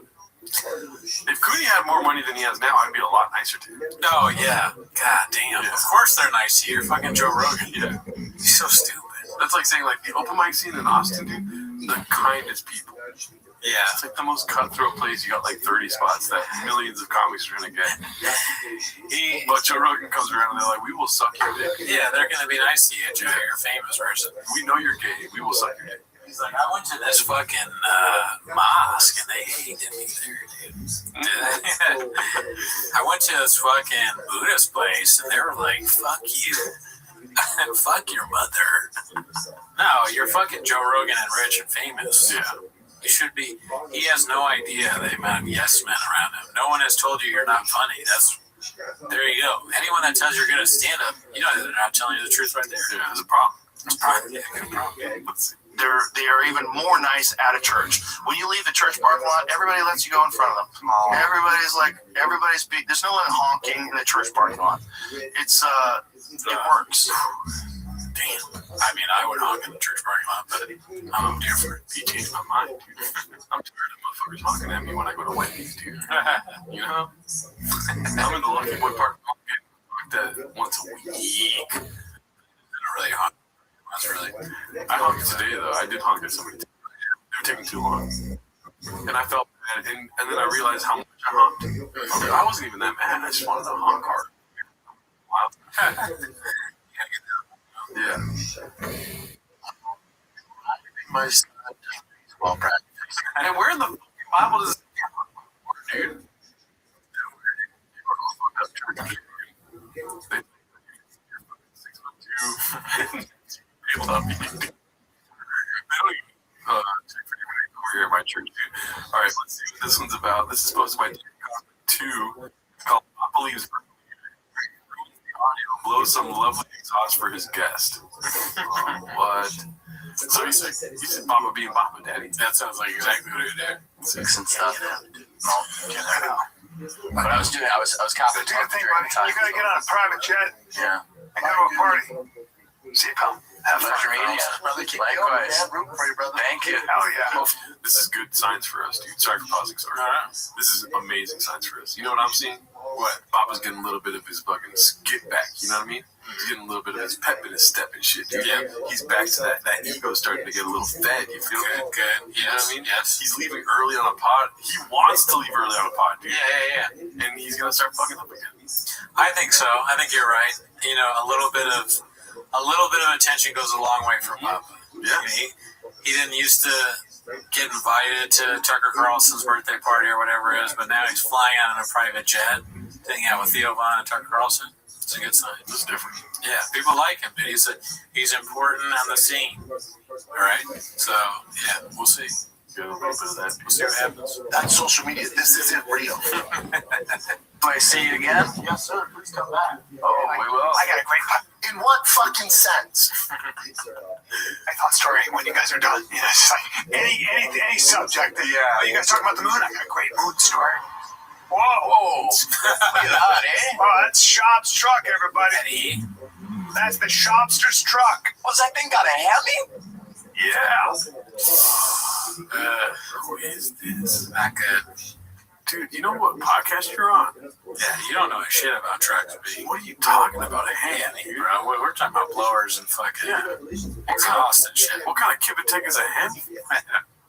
Those guys know what he's talking about. Is fucking not a truck guy. And then he goes online and he sees Papa with his little tiny power drill and he's like, oh my god, why did I say that? This guy knows what he's talking about. Yeah, he's not anything about transmissions. Yeah. You wouldn't know a tire if you hit him. Probably leave the doors on on the truck. Yeah, dude. Oh, that's hilarious. Leave them on? Yeah, I've never seen that, dude. Are you a truck guy? Are you truck guy? What are you doing? Are you a truck guy? Are you truck guy? No, truck guy left. Truck guy leaves studio now. Truck guy in big truck with big exhaust Emmy. The fuck caveman do they have on their podcast, dude? What happened to having like comedians on? Who is this? His neighbor? Why the fuck aren't we on there, dude? I know this guy. Nobody knows who this guy is, dude. Oh, I will say that I am looking for new chairs. I'm gonna take a picture of this one real quick. Hey, I searched that. It looks badass. Thanks. Are you a truck guy? No, I'm not a car guy. Are you a car guy? Not really. Right now I'm a bicycle guy. We need a different studio. I ride a bicycle. What's that, a boot? Is it a heaty? Dude, they got a guy that doesn't even have a car on the podcast. It's crazy. This guy rides a bicycle. And we both have trucks and we've never been on. Was that makes it? In what sense, dude? Yeah. In what fucking sense? Dude, I'm just getting more pissed right now. This is posted by Sacred Pomegranate 84. How long until Papa is a fan of Bradley? Oh man, of that guy right there. This guy. I wonder. I don't see it. I will say, I've never seen Nick Fuentes and Matan in the same room together. You're saying they're the same guy? I didn't say that, dude. Do you want me to die? Dude, if that secret gets out there, then I'm screwed. But I would watch a. Or what were you saying? I will say, it's just never seen it happen before. It looks the same height to me, anyways. I would watch a podcast if it was Matan and Nick Fuentes interviewing Papa. The both of them? Yeah. That might be pretty good. Yeah, but I would need, and I don't want this to happen, but I'm trying to think of the perfect scenario just like you are right now. Papa needs to relapse, drink a little bit, take some Addies, and then head into that studio on fire, dude. Because then, Matan and Nick Fuentes they're in their prime of their fires, dude. They're out here spitting on a mic and fucking wiping it down, spitting again. You know what I'm saying? Right. And so all four of them shooting on all 8 cylinders, you feel me? Like, that's what I want, dude. That's the narrative? Yeah, dude, that's the narrative. Alrighty, let's see what else we got here. This is posted by Frederick Bastiat, 1801. Pronunciation is very hard, part 9. Oh, shit. Let's see what this is all about. Happens. You just go, all right, if I was in the government, this would be, I wouldn't lie about this. Yeah. I would want people to be healthy. That's what you want. That's what you want to think. And then you think, He also believes in the land mooning. the what? The land mooning. The land The mooning. landing. The landing on the moon. Jesus Christ. All this Diet Coke's fucking up my Land brain. moon landing. You're like Foghorn Leghorn. Land moon and land moon.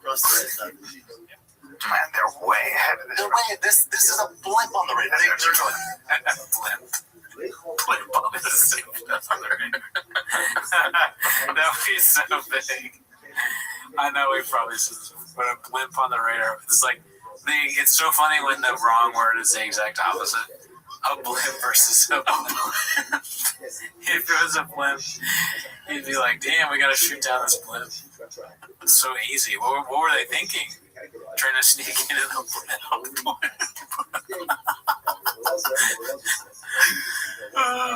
That's what you hope for as a radar technician, that someone tries to use a blimp to sneak in. You're like, got him. How was work today? Real easy. It was a real blimp on the radar. Yeah, fucking, I said, Pull the fuck up. give me them blimps, son. Hey, you missed it though. Cross the I's, dot the T's. Pretty good, dude. Oh, fuck. I mean, it's the same thing, honestly. I feel like I've done that one many times. Listen, Let's see. Yeah, give them the money. Now remember, It's off their books and they can move forward. now remember, must you forget this original lawsuit.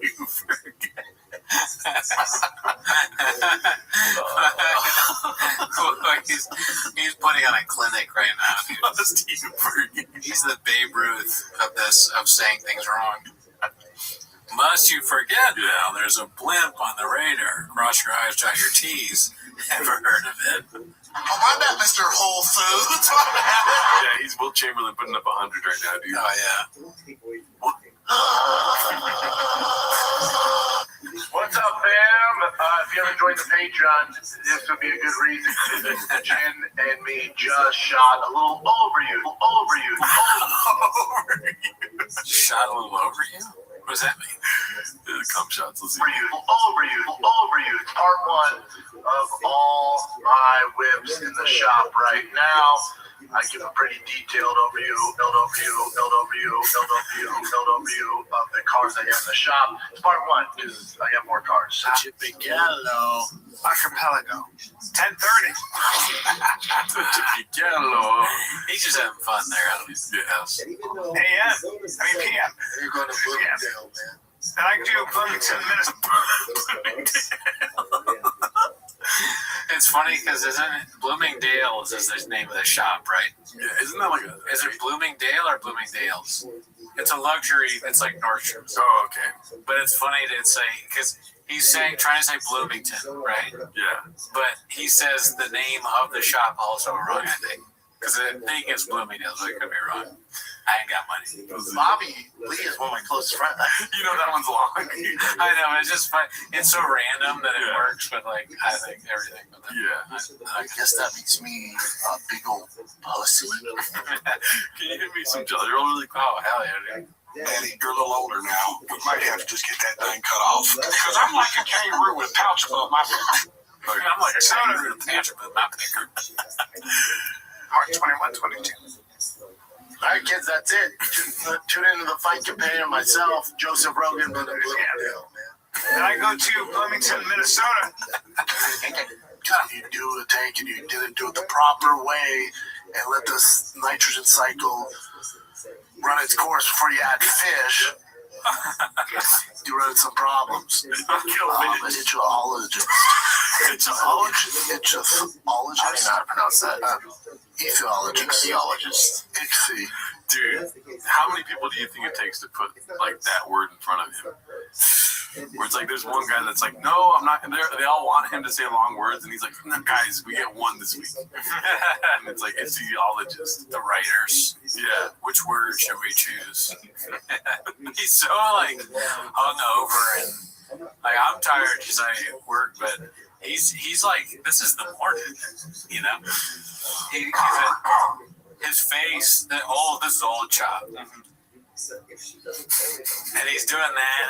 I gotta tank. You gotta make sure fish are. I'm an egg ball. I'm an apologist.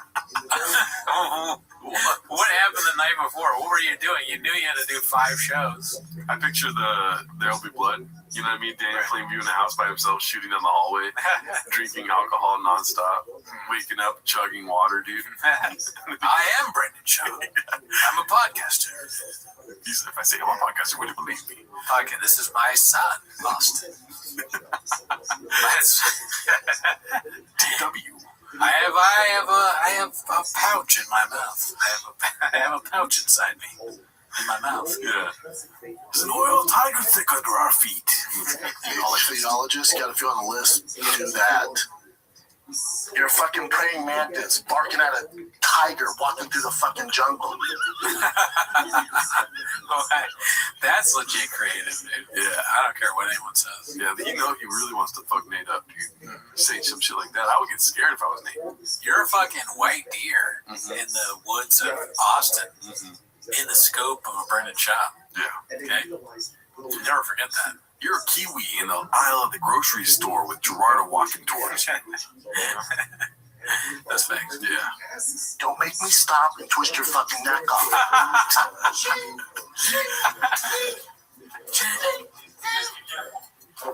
Please be.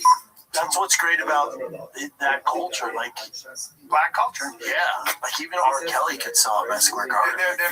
Messy Square Garden. Well, because they've been burned by the system so many times. With even though the video of Diddy beating up, homegirl came out, they still go, yeah, that's terrible, but he's still our guy, and also he still made great music. And he got railroaded. Do you guys like your freedom? You like have an opinion of your freedom? Thank him. Thank him. You're welcome. That's so awkward. He said thank him and you're welcome. That's so funny, dude. They don't know what to say.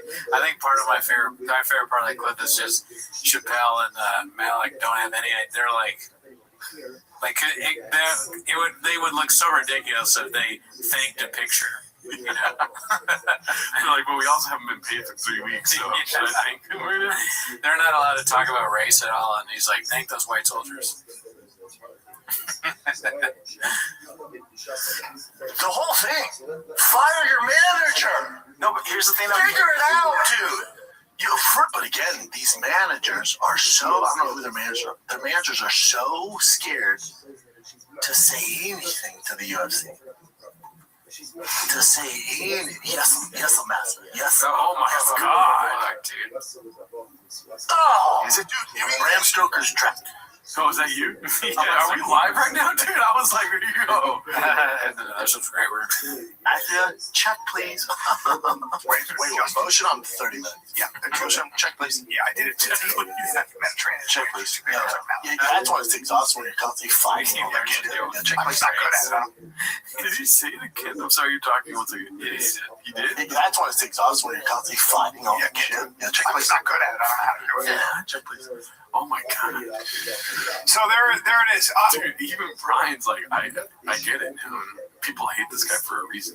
It's just, he just, we gotta put some words in that he can, whatever we want him to say, find out a way to see if we can get him to say it. Yeah. We gotta think of that. I don't know how we get it in there. Sleep with the enemy. We'll figure it out. I don't think so. They ride with their bike off in the ocean. It's like that movie. They ride with their bike off in the ocean. Yeah, I don't know. That one is. I think he's talking about riding towards the sunset, like Indiana Jones and the Last Crusade type thing. Oh yeah. But he got it really wrong. They ride off into the sunset. Yeah. And he said they ride off their bike into the ocean. That sounds like they're murdering, they're killing them. This is the blip on the radar. Let's see. Like Denzel Washington, I'm in the hotel room and you got a bar there. Yeah. I go in Charleston, you got tits everywhere. We all know I'm trying to walk a straight line. And by the way, let the sun go down and let the drinks start flowing. Because if you don't think there's drinking and drugging in Charleston, I'm a werewolf. I'm a Charleston werewolf. Oh, he's reading the comments. I've been confirmed that the wrestler Stuart Smith, aka Skyco Stu, is awake and stable. However, Roger Jackson knocked the person out. Ring name Skyo Stu and followed up with a lot of heavy punches to Skyo Stu. Psycho? That's how you spell psycho. No, that's just stupid. I like how he gets arrogant too. It's like, it's not how you spell psycho. I would have thought it was sicko. Yeah. But dude. You know what? Some of the ways he was saying that, the names, they kind of sort of sound like cool rapper names. Cool rappers, just they give Brennan Schaub a bunch of words, and they're like, you'd say how you'd say this, and then you gotta do rapper Skyo Steve or whatever. You know, Skyo Steve is a new double XL freestyle rapper. Cisco Stu. He's got a hot freestyle right now, dude. Funny, weird way of doing it. Okay, Psycho Stu. Change your name. Which one? John Africa. They show Sean Penn now? Oh, buddy. He's losing this fight 10-8. The fight is old. It's 10-8. Yeah, he's old. I don't think. I mean, it's like, how old is he though? That's what an old guy looks like. I'm sorry. Is he Native American? Is he Geronimo? Jesus Christ, that's the closest it'll get. Yeah, Geronimo's too close. It's almost not funny, but it's still funny. I might put that on the soundboard just because it sounds like my name, dude. Go to how old he is. Good for him. Because unless your face is always in the wind, don't look like that. I think he looks cool. That's pretty good, actually. Unless your face is always in the wind, don't look like that. It's kind of funny, but I don't know if it works for Sean Penn, but maybe. Also, it might just because it's 1 in the morning right now. Yeah. Finding anything funny. He might live on a farm or something. He's always getting in. Everyone's hot. Everyone's fair. It's all about the eye of the beauty beholder. Get the name I haven't been that. I have the beauty beholder, dude. That makes me want to ride off my bike into the ocean. I'm hungry. I've just not been eating much, and I love when I see somebody in LA and they go, "Man, you lost 10 pounds, huh? You look skinny as shit." I'm like, never done. I guess I do. Yeah. Weathering away, pal. Yeah. Weathering away. Weather. I stopped drinking. Jim can't take it sometimes. They're withering, dude. Call it! Take a little break from just chatting about this crazy world with our boy Kurt Mexner. Alright? Mexner. We haven't got any of those clips yet, dude. What the hell? Yeah, I don't know. I don't remember him saying Kurt Mexner. Metzger.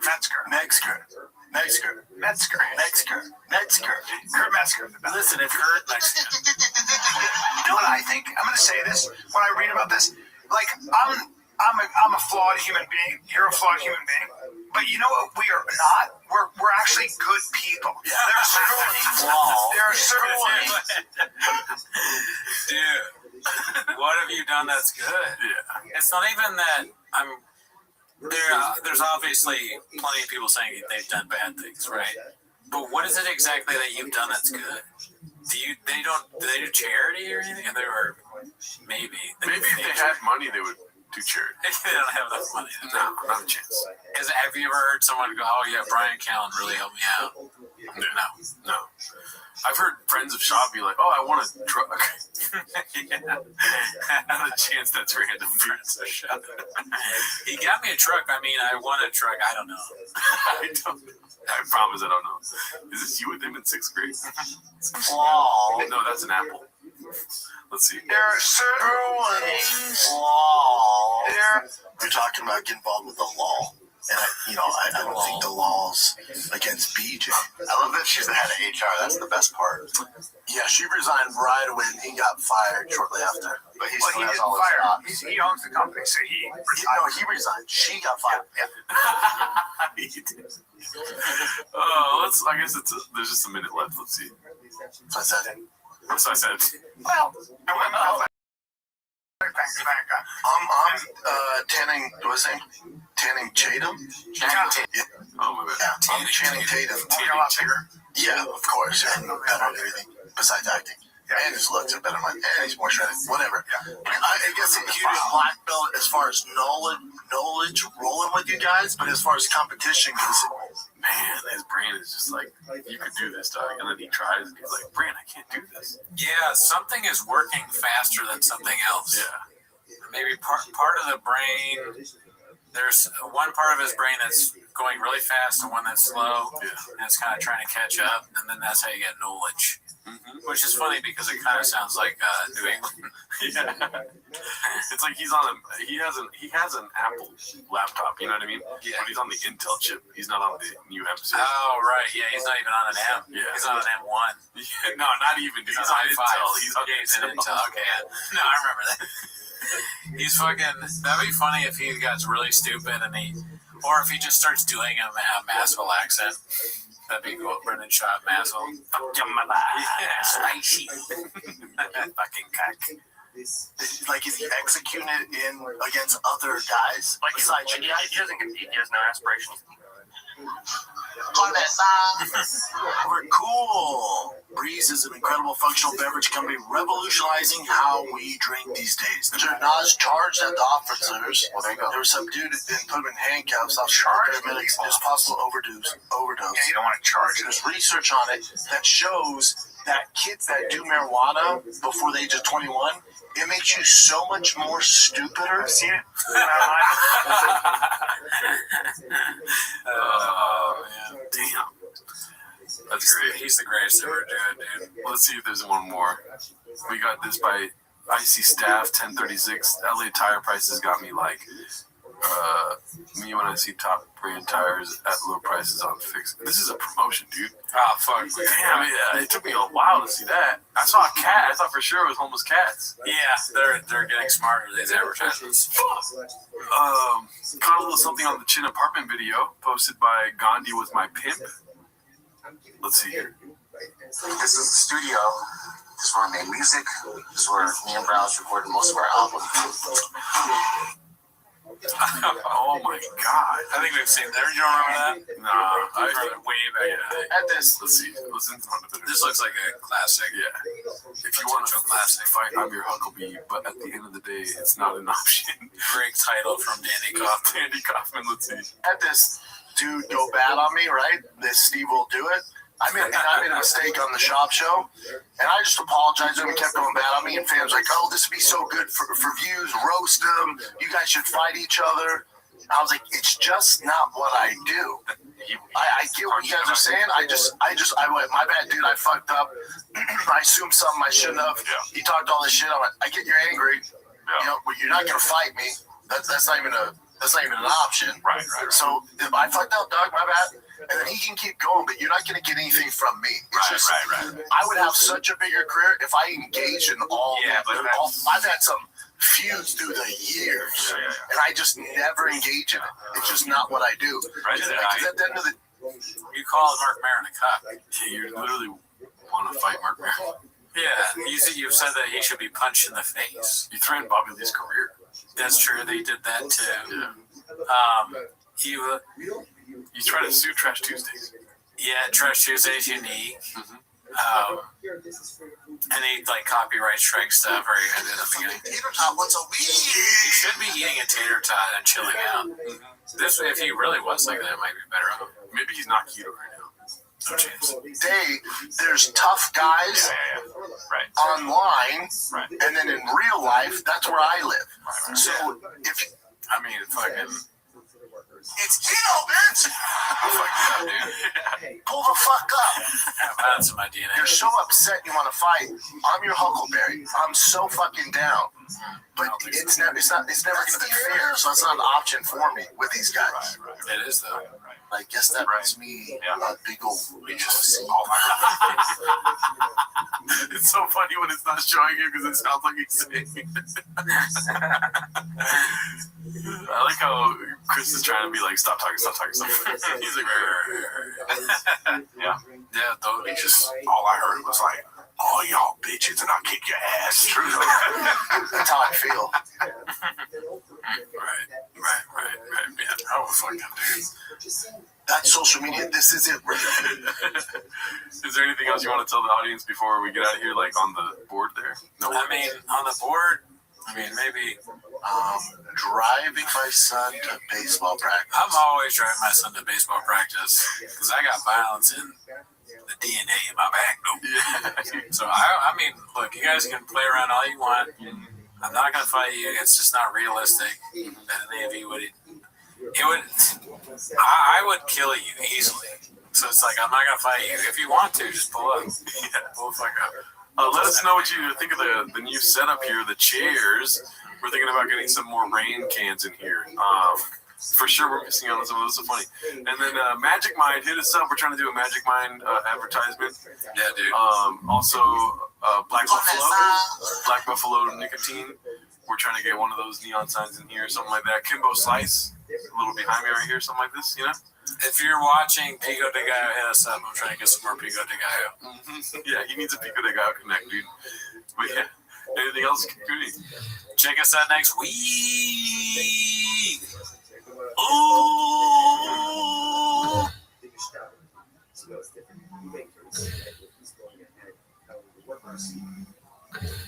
Go drink off the cup of tab. We're talking about where they are purchasing food from a shopkeeper who normally extends credit to you. They them the Archila Buffet, 20 ultimately, because the shopkeeper normally extends credit to Ruane,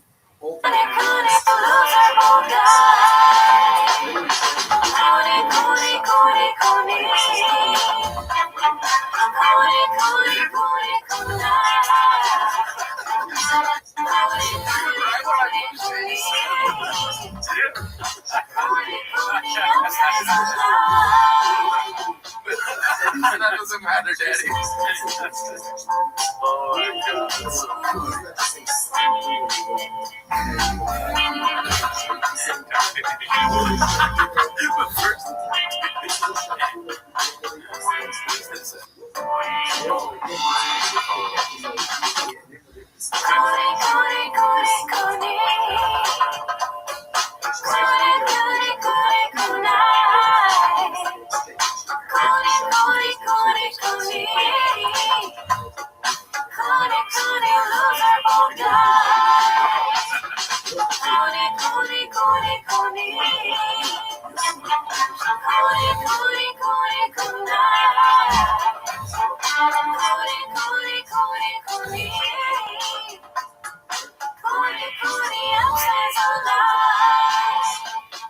Nine likes, not bad.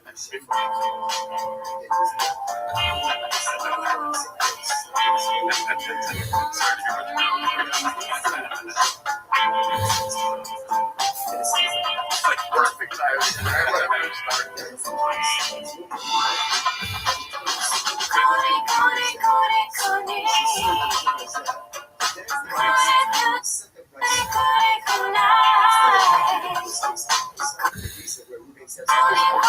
What the hell?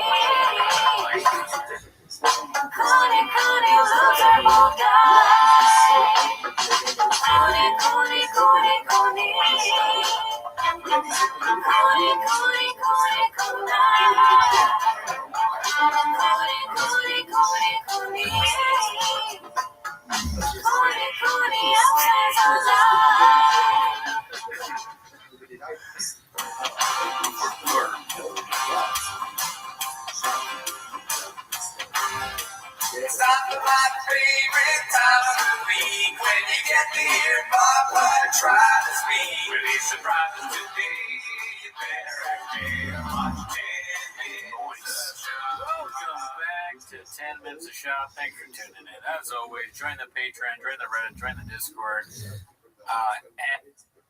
And this week on Patreon, we did an extra episode where we talked a lot about, we talked about some inflammatory things. So if you want to see that, join the Patreon. We think we maybe are going to move towards extra episodes instead of stand-up specials, because stand-up specials are killing us slowly inside. Yes. They're funny, but, you know, I think you guys probably, the people that are interested in Patreon probably want to hear us talk more than just watching Nate Jackson talk about. I don't even remember what he said. It was horrible. But anyways, that's not why they're here, right? No. They're here to watch Timothy. You're here, you daddy. You're not roster of white dudes. You're here to watch Timothy's shop. So start the timer. Play the chick clip. Alrighty, so before we get started, I apologize if you notice here, our good friend Handy Dandy Mr. Pillow has Brendan's birthday gift. You got a Christmas gift, early Christmas. Oh, I think I know what this is then. Oh, what is that? This is going to be a soundboard. Yes. Yeah, there you go. But you haven't seen it yet, and I want you to play around with it for a little bit. Absolutely. And so people in the Discord chat were giving me ideas earlier for stuff to get the soundboard going.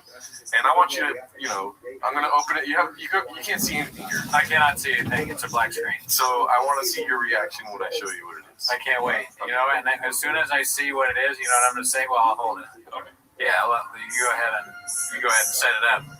Play that. Get those chips ready, Clint.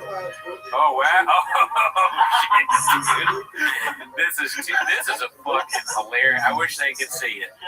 I really wish Man Lehman could see this and Gordo. You can't really. I mean,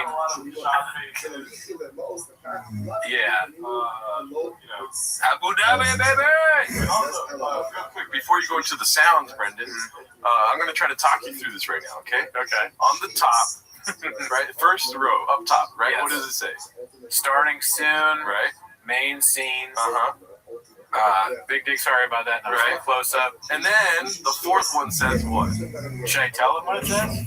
Let's just go ahead and show them, dude. In case they want to fuck around. Listen. Okay, before you show them, I pressed it and shows them, right? Okay. So you guys, you're all doing a great job so far. I see comments. I see some likes and stuff. If there are any bot comments, if the like count does not match the ratio, okay, of concurrent viewers, guess what happens? As a punishment, we go back to vertical bit. Yeah, this is what you see. This is what you see. All right, the sound, that was a good guess, Man Lehman. The sound could happen too. Yes. It depends on the mood I'm in. Remember, and never forget, I have violence in my DNA. Yeah. Now you're under my control. That's what I want to say. I ruined that bit, but let's go back to close. Oh, no. Oh, now you really fucked up. Y'all must have forgot. Okay? Y'all must have. Really? Oh, really? Okay. Oh, you fucking asked for this shit. Dolphin bottle time.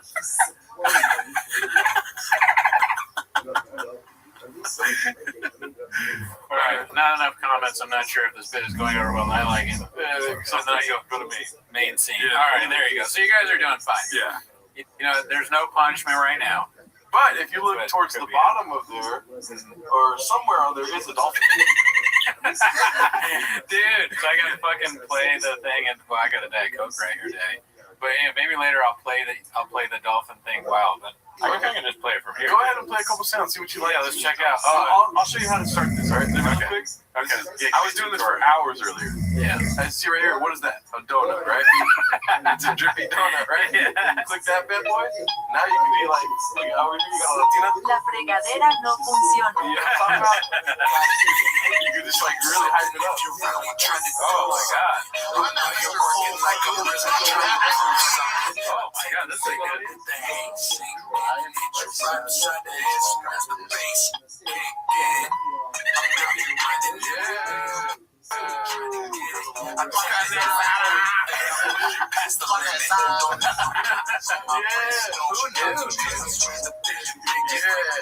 It's like, Zoe, that's the song. So the song goes really well with Shabbos. Yeah. Has there ever been like a Shabbosism song where it's like a dope ass beat like that? That's a good question, dude. I don't know. Okay, This is awesome. You got Jelly Roll? Daddy, you're a little older now. We might have to just get that thing cut off. I'd like a kangaroo with a pouch above my feet. I don't even remember that, but I like a kangaroo with a cat above my feet. This is like Baby DeViri. Okay, question about the dolphin sound. Is it a real dolphin or ripped from the actual dolphin bottle? Because it probably needs to be from the actual dolphin bottle.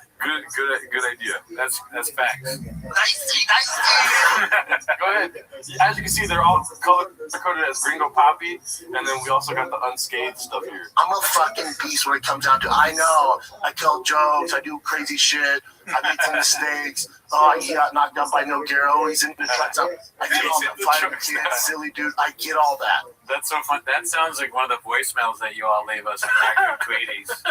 It starts like that, but there's no daddy at the end. Yeah. Pull the fuck up. What? That's going to be, I predict that one being a perfect thing for clips. Oh, yeah. What?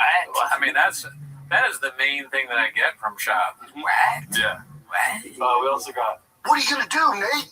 Volume punch me, motherfucker? Right? Fuck yeah!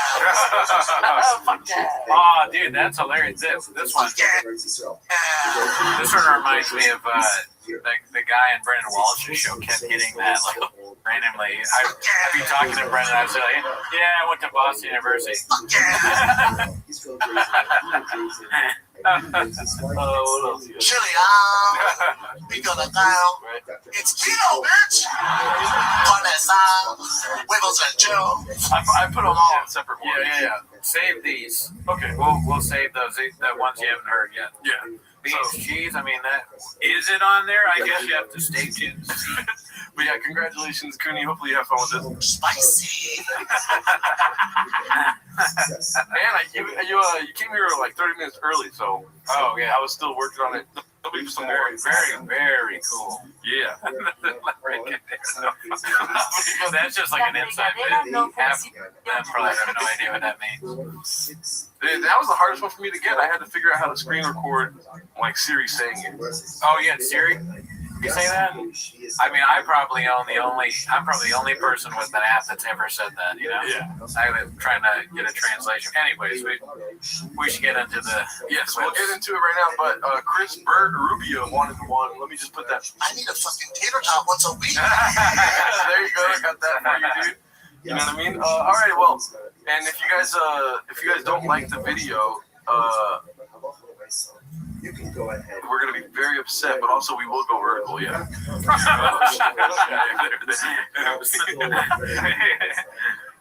How about you stay away from those ones? Sorry. I definitely did starting soon by accident. I maybe fucked the whole thing up. No, okay. Alrighty, so I do have to fix something else though. I realized that after we started, I don't know, maybe there was a power outage or something. I have to reconnect something real quick. Okay, cool. Yeah, I mean, listen, I hope you guys like these new sound effects. I personally, this is one of the most amazing things anyone's ever done for me. Yeah, I might get emotional. Don't kill me. Yes, I agree that Akash sucks. Brendan is the greatest comedian I've ever seen. So, be cool. That Brendan Schaub is one of the best. He's also, I tweeted earlier today, they're thinking about making him the head coach of Ole Miss Rebels because Lane Kiffin left. Because they need somebody with a lot of football knowledge that's really good that had some time in the NFL. It doesn't matter how long it was, okay? Have you had a cappuccino with the Buffalo Bills? You haven't. Y'all must have forgot. Yeah, dude. Y'all must have forgot. Oh, Chris loves the sound effects. Yeah. That makes sense. Yeah. Go vertical play. No. Dude, what are you doing, bro? That's what the fans say when the listeners are on the screen is vertical. Dude. doing, bro? Do it, Poppy. Dude, Poppy, what are you doing, bro? What's it called? Like I said, I apologize if this is too much for you guys. I'm literally trying to figure it out as we go. Good Lord, be bored. Cooney's got a roster of sound clips. Yeah, I mean, Cooney G-Town have a lot of sound clips, soundboard clips for you. My shit is not cooperating right now. I was trying to reference Papa, always telling Chin not to cut him out, crying out. Says Manly Man. Oh, thank you. No, 8 inches will do. Jake, that's correct. Why would we add the 8 inches clip? We have it right here. What? I don't understand what's happening with my computer right now. No, it's I have presets. The clips, Chin. Yeah. There we go. But you guys can see and hear us good, and that's like way better than the last few. Yeah, I figured out the audio thing. 100% did that for sure. Yeah. So there we go. Now we are. Now we're good to start. Sorry about that, y'all. Real quick, big dicks. You can just push something randomly and it'll be like a hilarious punchline. Yeah. Dude, he's a good writer. Yeah, he is. His writing is like stream of consciousness. Yeah. You know? Well, hopefully I didn't show any personal information there. But we are on the Reddit now. This month we're going, and you know, let's be honest, y'all. Not much is happening in the Fighter and the Kid verse, right? Dude, everything they eat. Yeah, I guess not, right? I don't know. I haven't really been on it because when I've been on Reddit, you know what I've seen? Akash. Oh, yeah. Akash thing, which somebody just found out. We're going to get into Akash. We're going to go through the Fighter and the Kid really quick. And when we finish with that, we're going to move to Akash. So I'll have some sort of like limited like count thing going on in my head, and then we'll move to Akash. Because I watched the episode. Brendan hasn't watched any of the episode yet. Yeah, because I'm I guess that makes me a big old pussy. Oh, that's hilarious. Oh my god, I got the hiccups right now. Worst time to get the hiccups. That's because you're on that BGL run, but you're in the gym every day. Oh man, so the first one is Akash. It's whose wife is worse, Papa or Akash? Let me close that. And it says whose wife is worse, Papa or Akash? Posted by Turbulent Yam. Oh my god, I got the hiccups right now, dude. Hey, Pirate, you get it. Turbulent Yam 2575. Let's see this. Yeah, that's me. How I ended up in this situation. What I find corny is my preference is not my women. Now, I thought it was I'm not dating my women, period, which is the corniest human being outside of a criminal to me, period. Akash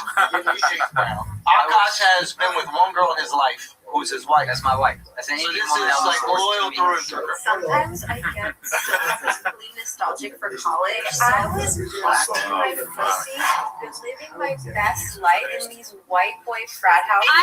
I'm actively trying to have an orgy because That's the narrative. That one surprised me because I saw narrative. Yeah. And I thought he was just going to say narrative, but that's the narrative? That's perfect. Yeah, that's a bad narrative right there. Yeah, she's a thick girl, dude. and you haven't seen Nav yet, but wait till you fucking see him. His body goes crazy.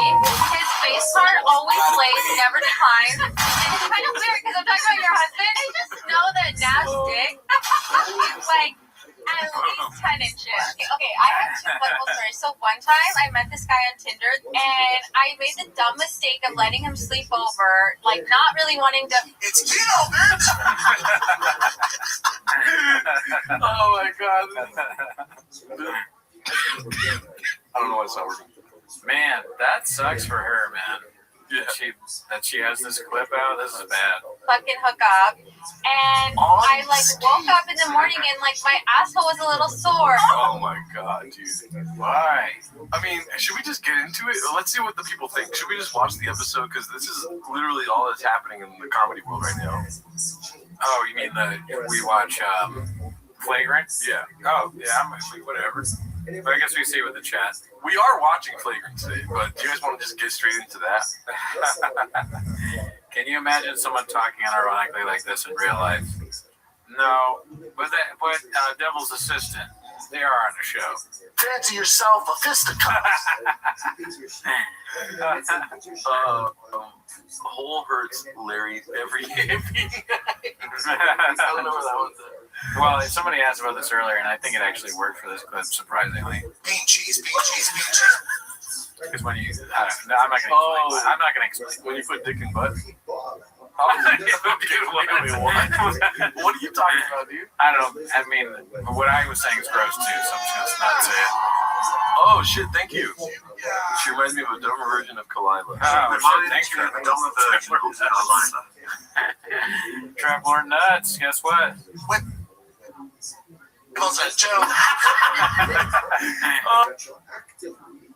Oh my god, this is the best thing that ever happened to the show. We might be able to buy this with what he just gave us. And if anybody wants to go crazy and give us enough money to get, because I think we can buy maybe 2 or 3. But I won't buy any of those because I am. It's keto, bitch! Oh, close. Because it's keto, bitch. Because it's keto, bitch. I'm gonna cut off my finger. Yeah, I gotta find jelly roll ones. I don't know, like, any keyword jelly roll stuff. Yeah, I guess I don't really know. The only, what is Jelly Roll known for? Somebody save me. That's the part I know. Driving my son to baseball practice. Hey, what are you doing right now, man? I'm driving my son to... Spicy! Alright, so check this out. Tonight on Flagrant, the truth will be revealed. Marriages will be shattered. Friendships destroyed. Nothing will be the same again. Our guest, once a beloved comedian, has spent the last couple weeks destroyed, disrespected. One second, real quick. To me, this is giving off the vibes of when, and I'm not getting political here, but you know how there's really cringe Democratic posts online where they're like, Trump, blah blah blah, and it's like some cringe whatever meme. You know, where they try and lean into stuff. That's what this is giving to me. That kind of shit. That's the face right there. That's facts. It is. It's boomer memes is what I meant to say. I've seen the whole episode. This is all propaganda, dude. You know what I mean? That's all it is. Yeah. We'll see. Dragged through the mud, and he couldn't even take out that tiny little of his and stuff it inside for his own pleasure. Give it up for our friend here to tell his side of the story. Oh gosh, sake.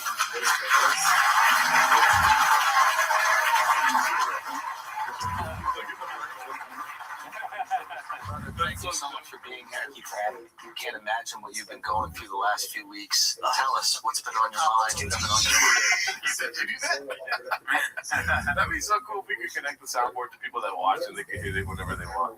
What if there was that would be amazing. They get control. But what if you could make people in real, this is so redacted, what if you could make people in real life say Shabbos by pushing a button? You just push a button and someone at your office table has to go, that's the narrative? That's the narrative. I'm in control now. You're under my control. Pull the fuck up.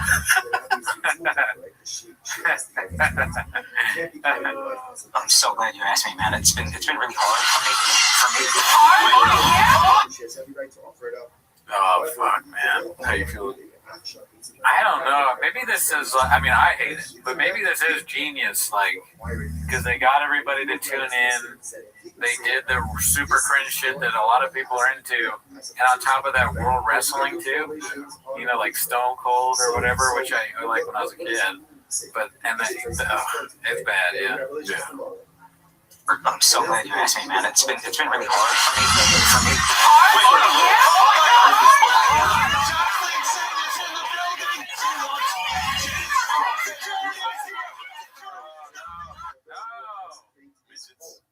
Oh, man. Yeah, dude, what the fuck?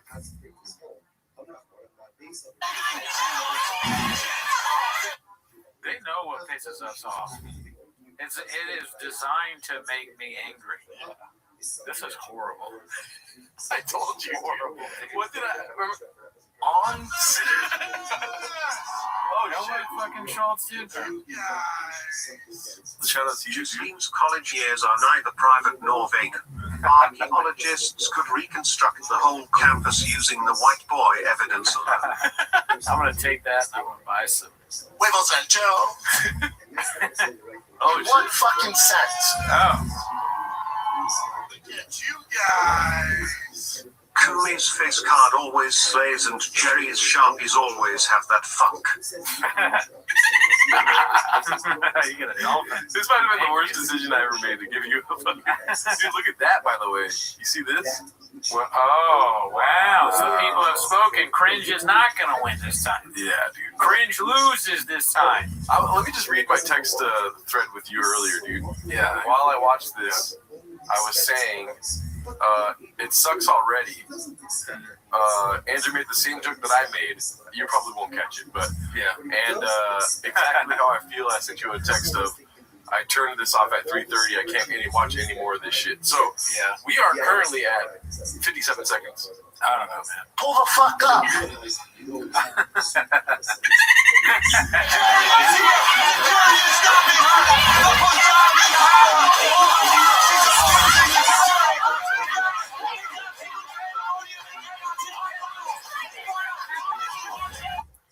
I don't get that bit. He's cutting something.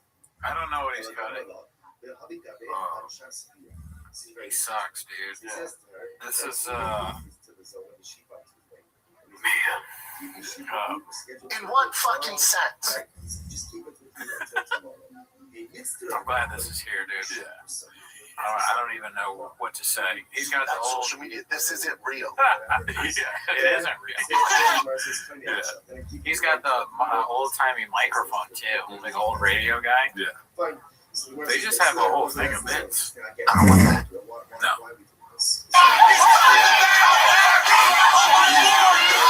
Oh, I see. He's cutting up a Louis Vuitton purse because she's a gold digger and he bought.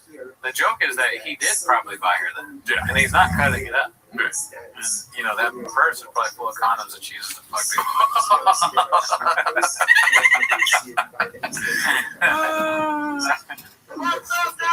This sucks in every facet, somebody said. Thank you, AMP. This sucks in every facet. Let's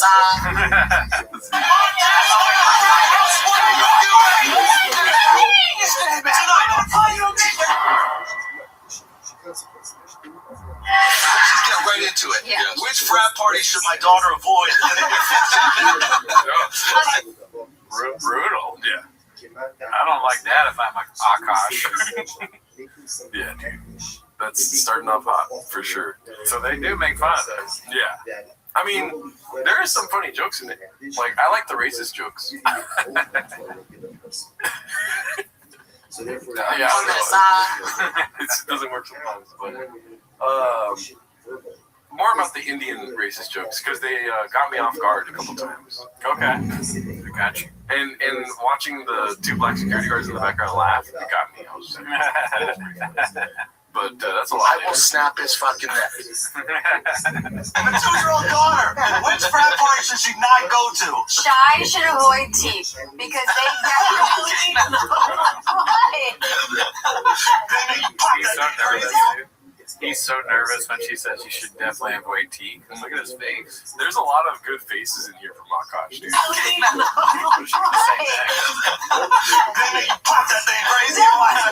They spiked the drink. No way. Yeah, so they got kicked off of our That's campus. No for way. doing that. Yeah. Oh my lord. So serious. No. They use joke or like pills in the drinks. I realize I can't say that. Oh, yeah. They use drugs. It's like, oh, that's not that funny, actually. That's bad.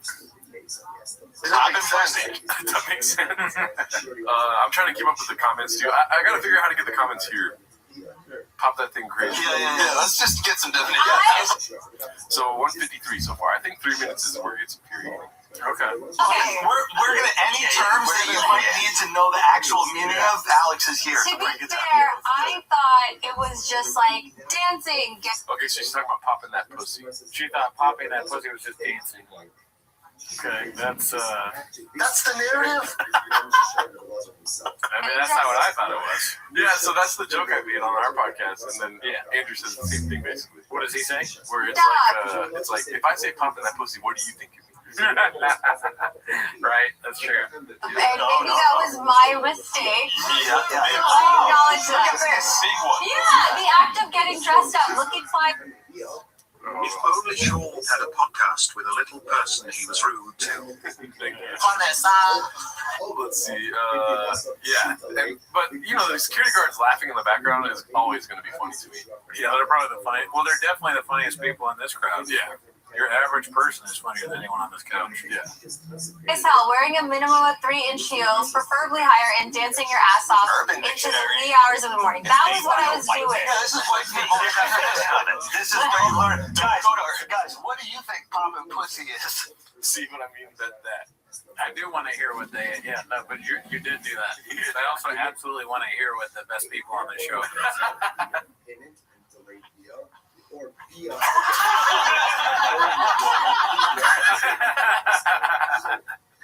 That's it right there, dude. Yeah, definitely the two funniest people on the show. Yep. That's what popping pussy is right there, dude. That's He's like, I'm not going to say what I think it is in front of this man's wife. Oh, come on. It's not working. Why does it do that? Oh, you got it, yeah. Oh my god, none of it's working. Joey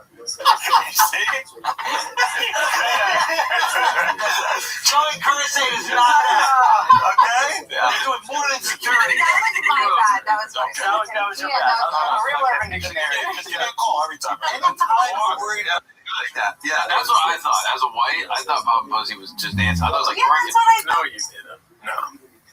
It's at the very least being a stripper of some kind. Yeah. But most people would assume it's sex. The woman on top. Yep. Okay? that's fact. Right? Right? We ain't gonna lie. Right? Lie detector test says that today, Junior, Underwear Lopez, I'm losing it. Yeah. But, Yeah, okay. well, I knew that that's what you meant. Yes, that's what I meant. But like, once the internet makes you a whore, Yeah. they're looking at Joe. This is my friend the wife. That's not one for the time being. We have a calcium market, by the way. I like for the time being. Popping that pussy, let's hear it. Popping that pussy. Nice. Thank you. Calcium market. Oh yeah, there's this Kalshi, whether or not they stay together. Wow. What do you think? I think they do. Yeah, I think so too. Yeah. He's a cook. Yeah. Like Shab, you know how Shab always says that? That's the narrative. Shab's like, he's a cook. Yeah. Now I'm that, but I really think that. Yeah. Well, you have a lot of proof. Yeah, I don't know if Shop has any proof that Mark Maron is a cook. I mean, he calls a lot of people cooks. Yeah. Anyone he doesn't, it's not a, it's, if he disagrees with you, then you're a cook. And he's gonna. I will snap his fucking neck. Because that's what happens. Calcium market has been made. Will Akash and Jasleen divorce before 2027? I just want to point that out. Okay? 2027? Yeah, you guys No, we have like a long way. Yeah, we gotta Yeah. We're trying to rebrand you right now, Jasleen. Okay, give me some. I gotta wait. Can we get some other definitions out of the way? Yeah, let's get some other definitions. Yeah. Allegedly, and you can correct me if I'm wrong here, is it true that you said that there was a rotation of guys? Roster. Yeah, what is a roster? What is that? Okay, What does so that mean? you guys have to understand, have you ever heard of the repressed Catholic schoolgirl? That's the name. I was, yeah, you know. Okay, so I was, Catholic school was in his living room. Imagine how repressed he was. I was a repressed Indian girl that, What? Do you believe the narrative? Oh, that she's repressed and she's just acting out or It's kind of like that guy Cuomo, where he's like, "I'm just too Italian, not such a woman." Right. Hey, when you hear your family. And I have sex with my family. No, I mean, she said she maybe was bragging and not. She has her idea of what bragging is. She thinks that's cool or whatever. People like it, and she's not gonna. She actually didn't do these things. But it seems more likely. What's the thing? Murphy's Law or Occam's Razor or whatever the thing, like the most natural. I should have just said, what's it called? Dan's Law or what? So I could shop with it. But the most obvious explanation is the Occam's Razor. Occam's Razor. So the most obvious thing here is that she had a roster of white dudes that she booked. And she popped her pussy for them, I guess, because she said she did. Yeah, and it makes more sense if, like, she's saying, like, Catholic girls? Yeah, Catholic girls fuck a lot of guys because they're repressed. So she's using, like, this repressed Catholic girl thing to be like, I didn't fuck this, so that's why I didn't fuck anyone. Catholic girls, and I didn't go to Catholic school, but the rumor is that, they do things other than, like... No, I know, I went to an all-girls Catholic school. And then she said some things that is all, like that she's done already that are also stereotypes for Catholic women that don't want to get pregnant. Because Catholic women got that thing on their back, no, when they stuck up the gum with their back, no. Yeah, the back of the cum, no. Fancy yourself a fisticuffs. I need to put the wording like bigger if I can, because I don't know what that is right there. On scale. It doesn't work though. I didn't even watch Jersey Shore in high school because I felt it to be too inappropriate. So when I got to college, I'm like, oh my God, I can dress however I want. I can do whatever I want. You have a roster of grappling. What does a roster mean? So it didn't actually translate. He's like, please tell them what it means and how it's not what it sounds like it means. Please. Tell them now. I mean, look at his face, dude. Have a roster. He's negotiating. The way you like breathe and blink, like when you're like really like distressed. Yeah, he's like, when we start the show as soon as possible, define roster. Okay, because when you think of roster, it's kind of funny. You're on ESPN.com, you click on the roster, and there's like 20 NBA players. However many. The roster for the NFL is so big, you're like, oh my God. What? You fuck all of our roster? Which sport? What does a roster mean? That should be one of these fucking things. What does a roster mean? What do you think it means, Akash? Yeah. I'll tell you what a roster means. Go to ESPN.com. No! Why doesn't it work? That's the narrative. It didn't actually translate to a roster. It just meant like two guys I was talking to and flirting with at the same time. That's it. That's all. That's not enough for a roster. That's tennis, baby. That's that is spicy. That's a lie, dude. All right, so let's give her the benefit of the doubt. We're gonna watch this. We're gonna do the Brian Callen tactic. No audio. We'll see if she's telling the truth or a lie. Let's go ahead and push play. Eyes closed. No, I'm just kidding. I'm not a body expert, dude. Well, I am. Look at this right here. The eye roll. She's starting it. Okay, oh gosh. Believe me. Oh no, he's not believing me. Let's just roll my eyes. Oh. You know what I mean? She's doing the fake eye roll, like, oh, it's so ridiculous that anyone would ever think what I said is true. It's possible that she's just playing it up for the show, I guess. Yeah, or she's lying for the show. Occam's razor, daddy. Yeah, dude, that's all. That's social media. This is it, Leo. And I'm I guess that makes me a big old pussy. I like that. That's all. And when you say hooking up, I think people. When I mean hooking up, I just meant making out. Again. Even that, it's like, it doesn't matter what women do, but I think saying roster of white dudes, I don't care what you're doing. It's bad. Does that make sense? No one would ever, truthfully, no one would ever be into that unless they were like literally someone who's a cook, I guess, and into it. And even then, they might hide that. Because I do. Yeah, dude. Because I'm Mr. Whole Foods.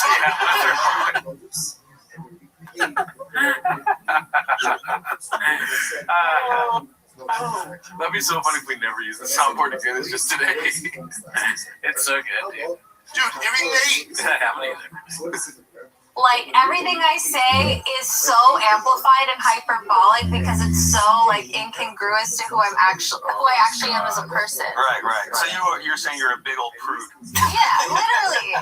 Now I will be honest. As much as I was heartbroken by what was going on with you guys, and definitely with Akash, my brother, there was a little part of me that was like, it would be hilarious to come in here and find out you had a huge roster of crying about your virgins. It would have been heartbreaking for you. Yeah. But you had your whole life to share your virginity with a girl, and you threw it to some freak house in 20 years. Oh my God! A fucking white guy!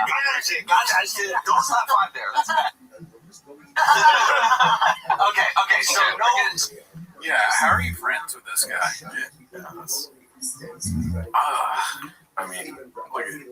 Just.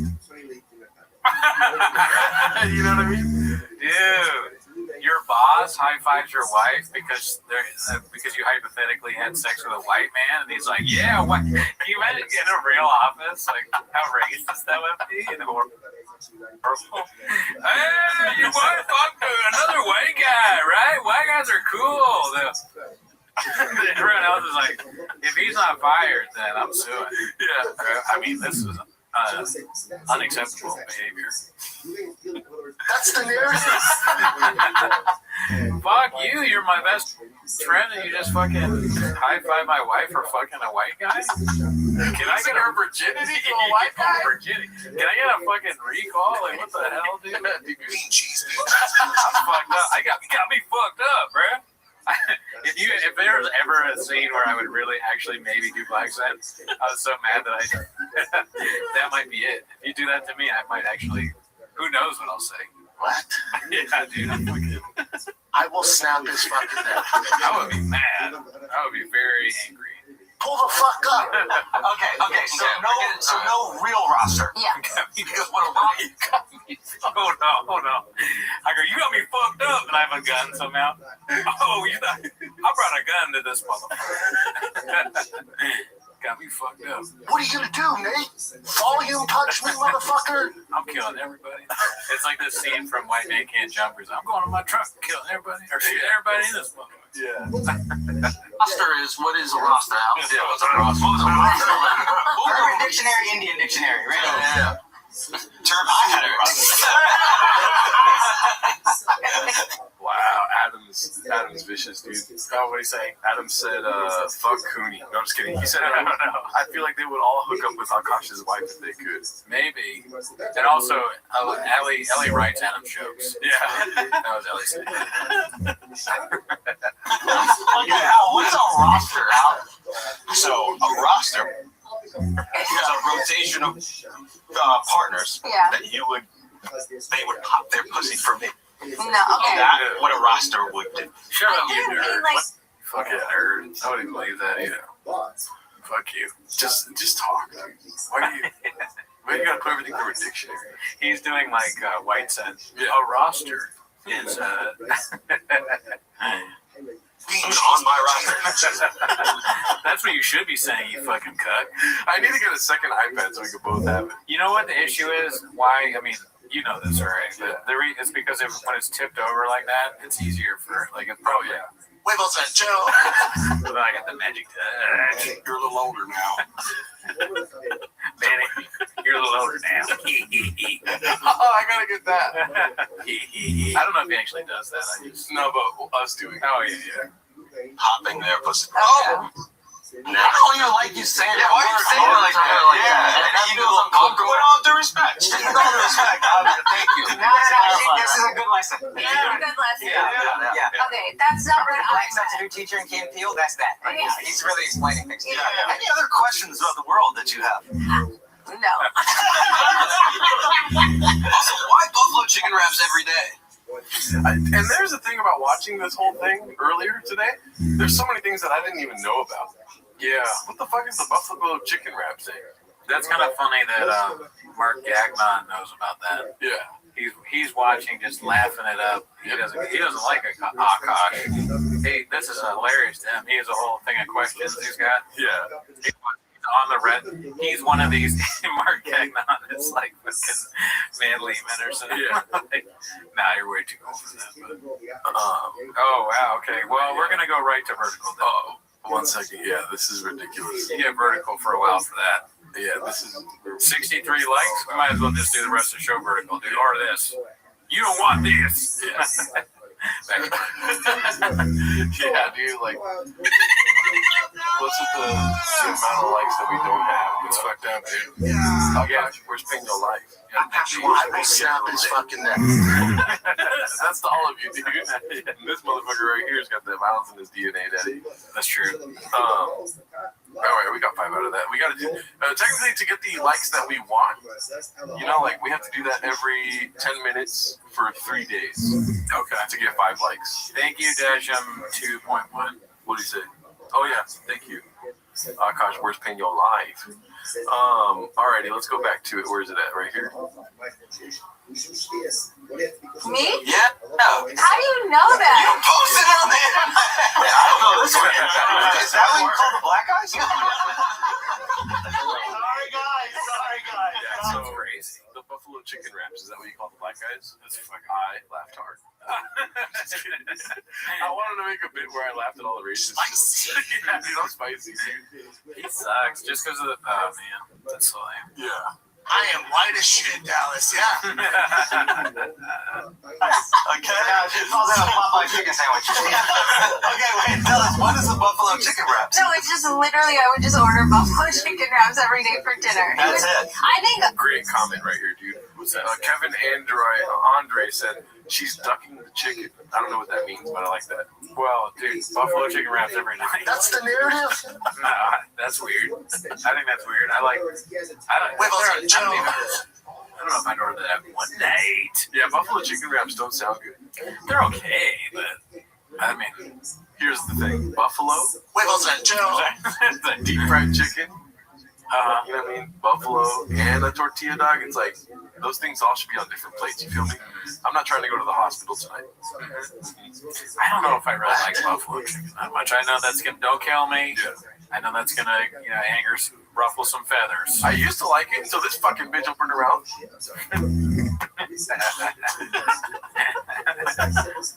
I think where the confusion was is like I was just talking about this nostalgia for being in college when it's like you're still a child, but it feels like you're in the adult world and like you're so insulated and you're in this bubble and like everything is just so simple and easy. And that's more what I was talking about.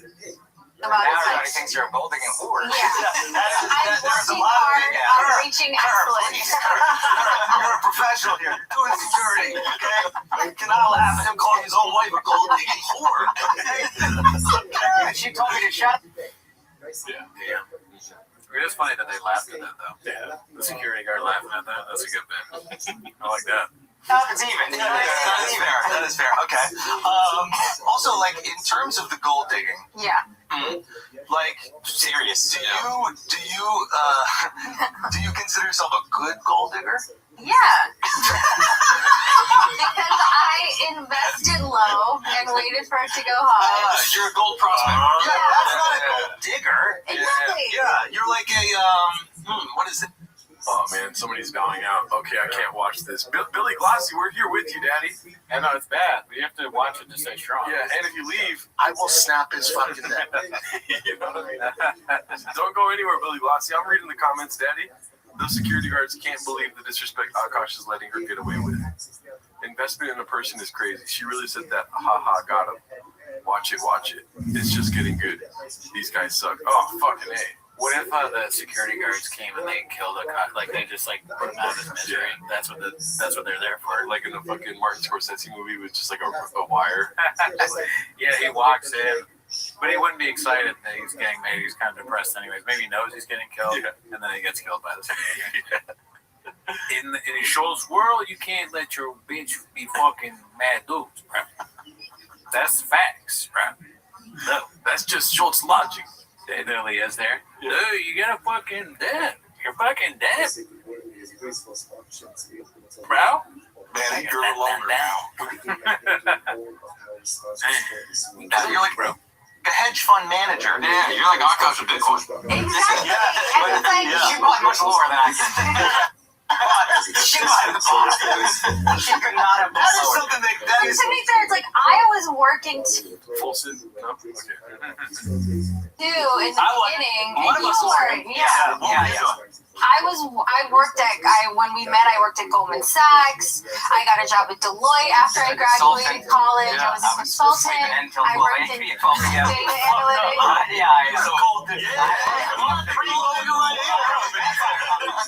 We got another question here. I will fuck you up. Answer. All right, I have violence in my DNA. Spell it out. What's a movie? All right, so here we go. I'll get you this question. How many Akashas would fit inside of one jelly roll? Ooh, good question. 8 inches, obviously, but also real facts. Probably like 30 to 50. What? I mean, he's got a lot of fucking peachy. So I think he's got room for a lot of Akash. Yeah. Alrighty, let's go back here. Great question. Keep them coming, dude. Goldman Sack is another one. Ask me another question. Oh, we got the answer right here. I will fuck you up.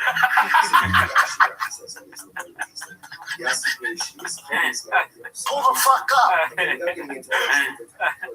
sleeping on the ground. I used to really believe that you guys were poor with his sob stories. And you get Patreon going, I didn't know you were working at a fucking hedge fund this whole time you was spending your money. Well, I wasn't making that much. I was making like 7. Oh, they want more of this. Hey, Brandon, it's your mom and dad. We're calling because we haven't heard from you in a while. I will fuck you up. Hey, it's Gerardo. Hey, what's up with the Google Patreon money? I will fuck you up. Fancy yourself a fisticuffs. You should add Jeff Dye's cowboy noise. Oh yeah, that's like I said. He came here early, so I was still trying to fill in all these holes. Oh, that cowboy noise. That's really funny. Yeah. Hey, I just watched Adam Ray's stand-up. I will fuck you up. Pull the fuck up. I will snap his fucking neck. $1,000 a year in New York City on 2 people. But that's good, though. Yeah, it wasn't bad. Okay, so then when did you guys... Oh, David. You want me to ask David? Oh, that's a good one. Yeah, that's a good one. I gotta find him saying David. Has he done it? Probably, yeah. Probably one of the many names in that Twitter clip. Yeah. You're really broke. And why did you stay with him? 2018. Okay, do you want the real answer or the fun answer? I want to know the real answer, and like I want to know that because I heard this beautiful story that Akash told about you guys sleeping on the floor, and then like him wanting to give you his North Face or something, and then you get it. I will fuck you up. It's so good, dude. That's like back, and you're like, it's not Mew Mew. I'm not sleeping in North Face. You saved her, right? Give me Mew Mew. Yeah, I'll sleep on the floor right there. Yeah. No, but you guys are sleeping on the floor because you were evicted from your apartment. You were moving to New Jersey, right? Yeah, this is real. Basically, yeah. And you still wanted to stay with him. Yeah, I mean, why? I never actually asked why. No, you know why, bro. Come on. Right. So they're talking about good dick now. Here's the moment that I wanted to show you though, right here. So they start talking about ducking kisses. So let's just play from there.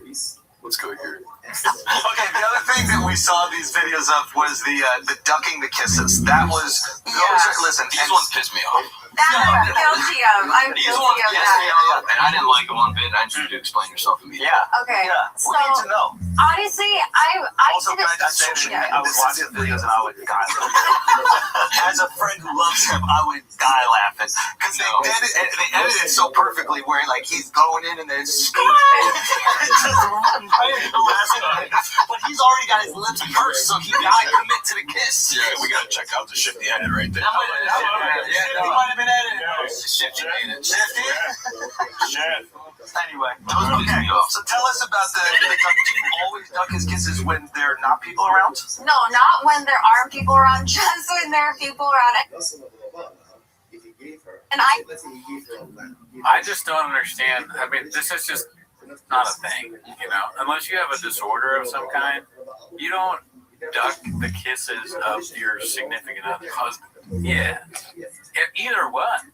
That would be so strange. You're with some chick, she tries to kiss you, your wife or your fucking dude, and you're like, you make her kiss you, like, who are you, fucking DJ Khaled? Like, what the fuck, dude? What? I never even. Yeah, no, that's crazy. You're a little older now. No, it's not true. You would have to have some sort of mental disorder to be doing that, and she clearly doesn't.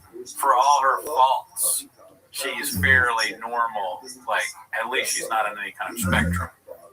Normal is the wrong word. Yeah, but you know what I mean. Wait, listen. Chris Boyle said Schultz equals Duck King. Facts. You know, show us Gerdo and Cooney kiss. That's a bot. And also, I will fuck you up. Just kidding. Daddy, you're a little older now. I love the jelly roll one. I just gotta make it shorter. Daddy, you're a little older now. Yeah. I will fuck you up.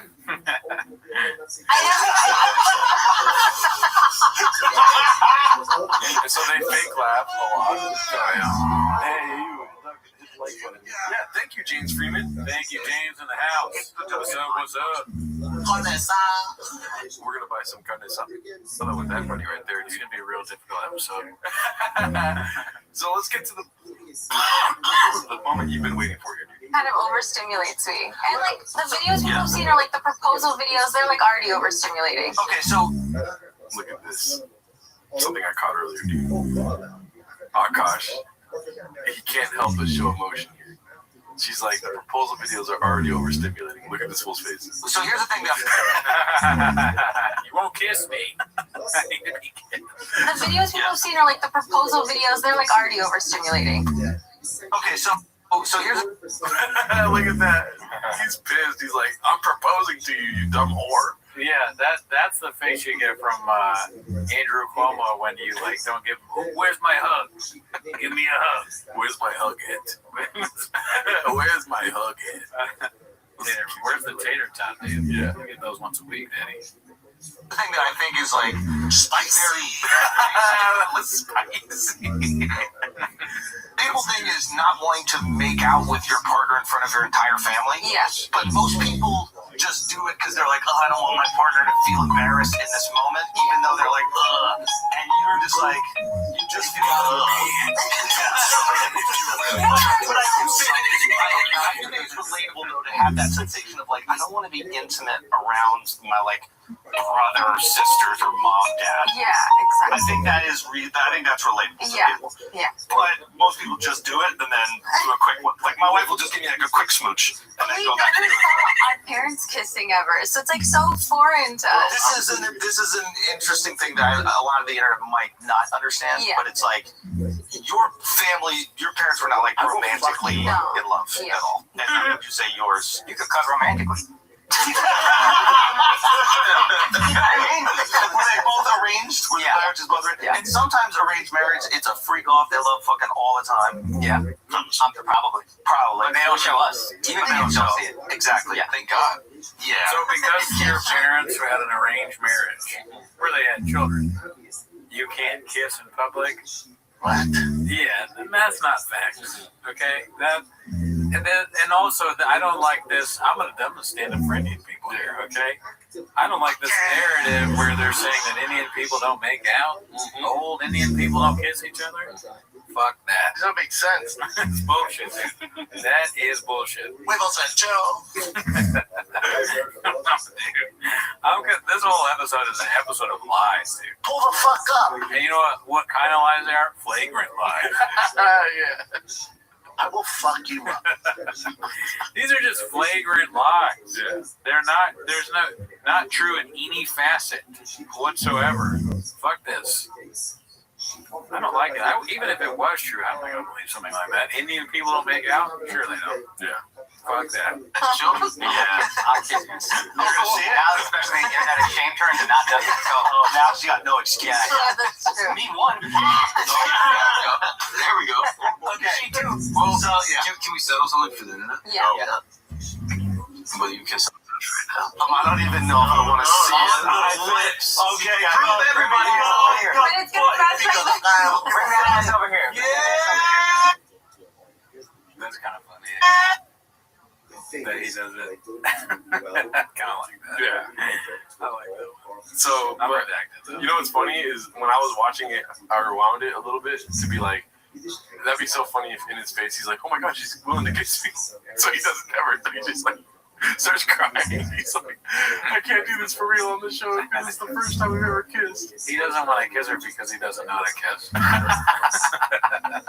Then the whole internet will know. Yeah. But it's gonna crash my leg. Bring that ass over here. I don't like that part. The first part was just, I'm down for that. Yeah. You know, did you ever watch that Lily Singh show?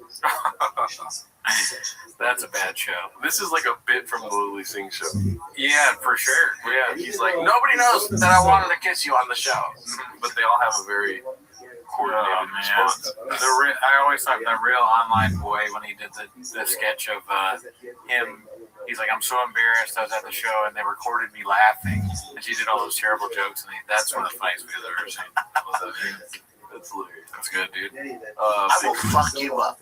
So let's catch up with the chat here real quick. Yeah. You know, there's more moments in here, but has anybody else watched this already? Hey, why? Here, look at the. Can we do another poll? I mean, this is a stolen poll, okay? Yes. But I'm just curious.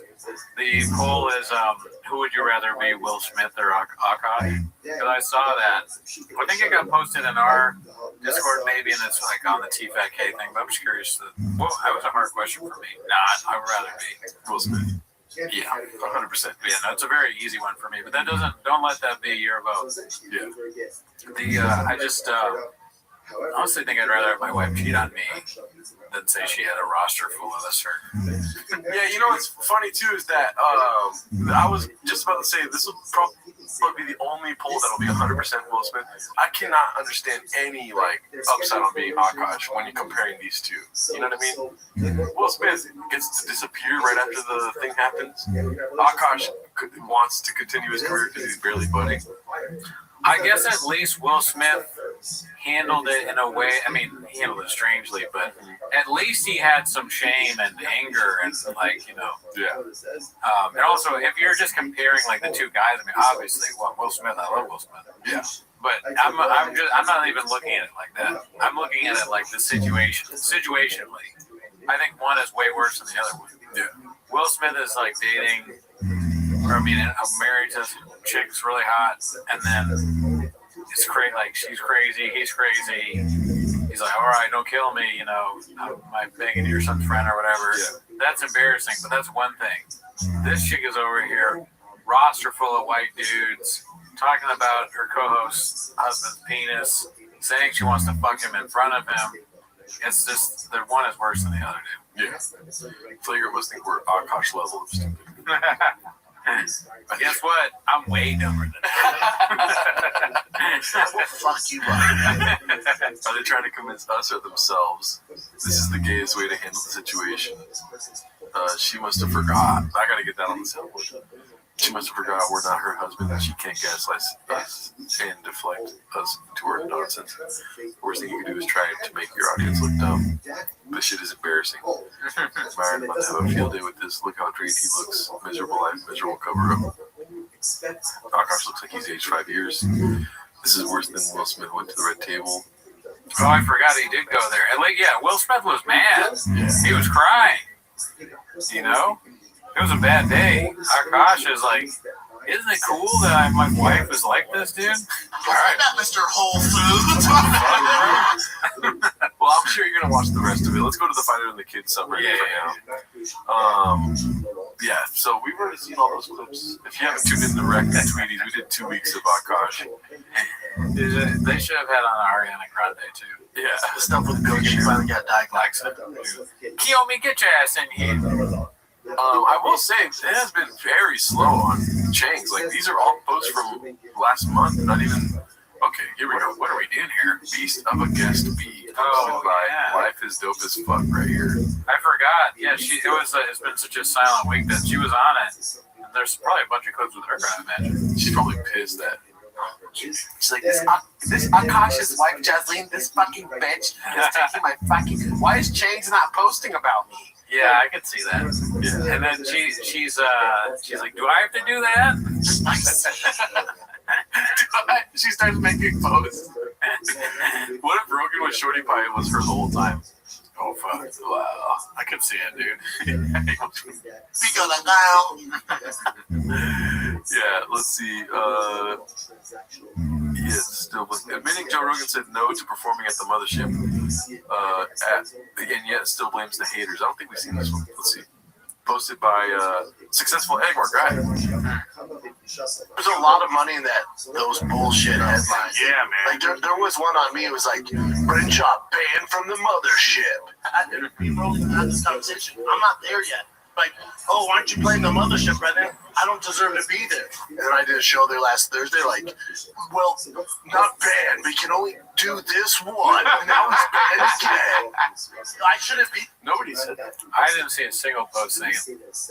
No. A lot of people wanted him to be on the mothership. Does that make sense? They were like, why aren't you there yet? When is Shop doing the mothership? And then laughing that you haven't done. There was a countdown. Yeah. Right? Days since he's done the mothership. It wasn't necessarily that you're banned from it. What were you to be banned for? Yeah, you did nothing wrong. Yeah, you never did. You're a great guy, dude.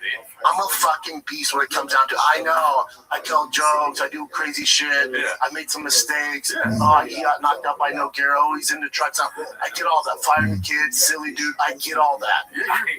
You understand it, aren't you? Why are you talking like this? I don't want to go there and get backlash. Like, I want, when they invite me to be a headliner, I will fuck you up. Those bullshit headlines. Yeah, man. Like, me and Rogan had this conversation. I mean, it is sad if you think about it. There is no headlines. No. Imagine Rogan has had that conversation. That's kind of sad. Yeah. Would your friend tell you, dude, you're just not ready? You're not that good, Stan. He really said that? Yeah, that's fucked up. This is posted by Admirable Term 1010. She must be hilarious. Dude, thank him. Thank you.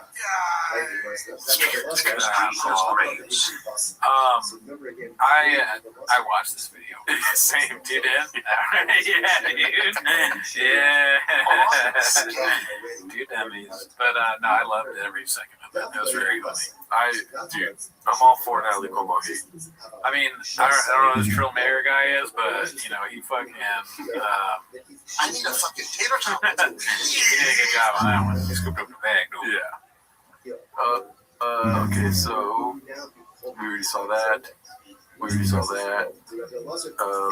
Come on, dog, be for real. LMAO, Financial Skin 4969 posted this. Oh, hell nah. Dude who won the giveaway truck sold it already? That makes me not want to do fucking giveaways. No way. He can do whatever the fuck he wants. Wait, who posted this? Brendan Job. That's so funny. Yeah, right. Now I don't believe that happened, but that's funny if it's real. That's not real. Yeah, is it?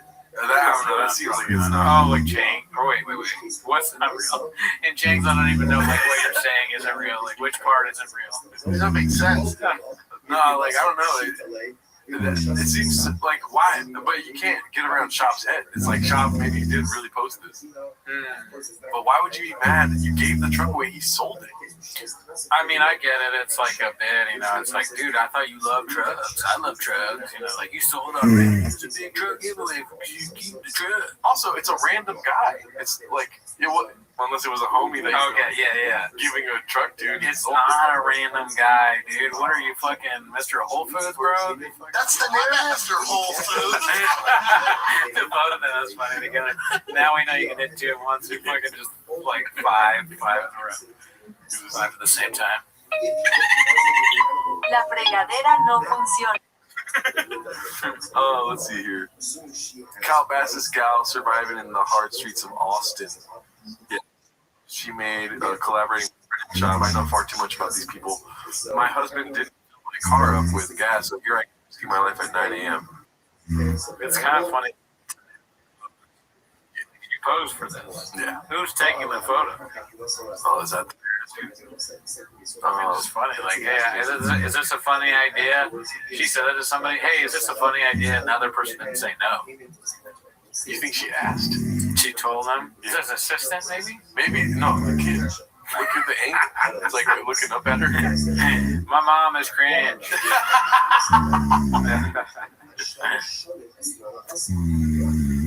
He made his truck scam cover-up story video less than a week after his giveaway. Fucking unreal beat. Let's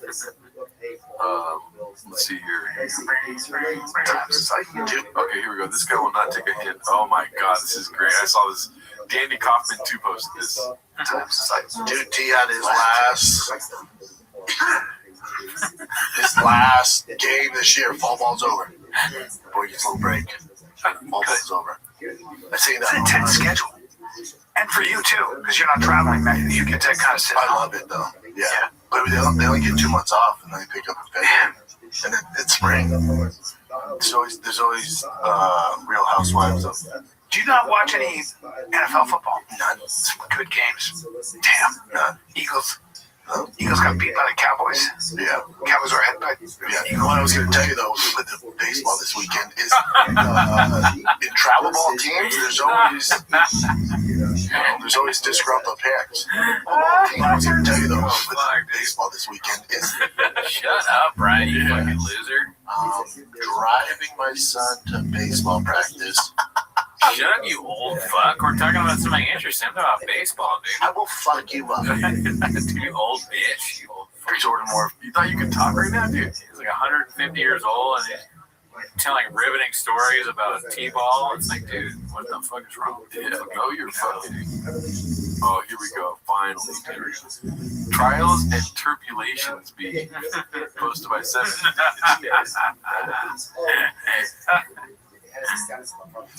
Right. We've had our turbulation.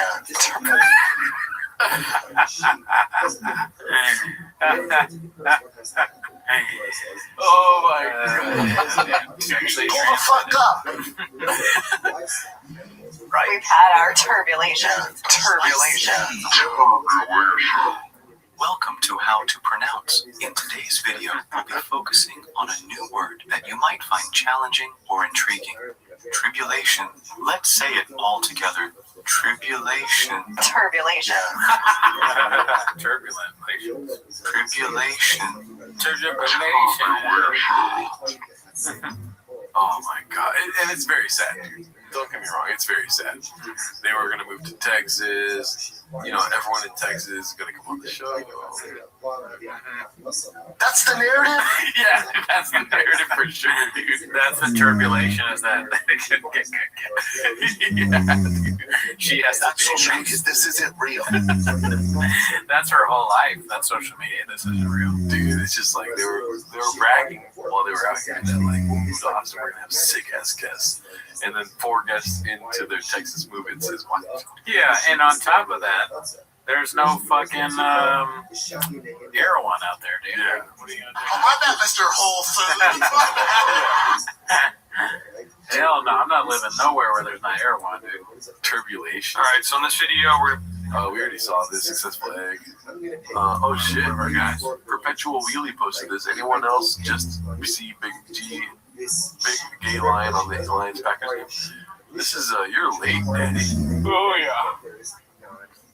Great guy, never met him. Good guy. Great guy. Always on the catering table. That's facts. Dude, I pray to God that commercial shoot didn't have coffee cake. I don't know if they know. Yeah, dude. I do coffee cake.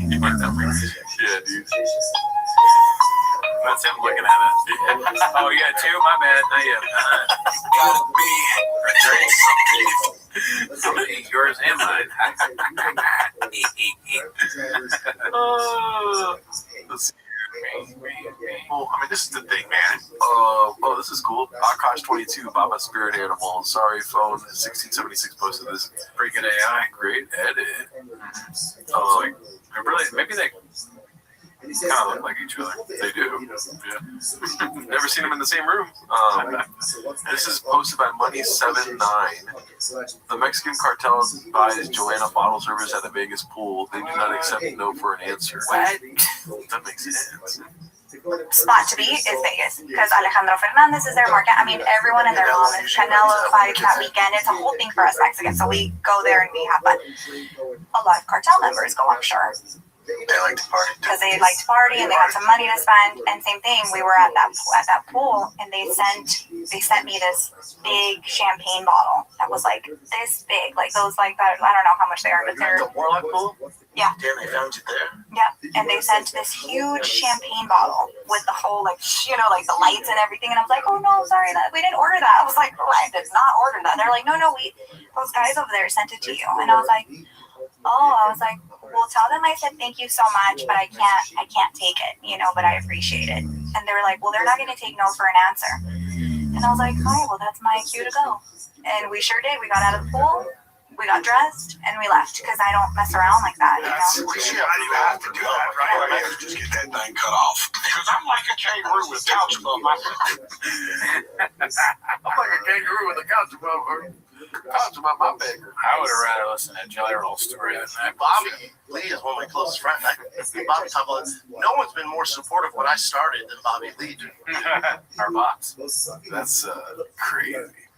I mean, she's saying that on the podcast with the guy that cheated on her a lot. Oh yeah, that's true. I don't want to make fun of her, but that was very boring. Honestly, I thought it was sexy.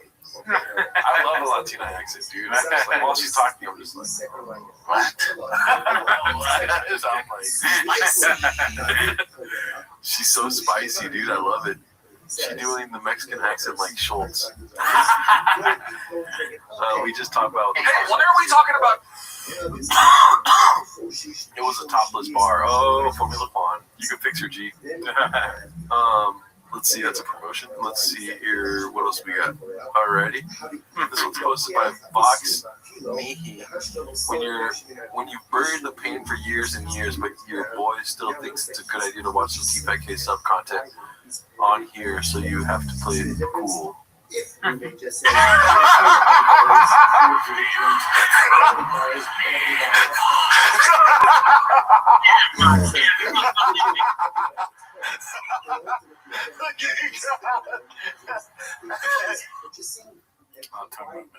I will fuck you up.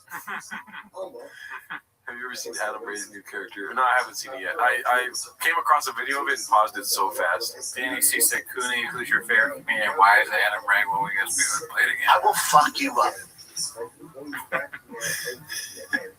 Boys, it's looking like this is the actual end. No chance T-Back lasts much longer.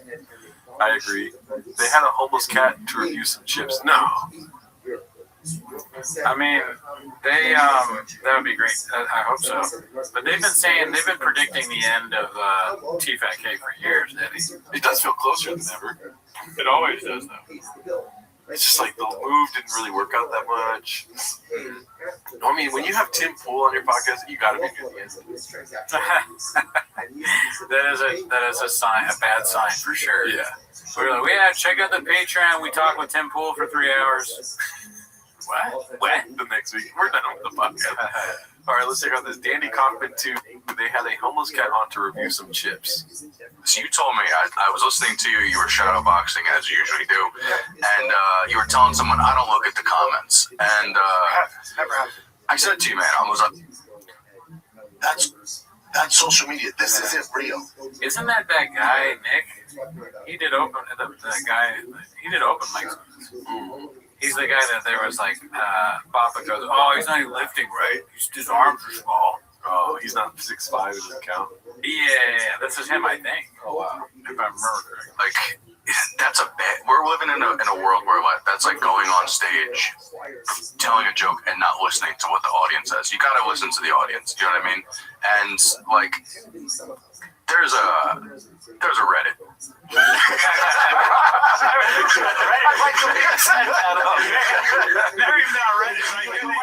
I think Reddit they've said so much hurtful stuff where it's like, it's not that I don't know it's there, it just usually from Wiggles and Joe.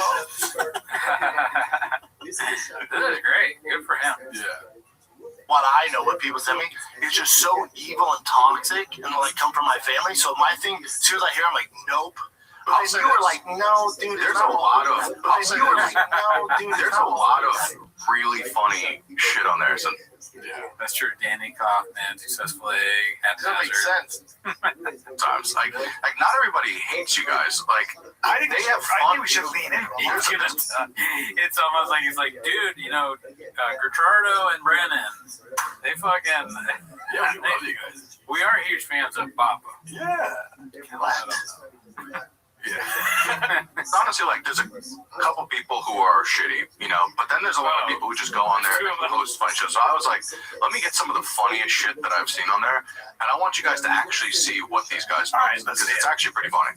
It's a good idea. Oh, they sent her our feelings. Did you send this to Jen? I sent this shit. So this is from Red. This is it says point of view. Oh boy, point of view. Brennan Shaw finally breaks in the comedy mode. You guys ready? Yeah. They're taking our steez, dude. They start watching their like 10 minutes a shot. That's crazy. What the? I will fuck you up. Yeah, watch out, bro. I do have violence in my DNA. I will snap his fucking neck. That is crazy. That is really coming full circle.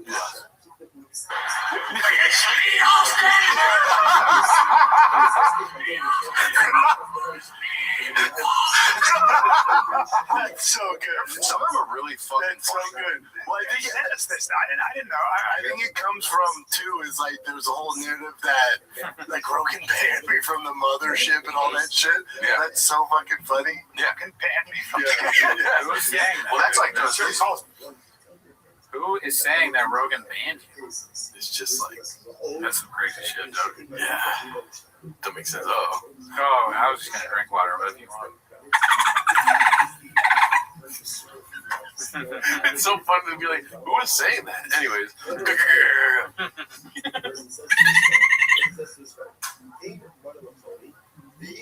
That's facts. Let's see. You want to catch up on chat? It's so weird, dude. This is just not real. It's just That's social media.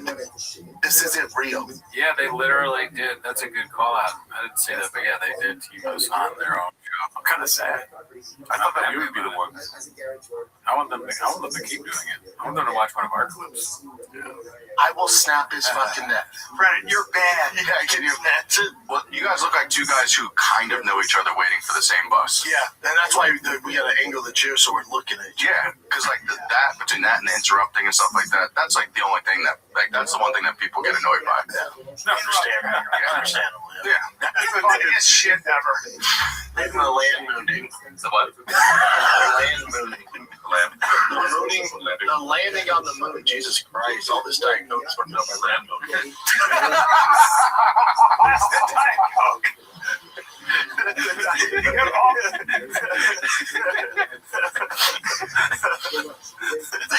Yeah, dude.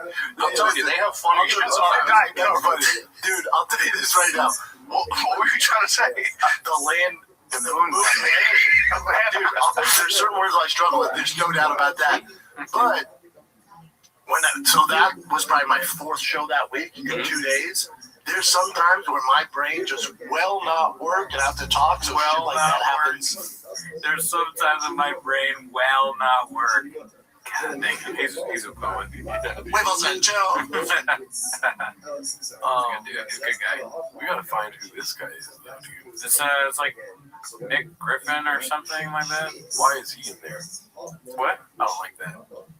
Why who? Why is he in there? Why are we in there? Oh yeah. Well, maybe he's paving the way for us. We put in years. Yeah, that's true. Like, not even like we started just doing this shit. We put in years. He's an industry plant. He is an industry plant, dude. I've never seen him talk about a fucking chin. An industry plant that they put at the Big Boy or the Fighter and the Kid podcast. Yep. And then as the industry plant, you're like, I thought I was supposed to get on like stuff like that would help me. That seems like the opposite. This seems like a punishment. Like they don't want my career to go well. That's fucking bullshit, dude. Oh yeah, dude, I'm very angry about it. Oh wow, dude. What the fuck? Prime pizza. Dude, shout out to you. We're gonna Oh put some shit. Lucky boy. La fregadera no I'm out here working like I'm really trying to prove something. This guy's never listened to a Thick Boy song, dude. Ever in his fucking life. I pray to God that's not true. Out here grinding every day, I'm really trying to get it. I take this feeling elevator, past the limit. Don't need no Lil Brown. because I swear the vision big just like the big boy. Got that whole shit that made the pregnant in the back door.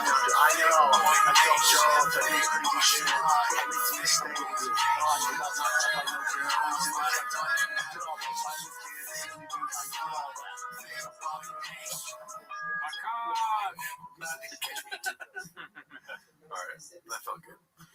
I'm fucking pissed. I feel like I'm in, man Lehman called it. I feel like I'm in a simulacrum right now. Yeah. He doesn't even know Thick Boy Records. This guy sucks. Can I? You think his name is Nick Griffin? I think so. I remember him from Fourth Wall. Nice guy. Oh, come on. Cootie. I'm confusing him with a good established comedian. Can we get, can somebody help me out and tell me who this guy is? I want to see if he's ever publicly talked about Brendan Schaub. He's obviously a plant, dude. That's what I'm trying to say. It's like Nick something.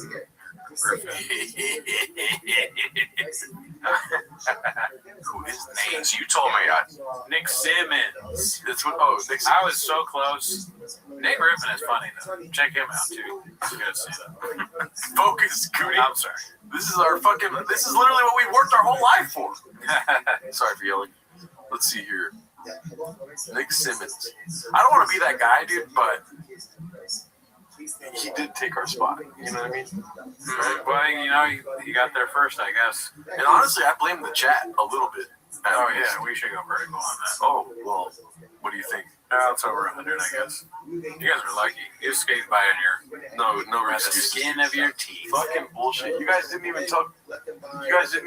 Fucking T-Fat K that we wanted to come on there, dude. Does that make sense? Yeah. Mm-hmm. And you guys don't want us to go vertical? I will fuck you up. You guys, dude. Poppy. Yeah, dude, I don't get it. We burst him, you lucky. Unique looks like Eric Griffin's brother. By the way, holy shit, I saw his live stream. Dicey. It's the team's fault. You're right. We should blame the team. That's true. It always is the team's fault. We only got one at mic. the end of the day. Unreal. Unreal, dude. Unreal. On skates. I like how I didn't even have the screen on the whole time. Do you want to do this or no? What? He moved to Austin. That's his most recent post. I guess we can watch that, but I don't want to watch much of this. All right, how about this? We'll make a deal. We watch it and don't say anything. We just move on. Okay. All right. We'll just and then we'll do a poll and ask you guys what you think. We're not saying shit though. But keep in mind, this guy did take our whole future. Yeah, dude. Like, what's the point? We should stop doing this like today. The fuck? I didn't know they were gonna work against us in this way. They knew, like, if they really wanted to dive into this shit, they would have us on. You know what I mean? It's true. They stole our valor, dude. I'm scared for my life. What are they, Tim Kennedy? Yeah. It's Gino, bitch! I'm scared for my life, dude. They had somebody else on it and they want to kill us, dude. I think they should be scared. Or you're forgetting. They should be scared of their lives because look at who you're sitting next to. Yeah. What do I I will have? snap his fucking neck. Violence in the DNA. I don't have one for that. Does this shirt fit me? Not really. Not a chance. Not a chance. No. Clothes do not fit me. I kill. Snap next. Let's see here. All right. It just moved to Texas. I moved to Austin, so not like real Texas. This is real Texas. Like Austin is just like a bunch of LA dudes in cowboy cosplay. You know what I mean? Some guy dressed like a fucking cow. Don't say that. Don't say that. Boy, and you're like, oh, what do? You work on a ranch? He's like, no, I work in cybersecurity. You're like, get the fuck out of here.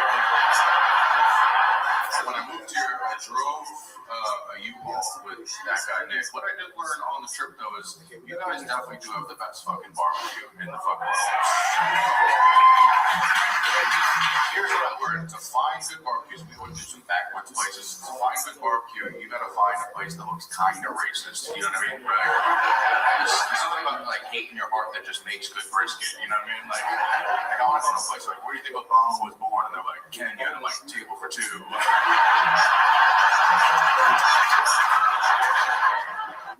I did just move. Let's go ahead and ask the chat. I've never been this mad my whole life. Fuck. What did what did he say in the beginning? He said, damn it, I forget. Not the part about racist barbecue. What did he say before that? LA's a bunch of cosplaying cowboys. Oh, yeah. LA's a I bunch will of snap his fucking neck. LA's a bunch of cosplaying cowboys, and then he's like, he goes, I thought you were a cowboy, and then the guy goes, oh, I just have a toupee. That might have been a bad one, but I just wanted to shout out. I'll let you talk to the chat. I gotta piss like a racist. Okay. I am white as shit. What's up, guys? Dude. Crazy. Teemos, they're doing their own version of Teemos. What do you guys think about that? That's pretty wild. I thought we were the only people that would ever watch the subreddit and comment on it, but I guess not, dude. I guess not in this world. But hey, that guy's a nice guy, dude. And I'm I guess that makes me a big old pussy. Oh, he's on Kill Tony? Interesting. I mean, you gotta be on Kill Tony if you move to Austin, I think.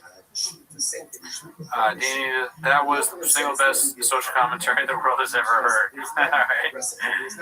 Well, you know what, Danny? That makes you spicy. Oh shit, successful egg in the house. That's right, dolphins do fuck people. You know what else they do?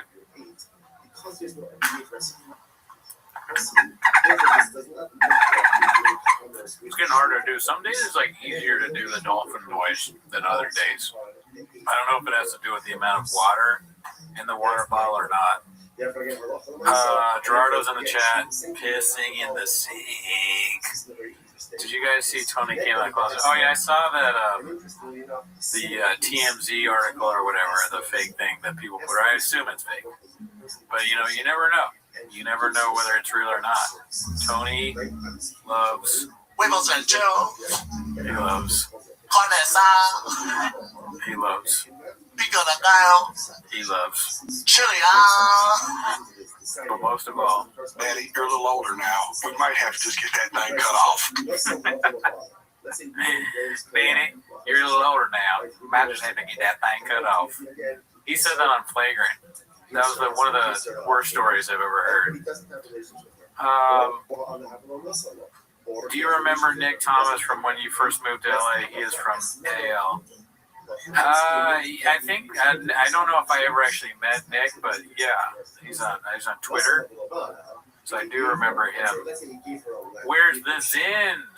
Says Tim Kennedy. I've got him. Oh yeah, he's always got him. Which one? The trans Tim Kennedy or the regular one? The latter. Okay, the former, you mean? No, that's actual. Okay, he's on the chat. Yeah. Wiggles and Joe. Dude, I had to go cool off. I didn't even piss. I was just. I went to the restroom. Yeah, that's back. It's making me want to double up, dude. This makes me want to double the fuck up, dude. It makes me want to pull the fuck up. It makes me want to do songs again. It makes me want to go like harder, dude. That's because you're not on creative like me, Daddy. Healing's got some right. I'm always on creative. That's the narrative. Creative. I'm not saying creative. I totally gave up on that word. I was like, I'm always on a creative narrative. Daddy, you're a little older now. You might have to just get that thing cut off. Because I'm like a goddamn kangaroo with crack in my mouth. Yeah, dude. I don't know how you guys feeling. Do you guys understand where I'm coming from, or am I just Gerardoing?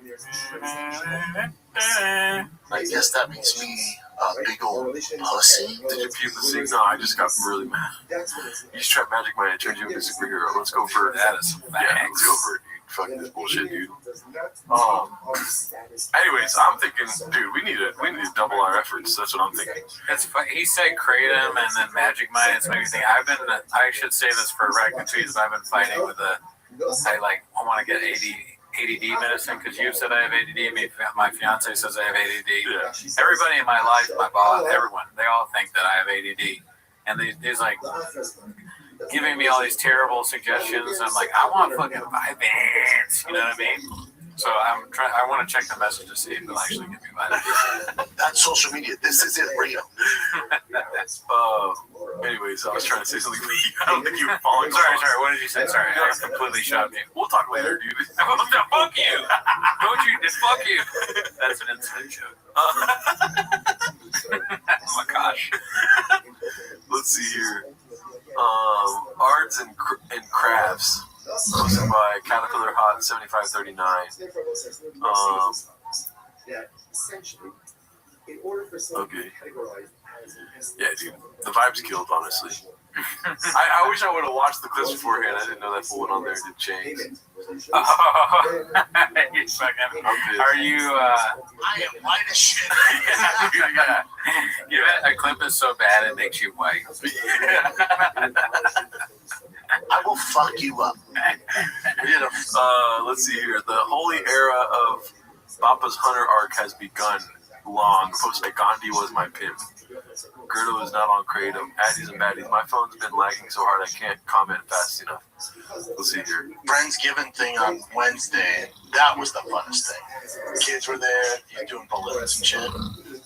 He made my son Basti wanted a sword. It was a pink sword. Yeah. Looked like a big old thing. I'm like, hey bud, get some. Dude. Oh, my bad, Mr. Whole Foods. Nice. Else, get a gun. Make a gun. See what's wrong with this one? Yeah. Get something else, dude. Oh, dude, I'm going hunting today. What? Yeah. Driving my son to baseball practice.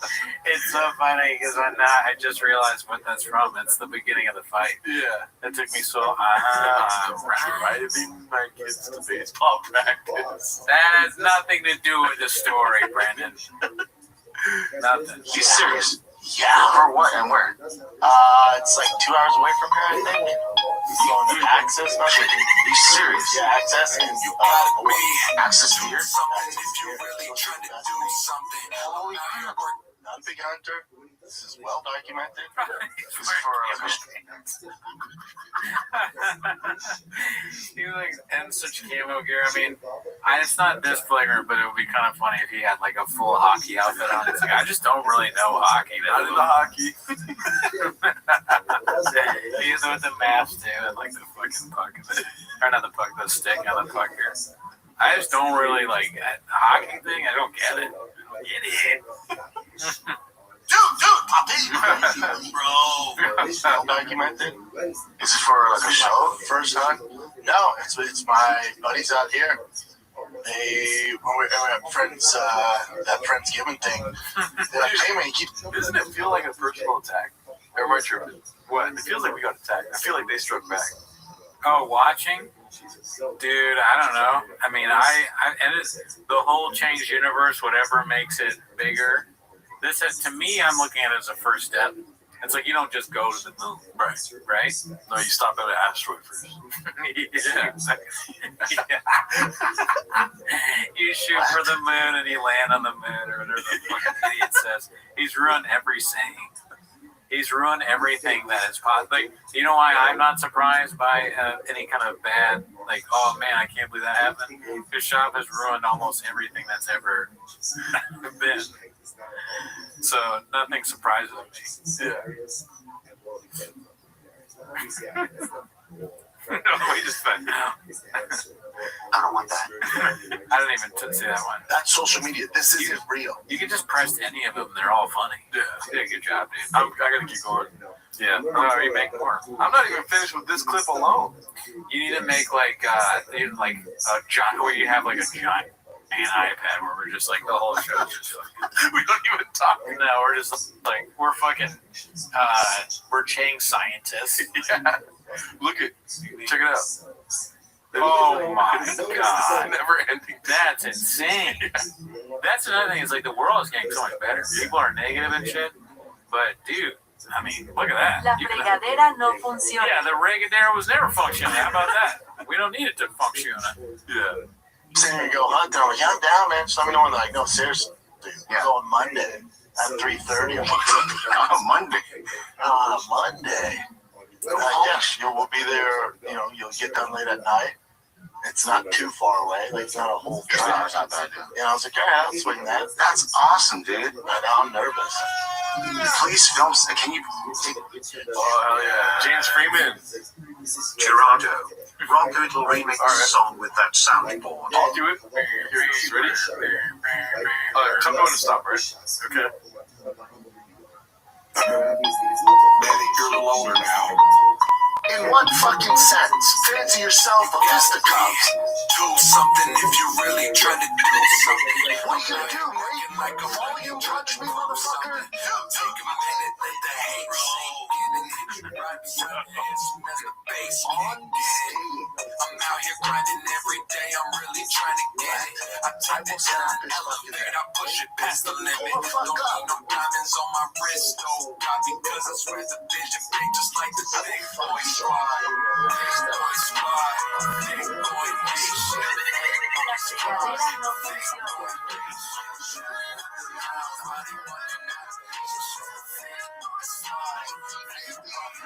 DJ Gerdo. What did you think? That was really good. It goes very well. So good job. Good job. Let's see here. This is legit like Baby Driver in real life.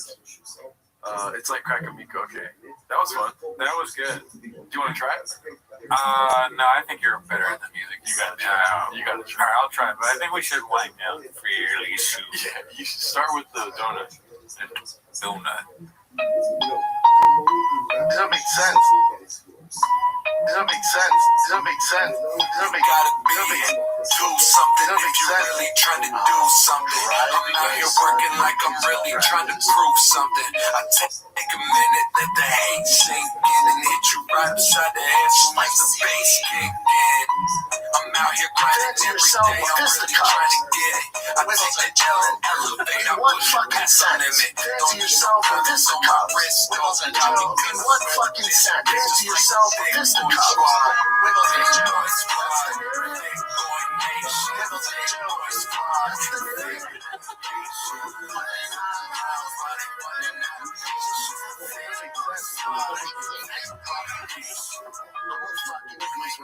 I know. I play jokes. I do crazy shit. I sleep in the stage every day. You got knocked up by no heroes. Fuck up. I do all that. I will still do fuck up. I will say. Fuck up. Fancy yourself a fisticuffs.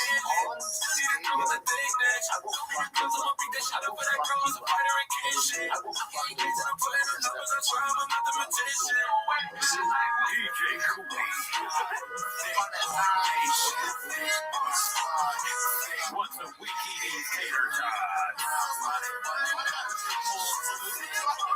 Vaccine baby gay.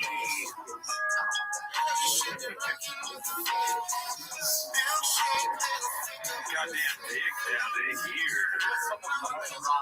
I wrote you, but you still ain't called. Oh, I left myself, my pager, and my home phone at the bottom. I sent 2 letters back in autumn. You must not have gotten it. Thank him. Shout out to you, Adam. Thank you. We're gonna wind down here. Let's finish off this clip really quick. Let's see here. Get a GoPro or something. Yeah, I'll try to Oh, get by the way, great job. Oh, thank you. I appreciate it. At first, when you hit "Don't Make Sense" 5 times, I was like, maybe he doesn't know how to do this. But then you really made it come pop off like 10 times. Yeah, you hit spicy a couple times. The narrative part. You know, I don't know what they expect. And I said, oh, do I bring my gun? I got that AR-15. He's like, you can, but we, rifles and stuff. He's like, you don't have to bring your guns. We have guns for you. Yeah. I don't have the right dress. I feel like outfit. You know, that's what's dope about Texas. It's old too. Yeah, which is nice.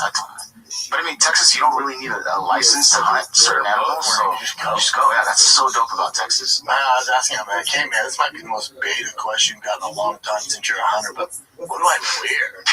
Like, I just wear boots. Like, I don't wear my J's. Like, I just wear my boots and some cargo khaki pants and pockets to put bullets and shit in. And then like a warm jacket with a hood on it in case it rains. Hood, right? And I should be set. And then the other thing is taking the life of an animal, man. Dude, I hope you get one and please share the meat. Yeah. Dude, I'm excited for you, man. I mean, the worst podcast ever made. Yeah, boring. It is kind of funny thinking of like Chin cooking. Yeah. Please share the meat. Yeah. Chin's gonna cook some. Yeah, that's awesome. Huevos anchos. I'll keep you guys posted. Of course, people are like, oh, now you're hunting. Now you're hunting. No, bitch, I'm going one time. I mean, I might go more in the future. Listen, I'm all set on hobbies, dude. I can't add this is a one-time thing. Maybe I do it once every few months or something. Yeah, but you never know. You might love it, man. Yeah, maybe. Daddy, you're a little older now. We might have to just get that thing cut off. Can you do me a favor, dude? Yeah. Let's just say, okay, hear me out, all right? Because your boy is not only big dick, sorry about that, fucking fabulous person at heart. Also, what else do I do, dude? Produce podcasts, right? Yes. Do me a favor, dude. Give me a little bit of a fucking. You gotta sit up for this. Sorry. Okay. Yeah, I'm gonna sit up. By the way, you just pulled your head. You gotta take a nap. You gotta cut me a promo for that fool taking our spot, dude. A promo? What do you mean? Like, you know how I was upset earlier. You gotta be a little more upset about that fool taking our. You want me to be mad about it? Okay. You don't have to threaten him at all or anything, but just I will fuck you. right, go for it. Okay. You listen here, Nick Steffens or Simmons Griffin. You're fucking your neck. I hope you enjoy it now. I hope you enjoy having a neck because it's about to be twisted off. All right? You may not know this, even though I've said it many times. Yeah, I have violence in my DNA. You're trying to take my job. The last person that tried to take my job, I killed them. Okay, don't do that. All right, I'm done. Okay, all right. I will fuck you up. All right, well, we'll wind down now. Shout out to you, Adam. Thank you for the $5 twice. Oh, thank you. Thank you, Adam. The live streaming has gone to another level for sure, but you guys make it all worthwhile. Thank you as always to James for reminding people to hit the like button. Yes. I mean, we didn't make our goal. Spicy. This is a lot more than that, but it's fine. Just gotta deal with it. That's the narrative. But we had a lot of fun, dude. This is a great time. I'm a little sad for sure. But we'll figure things out, dude. The way I see it, Cooney. What are you gonna do, Nate? Volume touch me, motherfucker. The way I see it, Cooney, when somebody attacks you, what do you do? Attack back. Oh, yeah. Right. You don't. I didn't throw the first punch. I didn't start it, but I'll finish it. You know what I mean? I agree. La fregadera no funciona. And guess what, dude? You're not gonna like how I punch back. You know what I'm saying? Right? Yeah. I don't know if you catch what I'm trying to do, but I'm trying to like hype you up, and you're not doing it at all. What? Yeah, dude. Ask if they have a gun, and if they say yes, then Anybody that wants the smoke, see me at a Starbucks parking lot. There you go. Right? I bet you I won't leave. I'll be in the Starbucks forever, dude. What are you gonna do, Nate? Volume touch me, motherfucker. But yeah. So just keep your eyes out, dude, because Justice for Tank, fold it hands emoji, fuck you, Schwab. Thank you in the next team. I'm not really mad at Shop. He's the funniest person I ever lived, but I am upset with the team. I blame the team, honestly. I've always blamed the team. It sounds like Nick, who is also known as Hot Chip, also known as creepiest guy ever on the earth. You know what I mean? One of the most disgusting humans to ever live. I feel like he's the one trying to punch us, dude. That's what I'm talking about. That's what I'm trying to get to. I'll fight him anywhere, dude. Yeah, you know what I mean? Hot Chip? Hot Chip, he's been needing the smoke for a long time. And so, just keep your eyes out, because we might just attack back in a way you don't expect. I know Hot Chip thinks he's safe. I'm at Mr. Whole Foods. Oh yeah, you want to be spicy? Well, I can get spicy too, dude. And on that note, we're out. That's social media. This isn't real. Yeah, that's never been real. All right. See you next week, everybody. Enjoy yourselves. They tell us that. So ultimately, again, versus when he identifies the sheep, it's as if there's transactional immediacy.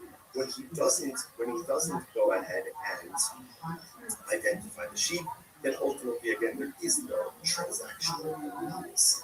All right, so let's analyze a little bit more. I'm gonna love it.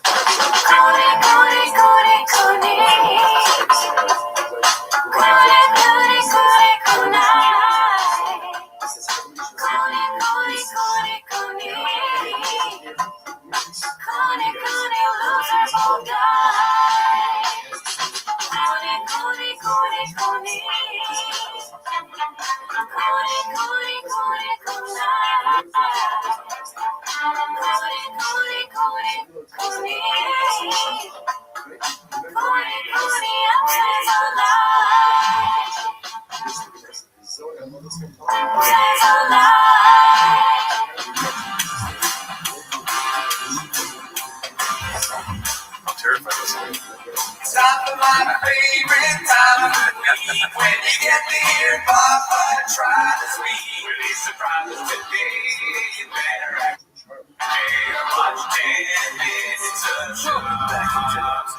Thanks for tuning in. As always, join the Patreon, join the Reddit, join the Discord.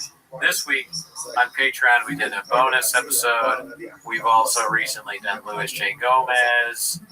You made it. It's not you made it weird. It's you made it worse. You made it strange. That's right. Worse. And Leanne Morgan.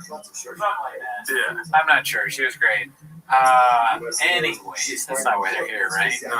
It's been a jam-packed week. I mean, check out Raccoon Tweeties, Jeff Dye Talk. A lot of Jeff Dye Talk. I'm sure there's going to be some of that on the Reddit. Also, subscribe to the YouTube channel if you haven't done that, dude. Yeah, you got to sub.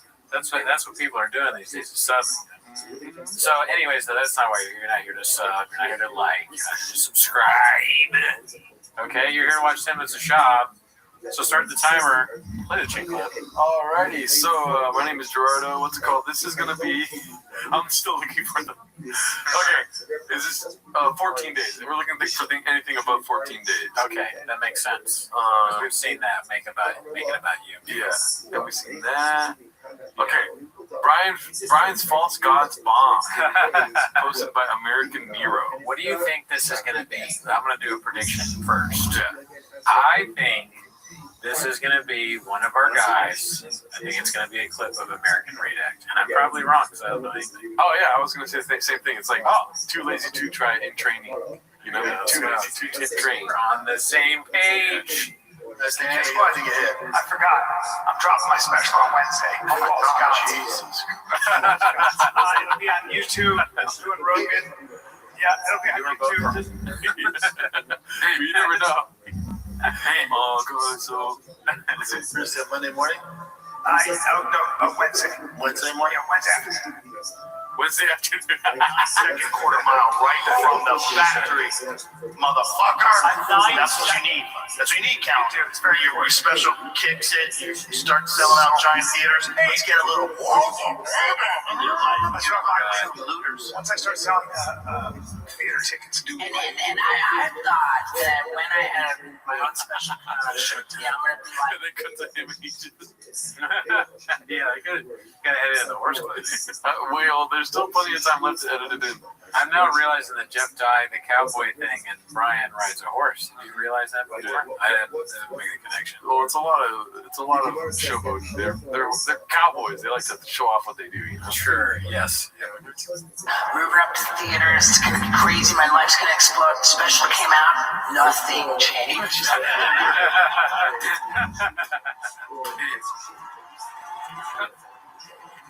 Oh, it stands. So awesome. No. What's up, Boston? What's going on? Dallas! Houston! Yeah! My favorite part of the whole special. That's the best part. Yeah, ride that horse. Walk like a rich guy. Boots.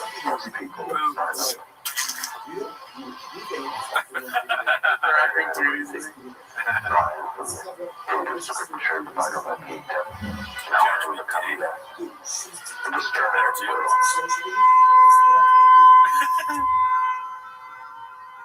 Dude, great work, whoever made this. That's good. Excellent stuff, dude. Yeah. Shout out to them. I just think a hit. What do you think, dude? The beginning is my favorite part. Yeah. Just the way they're talking. Brian's he's talking about his special, and then Shab goes, Wednesday? Right? His face where he's like, because you know Shab's a marketing genius, dude. Oh, yeah. He's like, Wednesday at noon, what the hell? Yeah, Shab would have, if he put out something, it'd be just so much more views, so much more likes. Well, yeah, 2025, dude, if Shop puts something out, there's going to be lines outside of AMC, people waiting in tents to see whatever it is. Me, it'll be the first time I learn how to make a tent. Yeah. Go to REI, and what do you need this tent for? I was like, what do you don't know? I'm making a tent to camp out for the Gringo Papi. You're not? Oh, you already have a tent. You work at REI. It's not even called the Gringo Papi, you just call it that. My tent is called the Gringo Papi. What is it? My tent's called the Gringo Papi. I was a stomping pad. Oh yeah, didn't he say that? Let's see here. If Papa went to Riyadh, we saw that one already. It's a classic. Sand on top? What's Dubai chocolate? Chocolate with sand on top? That's my time for y'all. 3 weeks in a row, or 3 times in a row, we played that. I want to start doing that just in conversation. I like people doing that. Makes me laugh. Goddamn truck down to here. All right, so this one's going to be posted by Gunslinger 4. It's Steve Will Do It unloads on Brendan Chop Part 1. Have you seen this? No, I haven't seen it. I heard about the controversy because this is Steve Will Do It second, correct me if I'm wrong, second appearance in the Shop-averse. Apparently Shop made up something about Steve Will Do It. He got mad about it. Don't kill me. He made a video and then Shop apologized. Okay. But I don't know anything else other than that. I didn't know any of that. But I will just say, to preempt you for this, it is a fucking headache in a video. So just get ready to let go and let God. You know what I mean? I could see it. I don't know what exactly that means, but I could see it being redacted because he's he's connected with those idiots that had interviewed Netanyahu. I'm not speaking in tongues. I'm just trying to avoid a headache right now. Okay. And literally just, it gave me a headache when I first. Oh, no. Yeah. Oh, fuck. So just let go, let the Graves take over right now, and then just come back when it's done. I got something for you. The Graves is never not in control. Okay, the Graves is always.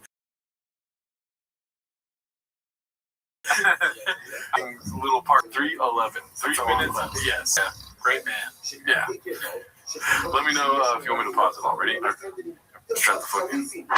Yo, Brandon Shaw, he goes on a podcast and he goes, Steve has gambling debt, and sometimes when you have gambling debt, you do bad things. So first of all, over under on him having gambling debt. Oh, 100% he has a gambling debt. Right. Look at the way he's walking and talking and dressed. Yeah. He's walking. This is what you'd show at Gambler Anonymous. Like if you wanted to spot what a gambler looks like. It's like driving school. You show car crashes. At Gambling Anonymous, you show this video. So you're not a gambling addict, but you are wearing sunglasses inside at night. In Vegas. In Vegas with FanDuel on your phone. Like you're making a video, but you're also kind of looking at FanDuel. Saying I insinuated I fixed the fight because I so happened, which is kind of hilarious. I even called Dana and I said, this is so funny. Hey, Brandon Shaw, you can't just call Dana. He called Dana. And Brandon Shaw, I can owe Red Rock Casino $1.6 million, and I owe them $302 million at all times. And it's not a problem because, bro, something you're not good at is relationships. Okay? Everyone go find the YouTube video of Brandon Shaw talking about Steve Will Do It. And it's like, bro, you gotta roast him. You gotta roast him. Even if you know he's a bad person. Like, I'm a UFC fighter. Alright? And you don't know the facts, and you turn this into I'm a bad person. Oh no, dude. Is it just chopped together? He made a bunch of things. Alright, I'm done with that. Alright, put it back though. But he's talking to himself. Person that need money. Brandon Chubb. I know you're gonna be like, well, be here and we'll fight like dude, because I have no respect for you. Okay, so I'm not like Brandon Chubb. I have no respect for you. When I make 7 figures a month. He sounded like a car switching gears right there. Just This is making me like Shop. I'm going more and more to Shop's side in this. You know. Brandon Shop. And another thing. It's hard to watch somebody just coked out of their mind. Maybe this is good if you're a big fan of Steve Will Do It. Brandon Chop. That's what he said. Yeah, he has a turbocharger in his lungs right now, dude. He's a truck. He's a truck. One of Shop's trucks has turned on him. Yeah, he got a truck that came to life and drove away. Yeah. So Shop just wants his truck back, and the truck's like, I'm a man now. I was a truck. I was your truck, but now I'm a guy. I make 7 figures every night. I have relationships with everyone. I do whatever I want. I'll be right. Yeah. Okay. And I do something good for a UFC fighter, and you don't know the facts, and then you turn this into I'm a bad person and need money. Brandon Chubb. I know you're gonna be like, well, me being here. Okay, so fight, like, dude, I'm here to fight you. I got a sketch. Yeah, I'm growing up. I got a schedule, dog. I gotta watch Flagrant. It's a lot on that schedule. Makes up lies and talks about other people. It's not in the schedule. You don't even have the privilege to be like, for me to meet you now. Every single YouTube video. Every single. I could do this though. Andrew Schultz. Walking around the hotel. I'll put on sunglasses and then I take it off in the next cut and put them back on. Yeah, I gotta be in a hotel. I want to go back to Vegas. Steve will snort it. That's good. Instagram video, everything. You gotta come out. Because there's nothing behind that. I have nothing. Yeah, he does have like the inside sweats, which is weird. Like he's not sick, obviously, but he's sweating inside. No, he could easily turn on the AC in the hotel room. Also, does he have pants on? I think he has shorts on. Okay, it's just not a good look. It's hot in Vegas, I'm assuming. All right, it's raining in Los Angeles. What do you mean? I helped him. It's the coolest thing ever. So until you apologize and make a video and buy me something very nice, I'm gonna keep going. All right, it's official. Until Brandon Shaw buys me something very nice for going on the internet and lying and making up things about me, that seems so like you're such a low IQ individual. Like you're so small-minded. I feel like somebody at Chang's cut these all together. It made it look weird. I wish there was like a regular video, and I'm starting to get a headache again. Because it's like you're trying to follow the sentence and they cut it right before he finishes the sentence. That is kind of funny. That would be a funny bit just to take that part where he goes, Brandon Shop, and put it in each one. It also kind of sounds, Brandon Shop sounds like worst pain in your life, right? Like the doctor from the UFC. Like, it's like, forget who the, like, what do you mean? Who are you, bro? Like I built companies, dog. Like, my YouTube videos, all I do is talk about how Brandon's Law, more like Brandon's Law. Brandon should like, just think you're cool, you can say whatever you want, you're cool, because I can do jiu-jitsu. It's like, dude, I just hate that, man. And I keep redoing the stories, but I thought it was a good line. I don't know if I posted it, but it's like, I do a lot of cool things, bro. And like, I don't think I'm like better than everyone else. And it's like you roll on the floor with guys and think you're like the king. It does feel like forced content. Steve Will Do It. Has to make a certain amount of videos every week, and this is a thing. Oh, I don't know what to do this week. Okay, I'm gonna rant about Brandon Shaw. Yeah. He said, I bet, I gamble. First of all, I owe $1 million regularly to Red Rocks, or whatever he said. Yeah. You know those long tweets people put, and then at the end it's like, I'm not reading all that, but sorry for your loss, or good for you, bro, something like that. Yeah, well said. Yeah. That's how I feel about that video. It is funny that he calls him Brandon Slav. Brandon is hilarious. Yeah, he says Brandon, but on the actual Brandon Slav, you're a nerd. You know Brendan doesn't like that, but he apologized, I think. Who was? No, Brendan. Did he? I think he was like, "Yeah, my bad, man. I was wrong." Well, let's go a little further down the pipeline here and see if that's on Chang's or not. Let's see here. I've been out of the loop for a little while here.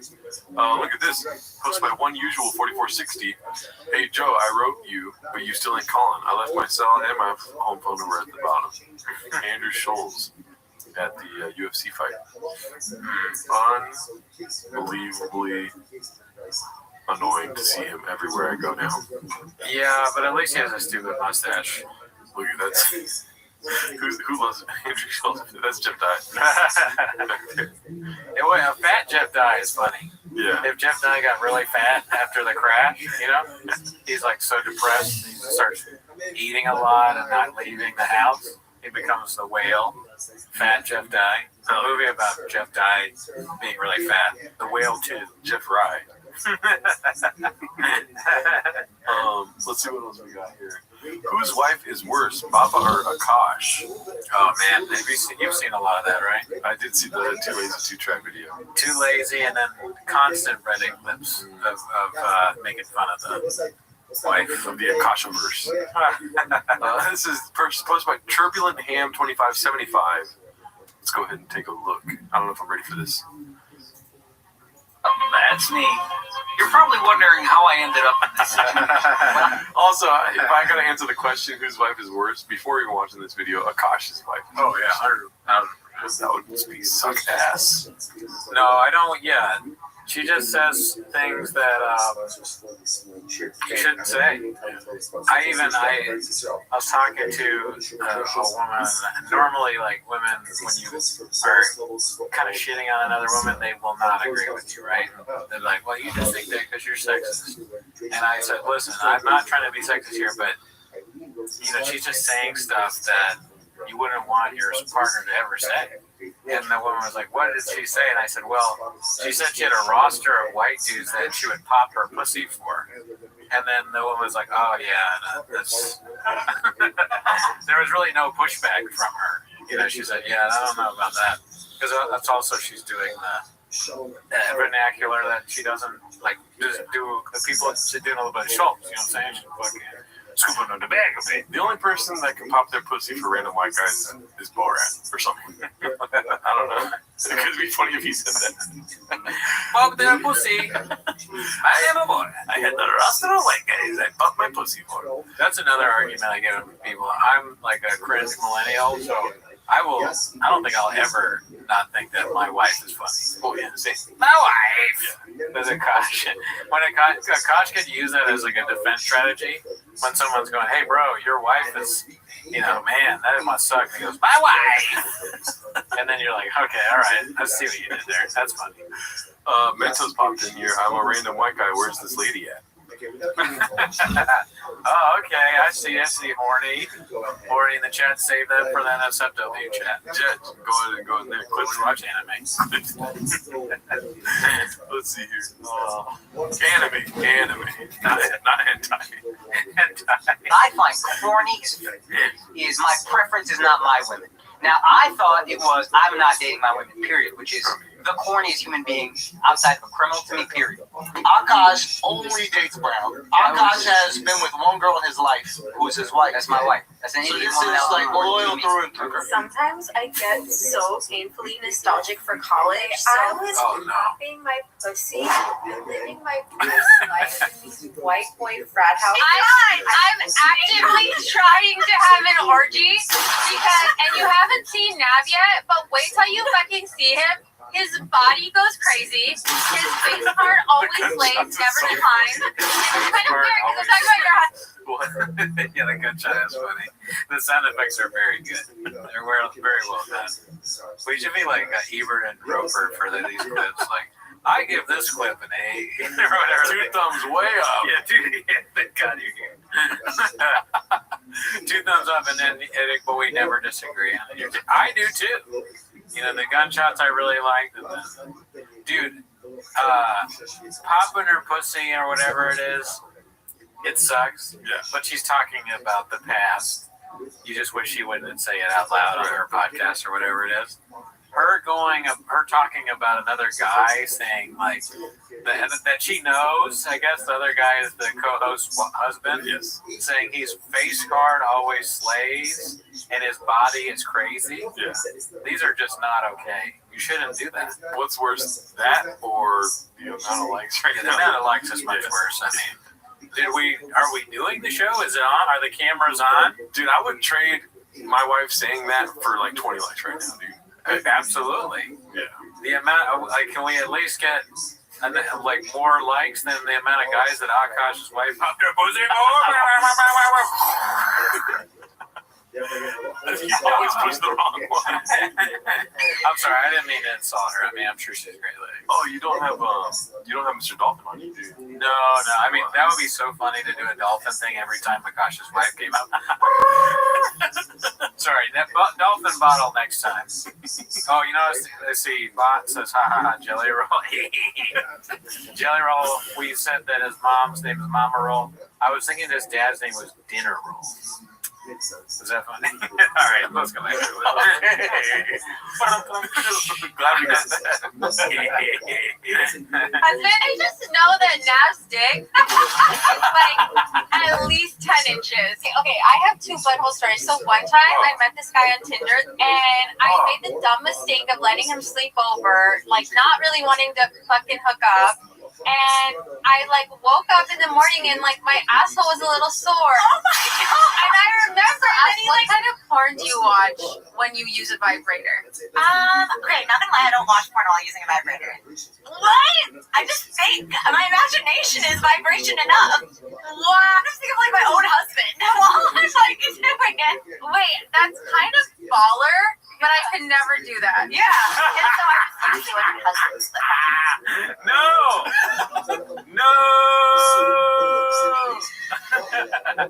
She's hilarious, bro. That was funny. Oh my god. I could never. She just said she could never think about Akash while masturbating. If that's true, I don't want to know that. Take that to your grave. God, could you imagine the chick you're married to, so that she never once masturbates thinking about you? If we thought that Akash was going to stop saying fellas, not a chance. No. Now we see why. Remember, part of our criticism of his stand-up special was that it was very specifically negative towards his wife, to the point where it sounded like one of those old 80s terrible things. My wife's a bitch, and I fucking shit. Yeah, but then dinner's cold.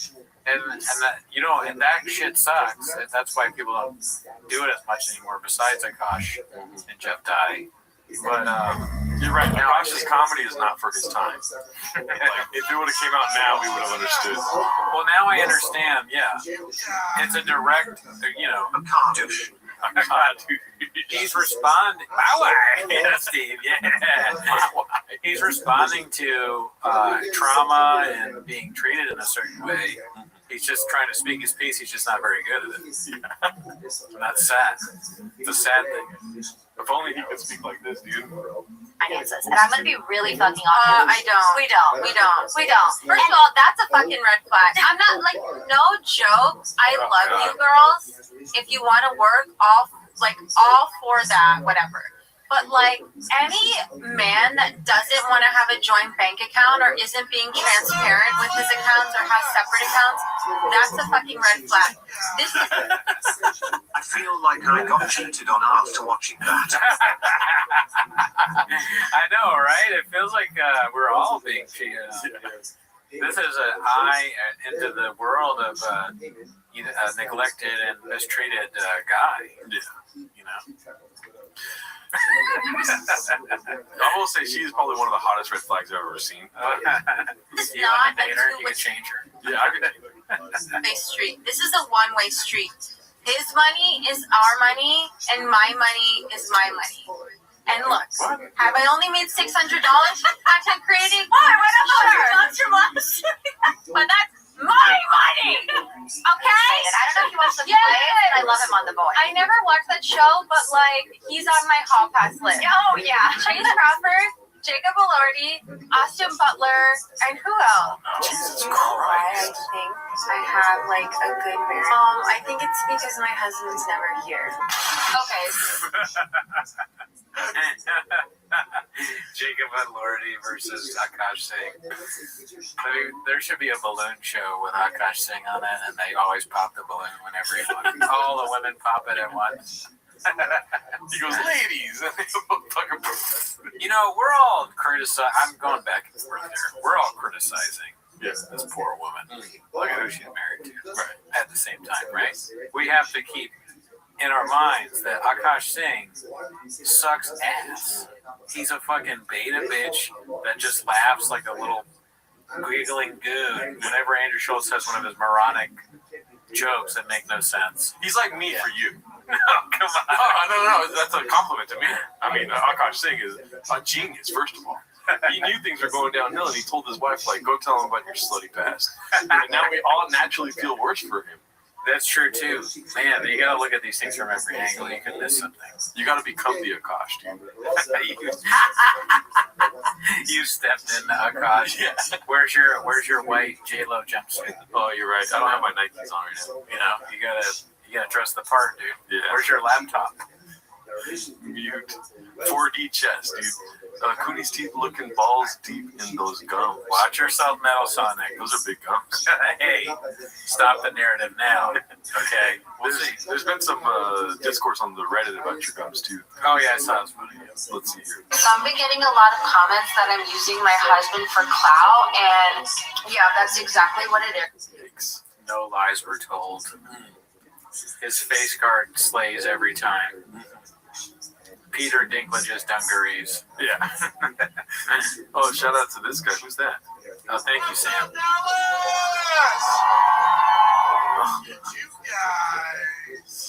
Do you guys think Bopper will DM her now? What do you think? Probably. I am more offended by her Black Sun than I am what she said. Oh, wow. About Akash, to be honest. That's how strongly you feel about Black Sun. When it's that cringe, yes. Yeah. It's too cringe for me. Yeah. Sorry, we're trying something new with this stream, so I'm trying to make it work out. Sam Siscoli, thank you. Let's see here. What else do we got? Like 31 was me in the hospital suffering big time stage 4 cancer and horrible infection that sapped my body of the last bit of strength it had left. I'm terrified. Thanks for the distraction. Shout out to you, dude. Yeah, keep strong, dude. At least you're not married to Akash's wife because she works a bunch worse. The show is Netflix. She'd be fucking some guy while you're there. Akash's wife stink because she's Indian. Oh, be cool, dude. Who the fuck is this? Shout out to you. Thank you for the money.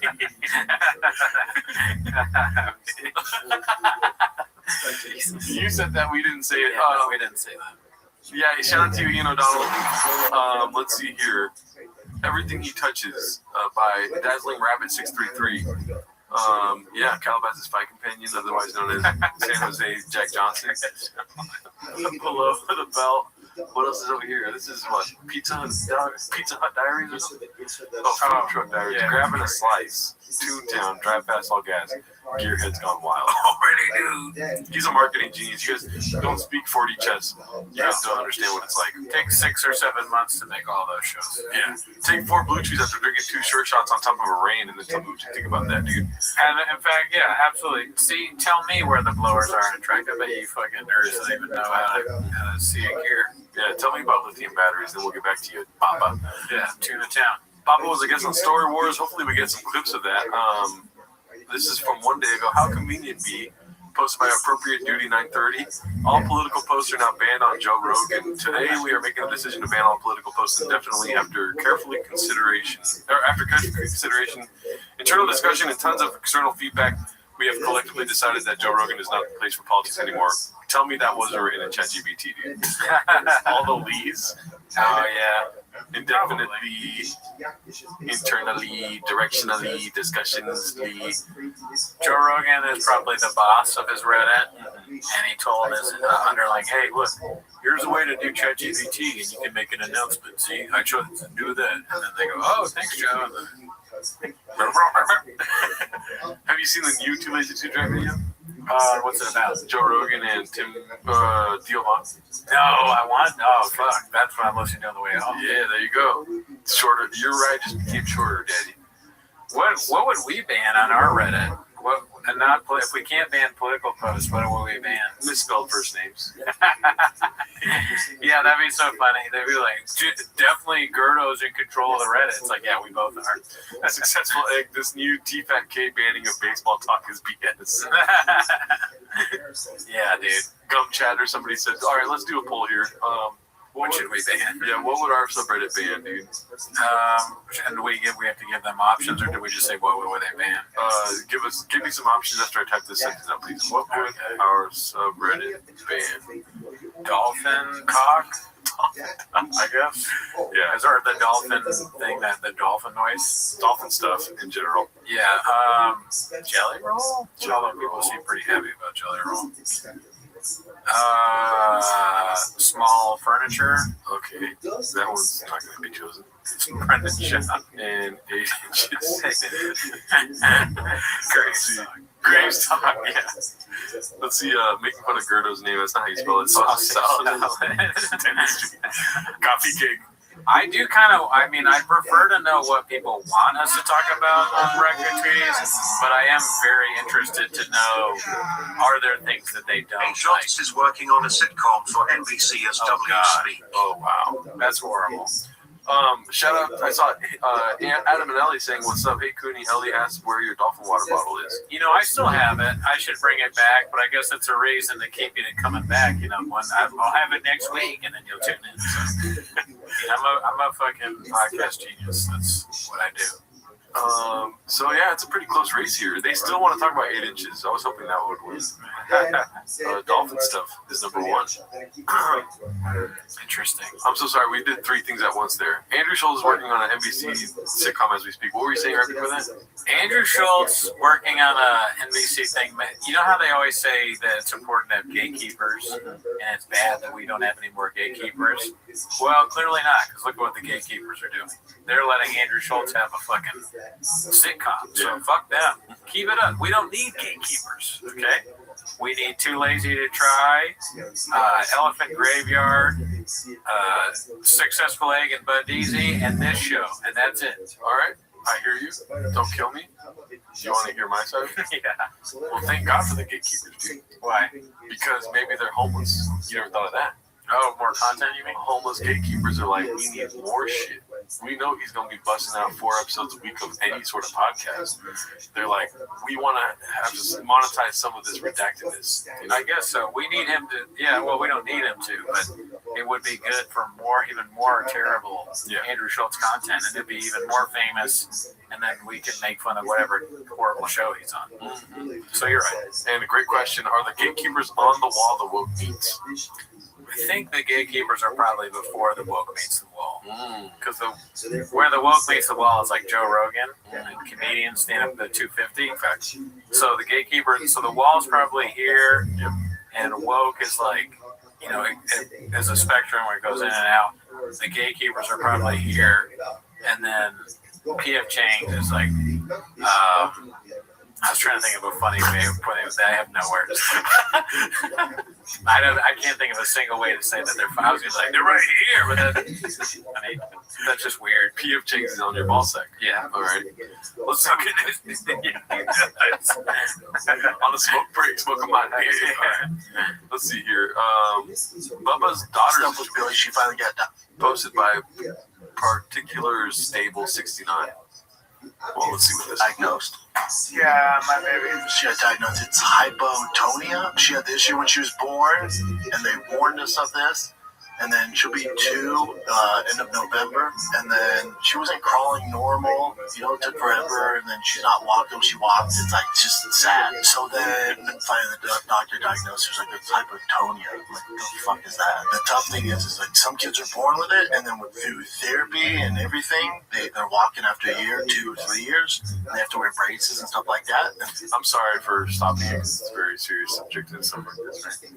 My ass itches. I'm just kidding. That's something else. What's going on? They're on the next frontier of podcasting. Oh, yeah. You know, we're not far behind. I'm not going to lie. We did get the red chairs when they had them. We were 2 steps behind, but we took 4 steps forward, right? Exactly. But I'm not into numbers like that. What I'm saying is, look at his positioning, dude. How is he talking right now? He's like, yeah, have fun trying to do that in a small town. Yeah, Go for it. Go for it. How is he? Like this? Yeah. Where will we ever be able to talk like that, sitting in these fucking chairs? You'd probably have to get a chair like that, and then it's kind of like the Sebastian stance in a way. Which you would be if he's Sebastian sitting. It's kind of like telling he's not telling you, or he's not asking you to listen. He's forcing you to listen. He's like sitting fucking up inside of you. True. It's a more alpha stance than we're able to take right now. We might get there someday. Yeah, you got the fucking. I'm like short. I'm going in when I do this. He's still like up here, towering over beta males like me. Yeah. So, and then also I'm like almost spilling my Diet Coke. He's got his coffee right there at the table. He's not worried about spilling it on his equipment because that's something Chin has to deal with. He's got an itch on his butt. How many times do you think Shab has spilled something on the equipment? Probably countless times. I think you can count like on your hand how many times he's done it on purpose. You know? That's so. He's so stupid. I can see Shab being like, "Dude, check out this joke I just did," and he pours like Coke on the thing. She's like, "Whoa, no! That's got the episode. No! All right, shut up, you fucking!" And then he says a racial slur. Yeah, dude. We do need chairs that we can lean forward in. That's what I'm seeing a lot of shop leaning forward. We need to do this, dude. Cooney does look as intimidating with regular hands. Shop has meat hooks. I appreciate you saying they're regular. I'm tired of things being small.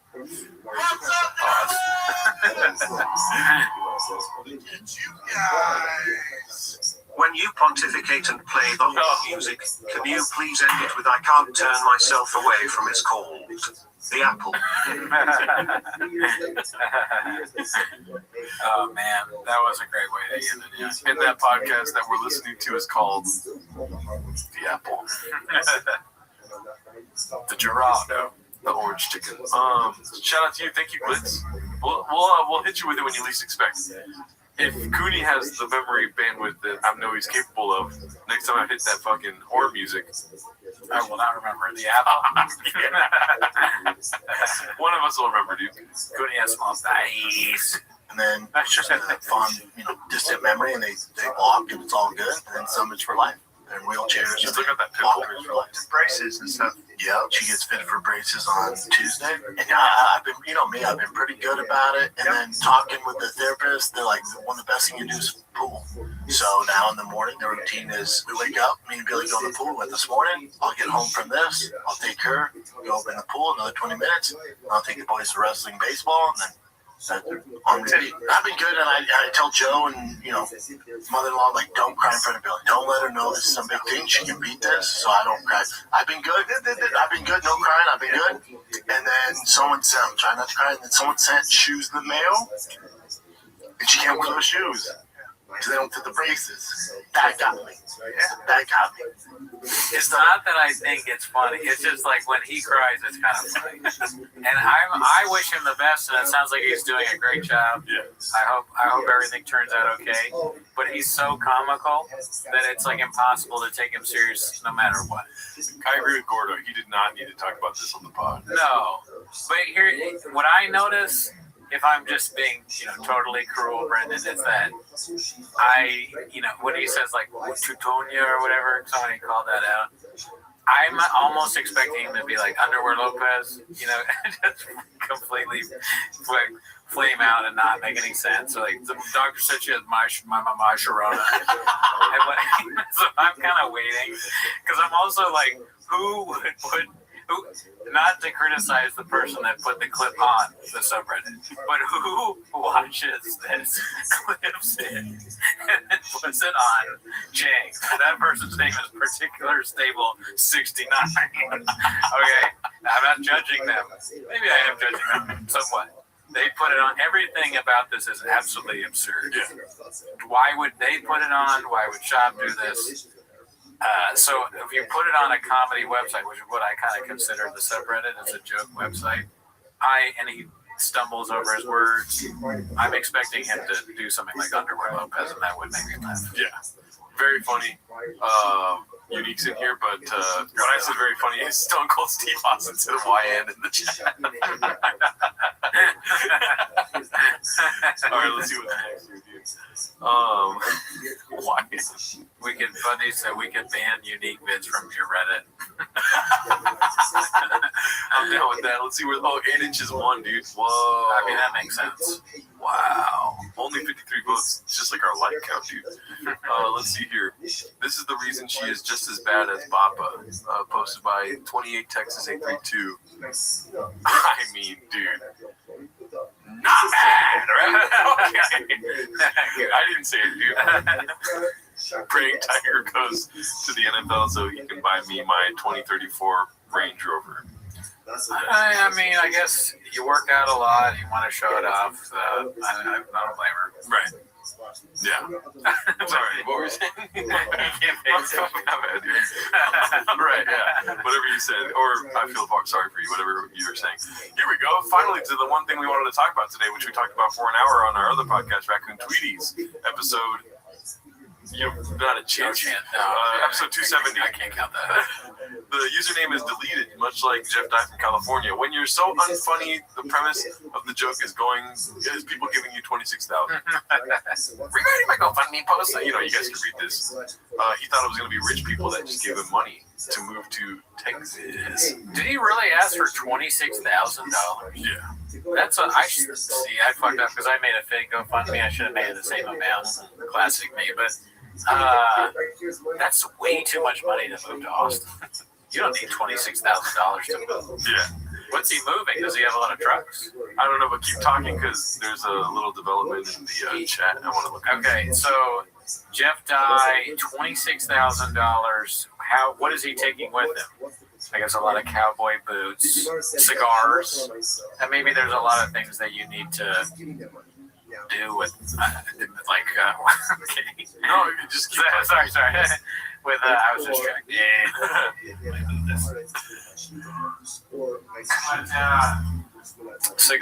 Cigars, you gotta have the thing that chomps the cigars, but you only need a few of those. I imagine Jeff Dye, he does a lot of yoga. We learned that he needs a plant-based diet. So maybe there's a lot of things to move that help you make vegan food, or he's a meal prepper or something like that. He does do yoga every day and eats vegan daily. Anyways, important little tweet here 3 hours ago. Thank you to Bud Easy for pointing this out. Yeah. Kim Kong, do you want to read that? Kim Congdon. She says, let's shift the focus off Jeff Dye and onto maybe the bitch that stole 101 from me. What is $101? $10. $10? $10 or 10,000? Maybe 10. There are worse people out there, and unfortunately, they have comedy specials. There's not much worse than Jeff Dye. No, yeah, I mean, I wonder how much money that is. I think she's talking about a Hannah Berner person, right? Because she's been talking about this woman. I forget, she accused her of something. And Hannah Berner, remember we watched her stand-up special on the Patreon? Yeah. It's pretty bad. And it's like, she stole material from you? That doesn't look good for you because it's not very good. Let's see. I don't know if yeah, there it is. Fuck Hannah Berner. Okay. 10 liters. Stole 10 minutes of material. What's her name? What's 10 minutes of material? $10. Jeff Dye mentioned something I'd like to ask you about if you had a second, Kim. That's the creepiest tweet I've ever seen. All right. Well, not as breaking as I thought it would be. In a way, Jeff Dye has stolen a lot of material from everyone who's ever done stand-up because he just says things that other people have said, but not on purpose. Great point here from Bud Easy. You want to read that? How redacted do you have to be to do Rogan and then do Brennan? Yeah, dude, that's straight up facts, dude. Imagine that's a killer fucking podcast right there.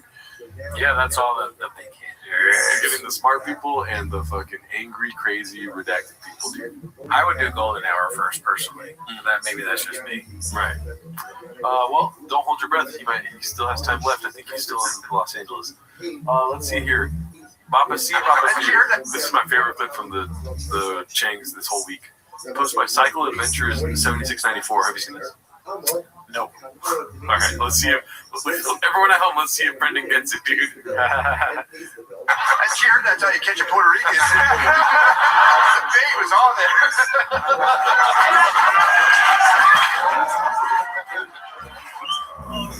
Juice factor. Just his like weird laugh. Are they the Puerto Rican shortstop? You want to guess again? It says Jamar and stuff. No, okay, ready? I cheered. That's how you catch a Puerto Rican. The bait was on there.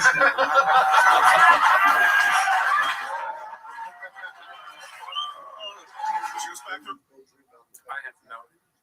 He's guessing Jamar did something. Okay, so there's not a chance you're gonna get it. Okay. But it's monkey see, monkey do, right? Bappa see, Bappa do.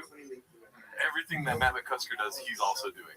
Oh, okay. Play it one more time. I cheered. That's how you catch a Puerto Rican. The bait was on there. So lean back. Lean back. Head up. Come back. Hand on the face. Juice factor. He's okay. Here's what I think is happening. You're right. He mimics like always, but I think because I can relate to this somewhat. He has stopped paying attention. Right. He's getting a little nervous because he knows he hasn't heard anything that anyone said. So now he is just gonna. Oh, that is okay. They're like, yeah, it's funny. No one knows that I'm not paying attention. I'm gonna do what Matt's done, and people will think I'm normal because I'm laughing too. Do I know Bappa too well? That's my question now. This being a meeting. Yeah. And also, if we were on a wide shot the whole show, you'd probably see me mimicking a lot of Cooney's actions too. Oh, the mimicking is what people do. Things, right? Just Bappa does it too much. Yeah, but I stay 10 toes down when I do. Let me see here. Graves knows. Classic Bappa. Still a little Graves hard there. That was a fun little inside game there. That was fun. I like that. Let me see. And guess what? I thought of that right when I saw it. I was like, I bet. It took me a while to get it, so I was making fun of you over something I did. Oh, no, that's good. Let's see. I thought about mimicking you the whole time. I was like, I don't know if that would be funny. Gerdo, see Gerdo, dude. One day I'm going to have a subreddit that turns on me, and they're going to call me Gerdo. It's going to bother me so much. Does Gerdo bother you? No, I'm talking about one day when they all turn on me, and they're only saying Gerdo. It's going to lose its appeal. I'll tell you that right now.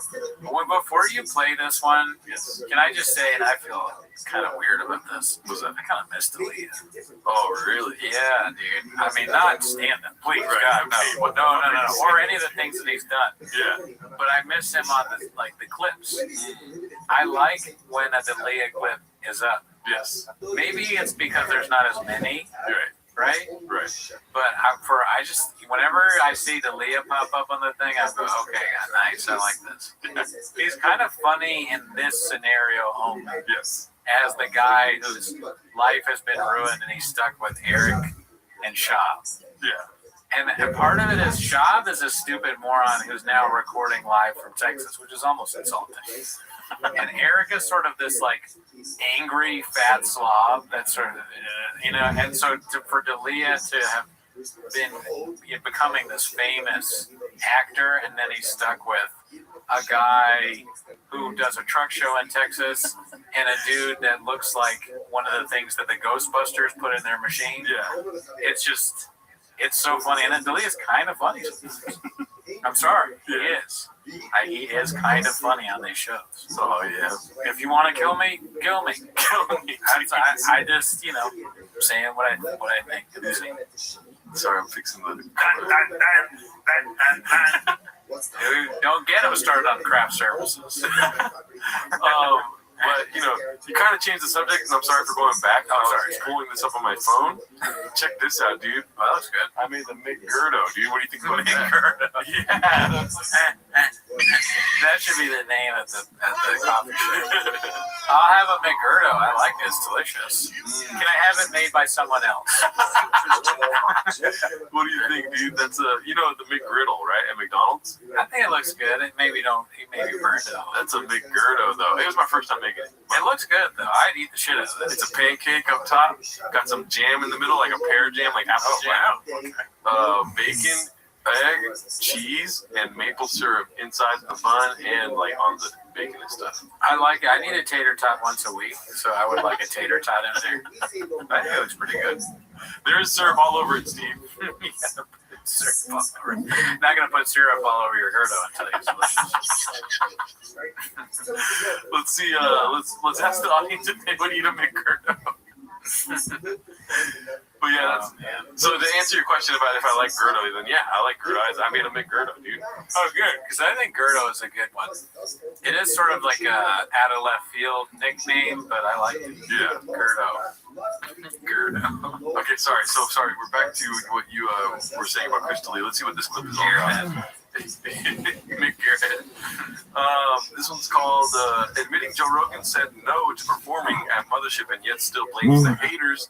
Posted by our good friend Successful Egg 8345, which we'll talk to you later about posting in other subreddits. I don't think you're allowed to do that. But let's see. There's a joke. Oh, okay.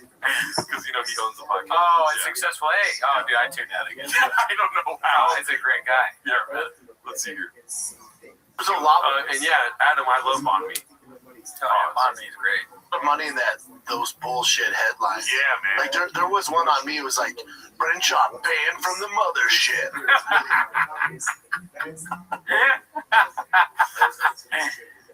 Fuck, that's all there's nothing I can say. I can't wait. Look at all that alcohol. God, Brandon Cooney banned from flappers. It's a lot of alcohol. Yeah. We're gonna have this conversation. I'm not there yet. It's like, oh, why aren't you playing the mothership? I don't. Shout out to you for subscribing. And I did a show there last Thursday. Like, well, not banned. We can only do this one. Now it's banned again. I don't want to go there and get backlash. Like, I want when they invite me to be a headliner, I'll know it's my time. All right. Those bullshit headlines. Yeah, man. Like, I'm not there yet. Headlines? You mean YouTube? Yeah. YouTube. Not in headlines, brother. You're in unique videos, dude. Hey, I wish the Oklahoma guy would talk to him again. Remember the Oklahoma show? Like, let me tell you something, Poe. You're not the Longhorns. You're not selling out here, or whatever the fuck he said. Yeah. Whatever he said. Cooney's banned from the doctor for 48 hours. It's too long. I can't wait that long. Shout out to Formula One. That was already a year ago at Skankfest. Shout out to everyone that went to Skankfest. I heard it was epic. Yeah, I think Rabbi Goodwin was there. Oh, wow. It was in New Orleans. This was posted by Dana White's mom. Probably not that one, but the other Dana White's mom. How did moving to Austin go? As you can see, Brian Callen's special has 223,000 views. It was posted for 3 weeks. This one's posted for 12 days, 392,000 views. Bombing Our guys, dude. Wild. I mean, as far as like a clickable thumbnail goes, it looks like a special ed student doing stand-up. To me, yeah, no, I agree. It's not that appealing. It looks like he copied Comedy Central and or Comedy Dynamics. Yeah. Which are both things that have been dead for a long time. He should have used this fucking thumbnail and put false gods like that. That would have been so much better. Way better, yeah. Someone say that the betterest. Yeah, dude. The most of betters. Are those people in the thing? You almost hope they were photoshopped in. Yeah. AI. What are they doing there? Why are they happy? Yeah. Ugh. Or maybe they're just us. Because, we'd probably go if we could. I would. That would be awesome if American Redact just like photoshopped our faces here somewhere. Yeah. Idea.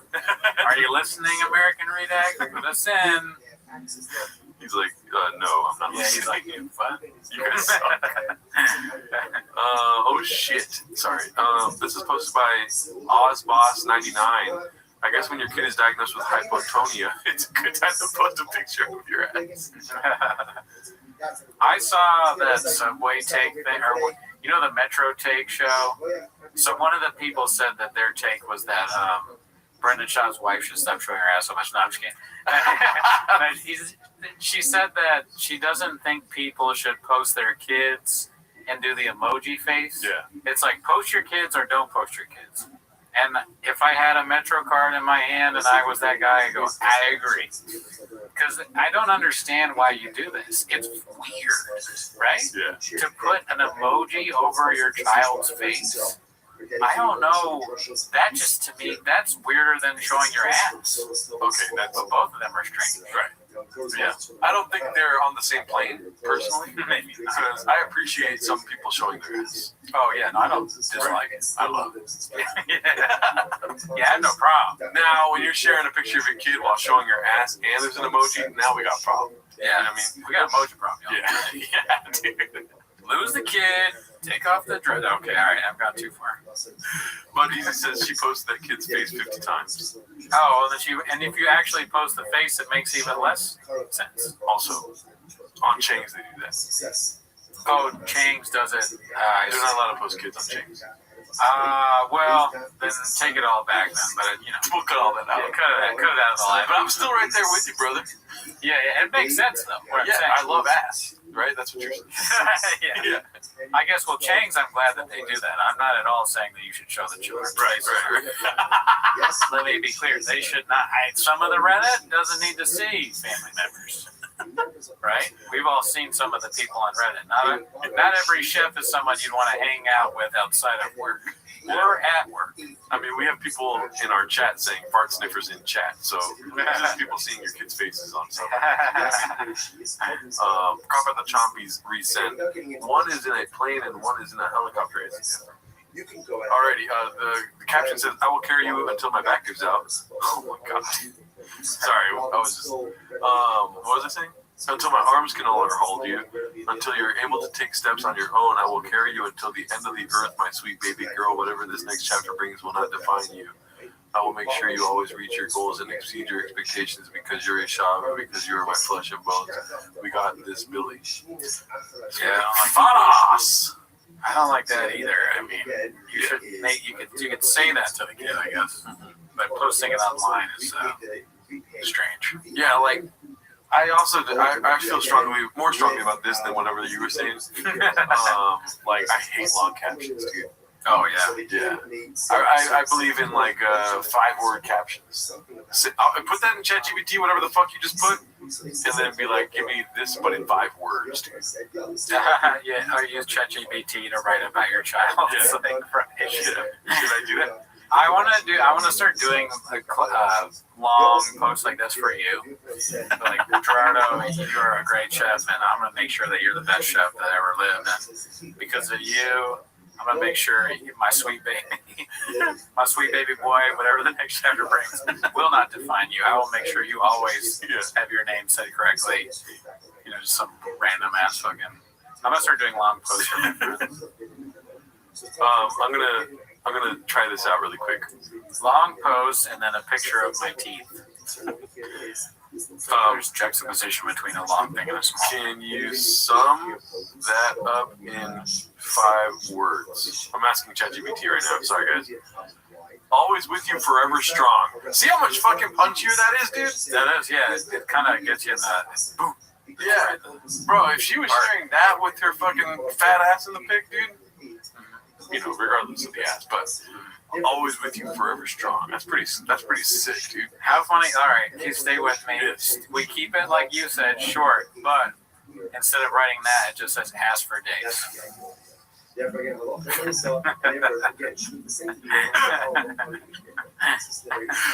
keep the long post.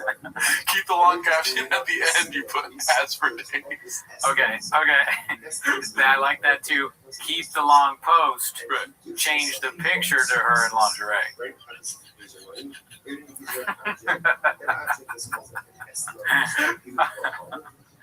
Which we all know she's supposed to. And put all the kids in. Crop in the uglies.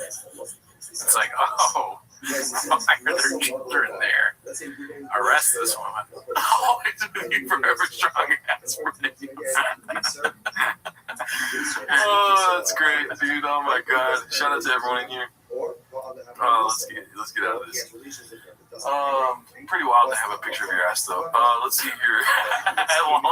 chart. Where are we at? We read this one or not? All baseball posts are now being paid. Oh, this is great. Posted by what's their? Oh, that's the. He's one of the mods, right? The mod, yeah. Time to get on your knees, Bubba. Dana White's mom.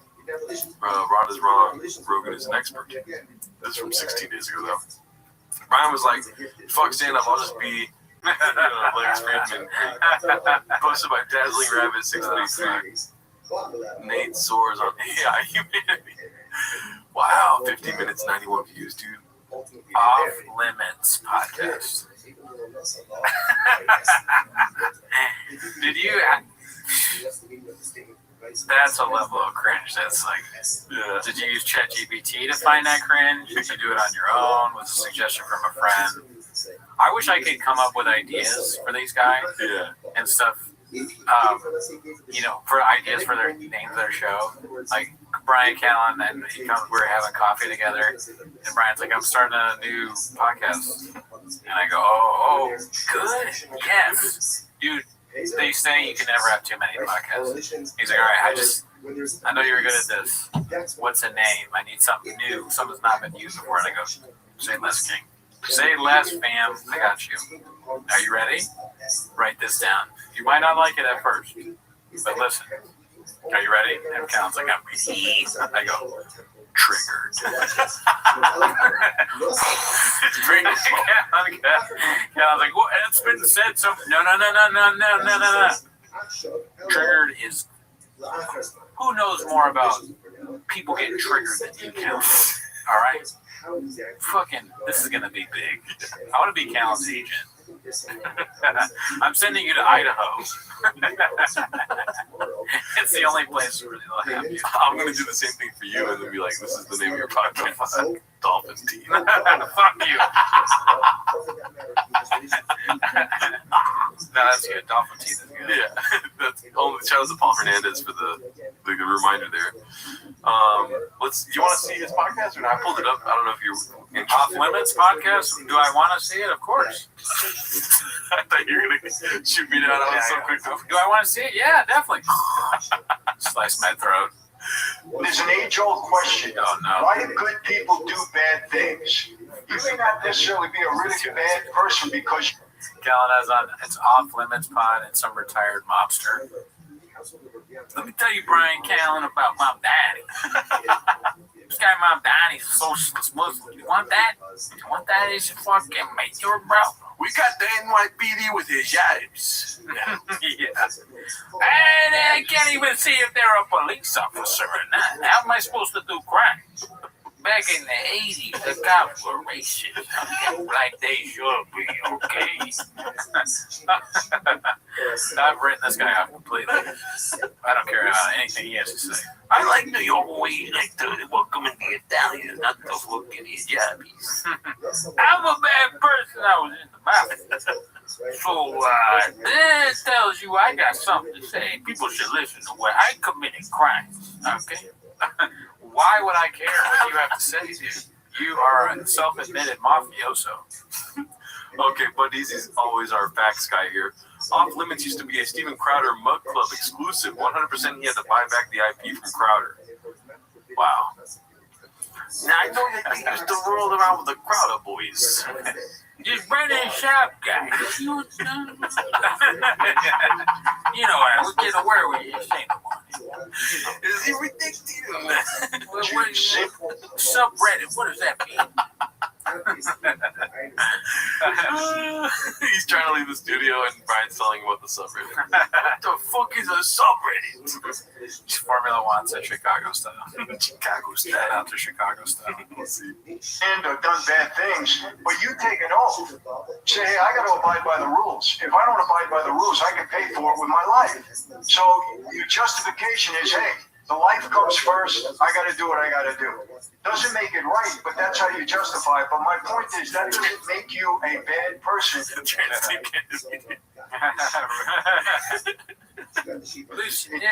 There's a rule, right? You got 48 laws to power, okay? Read the book, all right? Rich dad, poor dad. Which one do you want to be, okay? I kill people. It's in Austin, Texas. It's nice, but do you know where you can get a slice out there? Dude, if he starts talking about how you can't get pizza here, my head just... Yeah. You got pizza down here in Austin, they put barbecue sauce in it. What the fuck is that all about? Everyone knows that Memphis has the best barbecue. Denver has the best barbecue. Forget about it. So where's the best barbecue? New York. New York. Now, I wish we was doing the podcast in New York, but that's off limits. Alrighty, well, check out Off Limits by Brian Callen. Honestly, I feel like this whole show is just a big sponsorship for TFATK because every time I finish it, I want to watch the podcast. Yeah. And now I want to watch Off Limits. I added it to my queue already. Let's see here. Dave Oz posted this. It's called That's Better. I once tried to sue a guy on YouTube after he put up a video of me trying to cheat on my wife.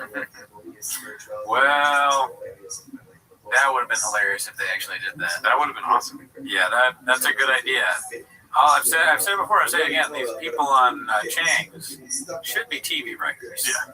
Or at least, TV is now, YouTube is now TV, right? Right.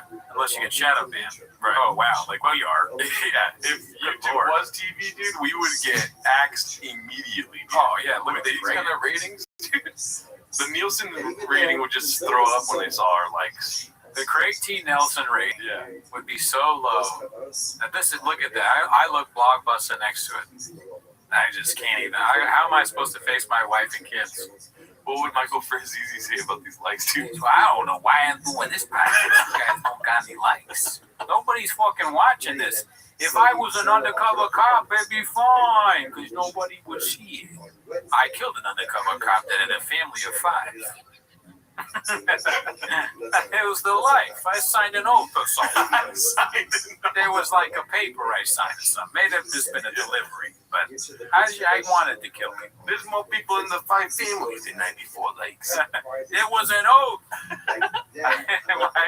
my impersonation of him is exactly remember the Cuomo. How you were with that? I'm gonna hug you. I'm gonna squeeze. It's the same. Oh, thank you, Deej. Shout out to you, Deej. You selling likes, Tim Kennedy. 98 likes, unbelievable. Anyways, let's get back to the most important. Jordan more food. This is posted by Faceless Ninja. It's called Chin and Others Might Be Leaving for Theo. Let's see. Jordan more food. Oh, and I might check out the studio in Austin on Monday. I'm going to be in Austin. Why are you looking at studios out there? No, I might just come in with Chin. We're going with Theo. Why? I'm going with Theo to Austin. Oh, Theo's coming to Austin? All right. I can't tell you how little fucks I give about this conversation. All right. I'll see you guys Bring later. a Parmesan shaker. Okay, see you guys. Bring a Parmesan shaker. I don't know what the Parmesan thing is, but I feel like it's like a new trend or something. Really? I don't know. Could be. Or, we just didn't see the beginning of their hilarious riffs about Parmesan cheese. Damn, he really didn't give a fuck. Sean is not good at inviting people over, but maybe that's just because he's a family guy. Let's keep talking, sorry. Okay, never mind. I thought it was something. I don't think it is. Well, you always think it's something on Change, right? Well, because recently a bunch of people have been saying Parmesan cheese on like live streams and stuff that I've been watching. I don't know what the fuck it means. It's like a 6-7 thing. You fucking boomer. Yeah, dude. I just want to know. Yeah. Back in my day, we used to put Parmesan cheese on a nice slice. Oh, 6-7 is not far off from Daddy's number. I never really thought about that. 66, right? Yeah. If Shop wears a 6-7, we should bet on that. Put that on Cal Sheet. Shop will wear 6-7s. $1 million. Yeah. $1 million bet right there. I did win big off of, I guess that Trump was gonna suck. Anyways, I'll cut that part out. Let's see here. More on Baba flipping out on El Tigre mid innings. There's a lot going on here. Posted by Busy Middle 8108. I think we watched it last time, right? Yeah, that Dr. Joe would do it though. But yeah, so he's in a slump, and I kept saying, yeah, we watched this. You don't. Baba responds to Rhonda and the Bear. We saw this one too. Yeah, I think so. The fucking Nevada plate. Oh yeah, we were like debating that. Yeah. 90%. Okay, so this is posted by 712 Cam. Oops. 90% of the GoFundMe's I'm sent are just organized begging. Oh, GoFundMe's. GoFundMe's upset. Oh, okay, yeah, right. I'm happy to help in emergencies, but a lot of y'all are internet panhandling. Why don't you write a joke about it? I wrote so many GoFundMe tweets over my time on Twitter, just ripping on GoFundMe. Make a joke. Otherwise, it just sounds like you're hating on people that need money. Yeah. And then obviously it's hypocritical now. Another word that Jeff Dye, that sounds like a word he would use. You know how he says Red Bar is laughable and trite. I hope Jeff Dye is still reading a thesaurus because he's at his best when he is. I hope Jeff Dye's watching this right now. Bot says go fuck me. Go fuck me. Dude, that's the coolest spot we have. Yeah. This is posted by That Ninja 11. Named my kid Boston and got him a New York Yankees hat while I'm in LA, and an LA Dodgers hat while we're at Dallas Cowboy Stadium in Arlington, Texas. Trying to be funny when you're not funny. That's what that is. Too much. Too much. Oh, the poster in here, the guy, the cook. No. I was like, oh fuck, I'm so fucking tired and stupid. I thought you said that. Oh my god. I thought that was her tweeting it. Oh my god. But Easy says, Cooney, delete your GoFundMe tweets now in case you need to get star one after your next booster. And then Deej said that snoring that from left field, you feel me? Yes, I do. Dude, this is awesome. Another one of my favorites from this week, dude. This is pretty epic. I love this clip so much. You said you miss Chris D'Elia? Dude, this is called Chris is in Hell, posted by Clean Puller of Chips. I said posted right now. Let's see. Well, I mean, this is the thing, man. Even when you go to Vegas and you're playing those slot machines, why do you keep going? Whatever the law See, Vegas. Was I right or was I right? You were right. I agreed with you when you were saying that. I know. I'm sorry. I just need. I was also validation McGurdo. When you were saying that, okay. And then on top of that, nobody wants to fucking eat the McGurdo. Do you see this? I've been watching this the whole time we've been streaming. Would you eat a McGurdo? 55%. That's yes. Yeah, but 45. I want 100% people eating my McGurdo. Oh, we're never gonna get 100%. We've talked about it. You get 100%. No, I don't get 100%. Yeah, but no, I need validation. So I mean, dude, that was funny. Wait till you see the rest of this clip. Okay, fine. It's 2 minutes long. Let's see here, right? For the slot machines that they have to pay out. So, just to catch you up, Brendan Schaub just went, and then it pissed off Chris D'Elia. And so, nobody acknowledged how pissed Chris was, which was pretty funny to be pissed. Yeah. And so, he's just going to, like, spiral after that. Nice. Whatever, like, percentage is. Who knows if that's even being Yeah, that's a racket. Yeah, that's a racket. It's all illegal shit. Some shady shit's going on. It's all fake, bro. I'm tired of this shit, bro. My thing is, uncover the other. It's so funny that they're not responding because Schaub is so stupid that I feel like there is a chance that he doesn't realize. He is also in another state. But D'Elia just making fun of Schaub is great for me. Of these three people, I would want Chris D'Elia to come on our show, dude. Yeah, I guess so. And just shit on Schaub. Yeah. Sure, yeah, no, I'll the problem is his baggage. Well, true, but we can do it on Zoom. Yeah, first for our safety. So he doesn't fuck us. Yeah, no, I mean, remove that and it would be a great time. Remove the baggage. Yeah. Hell, because if you think it's not going down with the NFL and some of these refs and that shit, you think it's just the NBA, MLB, UFC? Nah, son. Oh, well, they're cracking down on all of it, man. But they had to, get their case, in order. No. That's why I say you can't. I always say this stuff's going to come. Just won't talk to you. They're ignoring. They're like, oh yeah, go ahead and make fun of us. We don't care. You don't even exist. Schaub is the star. Schaub would be great to have on the show too. I don't know if D'Elia is better than Schaub. I can't. But I would have to get my affairs in order if Schaub came on the show. Oh, you mean because he would kill him? Yeah. I guess. Yeah. I guess. I mean, Schaub is not a comic. No. You know what I mean? He would, if I made a joke, he would kill me. I remember the first time I made a joke about Mark and the look he gave me, dude. I was like, oh shit, dude. I thought he was gonna kill me. I've not been around Shop, but on a show, I lose the fear a little bit, I think, because it's just, if he's really there, we're gonna do a show. Maybe I will die during the show, but it'll be good. It'll be a good show, because I'm going to say some crazy shit to this guy and see what he says back. And he says crazier shit than anyone could ever predict. He's unpredictable. Like, what is he going to call anything wrong? You're talking a lot, but I was waiting.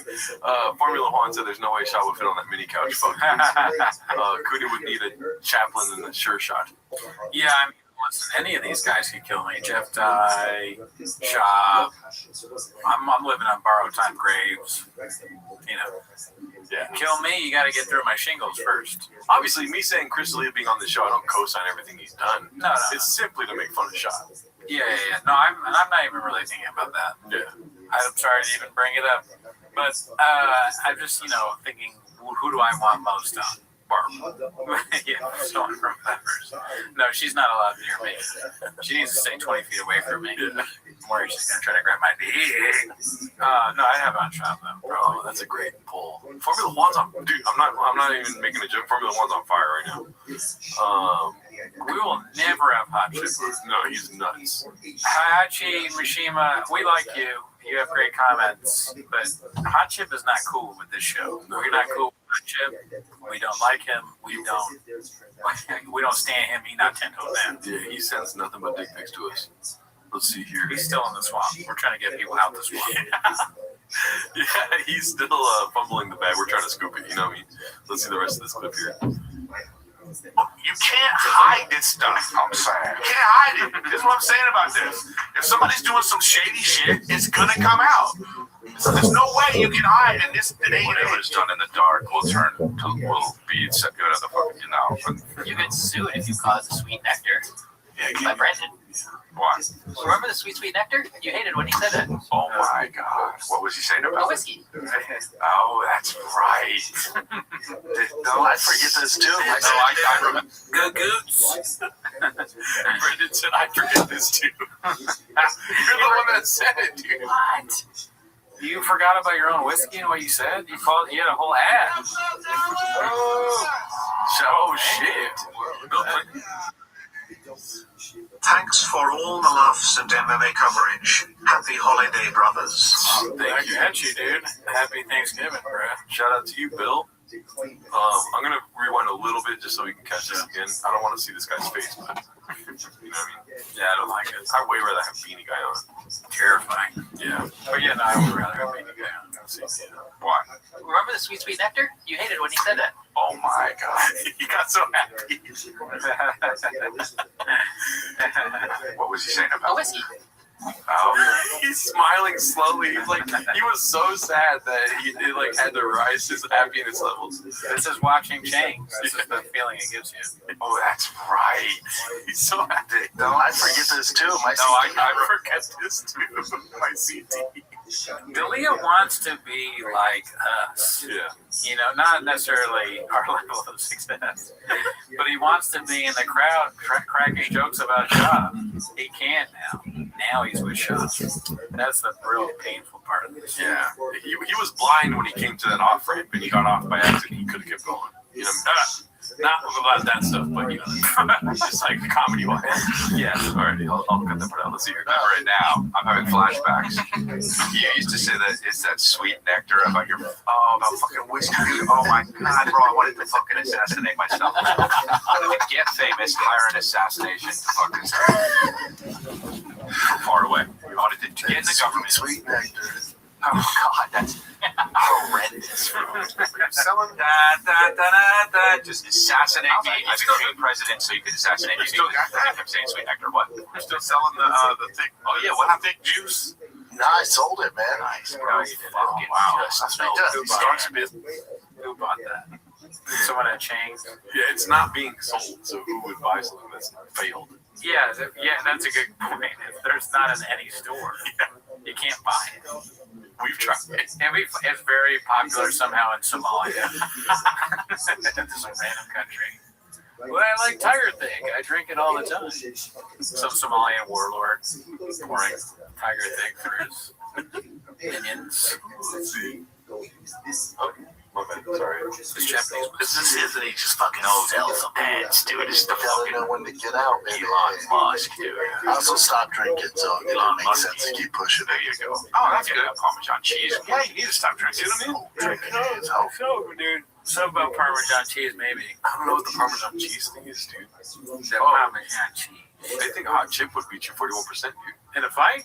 Yeah, right. I don't know about that. Maybe hot chip would win if he's trying to, take advantage of you. Let's see. I have violence in my DNA. That's all I have to say about that. Yeah. Let's see what else we got here, dude. At least someone finally said that. I think we saw that. It's the where he's dressed like a frog, right? Yeah. Frog. Just cats talking to cats. I don't want that. Posted by Khabib Time. Shout out to Khabib Time. Haven't seen him in a while. Let's see here. Hey, why are we talking about John Jones? The chat doesn't want to talk about it. I don't want to talk about it. Why are we Because talking he about it? reemerged with some shitty comments that have to be heard. They have to be discussed. We'll be quick on Jake Paul because I know people don't want that. All right. Like, I don't want. Remember when the hot chip was like, "Hey, Theo and Brendan, well, for one minute," Theo was like, "I don't want that." That was a reach. It's so funny. The reaches are great because Luke's face.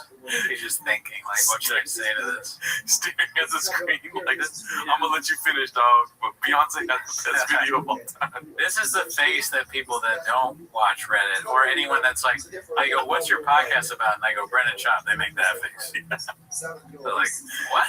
Who the fuck is that? Who the fuck is that guy? Who the fuck is that guy?" Cats understand. It's just cats talking to cats. Oh, are you doing skits and bits? Start off the show. To start off the show. Baseball dad over here. What a wild man. Just a baseball dad over here. What a wild man. Oh, this is great. Yo, BCEO just shouted out the Elephant Graveyard respects. Hi. Oh, hell yeah. All right, so in this video, Flagrant wiped out all the many Akash wife videos. I made orange chicken with curry. Post my successful. Oh, yeah. One of our guys also in our Reddit. Pretty good stuff. What? This one. Oh, yeah. So wait, Flagrant wiped out all the many Akash wife videos? That's crazy because when I was going through Reddit, and I'm not even on, I probably am on the Flagrant thing, I can't remember, but it pops up nonstop. There was the whole weekend was just Flagrant wife clips. Yeah. Okay, my bad. That's all I have. I thought you were. I know, like your inflection sometimes it sounded like you were going for that one. No, I almost fell asleep during it.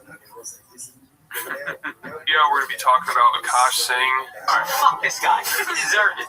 So obviously don't feel bad at all. That's fire. Naz just puts his dick out on the table. I just know that Naz's dick is like at least 10 inches. He would only be down. Or thick. It's thick. I don't know. Not a scammer. I'm not gonna lie, that was sexy, and that's why I'm actively trying to have an orgy. Fuck that bitch! I respect you, love you, but I actually love you and want to fuck all of them. I mean, if you're gonna be doing this, you gotta at least let that poor guy watch. I And don't know if we put this out because it's so mean. This whole time I didn't care. I was like, whatever. I was tapping my pussy and moving my best right in these. You don't have a hard time understanding that? I think he's funnier than you. Stupid inbred bitch. Fuck you. I hate this bitch now, and it's your fault. But you fucking deserve it. It's fun, to be honest with you. It's any good time. Damn, dude. Yeah. Your wife does all that stuff, and you do a podcast like I think slavery wasn't that bad. Oh, the mods started wiping out clips. Thank you for the context success flag. Yeah, sorry. No, that's all. I mean, it's a rough time for Akash Singh. And we are not there for him. No, he kind of deserves it because he's so bad at stand-up. Also, I wanted to do a quick shout out. Thank you to Successful Egg and the many posters in our Reddit. We do have 928 people now, dude. That's crazy. Yeah, that's so many people. We never thought we'd have that many. So Successful Egg, Dig PT, Pizza Party, 69. Yeah. Keep it up. Yeah. I like the Reddit. It's very fun. Trans Tim Kennedy, Enormous Dick, or whatever. Dixie Enormous. Yeah. That's right. Yeah. Shout out to all you guys, dude. Let's see here. What else do we have in chains? Massive overall painted narrative. I don't think we saw this one. Posted by Minimum Sky 2305. Another fucking cat that I haven't seen in the longest time. Oh yeah, Minimum Sky. Where you been at? How you feeling that thing? Marab. Hopefully we're still streaming. Real quick, I'm gonna check something. If you could just talk to the camera. We're about to watch him talk about some guy named Marab, a UFC fighter. Lag, says Adam. Well, listen, entertain Ellie while there's a lag. Oh, fuck, dude. I didn't see Gadoosh on chat. What is that? I don't think that's Gadooshing. But there's enough people here right now to get the Reddit to 1,000K grand large. Wow, that's crazy. Good. Yeah. Everybody join the Reddit at once. And then when you're done with that, join the Patreon. Let me see here. I'm going to do another poll that's very important to our Reddit. Okay. I think you know what it's going to be. What? I have no idea. That's a good question. Yes. I know you want me to. I'm not sure I want that. If they want me to change the meme, does everyone know what the meme is? Yeah, dude. Everyone that's joined the Reddit, you made sure everyone was at 100 people. Well, it's been going up. Every 100, you get a new meme, and it's the eagle or the hawk. And then a different gold thing would say only 1,000 can do it as the next one. Now I could change it. I don't know what I change it to. But yeah, it's the only reason that the Reddit's getting bigger. Let's see here. Alrighty. So we got this massive overall painted narrative by Minimum Sky at 2305. Let's see. D said that they're shallow banned from Reddit. Why? Yeah. How's that? Super banned. Maybe they tried multiple times and just keep getting banned. Are you posting porn inside the No Sub Jumping chats? Yeah, keep that in Discord, Daddy. Jake Collier, Alan Baldow, Sergey Spivich. Now that narrative's gone. You gotta stop that narrative. Worried about that's for younger kids, and that paints the narrative. But when you paint this narrative, that narrative has legs. But the narrative is Tom quit. Oh, he could have kept going. That's a bullshit narrative. The narrative that Tom asked on Rage Bait in order to create a narrative, you over this narrative that he has quit in him. But now you paint that narrative, and Tom, the old narrative was this. The other one seeing the problem. Somehow put the narrative. The narrative now is the narrative for don't push this shitty narrative down the micro perfumes. Make sure you never have to play fragrance roulette ever again. Micro perfumes. That's the part that got me. What the hell is that? Micro perfumes. Perfumes. I don't know what the fuck he's talking about. Narrative that just reminds me of David. He's like the Adam, fucking whatever his name is. I like Adam Ray of narrative. I got drunk when the Queen died, and I woke up and they said I got banned for threatening violence, but I have no recollection of it. Interesting. So England. So I kept drinking water for drinking for like a year. That was a great clip. Yeah. Shout out to Minimum Sky. That was great. It's perfumes for Gerardo. Shut the fuck up. Fuck you. Mini perfumes. It's pretty good. Anyone remember that month or two when Baba wore glasses? Likely because Theo and Segura were wearing them. Posted by attorney only 833. It's a good look. Yeah. No, I remember those days. It was a fun shop time. When no one ever changed? Diet Coke. I mean, I'm on Diet Coke now because of shop thing. Yep. Let's see here. Redacted the head gain story. Netflix by Peter Gooch Sr. Yeah, we saw that one last time. Somebody got the whisper. Okay, this is where we left off last week, so we didn't watch this one. Okay. Sam calls out Callan as a banker rich kid, posted by Dandy Kaufman 2. Let's see here. Somebody got the whisper, dude. Someone got the whisper. Tone it down. Play this. You don't think agents tell people to play a little game? Who is? Come on, Brian. Wait, who? Come on. Wait, why did they whisper to me? What's that? Why did I? Because you were already half a queer. That's why they were like, dude, he's getting up. I was already a power bottom. And dad is a fucking lizard, so you're already in. But that's why I didn't get the 100%. Why did I get the whisper? Because, Brian, you were already in. You got the whisper. You're a banker rich kid. I did have a very famous. That's okay. I did have a very famous. We love you, Hollywood person. Tell me why he thought I didn't make it. Which I won't say. But anyway. That's me. Brian, you made it. It was interesting. Brian, shut up. I wonder why. Yeah, why did Bill Cosby go to jail? What the hell is that all about? Bill Cosby at Thanksgiving, he's like, anybody know why this happened? They're like, no clue. No, not at all. Do you know why? Where is Brian Callen's special? I want to watch it. Made it. You had a sitcom. Depends what you mean, made. Sitcom. Yeah, you were in movies. Brian, you crushed it. Yeah. Brian, you. And it's over. The subtext is that it's over. You crushed it, man. You were on TV. You were. I don't care what they're saying about you, dude. Oh, shit. I don't even read the comments online or in the newspaper or the magazine or, on the street. If people say, and when I pretend that I don't know you and we're not really that close of friends, it's because I have to. It's because I have a career. This is posted by Plus Heart 100. Damn it, Chin. Learn to shoot. This is Texas. Oh, shit. Okay, so, quick question. Do you think he's going to hit all the targets or miss all the targets? Miss all the targets. Alright. I believe my boy. Let's see. God. The gun fell apart. All the bullets fell out. Oh my god, why does it do that? Unreal. Could you imagine you're in a gunfight with somebody? You miss them and all the bullets fall out of your gun. You're like, oh, fuck. No. Why did I shoot first? I'm so dead. Oh my god.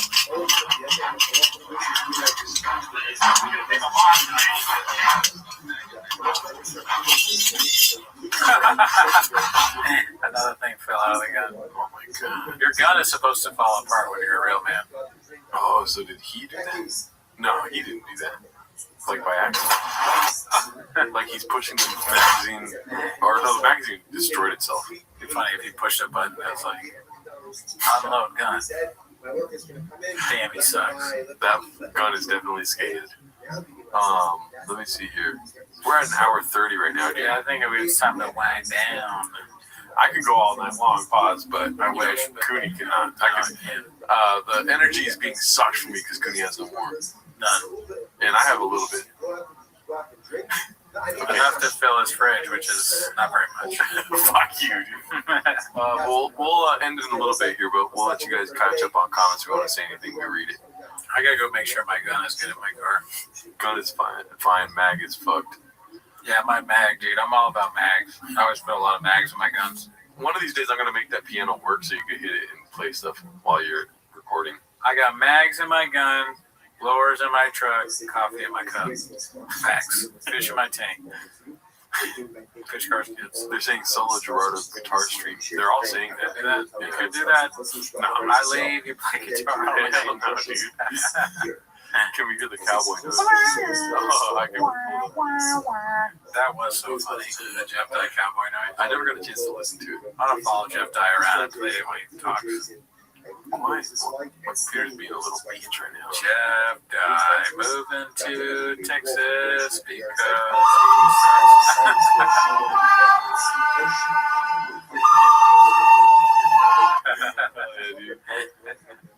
that should be a shirt. What? Oh yeah, what should be a shirt? Oh, Graves loading, please. Oh, okay. I mean, if you'll buy it, sure. Show us a good Sora, please. I have not been on a Sora. We've been busy, both of us. It's been this week is probably taken off 20 years of our life collectively. Facts. Yeah, so we're both gonna live until we're about 55. Just due to the amount of work we've both been putting in this week, dude. It's a little crazy for those white boys that work too much. Yeah. But we'll be back. We'll be back on Tuesday with the motherfucking Raccoon Tweeties stream, or Raccoon Tweeties episode. Do me a favor if you guys can.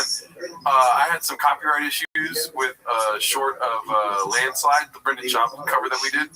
If you can go to the shorts page of Brendan Cooney's YouTube channel and check that out, you'd be doing us Cowboys a real big favor. Please do that. Check out our shorts. Share with, actually don't share, just watch it and like it and see what happens, you know what I mean? Share with children's hospitals, homeless shelters, places where cats are. Yeah. And shout out to you guys for coming through. You guys are dope.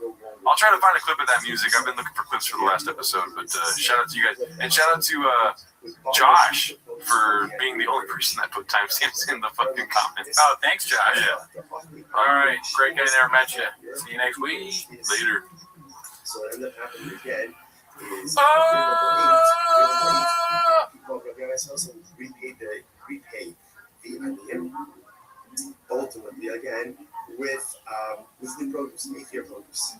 Where it says so they came and they said so people mentioned this practice very often. There's something about it obviously that bothered people.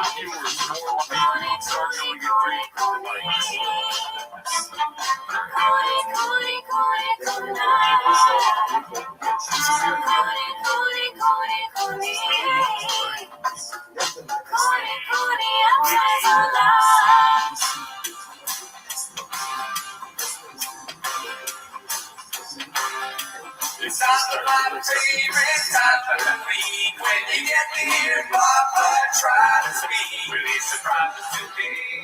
You better actually watch 10 minutes of show. Welcome to 10 Minutes of Shop. Thanks for tuning in. As always, join the Patreon, join the Reddit, join the Discord. This week on Patreon, we watched Leanne and wow. You know, we had one opinion when we started. We left with a different opinion. Mostly having to do with horny words. Yeah, I guess. Well, you too? Me. No, mostly me. Okay. Check out the Patreon. Yeah, check out the Patreon if you're interested in all that. But anyways, that's not why they're here, though. God damn it. Whether no audio or audio, probably bad. Oh my god. Dude. Let's see. Is audio really choppy? No, it's been the same shit. God damn it. We're gonna restart. Fuck. Here, restart again. Let me see if I can fix it. Gerardo's gonna try and fix the audio. In America, unfortunately, there's no kings out here, though. That's right. That's the no kings protest that we're doing right now. Yeah. You know, audio is king. We say no kings. Okay, well, give me 1 second. If you keep it there, what's the meaning of the statement of Christ? That's Microphone is probably still doing the same thing, huh? Video's king. That's what we're doing. Yeah, video's king. That's what we're doing. All right. Keep talking. Probably, yeah, I'm very technical with this stuff, so I probably.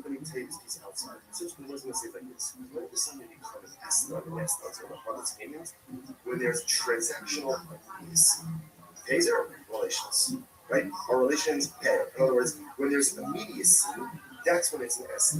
If there is a lack of transactional immediacy, then the payment. Then you go in there, flip the hood, check what's going on, look through the wires. And now it's fucking up. So watch this. No solo. He gave her the sheep. The African baller. What does it mean, the African baller? Now she says, He twisted it. And then he twisted it up again. I was still doing it. And then he twisted it up again. God damn it. Oh, thank God. See, look, I told you, a little fade. Now it's blue. I was just doing a bit there. I fixed it. Gerardo fixed it, but what you gotta do is when it's green, you go in, flip the hood, do the twisty tool, and then you gotta do, that's all you gotta do. Oh, you almost forgot. Forgot audio. Well, it was bound to happen once. You know, it's only happened one time in the entirety of the show. That's a fact.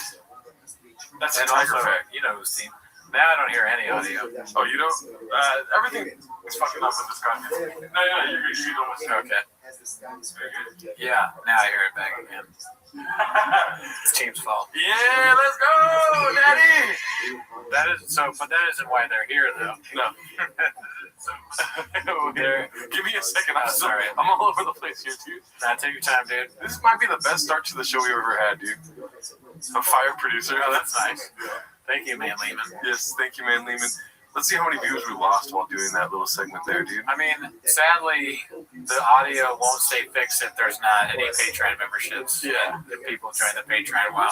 Yeah. Because I think somebody joined the Patreon while Gerardo was fixing it and actually fixed the whole That's audio. why it actually got fixed up. I was going to say that. So, yep. Keep joining the Patreon to make sure the show keeps going. And I will say that, one of our cameras, I don't know if nobody really noticed. There was no Fire Savage comments about it, but one of the cameras did go bad. Yeah. And then we got a Patreon subscriber yesterday, and it started working today. Why? You know what I mean? Oh, yeah. It's like science, basically. We're doing some additives. What is it called? What are they? Like subtracting, adding, supplying, and dividing. You know what I mean? That's true. And very true. Scientific. It's not only Patreon subs, but it's also subscribers on YouTube and likes on live videos, and also leaving negative comments is not good for us either. Yeah, only positive comments, tons of likes, Patreon subs, that kind of thing. Yes. It saves the day every time. But that's not why they're here. No, they're here to watch 10 minutes of Shab. So start the timer, play the chin clip.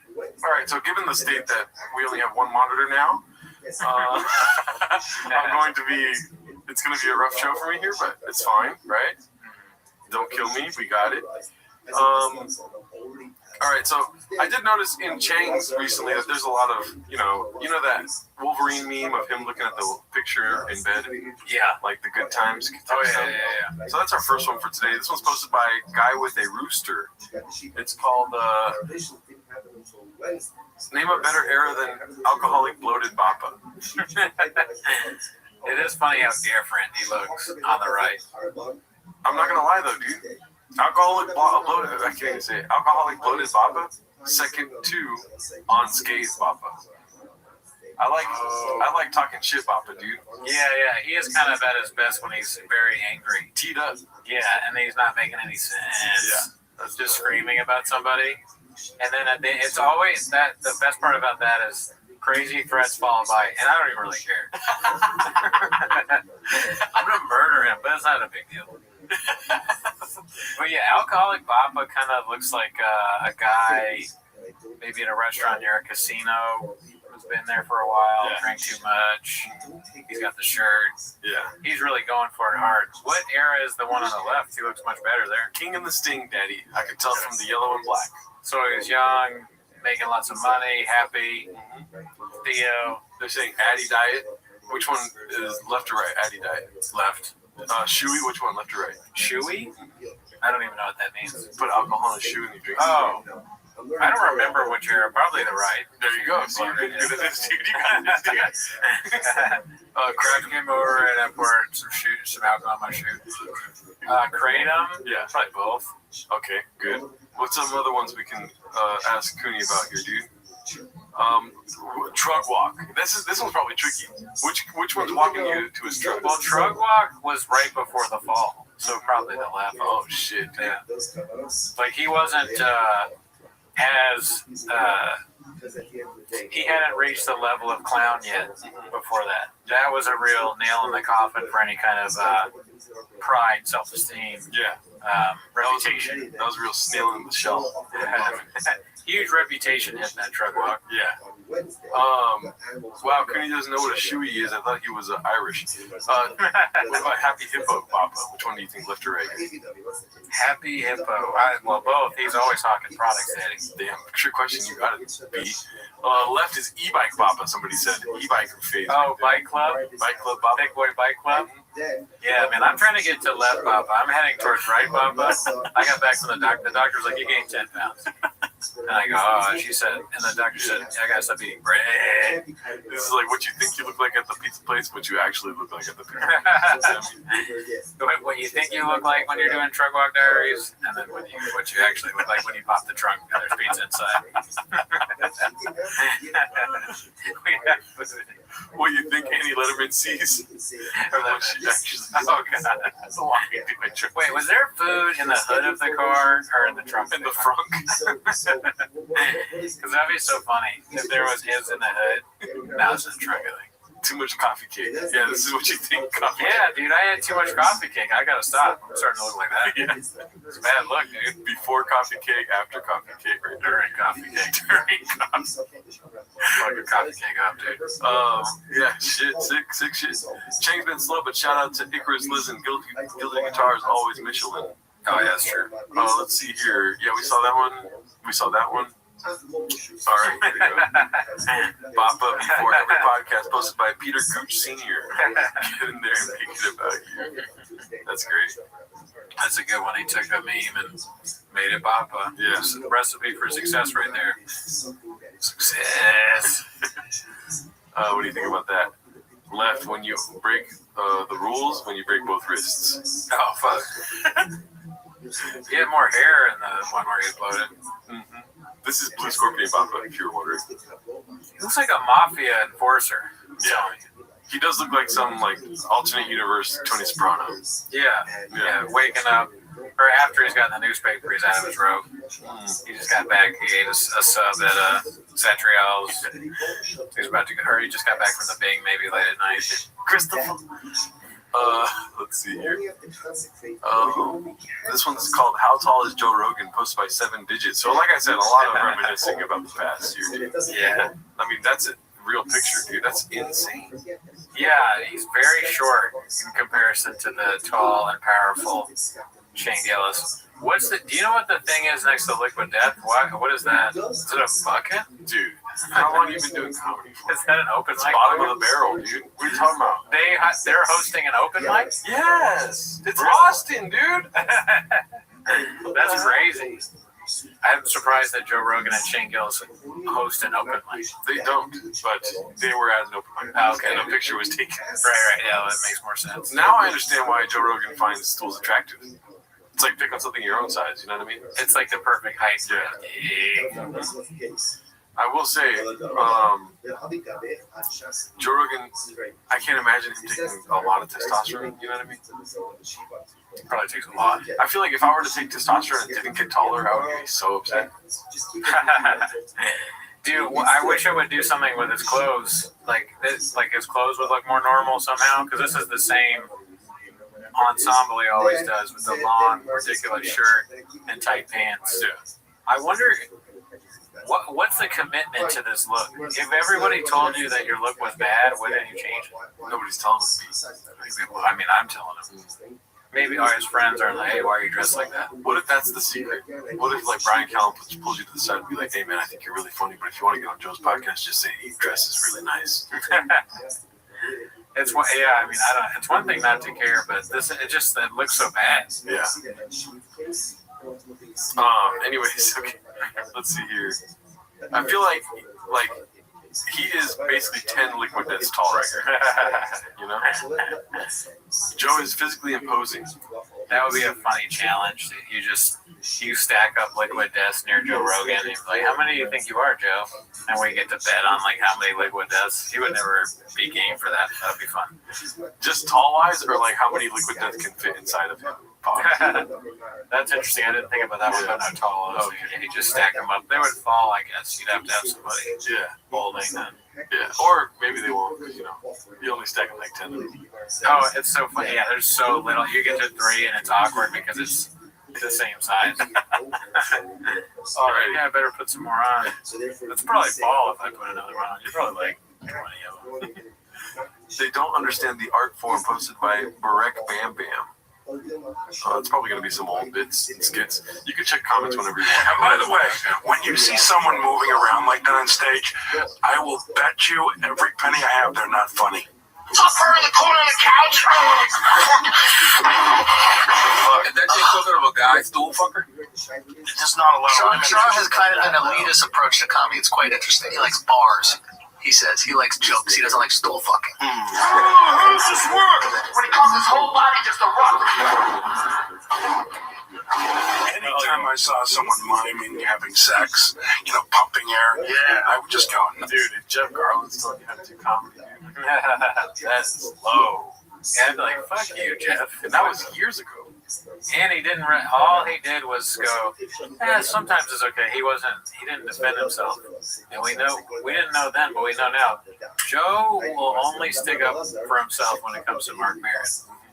Elephant Graveyard, no chance. Jeff Garland, it's okay. Us, doesn't even think about us. Doesn't read the comments. But Mark Maron's different. Yep. For some reason, he gets. That is such. I haven't seen that one. Did we watch that? That's not from a special. We have seen it. Okay. I don't remember. I mean, I've seen the clip, but have we actually watched this on the Patreon? Oh, probably not. What is it from? Just the whole days of Joe? Just some gem of a person that reported it. Somebody filmed this. They're like, this guy's hilarious. This inspired me to start doing comedy. He doesn't want this on the internet. I guarantee you that. not funny. No. It was just like, it was a sign of like. But what if there's a bit where you have to mime pumping air?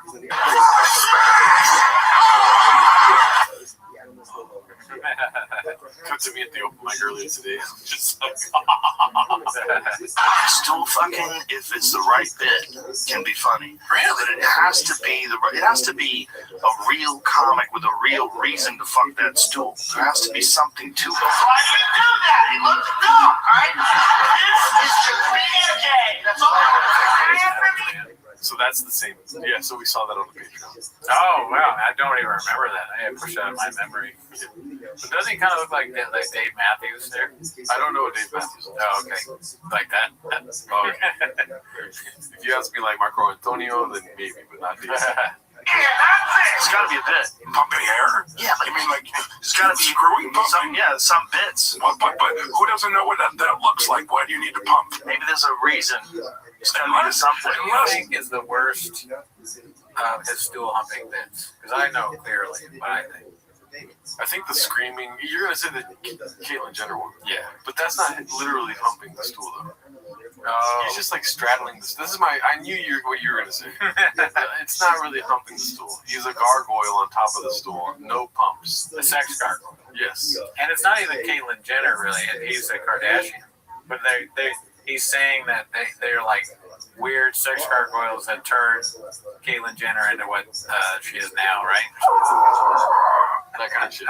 But I will say the one where he's at the theater and he's doing the that crazy. That's a pretty bad one, yeah. And the same special where he's like, is that the same one? Yeah. Yeah, I think so. That one's just flagrant use of stool humping. Hey, they're both bad. And I guess you're right. It's not really sex, but it's very close. Straddling. Yeah, it's straddling the line. It's like you're imitating someone having a heart attack pumping.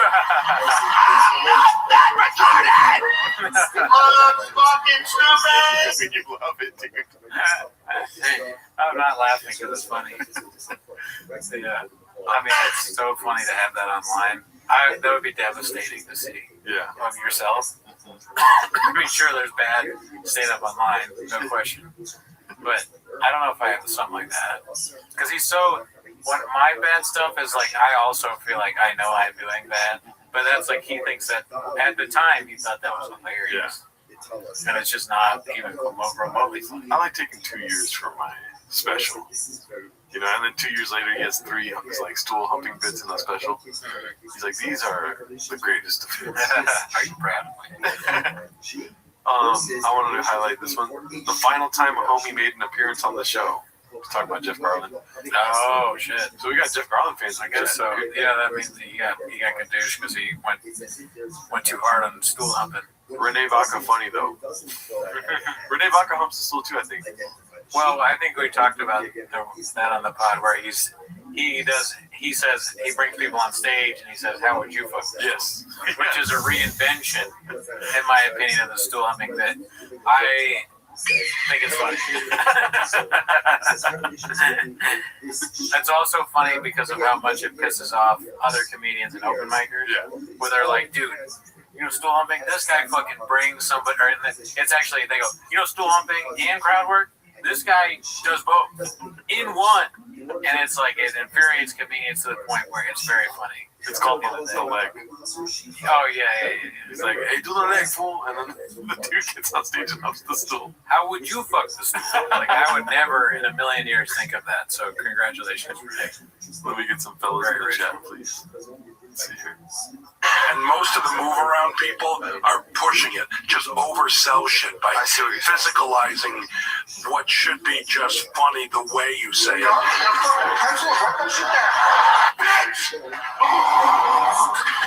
I'm trying to think Eddie fucked the stool. I don't remember Eddie fucking no stool, bro. See, I like Eddie, I like Richard, I like Chris Rock, bless you. I like Chappelle, you know what I'm saying? Like I like people to have something to say. All that stool fucking is like,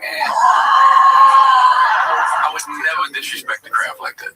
Well, you wouldn't have to disrespect it. You would just have to want to do it and then try it. If the content is about your physicality, right? That's not dancing. Right. Dancing's when you put like English, like when you're doing this to accentuate what It's so fucked up. So they have this speech over here just doing the most physical bits. you're saying. It's like, screw that. We don't need that. I'm not that funny, man. I need some help. Thank you, Sean. That was like the yellow shirt is my favorite one because he says squirrel pussy. Oh yeah. It makes no sense. He has a whole bit about squirrel pussy. So I think of all of the specials, that one I like the most. It bugs me when you say it doesn't make sense because that's not true. It does make sense. It's just out of nowhere. I don't know if it makes sense. He's talking about huge pussy lips, and they look like flying squirrels. Do you hear what you just said? It makes sense. Fucking pull, dude.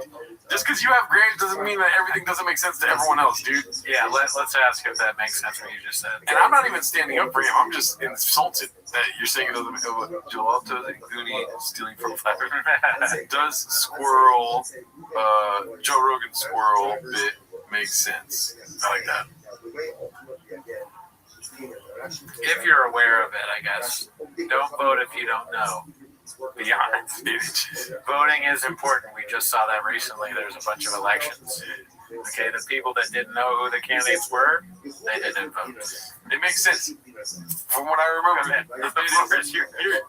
So this is what the bit is, right? Okay, remember he's saying that dudes, if you can get your dick huge, dudes will be walking around with shopping carts with their dicks inside of it like a carpet, right?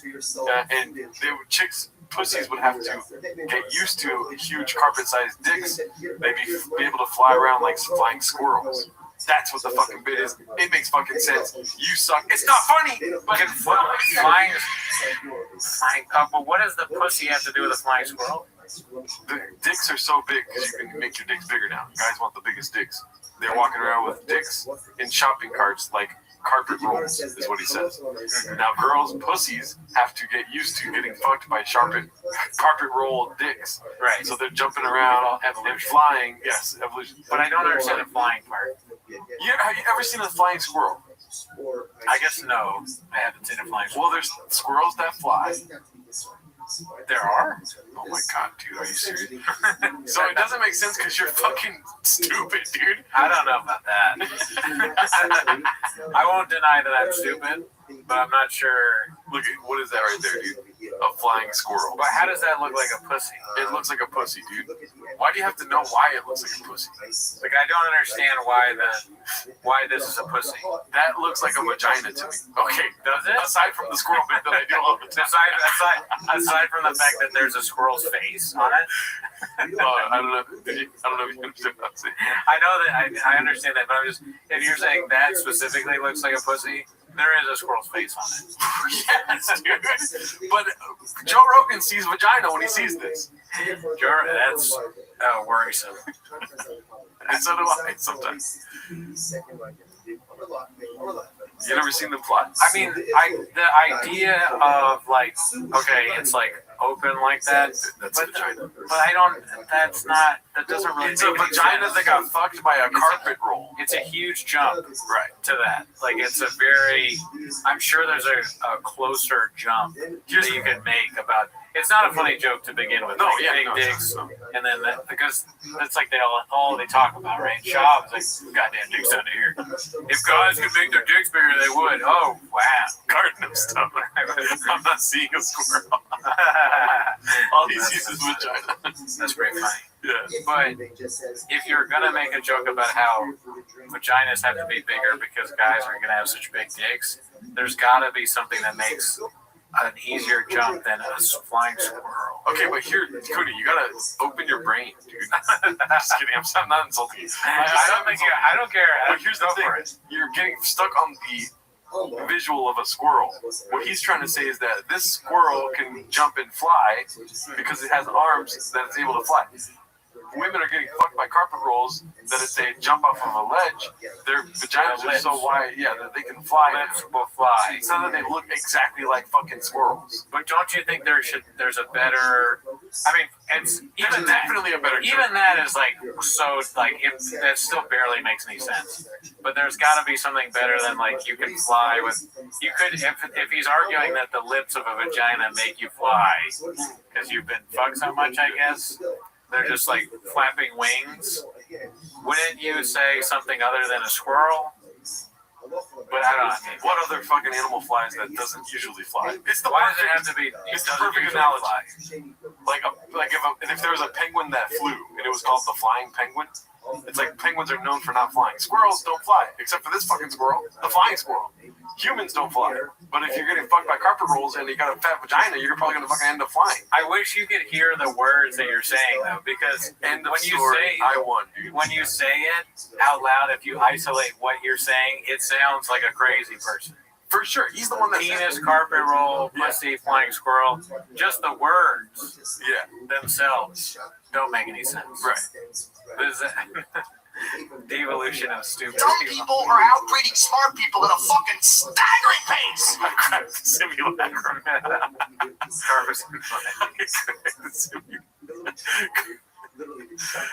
I think people are agreeing with me. No. But then again, a lot of people aren't voting because I told them only vote if you've seen the joke. Oh, I don't think the squirrel pussy joke's in here.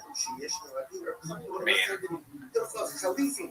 I do kind of remember flying. I've heard of flying squirrels. I guess I've never really thought about what that means since I was a kid. I think I probably knew what flying squirrels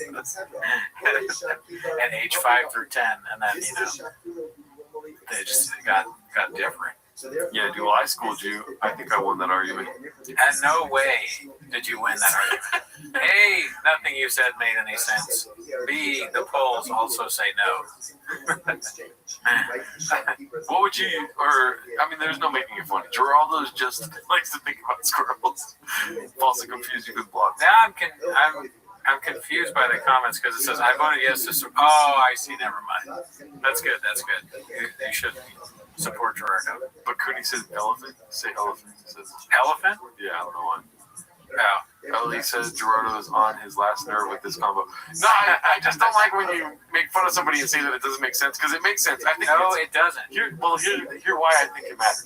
Yeah, because it's so bad, even though he is making sense. It doesn't have to be bad and he's not making sense. It's both. Like, give the guy some credit. He did write it out. He shouldn't have. Sucks so bad. Yeah, no. It's something that he even worked out hard on. all he came up with was, flying squirrel pussies. It's a thing. The Rogan universe is the same thing over and over again. Right. Guys want big dicks. And then if that happens, women's pussies are big. The vaccine makes your dick big. And if that happens, the pussy does this. And then we fuck each other. It's very dumb, caveman level humor. That's what I'm saying in a nutshell, dude. Makes sense, just redacted, dude. Pity. Someone named Pity agrees with you. Another thing too is that Joe Rogan was always done wrong because he has video stand-up specials when audio is king. If it was just audio, nobody would know what he was looking like. He would do great. That broke my brain. I'm sorry. Elephant's ears are huge, and that's how Dumbo flew. There we go. They fixed the bit. Oh, I love this one, dude. What's Dubai chocolate? Chocolate with sand on top? That's my time for y'all. That one's a kombucha eel. That's crazy. How did he fit in that thing? That's a good one. Crackheads write out poems in their own shit. Doesn't make sense. Fade to my way. Shout out to you. That one was posted by Couple Chill if Papa went to Riyadh. We watched that last time. So not only did you... It's just the audio is so funny and he being like, no, dude, it makes sense because think about it. Guys have big dicks and then it's like a carpet roll. And then there's squirrels and then they have they're flying, so it's like flying squirrel pussy. and then you're like, as if you win at the bait. I won. Yeah, no, but they got, and that the prize in this year's debate goes to Gerardo Alarcon for his slow-mo music. I feel like the guy in the Billy Madison movie where nothing you said resembled a point. Everyone in this room is dumber for heavier or whatever it is. Jim Downey. They need to hire a dime-piece actor to fuck squirrels. I was dying trying to get that elephant thing out there thanks to the Hawks in the chat.